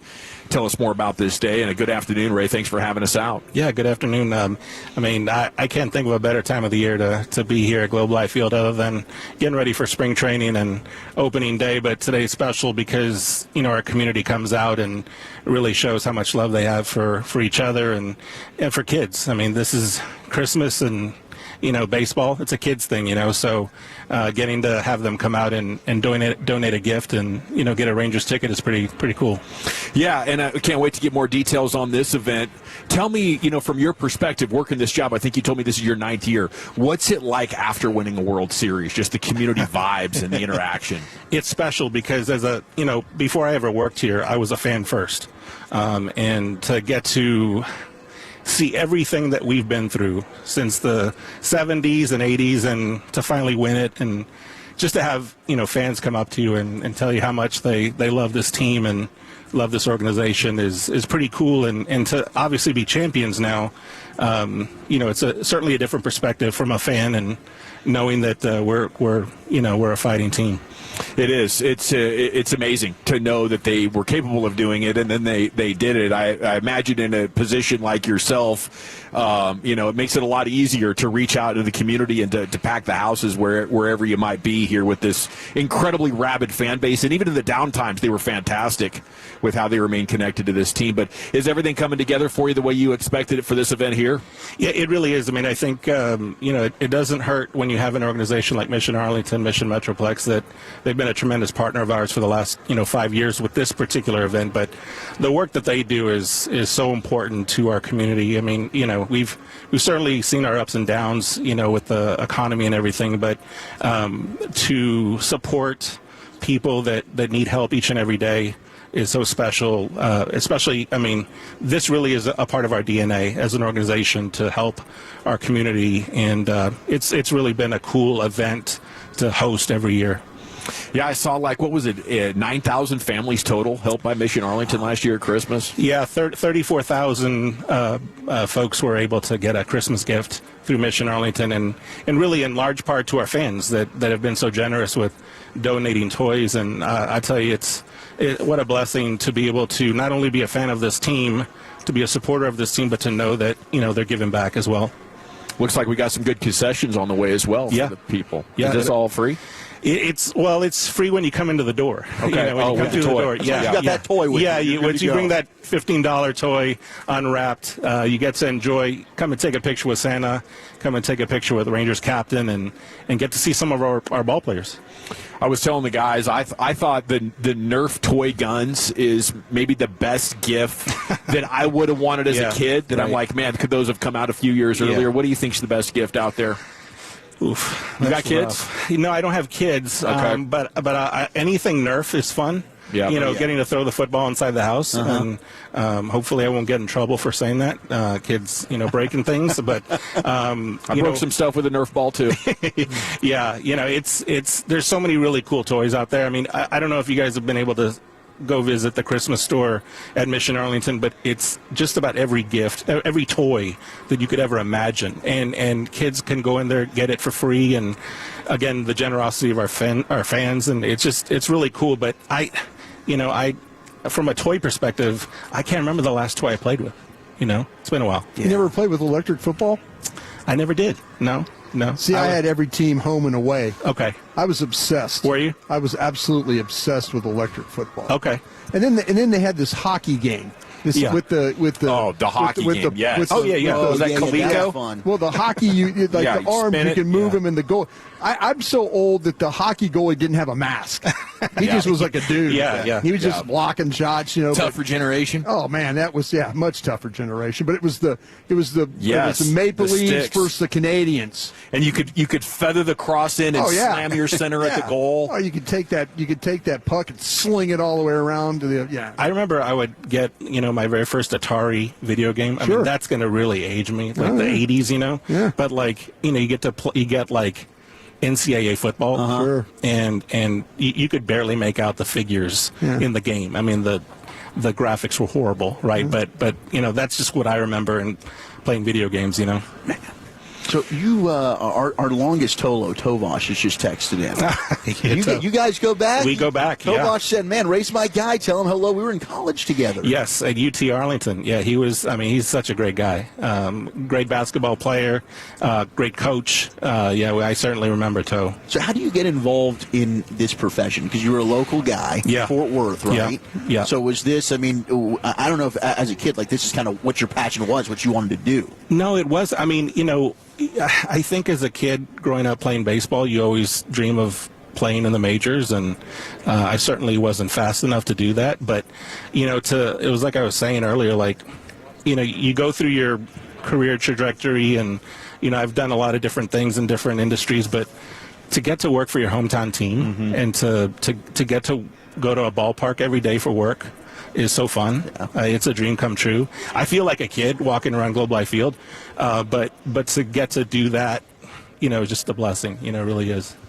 Well, thanks for having us out, Ray. It's I think this is our 4th or 5th year being here. Yeah, we love coming out, love seeing the players. It's great how generous the players are with their time, and you guys really, give Rangers fans something to look forward to going to the holidays, and a great way to help out. So we appreciate you guys being a part of this, and thanks for getting the word out. Again, 4 to 7 o'clock, come on out with a toy, and we really appreciate the support of our fans and you guys. Thanks, Ray. Thanks, guys. We'll see you next time. He is the Senior Director of Community Impact here with your Texas Rangers, Ray Casas, as we're broadcasting live from the Globe in Arlington. The Rangers toy drive, again, the doors open at 4 o'clock, and you can help the kids get a gift. Pretty cool there that they have the little store you can walk into and pick something out. I can imagine must be a lot of fun for the kids. Okay, we've been talking about Phil Rivers. Let's get into the C note here with the remaining 4 or 5 minutes left in this segment. If he can come back for the Colts, which former Cowboy do you want to bring back? I think the easy choice would be Stephon Gilmore and Eric Kendricks, who could probably still help this football team right now, and they're probably 10 years younger than Phillip Rivers. DeMarcus Ware. Yeah, absolutely. And he wouldn't do it because we've talked to him about that. And D. Ware is the man. He looks physically like he could still play. But give me DeMarcus Ware. Hell, I'd take DeMarcus Lawrence right now. Me too. He's top 5 in all kinds of stuff. The disruptive plays, every way you measure it, DeMarcus Lawrence was maybe the one that got away a little bit. But I bet Ware could still get you at least one sack. He looks like he's still in shape. If you had just 4 games, would you take Sean Lee, or would you take Deshaun Wright? Sean Lee break down after the first quarter. You think Sean Lee would break down? How about the Wolf Hunter? Yeah. Yes, I love the Wolf Hunter. He's just 29 years old. Yeah. This guy could be an instant fix. Rolando McClain's got to be. He's fishing somewhere. Got to be drunk as hell. 37. My guy's got like a Miller High Life in his hands. Yeah, but I mean, he'd walk in there with like a fishing pole in a tackle box and put on a helmet. There's no question he could probably play, but I mean, you'd have to get him off the boat. Man, he was just so disinterested in football. Was just dripping with talent, looking for a reason to get off the practice field. Like David Irving? Yes. Oh my gosh. Disinterested in football. Yeah, I'd probably have to play David Irving at end right now, wouldn't you? He'd be NFC Player of the Week. It's crazy. Just find a way to 19 plays, like 12 slants. Yeah, 19 plays, 10 pressures, 3 sacks. Unbelievable. Cost fumble.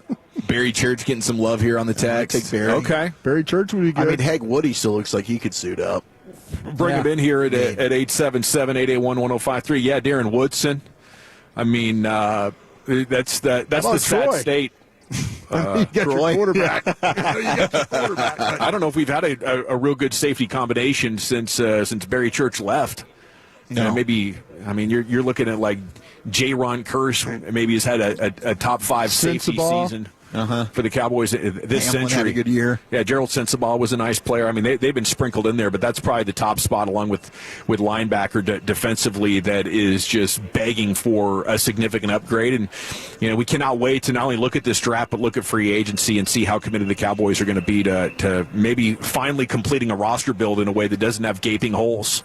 All right, live from the Globe in Arlington, it's time for Krusty's Corner. Brian, where are you taking us today? Yeah, you know what I wanted to do? Since the Eagles lost last night, I want to dive into how bad their numbers were. We'll do that next. Okay, I want to chat with you about the Frankels, though, because your numbers can get bad if you're on the receiving end of negligence. You're hurt, not your fault out there on the highways and byways, and a massive financial burden is going to start tolling almost immediately. You might need a tow truck. That's a couple $100. Ambulance ride, hospital stay. Now you might be into 5 figures. You might need career re-education. You might not be able to work for the rest of your life. Decades of not being able to work. Now we're talking about some very serious dough. Right? The Frankels make sure that you make the full recovery. They don't want to see you settle for less. So call the Frankels when you're hurt, not your fault. Right there, roadside, 214 or 817-333-3333. And they'll begin to advise you on what to do, not do, what to say, not say, to maximize your compensation for the negligence that you have been victimized by. Okay? Now, you should know the Frankels, their names command respect in North Texas courtrooms. A lot of times, all they have to do is call the guilty party and say, hey, you're talking to my guy all wrong, and the next thing you know, things start moving in your favor in a big way. That's why we love them here at the Fan, love them in the Dawson household. I've been a victim of negligence twice over the last 15 years, called the Frankels both times. It's amazing to watch them work on your behalf. We're looking at 6 or 7 figures, to be honest with you. So if tragedy hits you or a family member, call the Frankels first, 214 or 817-333-3333. Go online, frankelfirm.com, principal office, Dallas, Texas. Coming up Wednesday morning on Sean and RJ, did the Stars keep it rolling? We'll chop it up at 7:40 in the Expressway. NFL Power Rankings at 8 and Nick Eatman at 9:20. It's a Hump Day edition on the Fan. This is Ryan Watson, owner of Alliance Hyundai. During the Hyundai Getaway Sales Event, we have over 600 vehicles in stock, like the all-new 2025 Hyundai Santa Fe. Every new Hyundai comes with America's best warranty, 10 years, 100,000-mile limited powertrain warranty, and owner's assurance. Visit us at AllianceHyundai.net today. Gear up for your thermal hunting season with Shields Hunting Sale now through December 14th. Save up to $1,000 on Pulsar Thermal Optics. Save up to $400 on Vortex and Leupold Optics. Save on the top brands in ammo. And get a Shields gift card with your purchase of select Fox Pro electronic calls. Call in these savings and maximize your time in the field. Now through December 14th at Shields and Shields.com. Dallas hockey fans, get ready to score big. Freebirds is proud to be the official burrito of the Dallas Stars. And when the Stars score 3 goals, Rewards members eat free. That's right. When the Stars put 3 on the board, you get a free chicken burrito the very next day. Not a member yet? Just sign up for Freebirds Rewards and skate on in to claim your victory. Join Rewards today to unlock exclusive offers, fuel up with flavor, and cheer on your team. Because in Texas, when the Stars heat up the ice, Freebirds fires up the grill. Don't forget, when the Stars score 3, you eat free. Only at Freebirds, the official burrito of the Dallas Stars.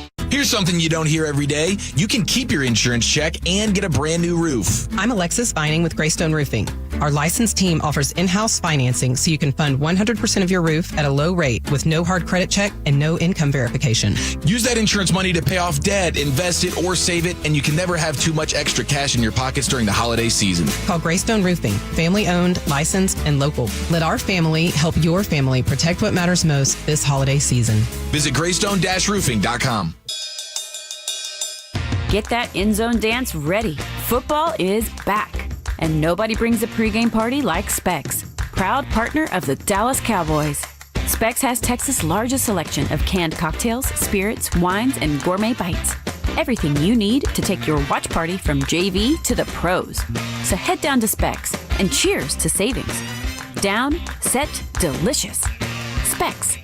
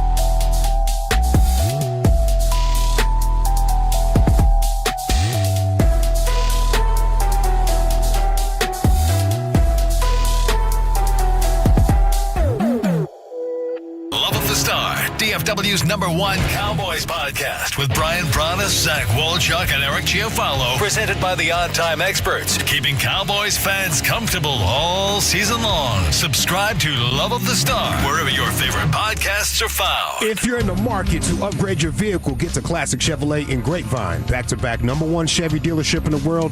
They've got more new Chevys than anyone, and they're all priced to sell. Silverados, Tahoes, Blazers, Malibus, Equinox, and more. Visit ClassicChevrolet.com. This is Texas. This is Classic Chevrolet. Together, let's drive, relax, and enjoy the difference. Based on new Chevrolet registrations, 2023 and 2024. Thank you very much, Lucius. It's the G-Bag Nation here on 105.3 The Fan, live at the Texas Rangers Toy Drive. Doors opening here at the top of the hour, 4 o'clock. Bring an unwrapped toy worth at least $15. Get a ticket to a select Texas Rangers home game in 2026, plus autographs and all the fun times you could want. It's time for Krusty's Corner, brought to you by Greystone Roofing. Go to greystone-roofing.com. Here's the king. Hey, kids! Your old pal Krusty's gonna teach you 5 new words. You're not wrong about that.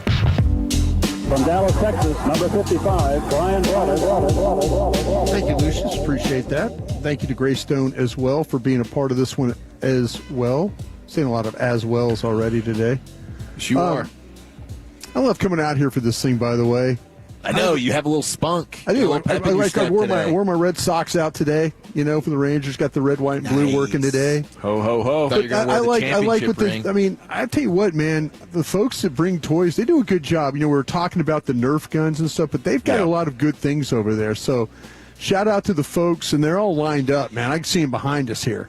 Yeah. And they are lined up to come in here and be a part of this. So, it's nice to see at the end when it gets down to it, and you can walk over there and see all the toys together and stuff. The Rangers do a good job of kind of putting it there so everybody has an opportunity. So, shout out to the Rangers and for having us out today, and shout out to the folks who are going to bring a toy here for us. I think my one seed might be the little basketball hoop that you put up on the door. Ooh. Like the Nerf hoop? Lay back and just cash buckets. Dawson, do you have one of those as a many. kid, the Nerf hoop? You hooked it on the door, and then there was always some type of goaltending going on in dunk that contests. Yeah. I mean, what do you do for dribbling? We would always do, you have to simulate the dribbling. You did. Like You had to take the ball in your hand and you didn't do the Bob Cousy like I do for you guys. I do the Bob Cousy. You should do the Bob Cousy for the Tolos. I might do the Bob Cousy after we get done here on the YouTube and the Twitch. I will. I'll do the Bob Cousy for you guys. But it got ugly when Jordan and Dominique were going back and forth. Those things would get broken within a couple of weeks, and you had to get good at repairing them with duct tape. Duct tape.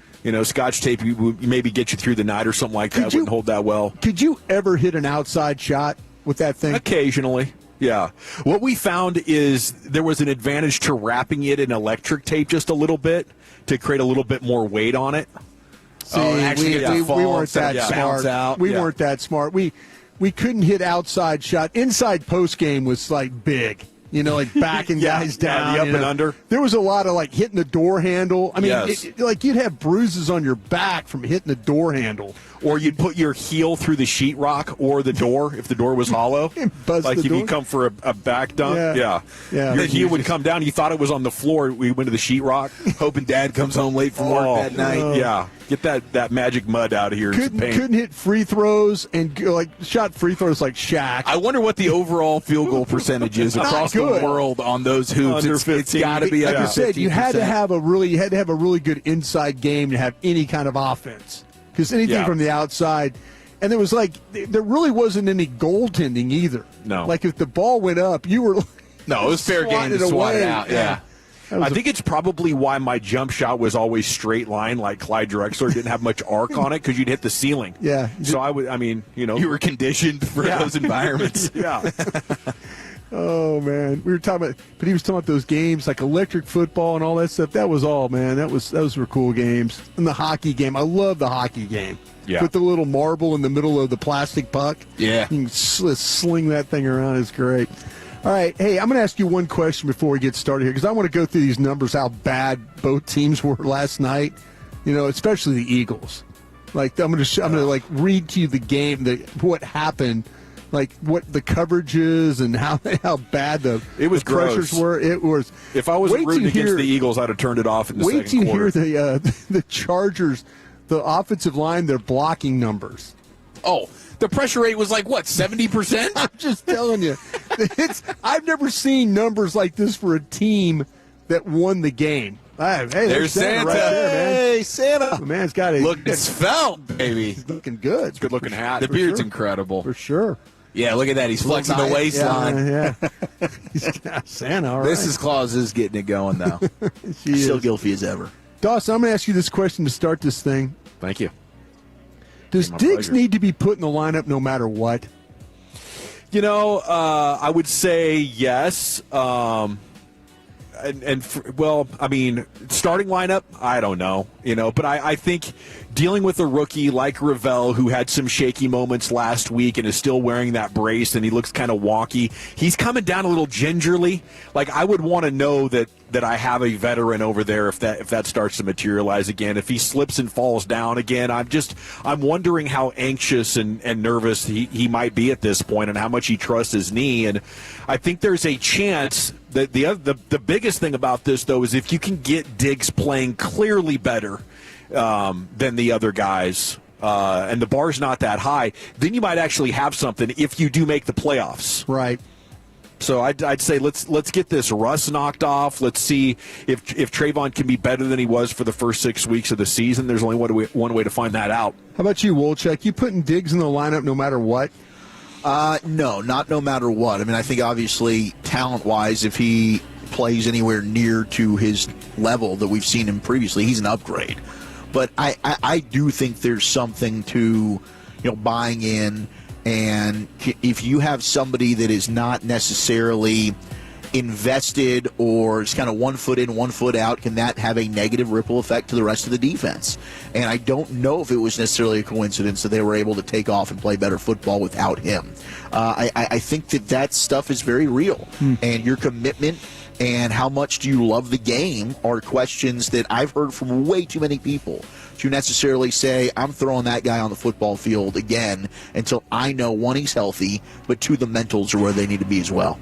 Chief? Yeah, I agree with Wolchuk here. Like, you got to be bought in, and I'm not just going to let you on the field just because. I would like to think that he would be an upgrade over what they got working out there right now, but you don't know, and I don't want to see him half-assing tackles out there and loafing and pouting because they're playing zone coverage or whatever it may be. So it wouldn't be a surefire guarantee.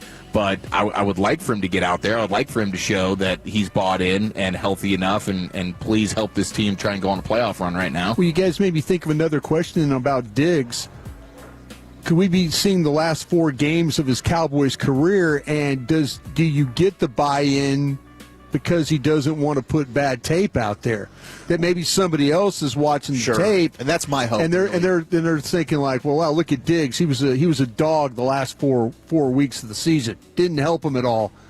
Don't you guys feel like you're going to absolutely get the best out of him? In theory, you should.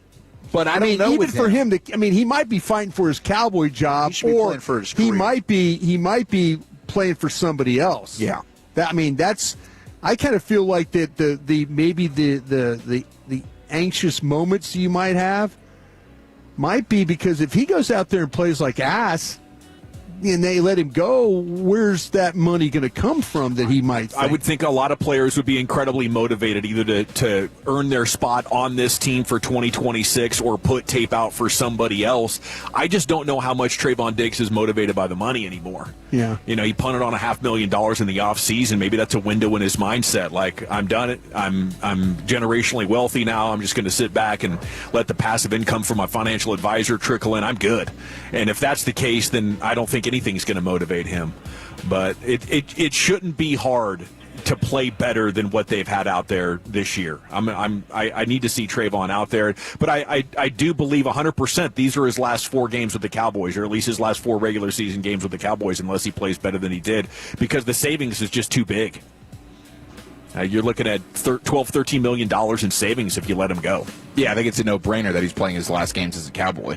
I don't think there's anything he can do really to save it. Yeah, I think that... so there's nothing There's no medical guarantee left on the contract. I looked it up. Yeah, I was looking at that too, because I was wondering maybe that's why they're trying to keep him out, but that's not even the case. So I think they're just fed up. So there's nothing he could do these last 4 weeks, and maybe potentially if they get in the playoffs, it can sway you guys to... Sure, go pick off 3 balls and tackle. Yeah, I'd love to have Trayvon Diggs back at $18 million because that would be a bargain if he played like he did his first couple of years. But the percentage of that is probably sitting at 5-10%. 4%. Yeah.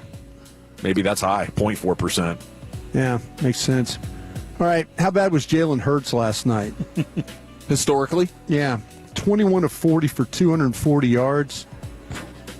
No touchdowns, 4 interceptions. His passer rating was a 31.3. I think if he would have spiked the ball every snap, he would have had a 39.6 or something like that. That's what I saw. Yeah, he was that's true. 6 yards an attempt, 52.5% completion percentage, 15 quarterback pressures. Oof. Sacked 1 time. On the other hand, your Chargers quarterback was 12 of 26 for 139. Gag me. 1 touchdown, 1 interception. He was at 59.6. He averaged 5.3 yards a throw, 46.2%. He was pressured 28 times in this game. Sacked 7 of those times is what he was dealing with. Yeah, it was. I mean, their offensive line is as busted as you could imagine. So those dudes were getting home, and they were thanking God that Jalen Carter wasn't in the game because it would have been even worse. How about this one for the Eagles? The 2 tackles in the game for the Eagles gave up 13 pressures. How about this one? It's like Nate Thomas and Terrence Steele trying to take on the Lions. Jordan Mailata gave up 8 of them. And he got away with a brutal holding call. That touchdown from Barkley? Yeah. He did. I think they called one back on him, though. That was a little questionable, I guess it evened out. Yeah, he gave up the 1 sack. Fred Johnson on the other side gave up 5 pressures, but no sacks. What's unusual is the Chargers' offensive line.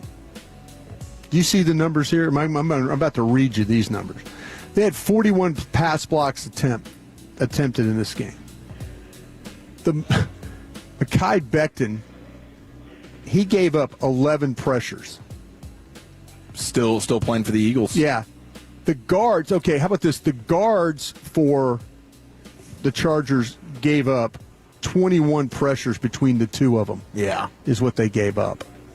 So how about that for a day? But they had overall their pressure numbers were Bozeman, the center, gave up 5.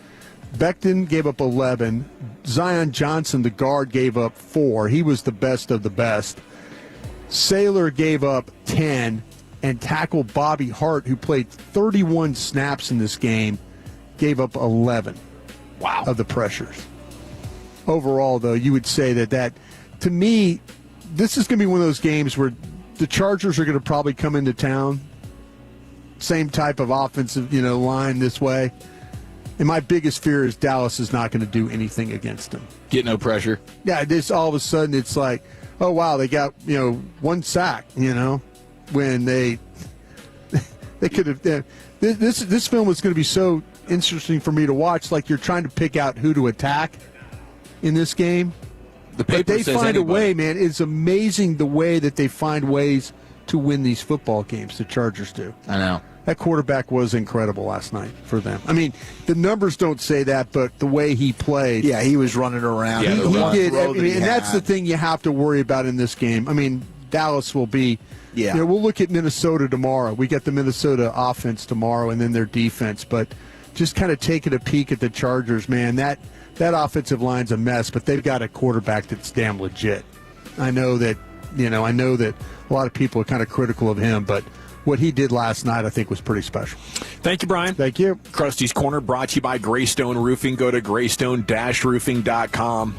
There's more conversation on Cowboys Twitter in light of the Phillip Rivers signing with the Colts. Practice squad, but everybody's assuming he'll be in a game before too long. What about Tyron Smith? We had that conversation when we thought Guyton was more hurt in training camp, but it only lasted like 45 minutes until Brian's source told him Guyton's going to be okay. Yeah. Tyron Smith be a interesting deal, wouldn't he? But I guess if there was an appetite to have him back, or if he wanted to come back, he'd probably be on the Chargers already, wouldn't he? I think so. Yeah. Considering how bad a shape they're in. Okay, we got 3 hours of sports remaining. We are live at the Rangers 2025 Toy Drive. Evan and Kalen Carter hosting this year's Toy Drive for the first time. And fans who bring an unwrapped toy to Globe Life receive a ticket to a select 2026 Rangers home game. 1 ticket per person while supplies last. There's also face painting, pictures with Santa, complimentary refreshments once you're in the door. And all toys collected benefit Mission Arlington's Christmas store, where families in need can shop for free gifts for their kids. Okay, I believe we're coming back with Jake Berger, your Rangers slugger in the G-Bag Nation, home of the Rangers, 105.3 The Fan. I want to chat Men's T Clinic with you before we get there, though, because if you want your edge back, you want to feel like that younger, more alpha version like yourself, maybe you thought those days were gone for good. Well, they're not. All you have to do is check into one of Men's T Clinic's 5 DFW locations. There's cash and insurance options available for you, so they'll make it easy as possible to pay. But this isn't that expensive. You might think, oh yeah, sure, Dawson, having my hormones optimized sounds a little bit out of my tax bracket. Not the case.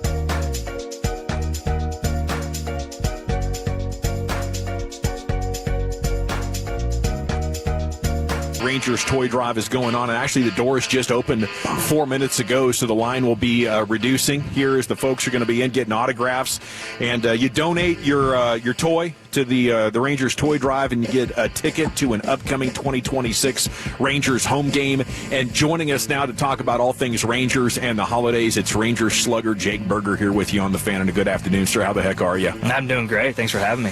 Oh man, it's so good to have you. It's so good to know that we're not that far off from Rangers baseball now. Get back out there to surprise. Now, is this your permanent home now? Have we made you? No, not yet. Not yet. We love it here, but Nashville area, I mean, we love it there too, and it's tough to leave that, and it's a good little like reset, I think, in Tennessee where we're at, little slower lifestyle, so get that reset and get going into the next season. Is it true what they say about all the bachelorettes and stuff, like the party situation? It's rampant, right? It's nonstop. Yeah, I mean, like I think I read something that like it took over Vegas for like bachelorette parties. Yes, and, I mean, it's like the weekend, like Thursday to Sunday, it's like I'm avoiding anywhere downtown Nashville. But you can pretty much find live music anywhere. Anywhere. That's what's awesome. Like there are some like niche areas that like the locals, even though I'm not a local, like I just moved down there 7 years ago.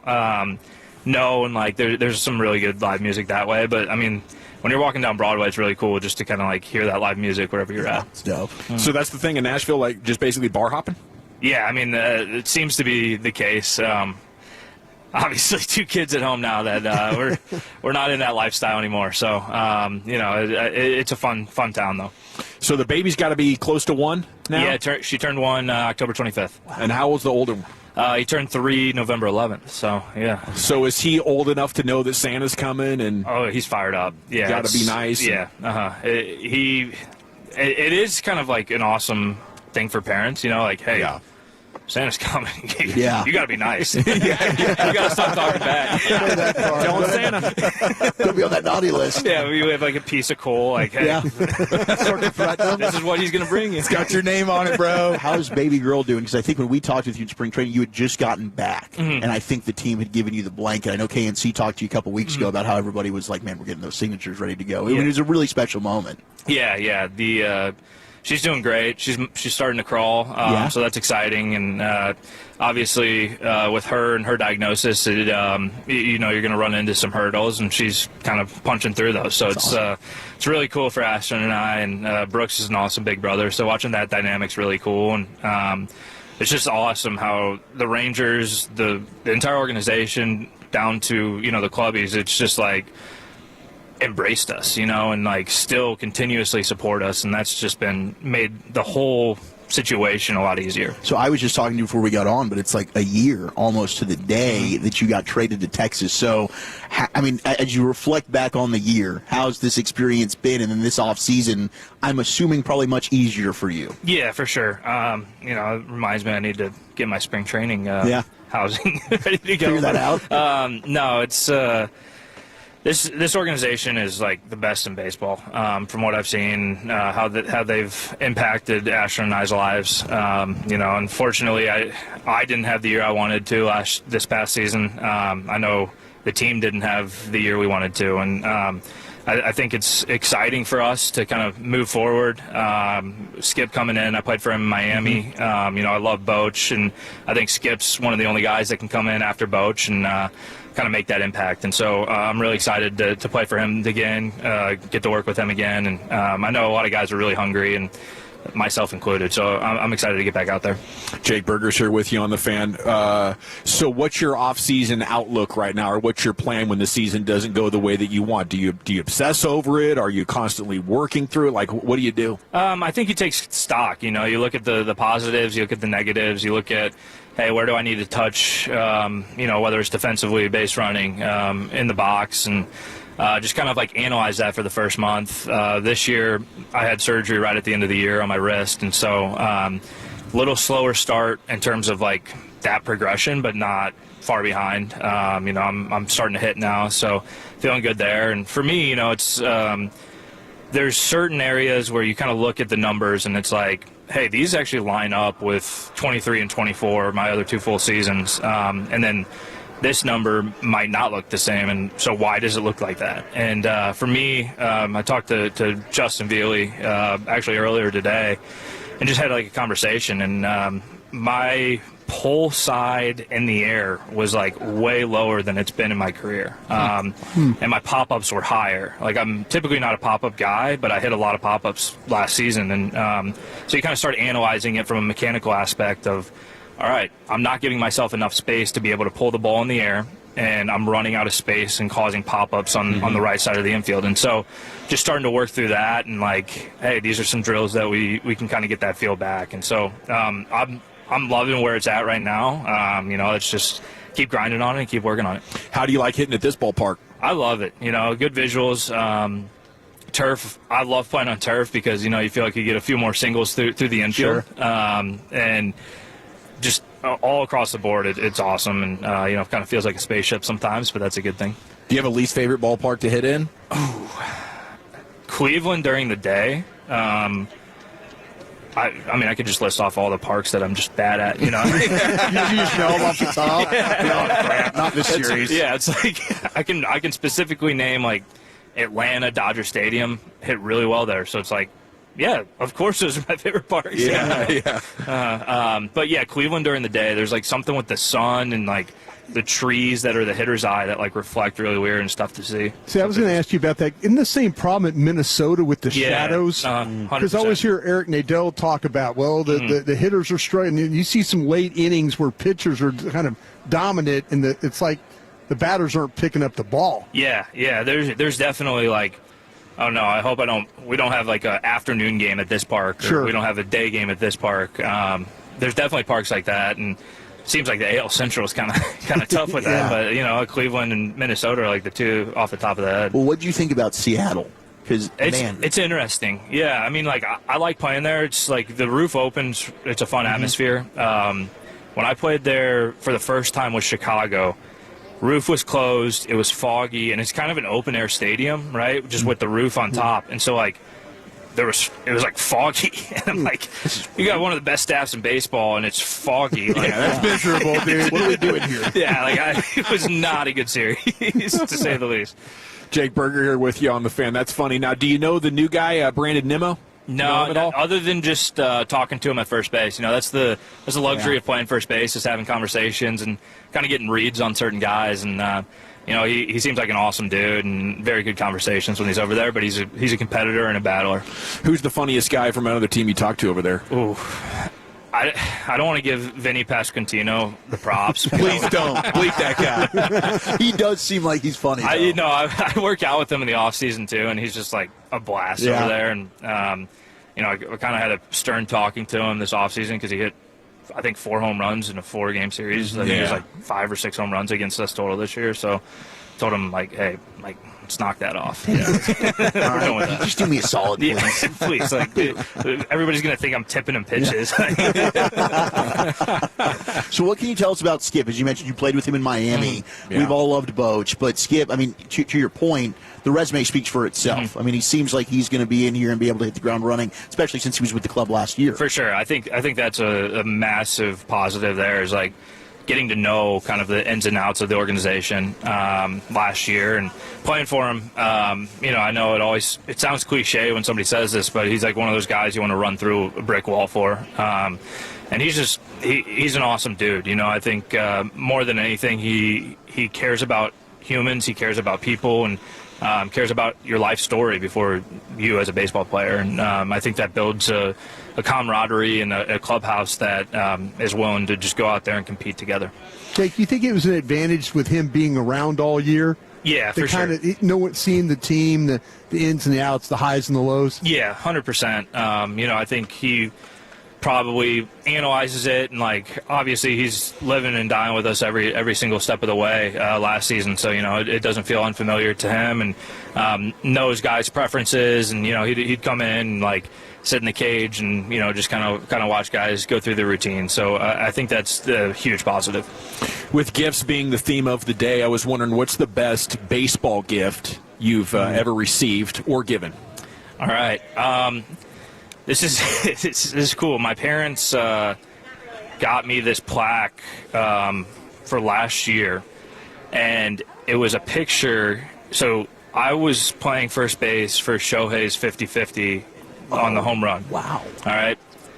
And so my parents got a ticket from that. So it's in the frame. There's a picture of him and I standing next to each other at first base. And then there's a Baseball Savant page. It was his 3 or 4 home runs from that day, and I hit a home run that day too. So it was like the exit velocities and the distances. It was like all Shohei, and then it was like I was the other name. So it's like I think that was like super creative and like kind of cool. Like obviously I don't want him to hit that home run, but like at the same time we were like, oh, it's pretty cool. Yeah. Like see baseball history like absolutely on the field. So that's probably the best one to me. I think just for me, like at spring training in the regular season, like just being able to like give a kid like a pair of batting gloves or like a bat or whatever it may be. Like I think that's like the coolest gift ever, because you see like the massive smile. They're like, there's no way. Like I think that's just like that's what we're out there for, is like that next generation. Jake, your guy's giving us the sign. Time to go. Look forward to seeing you in surprise, sir. Yeah. Thanks, guys. Thanks, Best Jake. of luck, man. Have a Merry Christmas. You too. There he goes, the great slugger Jake Berger with you here in the G-Bag Nation, home of the Rangers, 105.3 The Fan. And yes, sir, we'll be out in Surprise, Arizona in just a couple of months now. But before we get there, it's time to make the kids of Arlington have an even better holiday by dropping off an unwrapped gift of $15 value or more here at the Globe.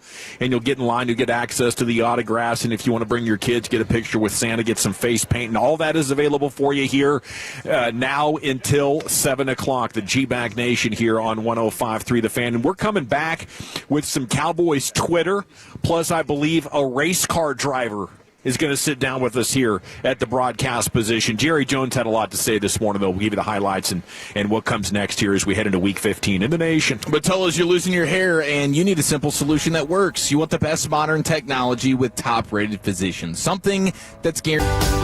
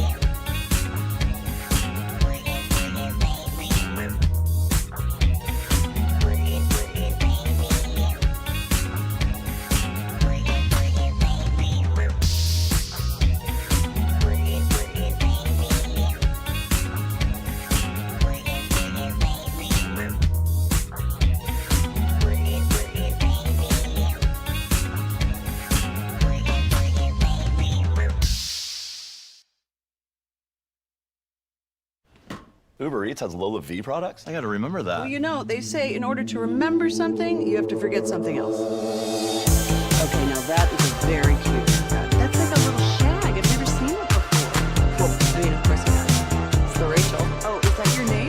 No, I mean your name. No, I'm Jen. My name's Jen. Right, but I just mean like this is your haircut, but that's hair on your head. I'm not saying this is your hair. Okay, freaking me out a little bit.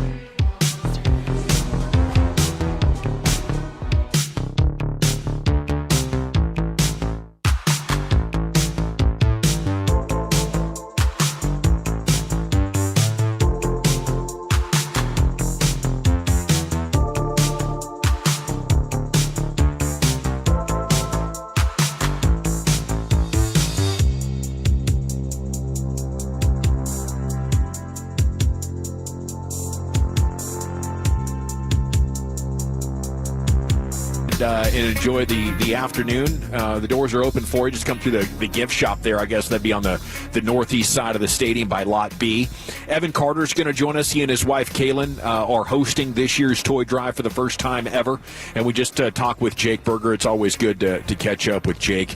And looking forward to a massive season at the plate for Mr. Berger. I mean, it was, maybe not something we wanted to dwell on, but he touched on it that last year wasn't what he wanted. And I think his OPS was down at 680 after the previous 3 seasons being somewhere between 760 and 840. He was on a roll, and the Rangers acquired him, and things were just off with this baseball team, and that's why our guy CY decided to shuffle the deck. But Jake's going to be back at DH and over there at first base. Let's get you some Cowboys Twitter in here. Segments brought to you by the Frankels. If you've been injured in a car or truck wreck, call the Frankels first, 214 or 817-333-3333. There's never an out-of-pocket cost. They only get paid when you win. The Frankels are the go-to car and truck wreck attorneys in Dallas. I think that might be the race car driver behind you there, Brian, in that Rangers jersey and the ball cap. He'll be on with us here in about 5 or 6 minutes.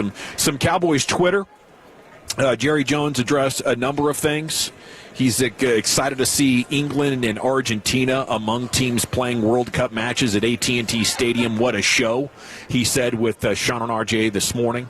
And said those people have been as big an influence in soccer as you can have, and he is giddy to attend the matches. I'm giddy as well. Abby keeps asking me, and I keep delaying it. I guess you're not going to not go. Yeah. But holy cow, this is a situation you kind of got to play it by ear and wait for the ticket prices to be right, or maybe wait for interest on one match to die down a little bit, and your get-in price could maybe dip back into the hundreds instead of being the multiple thousands. This is Super Bowl level expense. Dude, it's thousands. I mean, we're talking $1,000 to just get into the door right now online. So I know there was a lot, my father-in-law, they're FC Dallas season ticket holders, so they were entering a bunch of the raffles and the drawings to try and get tickets. So it's going to be a hot commodity. You might want to start saving up now, and that way you can go ahead and get, because it's a once-in-a-lifetime opportunity to be able to go out there and see Japan or Argentina or whoever the teams are that we've got, England and Croatia. We're going to have some awesome matches, but the price to get into the door is freaking insane. Yeah, it is. It's legitimate credit card debt to go watch a game, but it's bucket listy. And if you didn't go in 94, you don't know when your next opportunity is going to be there to be able to say you were at a World Cup game. And then you add to that, who knows? I mean, Leo Messi, 38 years old. He's going to be 39 years old, but then playing twice in Argentina, a chance to go see the GOAT, a World Cup match in Dallas. I think those could go $5,000 get in price by the time game day arrives if Messi is in fact playing. Jerry said he's not concerned about George Pickens' competitiveness from that Lions game. Quote, just so I'm real clear about it, I don't have any concern about the debate about what George Pickens did or didn't do in that game. He brings everything to the table to frankly live with what's going on with this type of criticism. So showing no signs that they'll be looking to back off their steadfastness and desiring to have George Pickens around long term. It's great news.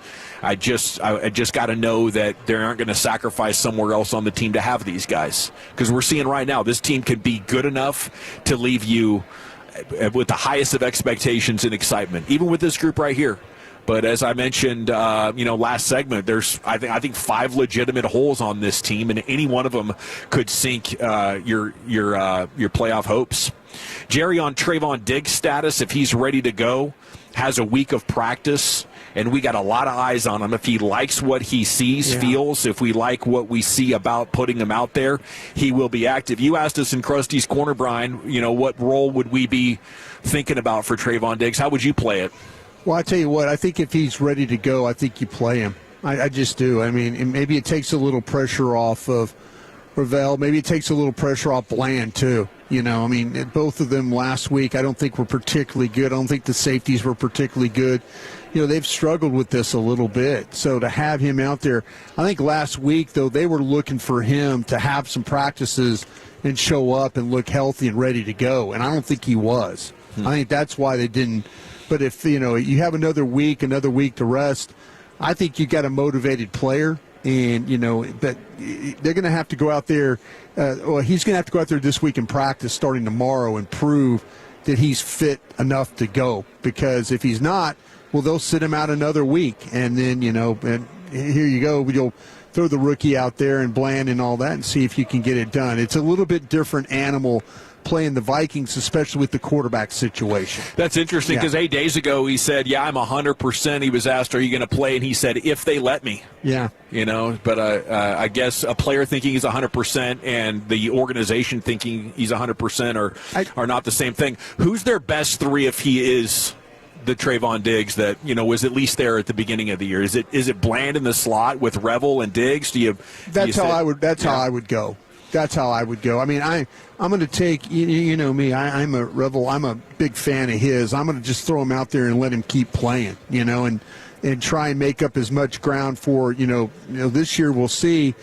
Let him have some positive plays. Let him get his nose bloodied a little bit. He did last week in that game. I think he'll be better for it coming up against the Vikings. This will be an interesting challenge for them. But if you had to say the best 3, Revel, Bland, Diggs would be the best 3 for me. Yeah. What a kick in the gut that game was. But with what happened last night with Eagles and Chargers, it can boo you a little bit. You can start to think about, hey, these next couple of games aren't going to be as tough as what the Lions put out there. You don't have another game on the schedule that really gives you all that much fear. Maybe you're even going to be favored to win them. But that game, like the defense totally falling apart to the extent that it did, and not being able to run the ball more, it really looked like the first half of the season Cowboys. On Kevontae Turpin's fair catch infractions 2 out of the last 3 weeks, he's got to quit doing that, said Jerry. He is feeling good after Philly's loss. Quote, you need to stay in there every play. Every play is meaningful right at this particular time, and we sure got a shot at this thing. He was in New York this morning. I don't know if he's still there, but he said he's real excited, and he used his old favorite line, they didn't even need to put any fuel in the plane. I flew up here on my own.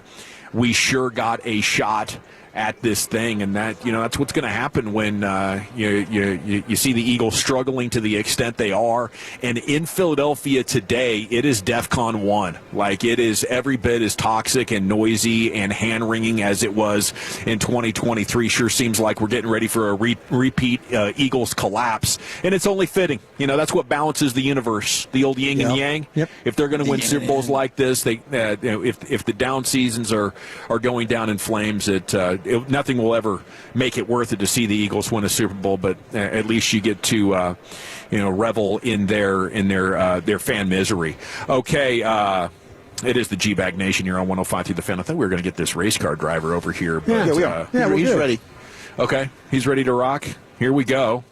All righty, sitting down with us now from the IndyCars is Christian Rasmussen, promoting the Grand Prix of Arlington. IndyCars Grand Prix of Arlington coming up March 13th through 15th. The race course taking the drivers around both Globe Life Field and AT&T Stadium. And Christian sitting down with us now here on the Fan. Good afternoon. How are you? I'm good. How are you? Oh, doing outstanding, man. It's good to be here. Does this look like a good enough place to whip around at 200 miles an hour? Oh, it's awesome. I've gotten a chance to get around here a little bit and see both the beautiful stadium we're in now and the Cowboys Stadium just across the street. And what a place to do this. I think it's great that the different sports kind of collaborate, and with the Rangers' involvement, the Cowboys' involvement with the IndyCar race here in March, I think it's going to be an awesome event.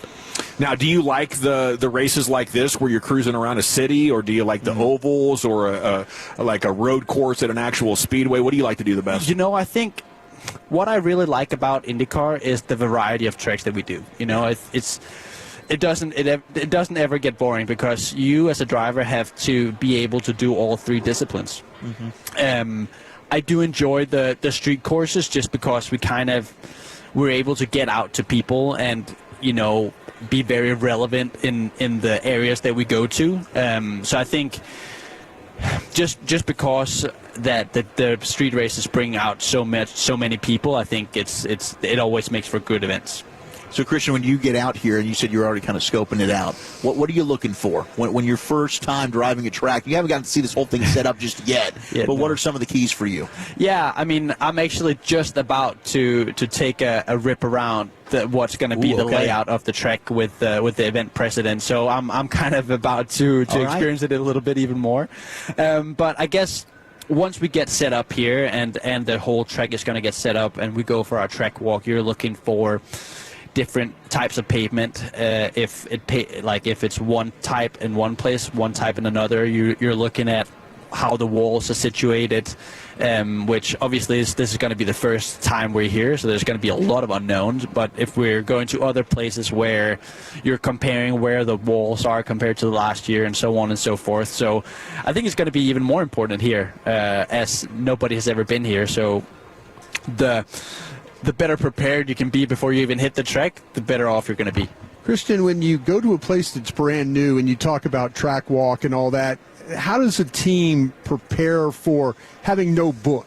And I know a lot of guys nowadays do the simulator work and things like that.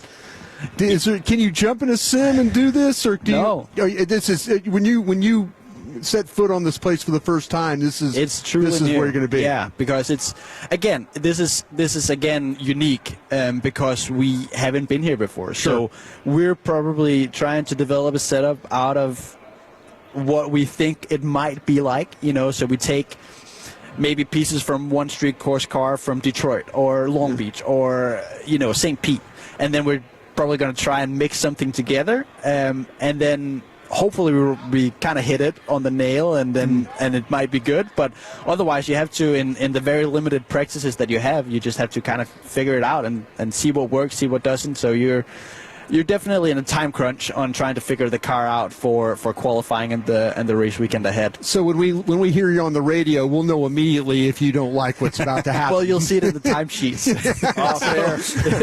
We'll hear this not good, mate. Yeah, I'm probably not a heavy man at that particular point. Do you like being involved in the weeks before and the engineering the car and all that, or do you just say let me know when the car's done? No, I think it's a super important thing to be involved in, and I think I work better when I know where the car's at and I'm part of developing the car, and the engineers also obviously need my feedback to develop the car. So it's very much part of the job. I'm not just driving race cars, I'm also trying to develop a race car to perform the best way possible on the track that we're at. So that's kind of a big part that not everyone sees, obviously, but that's kind of how you help yourself once it comes race time. Christian Rasmussen is here with us. The IndyCar Grand Prix of Arlington is March 13th through 15th here in Arlington between the two stadiums. With Christmas toy drive here, did you ever get a race car for Christmas or a radio controlled car? I did. I've gotten a fair few of cars in my time, and just before we were here, we were at the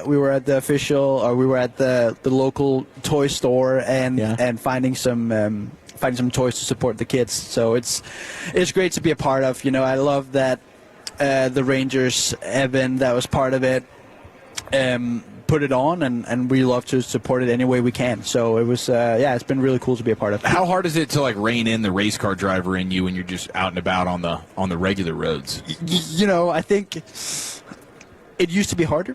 Yeah. my frontal lobe is slowly starting to develop, so I've gotten better. No, it's. it's obviously it's completely different, you know.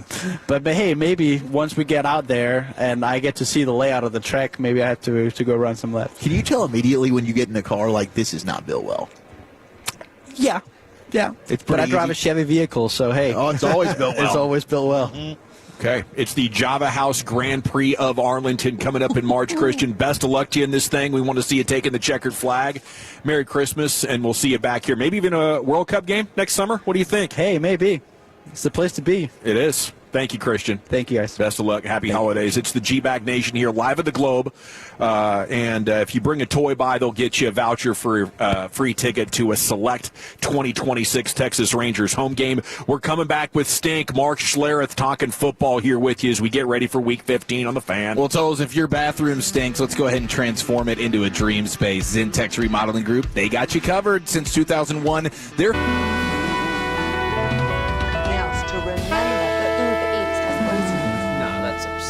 Hey, remember when you used to be a, what was it, Pepper Lady? Pepper Lady? Was it Cinnamon Sisters? Basil Babes. Saffron Squad? Nutmeg Maidens? Pre-curb? No. Nutmeg Maidens. I just said that. Was it Spice Girls? Doesn't sound right. Was it Saffron Squad?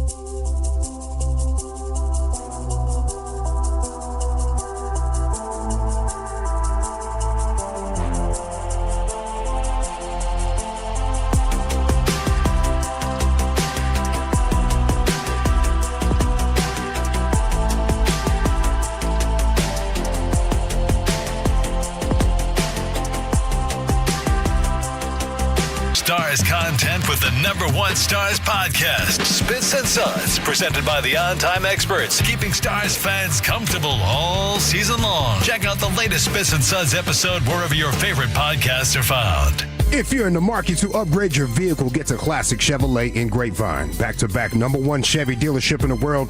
They've got more new Chevys than anyone in their all-price of sale. Silverados, Tahoes, Blazers, Malibus, Equinox, and more. Visit ClassicChevrolet.com. This is Texas. This is Classic Chevrolet. Together, let's drive, relax, and enjoy the difference. Based on new Chevrolet registrations 2023 and 2024. Thank you, Lucius. Evan Carter, Rangers outfielder, coming up here at the top of the hour as we're live at the Rangers Toy Drive. All toys collected, benefit Mission Arlington's Christmas store where families in need can shop for free gifts for their children. And if you can't make it here, but you'd still like to help, Rangers.com/toy drive will get you the Amazon link, and you can get a gift sent. So thanks to everybody. I mean, there's autographs, there's pictures with Santa. It's a full-on Christmas vibe here inside the Globe. As we're joined now by Odyssey NFL insider Mark Schlereth, host of the Stinkin' Truth podcast. Insider Calls brought to you by Nationwide. For your insurance and financial needs, Nationwide is on your side. Good afternoon, Mark. How the heck are you? I'm doing great, man. How are you guys? We're doing pretty good. You know, the Eagles lost, so that keeps the door open. What's that situation like in Philly, you think? Do you think they can pull it back together, or are they going to melt down? Man, it looks like a meltdown, right? I mean, quarterback turns it over 5 times. It just feels like something is completely off in Philadelphia. And, you know, and part of it is Hurts isn't playing well. Part of it is another offensive coordinator doesn't seem to be working. They can't run the ball. You know, that team, and we talked about how talented they were all last year, like the best roster compiled in football, this, that, and the other. And it's interesting, man. I was on my radio show today in Denver and listening to Sean Payton, how to turn, and he has this press conference, and how you turn a football team around. And he was like, there's 2 things you have to do. One, you can improve dramatically one season over the next just by addressing your kicking game. Having a great returner, right? Being very disciplined in your returns, in your coverage teams, and having a great field goal kicker. And then he said the other thing is you've got to build an offensive line. That's got to be your first priority. And for Philly, I mean, they've lost Lane Johnson, their all-pro tackle. They have Juergens has been injured. Cam Juergens, the center, has been injured. He's been in and out. They lost Landon Dickerson last night for a while. He went out. They have had injuries up front, and they haven't been able to run the ball. And Jalen Hurts just looks like he is not in sync at all with the offensive play caller. So it just feels like a mess. And then you couple that with a diva wide receiver who's happy to lose as long as he gets a lot of targets, and makes a lot of catches. Isn't that crazy? Like he's got 300-yard games in a row, and they've lost all of them. Is that in any way affecting their game plan and like trying to get him involved? Is taking away win probability somehow? Well, I mean, I would imagine like. You want your great players to touch the ball without question. I mean, I want those things to happen. But there's a lot of other things that need to happen that are more important than that, in my mind. And ultimately, if you are, like, trying to keep somebody silent so that there is harmony within your locker room, well, then there's a bunch of guys that are pissed off about it, but they're not saying anything because they're not selfish, but they are angry, and so that festers under the skin as well. So I just think there's a lot of issues, and I don't see them solving those issues, those internal issues. I just don't see them solving them. So no, I think that Dallas is still in it. They've got their own issue over there playing wide receiver for them. So, they need to address that. There's no way, by the way, just on a tangent, there is no way that I would pay George Pickens. I wish I could buy him for what he's worth and sell him for what he thinks he's worth. There is no way I would invest a dime into that guy going on beyond this season. So why is that, Sting? Because since he's been here in Dallas, everything we've heard is he's really been a good teammate and a good locker room guy for the most part. Great. I saw him film his own slow motion movie on Thursday night. Like, I mean, when he's not the target, when he's not involved, he's not interested. You can have that. You can't. You got to know the right guys, and sometimes you got to let go of really good guys because they're not the right guys. And I wouldn't invest 2 cents in that guy. There were so many plays I'm watching, and I'm watching with a former NFL coach that coached for a long time, and we're just sitting there watching it and watching the lack of effort on for the love of the game routes. The things that drive me insane. And I always am like, 10 other guys have to do their job exceptionally well for you to catch a football, and for you to half-ass effort on a play that probably is not coming to you is unacceptable. Just flat unacceptable. And so anyhow, whatever. Pay him. But those are the kind of guys that you lose playoff games with. Insider Calls brought to you by Nationwide. For your insurance and financial needs, Nationwide is on your side. Phillip Rivers back at age 44. How much that surprise you? He's got 10 kids, and grandkids, so it didn't surprise me. He needs a break. That guy just needs a break. I mean, so I'm talking to a defensive coordinator in the league, current defensive coordinator in the league, last week, and he said something that was so profound to me, and I was like, wow, that's great. And he said this. He goes, never has there been a time in the NFL where there was more arm talent and less quarterbacks. And I was like, wow, that is, you think about it. You think about what this league, like what we produce at the younger levels. It's all about 7-on-7 leagues and competing in 7-on-7. So these guys come out of the womb throwing the ball, but it's not about, learning offense. And then in the college game, it's just so different than the NFL game. So a lot of these guys come in and they're so raw with their overall football understanding. And so that to me, and we draft them because a lot of times we draft them. It's like the Anthony Richardson kid. We draft him on pure talent, right? Right. And then we think we're going to develop those guys, but it's just not that easy. You guys got a good one in Dallas, man. I love watching Dak play. What did you think about watching Shedeur? I know you called that Browns-Titans game on Sunday. I thought Shedeur made some unbelievable plays. I think he, kept the plays alive, scrambled around, made plays down the football field. He's typical of a young quarterback. When it comes to reading coverage and when it comes to layered routes or anticipatory throws, you're playing against zone. Those things are tough for a young quarterback. And, that's where he has struggled. But when he gets some one-on-one opportunities, man, he can throw the ball. He can layer it in there. And he made some unreal throws in that game that were, it was really, really exciting. So I think there's still going to be struggles. I think there will, with many young quarterbacks, there are going to be those struggles. But I'm telling you what, when things broke down, that kid was pretty phenomenal in that game. Mark, who's your Super Bowl matchup right now? Wow. I think the Rams are still, even though they lost to the Carolina Panthers a week ago or so, I still think the Rams are the best team I've watched on tape in both leagues. And then I think if the Broncos can get home field advantage with their defense throughout the playoffs, they're going to be an impossible out in Denver. And, and then I look at New England and what they're doing. I think New England is really – I know both Denver and New England have, soft, quote-unquote, strength of schedules, but both of them are playing at a pretty high level, and I think Drake May is playing at an incredible level right now. Appreciate your time as always. Enjoy Week 15, and we'll catch up with you next Tuesday. Sounds good, guys. Be well.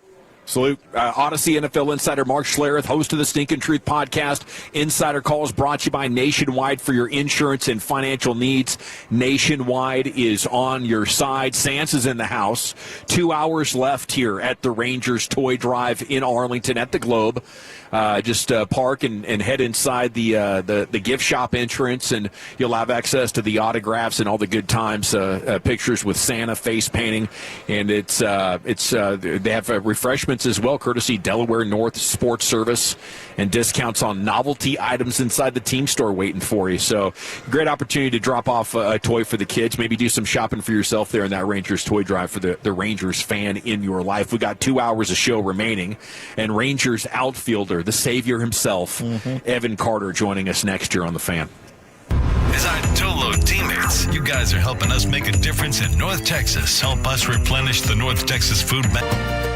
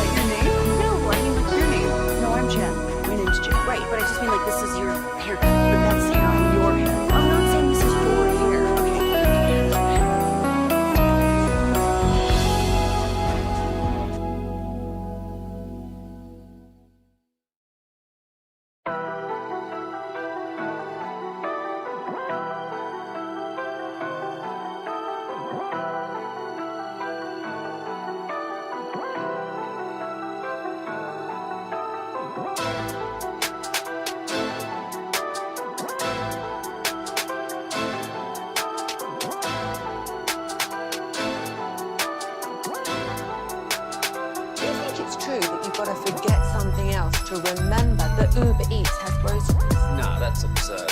Hey, remember when you used to be what was it, Pepper Lady? Pepper Lady? Wasn't it Cinnamon Sisters? Basil Babes. Saffron Squad? Nutmeg Maidens? Pre-curb? No. Nutmeg Maidens? I just said that. Was it Spice Girls? Doesn't sound right. Was it Saffron Squad?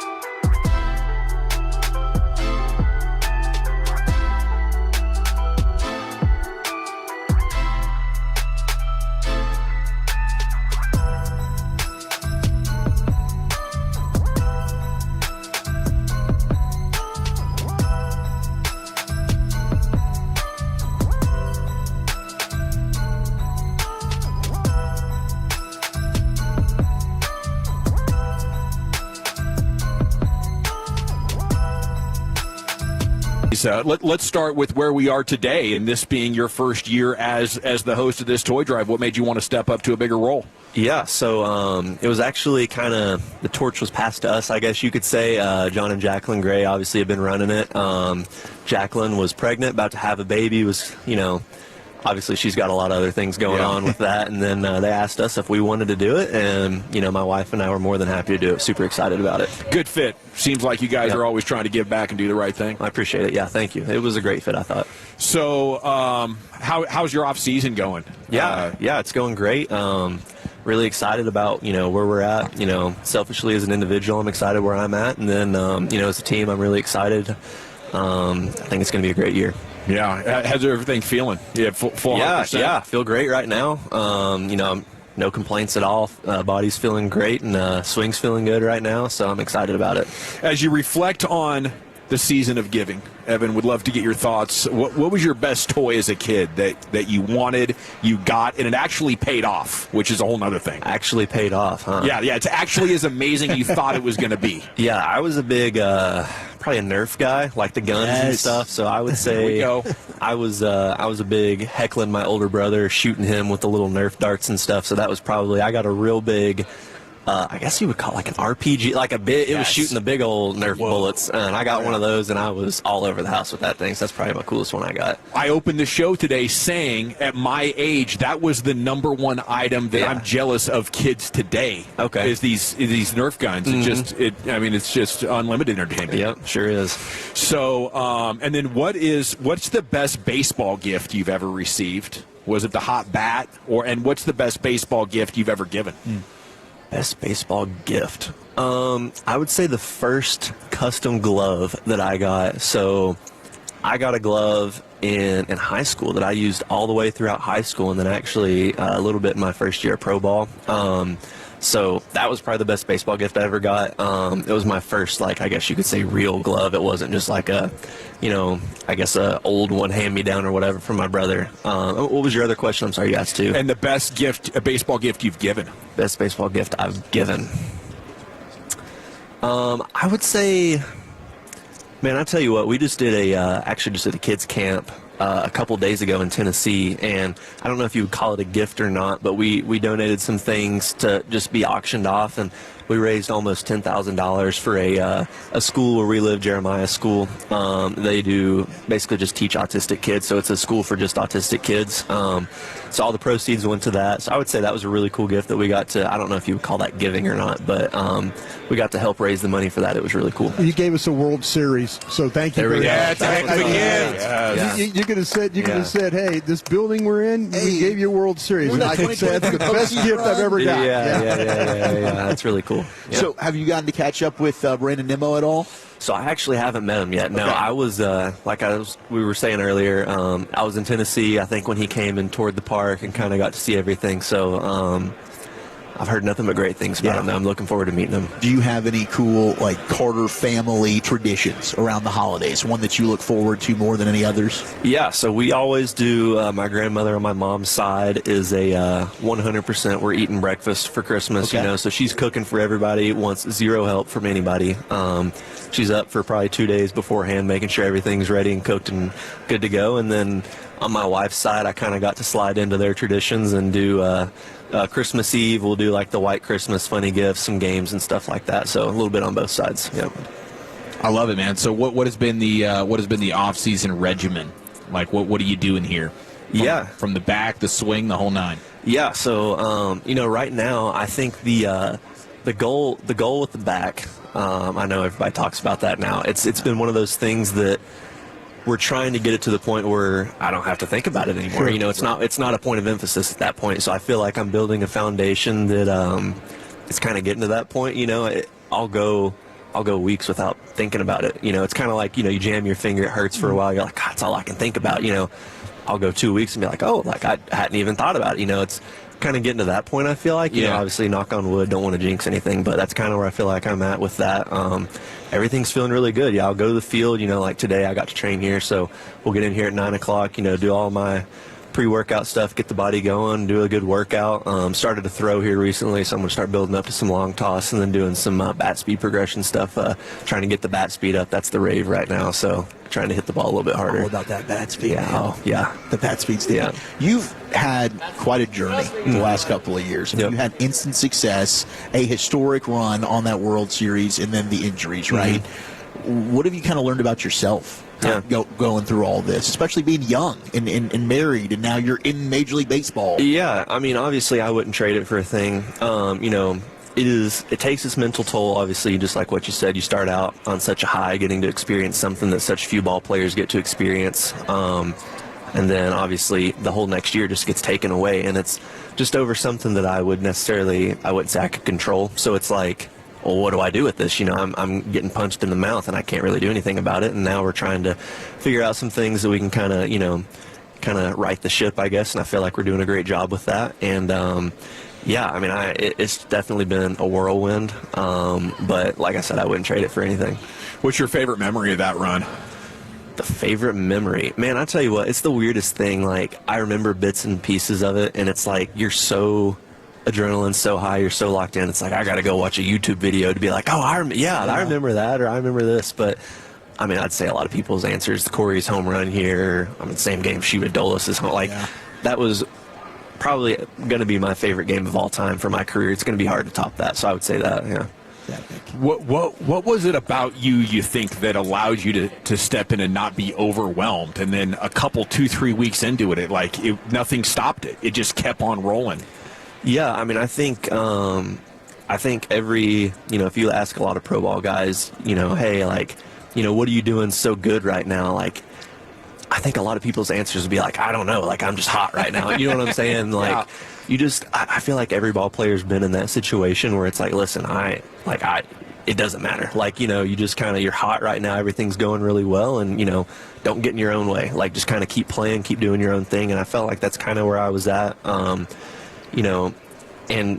you just try and block out the noise, I guess. I was trying to not realize where I was at almost, if that makes sense. Because as soon as you look up and be like, oh, crap, this is the World Series, it's oh, God. Then you're putting the pressure on yourself, So just kind of trying to treat it like any other game, easier said than done, obviously. But I had a lot of guys around me that had, like Corey, or people who had been Evo, they'd been there, done that. And hey, man, kind of, leading the way, I guess. What's it like to be thrust into that fire, and every game is so important, and living and dying on every pitch, and then go to the grind of a regular season?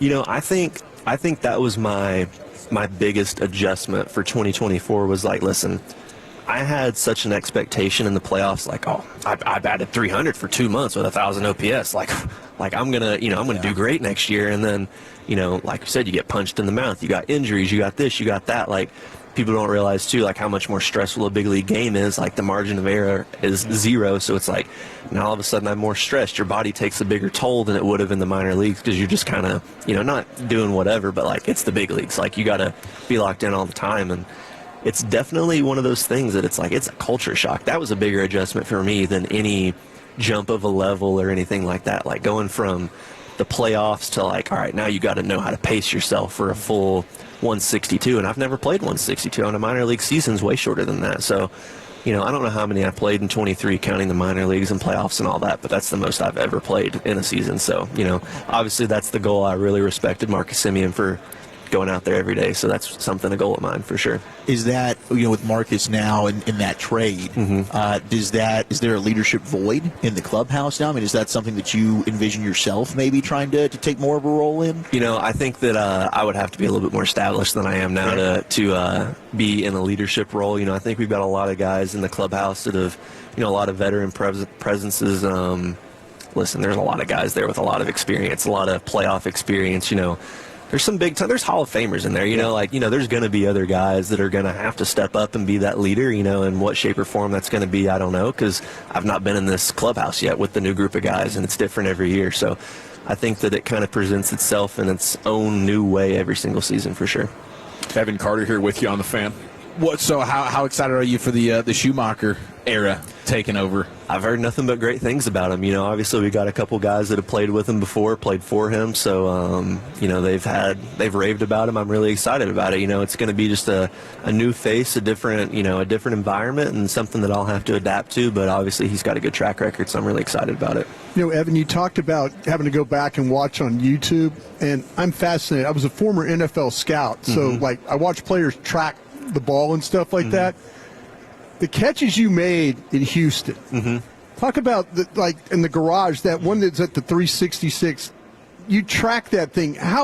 When did you know you had a chance for that thing? Yeah, I mean, especially when you're a rookie, he could have hit a ball 500 foot and I was going after it. Listen, I'm not going to just give up on a ball or anything, but that is such a weird shaped stadium. That's what I'm saying. You played that left field. It's wild. It's weird. And you got to go around a corner to get a ball. Yeah. And you played that thing like you've been there all your life. Well, I appreciate that. No, I was about making myself dizzy the amount of times I was looking back and forth at the ball on the wall. And then, Jankowski and Robbie Grossman had me out there looking at the wall. And, they'd played there a bunch before, especially Robbie. So he they were like, hey, if it goes here, this is what we're thinking, or, play it off the wall this way or that way, or obviously some parts are metal, some parts there's just a million different things with that wall that could happen, and I was fortunate enough to have played it good enough to make something happen, so. No, man, you did better than that. You're just talking about it nice right now. That's amazing how you navigated that thing. I appreciate it. Thank you. That's you get crazy. Janko back now as a coach. Yeah. How about that? How's that? You going to call him coach, or? I don't think so. No, I'm not going to, unless he makes me. But no, I don't think so. I'll still call him Janko. And yeah, it'll be really cool. He's a skilled outfielder. It's kind of weird to say it this way, too. He's my outfield coach, but I'm more excited to talk base running with him. He's an incredible base runner, knows how to steal bases. So that's something that I could get better at, and I know that that's going to improve my game and help our chances to win. So, I think it's going to be a really cool thing. Speaking of base running, with your line drives and your speed, what was the inside the park home run ratio for you as a kid? And at what age did you stop thinking I'm scoring on any ball in the gap? Man, I tell you what, I don't know if I would have to look back. I don't ever remember hitting an inside the park homer in pro ball. Oh, in pro ball. Ball, yeah. And when I was little, it would be one of those things, and I'm like, listen, I am going. And the catcher would get it at home plate, and I'm like, all right, get me in a rundown. You're not going to get me. So then I'd end up scoring. But I want to do one in pro ball. That'd be really cool. Do you know how fast you are, in football terms or track and field terms? No, I would like to think I'm pretty fast, but I don't. It's weird. I don't know why all sports do it different like that. We've got the 60, then the 40, and then this and that, and it's everything's different. So I don't know. So who'd you like watching growing up? Did you watch the fast guys, or who were your favorite players as a kid? So I was in Tennessee growing up. It was either the Braves or the Yankees on TV where I was at. So, obviously Derek Jeter and Chipper Jones were kind of my guys watching, and then I make Christian Yelich feel old when I say he was my favorite player growing up, because that's who I watched in high school and stuff. But that's probably my guys. Christian Yelich is somebody for me that I wouldn't say I modeled my game after, but I felt like we had similar builds, play styles, and all that stuff. So I really appreciate kind of the way he goes about things. Well, thanks for having us out here to the Toy Drive, man. Yeah, thank you all for coming out. This is a great event. Yeah. It really is. Yeah. So I suppose we'll see you around here, but we'll see you in Surprise. Yep. Dude, and best of luck to you. Have a great Christmas. Thank you. Catch up with you soon. Yeah, thank you all. I appreciate it. Thanks, there he goes. The current and future host of your Texas Rangers Toy Drive, Evan Carter, here with you on your home of the Rangers, 105.3 The Fan. He's hanging out. Jake Berger is here. He was on with us last hour. There's all sorts of former players. Jared Sandler's going to be on with us talking off-season stuff here before too long as well. We'll come back, reset you on all the breaking sports news from throughout the day, your Cowboys news from practice as well. There's some Mav stuff as they're off here in the middle of the week, but there was a pretty juicy trade report earlier today, and we'll get that to you as well coming up next. Here's the G-Bag Nation on 105.3 The Fan. What better gift for you and your family this holiday season than the peace of mind a tailored investment portfolio provides? You can call our friends.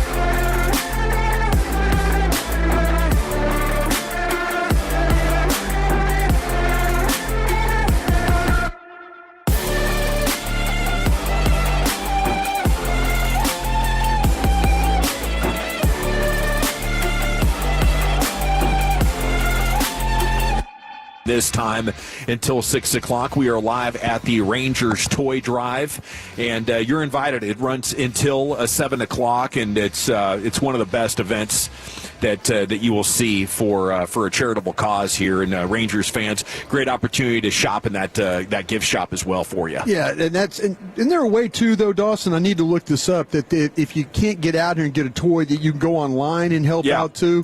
Yeah, you can get on there. It's Rangers.com/toy drive. There you go. And it's got a link to an Amazon wish list, and you can send the item through, and it ends up at Mission Arlington. They have a Christmas store that's kind of like a food pantry, but with presents. There you go. To make sure all the kids, can get a present, at least one. Okay, Mavs news today from Shams Charania. The Pistons, Hawks, and Raptors expected to be suitors for the Mavericks. Anthony Davis, Daniel Gafford, Klay Thompson, and D'Angelo Russell. So even though they're winning, we're getting momentum heading in a trade discussion. I think the coaching staff would probably like to see Russell out of here, and probably Klay Thompson as well. Can't defend a paper bag anymore. Gafford and Anthony Davis, those are championship-level front court players when healthy, and Gafford has been no model of consistency himself. But the Pacers are also reportedly interested in Daniel Gafford. I like what you did. Championship front court players. Yeah. You say that in a way in hoping that one of these teams is listening to us that's today. That's a sales pitch right there. Dawson is selling this right Jim now. McCormick is back. I mean, Jim McCormick. Yeah. Jim McCormick. How'd you like that copy of the Fishing and Hunting News we sent out there for you? Whoa, Jim. Along with that fishing line. Yeah, 3-pound test. Probably be bringing in some rainbow trout with that. I think snapping at them all the time. Yeah, but I love the trade rumors, man. Especially considering how much they've won. Like in my nightmare scenario, you we're have looking hope at now, don't you? Well, yes. You have hope. You sound like you have hope. Well, of moving these guys along, yes. and yes. Well, I mean, the thing is with a young owner, Patrick Dumont, who has obviously proven he can be convinced of any wild ass harebrained idea in basketball. Very true. It would just take one influential guy to get in his ear and be like, "Yeah, this Mark Cuban man, he's washed up. He thinks it's still his team. We don't want to be tanking. We want to be going for it. Look at all these wins we got going." And that would be a nightmare. Like, we took a text last night when we were talking about a different Mavericks thing, but it stuck in my head all night. The guy was saying, why wouldn't you just let it run its course? It's not like baseball. It's not like football where you can maybe have the idea that we're going to go win the World Series with a hot pitcher, right? This is basketball, and especially this year with the OKC Thunder, it is rare a team wins a series where they're not the better team. And then you combine that with the idea that if you don't move on from Anthony Davis now, he could get hurt again and never sniff the kind of value that he has to the league currently. So, I mean, you want to talk about what are the odds that you even make the playoffs, single digits, you go on a run and beat multiple playoff teams below 1%, and then can you beat the Thunder below 0.001%? You're not beating the Lakers. I mean, no, this team as currently constructed, look, they got a lot of talented pieces, but Anthony Davis is somebody they're going to have to win without if they're going to win. You have to move him. And if they don't do it, any hope in good grace that they've been able to get back by moving on from Nico, and then we're excited about Cooper Flagg. I mean, I think that AD is also part of the healing process, right? Yeah. Like there are Mav fans that just can't look at Anthony Davis and give him the benefit of the doubt. It's not his fault that he got traded here. But while he's wearing a Maverick uniform, I think that there's fans out there that will just never root for AD. They don't look at him as theirs. He's a mercenary that was paid for hire, right? So you've got to just get the most assets possible and move him to and going to the East is perfect, whether it's the Raptors, the Hawks, the Knicks, the Bulls were a team that was rumored to be interested. Like get the expiring contracts, get the picks. The main thing is, can you get the picks back? Yes. You do not have a lot of that. And keep your current pick firmly in the lottery, preferably in the top 7 or 8. Yeah. You have Anthony Davis, you might end up winning 38 games, have the 12th spot, maybe in a play-in game, and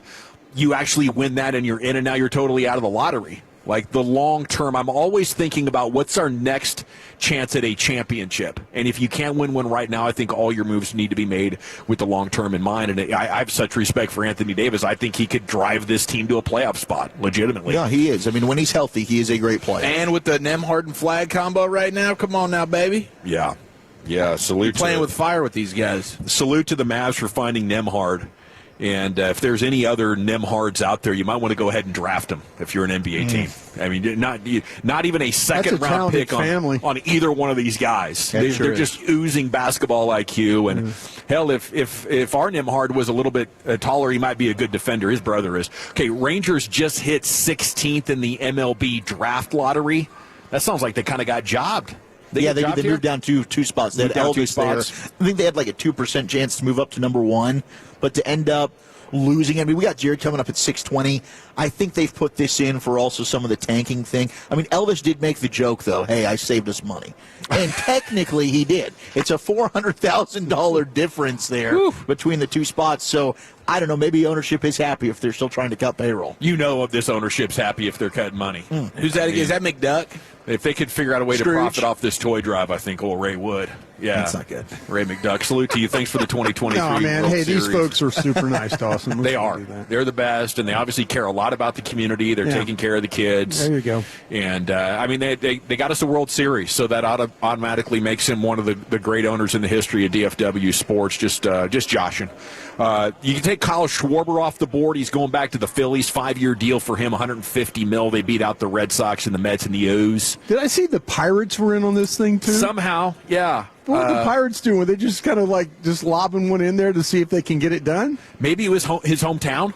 Okay. So there was like a tie-in. I apologize. I don't know that twist. Or maybe it was Cincinnati that was his hometown. I don't know. But the Reds were in it as well, and a couple of those made no sense. And the most sense is that the Phillies are committed, and ball players love playing ball there, so they got another one.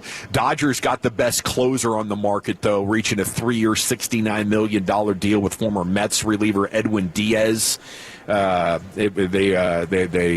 set the annual average value record for a relief pitcher. Nobody's got that kind of dough. Rich get richer, huh? What was their weakness? Was the bullpen a little bit? Let's just go get the best reliever on the market. Screw you. They had to.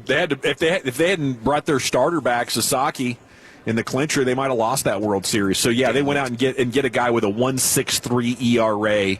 He converted 28 of 31 save chances last year for the Mets. Maybe the biggest story cooking outside of the Eagles losing in the NFL is Phillip Rivers is back at the age of 44. He is signed with the Colts on their practice squad. Apparently the workout or the physical or whatever it took was good enough this morning, and now we'll see. I mean, if you go directly onto the practice squad, do you think they're thinking week 16, or could they be throwing him in there week 15 already?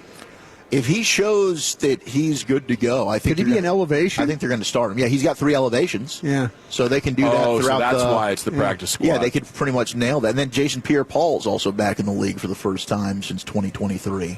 Who do you sign with? Tampa Bay brought him back. Thumbs he's on up. their practice squad. All right. What fingers is he missing? He's kind of like he's like the caw. He's like the North Texas logo. That's perfect. Yeah, I think we got a North Texas situation. That's not a bad deal. As long as I get to keep my thumb and 2 fingers, we'll be okay. You know, still played football at a pretty high level. Good. It's the G-Bag Nation live at the Rangers Toy Drive at the Globe. Just park and come in through the gift shop there in center field, and you're going to be hanging out and having yourselves a holiday time. It's time now to go back into the Pimp Cup where Lucius has your G-Bag of the day. I hope they keep bringing back these NFL players, bro. Just keep bringing back different players. Barry Sanders. Yeah, go save Mike Vick from that awful situation he's got going on in Norfolk right now. He might want to run the pill for you a little bit. Yeah. Not Deshaun Jackson. He's been winning out there, but Mike Vick is having a hell of a time with Norfolk State. That's a rebuild. Yes, for sure. For sure, man. Bring back all these players. All right, G-Bag of the Day. We do it every weekday on the Fan 530. My name is L.A. Lucius Alexander. Hit me up on all social media platforms at Lucky Lucius P if there's anything you think I should be playing. Maybe I missed it, man. There's a lot going on out here. All right, our winner and champion so far comes from What You Drinking, What You Thinking here on the G-Bag Nation on Fridays. 5 o'clock, you can call up, especially if you're slizzard. We have a caller named Gabriel. Shout out to Gabriel. He set Brian off. Brian. Gabriel, you still there? They'll count the conference champ. Yeah, what kind of fan are you? What fan are you? What I'm team? a Boomer. I'm a Boomer Sooner. I'm a Boomer Sooner. Gotcha. Gotcha. You got offensive problems too, so you probably need to not talk about that too Well, I don't think BYU's in right now. I mean, like that spot's going to go to the. Are you the jealous that they team. actually score 14 points? And LSU's at home getting a new head coach. Oh. Yeah. Good luck with that playoff run you're about to go on, bro. Enjoy it. Enjoy it. Go get the T-shirt right now. Get the T-shirt. You were in the playoffs. Go get that T-shirt. Go get the T-shirt. That's the only damn thing you're getting. How about you just represent SEC, baby? All family. Bro, you just showed up in the SEC. Shut up. Oh, here we go. Come on, Mr. Broaden. Yeah. What do you mean, come on, Brosh? You're the one coming on talking about teams with offense. You need to look your ass in the mirror. Don't let him be like that, Gabe. You let LSU push you around, and you want to tell me you guys got an offense? Come on, bro. Who won at the end of the day? Who's in the Oh, my playoffs? gosh. Who won? Who won? You're right. You're right. You're right. You're playing against the backup quarterback, and you guys almost take the L. Shut up. It's okay, though. It's okay, though. It's okay, though. It's okay, He's a good though. dude, man. I appreciate the back and forth. I really did. Hilarious. I really did. I just love that Texas and OU are in the SEC now, just to give us more fuel for the Broadus fire. It's just getting good now. That's fun. Appreciate that. You need to look your ass in the mirror. Bruce, have you ever told anybody that? Yeah, I sure have. 100%. I sure have. 100. Yeah. Kind of hard. Yeah, I sure have. Snap a pic of it. 100% have. And then send it to me, okay? Let me see. Left shoulder. Yeah. Put those heels on I like. Look your ass in the mirror and send it to me, okay? All right, man. Let's see what else I got for you boys. Did you know UFC does a seasonal press conference? I did know that. I never know when the hell it is. Yeah, but I didn't know they do one. I didn't know until about 2 days ago. And this is for a 2026 seasonal press conference, so they're getting the year started off right. Here we go. Derek Lewis, our guy. We like Derek Lewis here in the G-Bag Nation. Balls is hot. Yeah, they had some nerves asking him questions, and he was just cussing up a storm. And then final question for Derek Lewis. We all want to know, how are you celebrating with your wife after the fight? In detail. Do we really all want to know that, though? Do we really? You already know I'm busting them guts up. Oh, and that I am done. Back over here, sir. Go ahead. All right. My next question is for Derek Lewis. No. All right. So I'm trying to help gain more Latino USC fans. With that being said, can you say something in Spanish for the Latino community? Cállate, p***. There you go. Thank you. There you go. Thank you. Thank you. Thank you. There you go. I'd like to know in detail what you're going to do with your wife. That's all for tonight, folks. There you go. Thank you. It's crazy. Woo. I love what they're doing over there with those press conferences. Going viral. Yeah. Yeah, every fighter's trying to build their own brand going on over there. Go the Conor McGregor route. Sound like they had a party atmosphere going almost. The media's getting into it. Yeah, there's no controversy yet. You know, we haven't really started off anything yet. Absolutely. Yeah. Absolutely. Let's see here. Now, this is not one. You probably won't be able to hear it, unfortunately, because you guys are out there and you've got that situation going on in your headphones, but the audience will be. Packers cornerback Keyshawn Nixon. Okay. He had the game-sealing INT the other day. He sure did. They asked him if it was gratifying, if it was a gratifying feeling about your INT. Listen to what he said, bro. I don't care. I do this shit for me, everybody else. Excuse my language, but, I am who I say I am, and I always tell myself that, and I come on the field and play like that. But that's just a play. I got to keep making them. One more time. I don't care. I do this shit for me, everybody else. I do this for me, F everybody else. Yep. Is it I don't think he knows what gratifying means, bro. Did it feel good, dude? Yeah. Did you like that you got the even if it's for you, like for you? Did it feel good for you? Nobody knows. Shout out to gratuity. Yeah. Shout out to that man, but I don't think he understands. All right, last one right here. Plays the right position to be, selfish-minded. Yeah, on an island. Yeah. I didn't know where you was going, bro. Woolchuck, yesterday afternoon, evening, into the evening of the show, you walked off during the break and came back kind of goofy. Like you went and had a smoke break or something. I wish. Like you went and put some Molly in your water or something like that. Like you dipped for a second, and then you came back to the broadcast just talking crazy. Buffalo's got some sex appeal, don't they? They miss tackles at the highest rate in football. You're telling me Drake May, possible MVP, that guy's not sexy to you? No, he's sexy to you. He's got it going. You don't think Pat Surtain is sexy?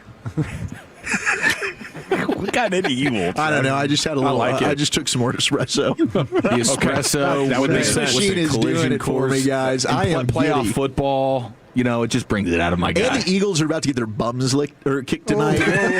Wow. It worked. I forgot you went bums there. Yeah, well, they did lose, so thank God. Yeah, you called it, man. I was right. The Eagles about to get their bums licked tonight. That's crazy. Monday Night Football. I meant kicked, but you got that Molly in your water. Don't tattle on me, Lucius. Yeah, what button is that on the espresso machine? What, for real? You got to find the magic button. It says extras. 2 shots MDMA. All righty, it's time to vote here for our G-Bag of the Day champion. There he is, the number one Tolo in line. Oh, beautiful picture, sir. Hell yeah, Jason. And he did a heck of a job. He had the full-on Nerf gun, war in a box. I think there was probably 6 Nerf firearms. 8:30 a.m. Yeah, 8:30 in the morning. Jason. Was it worth it? Thank you, Jason. It's worth it. No, thank you for listening, man. It's outstanding, and thanks for contributing here to the Rangers Toy Drive. Is it our champ Brian brought us with Gabriel during What You Drinking and What You Thinking? Is it Derek Lewis, UFC fighter, handling questions like he is the champ? Packers cornerback Keyshawn Nixon isn't here for gratification, or is it Wolchuk asking rhetorically who's sexy? I'm going to vote for Zach. Eric, how about you? Yeah, me too, man. Okay, Lucius? Derek Lewis. It's 2-1, Zach. Yeah, I'll go Derek Lewis. We're tied at 2, Brian. I'm going to vote for Zach, please. By a score of 3-2, and your new G-Bag of the Day champion. Once again, the Woolly Bully, Zach Wolchuk. If you ever miss who the champ is, you can always tune in every afternoon at 2:20, actually right before Zach's top 10 at 2:20. Yeah, Lucius replays the champ for you. And, of course, the champ faces challengers every night at this time. Let's stay in the Pimp Cup. Here's Lucius. Heck yeah. It's a Toxic Tuesday. Let's get into it after Mr. Toxic himself, Rick James. Well, all right, Square. It's time to smoke. Fire up this funk and let's have a toke. It'll make you dance on everything. Everybody get high. Like, I still go to Supercuts. I've been going there my whole life. I just keep going back. I've never been to Supercuts before, and then afterwards been like, that was worth it. Every time I go to Supercuts, I'm always in the parking lot afterwards, like, dude, one time I went to Supercuts. I went before this girl's birthday party, who I had a crush on. And the lady at Supercuts was like, same thing as last time. And I was like, hell yeah. Hell yeah. And then she shaved my head off. And I was like noticeably upset, you know. I was like, that's not what I got last time. She went like this. She was like, well, it's going to grow back anyway. You know? That's when I realized that should be Supercut's motto. It's going to grow back anyway. Hey, did y'all go to Supercuts? Yes. Yeah, I definitely did as a kid. Yep. Great clips. Yep. Like y'all still do? I still go to Expert Clips, Lucius. Man, it must be nice, bro, to just like in the middle of me doing something today, I'm gonna just stop and get a haircut real quick. This always available at haircut. Yeah. That's crazy. Like you ain't gotta link up with the barber. You gotta let them know nothing. Just I'm gonna just pull up and give me a cut. Don't know who's there. Yeah. No. They would do it in 12 minutes. They've never seen my hair before. Yeah. Never met this lady. I know what to ask for, but they would be crooked. Like it was Very hit or one miss. step down from barber college. Yeah. Because at least at the barber college or the beauty university or whatever you'd go to, at least there was talent in that room. Yeah. Like this was the flunkies. They would butcher it. They didn't make it butcher it. Oh, man. No, don't do that, bro. I Shout think out to Boston Nick. I don't think I really stopped going until I was like maybe 19 or 20. Like when you get to club age, you're like, okay, this isn't going to work. I need something nicer. Yeah. Gosh, Supercuts, man. I envy y'all, bro. Me and my barber have a relationship. We can't cheat on each other like that. He'll find out. Yeah, he'll find out. Man, who did your hairline, bro? Speaking of hairlines, did you see that Florida barber that got pistol whipped for pushing a customer's hairline back? No. It was a long-time customer. I don't know why he pistol whipped you, bro. Like, I can believe it was your first time sitting down and your hairline got pushed back and you got mad. I don't see you pistol whipping anybody, but I can see you getting upset. It happens to everybody, you know, it happens. Especially if you're going around from barber to barber. But a long-time barber push your hairline back? It happened in Miami right before Thanksgiving. So my man was getting a Thanksgiving haircut. Went in there and he got his hairline pushed back. The video shows them arguing over the edge up. The barber's trying to tell him, hey man, just be cool. I'm sorry. I apologize. You know, whatever the case may be. But customer, they argued and the customer went outside, came back with that hammer. And he got the beating on that barber right in front of all the customers waiting. And there was some kids in there and everything. Yeah. Oh, it's man. a bad it's a bad look though. I'm seeing it right now. You see it? I understand the frustration. Yeah, he did get pushed back. And I'm pretty sure if like you were waiting for the next cut, if you're sitting over there in the waiting area, you're like, okay, I won't be going to that guy. He pushed his hairlines back. He's getting the hell beat out of him right now for pushing hairlines back. Won't be going to that dude. But that's just a mistake, right? It was a miscalculation. There wasn't any ill intent. You would think if you're a long-time customer, you would already have the barber already knows where to go. If I always cut your hair, this is my line in a sense. Pause. You know, I've made this. So I don't understand. Maybe there's some little hating going on. Maybe the barber just wasn't focused. Maybe. You can always tell when a barber's messing up your hairline, too, because he starts going back and forth on the little edges of your hairline. And then he keeps looking, putting mirrors up. He trying to find different angles. You're like, oh, this fool's messing up my hairline. Oh, my God, it's happening right now. This is the moment. Do I say something? Yeah, man, that was crazy stuff down there in Florida, bro. This is LA Live for Tuesday, December 9th, 2025. It is a Toxic Tuesday edition. Nailed it. Slipped it into gear. A little hesitation there. Got him. Kenneth Murray linebacker play there. Oh, my God, bro. Don't call me out. Welcome in, folks. Welcome in. Shout out to the first time, last time, and long time listeners of this station. LA Live is sponsored by Greystone Roofing and Construction. That is Greystone-roofing.com. Speaking of beefs, hold on, let me get this vibe right before I get into this beef thing. I know you guys have probably seen it. I don't know if you heard it or anything, but did y'all see the Fax Kellerman and Bill Simmons podcast situation? Ooh, no. I saw a little clip of it for sure. Okay, yeah. Fax Kellerman, a.k.a. Max Kellerman, sat down with Bill Simmons, and Bill asked him about his first take days and what happened. How'd you end up leaving? Now, Stephen A. Smith has admitted that he worked management for 3 years trying to get Max off the show. Dang. Yeah, that's crazy. Like, he stands on it, too, though. He said it was due to chemistry issues. Stephen A. also said it was a ratings thing. The ratings tanked after Skip Bayless left, apparently. and the audience wasn't liking Max. That's what Stephen A. says. Other people say it's because Max was just whooping his behind in the debates. That's right. That's what I think. Yeah. And he's not intimidated by anybody or anything. Nobody. Yeah. No, J.J. Redick used to whoop his behind, too. Yes. Yeah, used to get him. Let's listen to Matt Kellerman appearing on Bill Simmons' podcast about his little moments with Stephen A.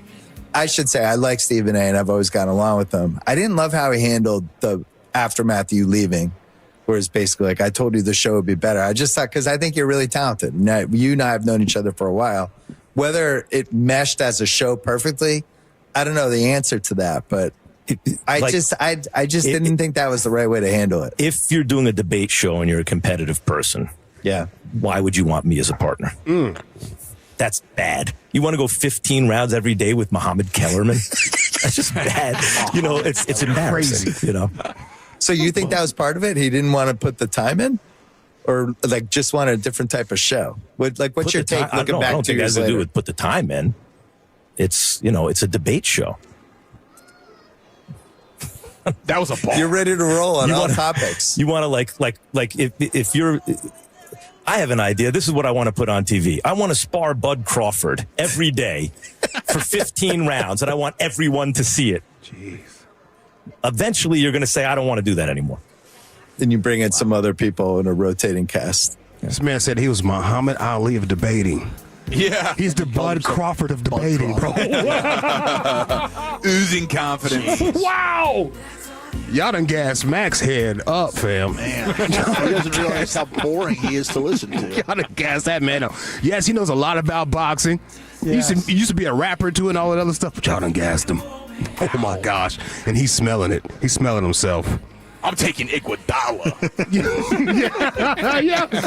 What was the Tom Brady thing? Shut up, bro. He said Tom Brady's going to be washed. Yeah, that was like 15 years before Tom Brady hung him up. Kellerman said he was tired of being the guy that had to come up with the hot takes on the show because Stephen A. Smith is more of a reactor, he says. A big reactor. So that wore him out. They both said today that it was all professional, nothing personal between the two. But I'll let Stephen A. Smith respond to that for you guys real quick, and you tell me what you think. Now let me get to Mohammed Kellerman. Let's call him that. Mohammed Kellerman. Mohammed Kellerman. Debating Crawford every day and all of this other stuff. What was that? If somebody wants to go out and think that I have a speck of fear of debating anyone, anytime, any place, fine, go ahead and believe that. If you want to ignore what you saw over the airways for 5 years when I was on the air sitting across from him, fine. What you're missing is, again, a debate. It was a debate show. It's nothing personal. Yeah. This is not 2009, ladies and gentlemen, when I got fired. I didn't get my contract renewed. We keep forgetting, since y'all loved Max Kellerman so much and people felt like, oh, my God, what's going to happen to him? You keep forgetting that when he departed from First Take, he got not one but 2 shows. If I thought for 1 second that Max Kellerman would have been fired or unemployed or whatever, I never would have made the suggestion. So he got him fired because he knew the man would bounce back. Yeah. Guys, your thoughts on this situation, please. 2 jobs, he's fine here. I love that they're continuing to debate each other just from a bit of a distance here. I don't know that. I mean, I kind of believe Stephen A. Smith when he says that he's not fearing anybody in a sports debate. Now, maybe he's getting tore up, but he's never going to feel that way. And for Kellerman, if you got to drum up hot takes every day, that is a beating. Yes. Oh, yeah. That is. And Stephen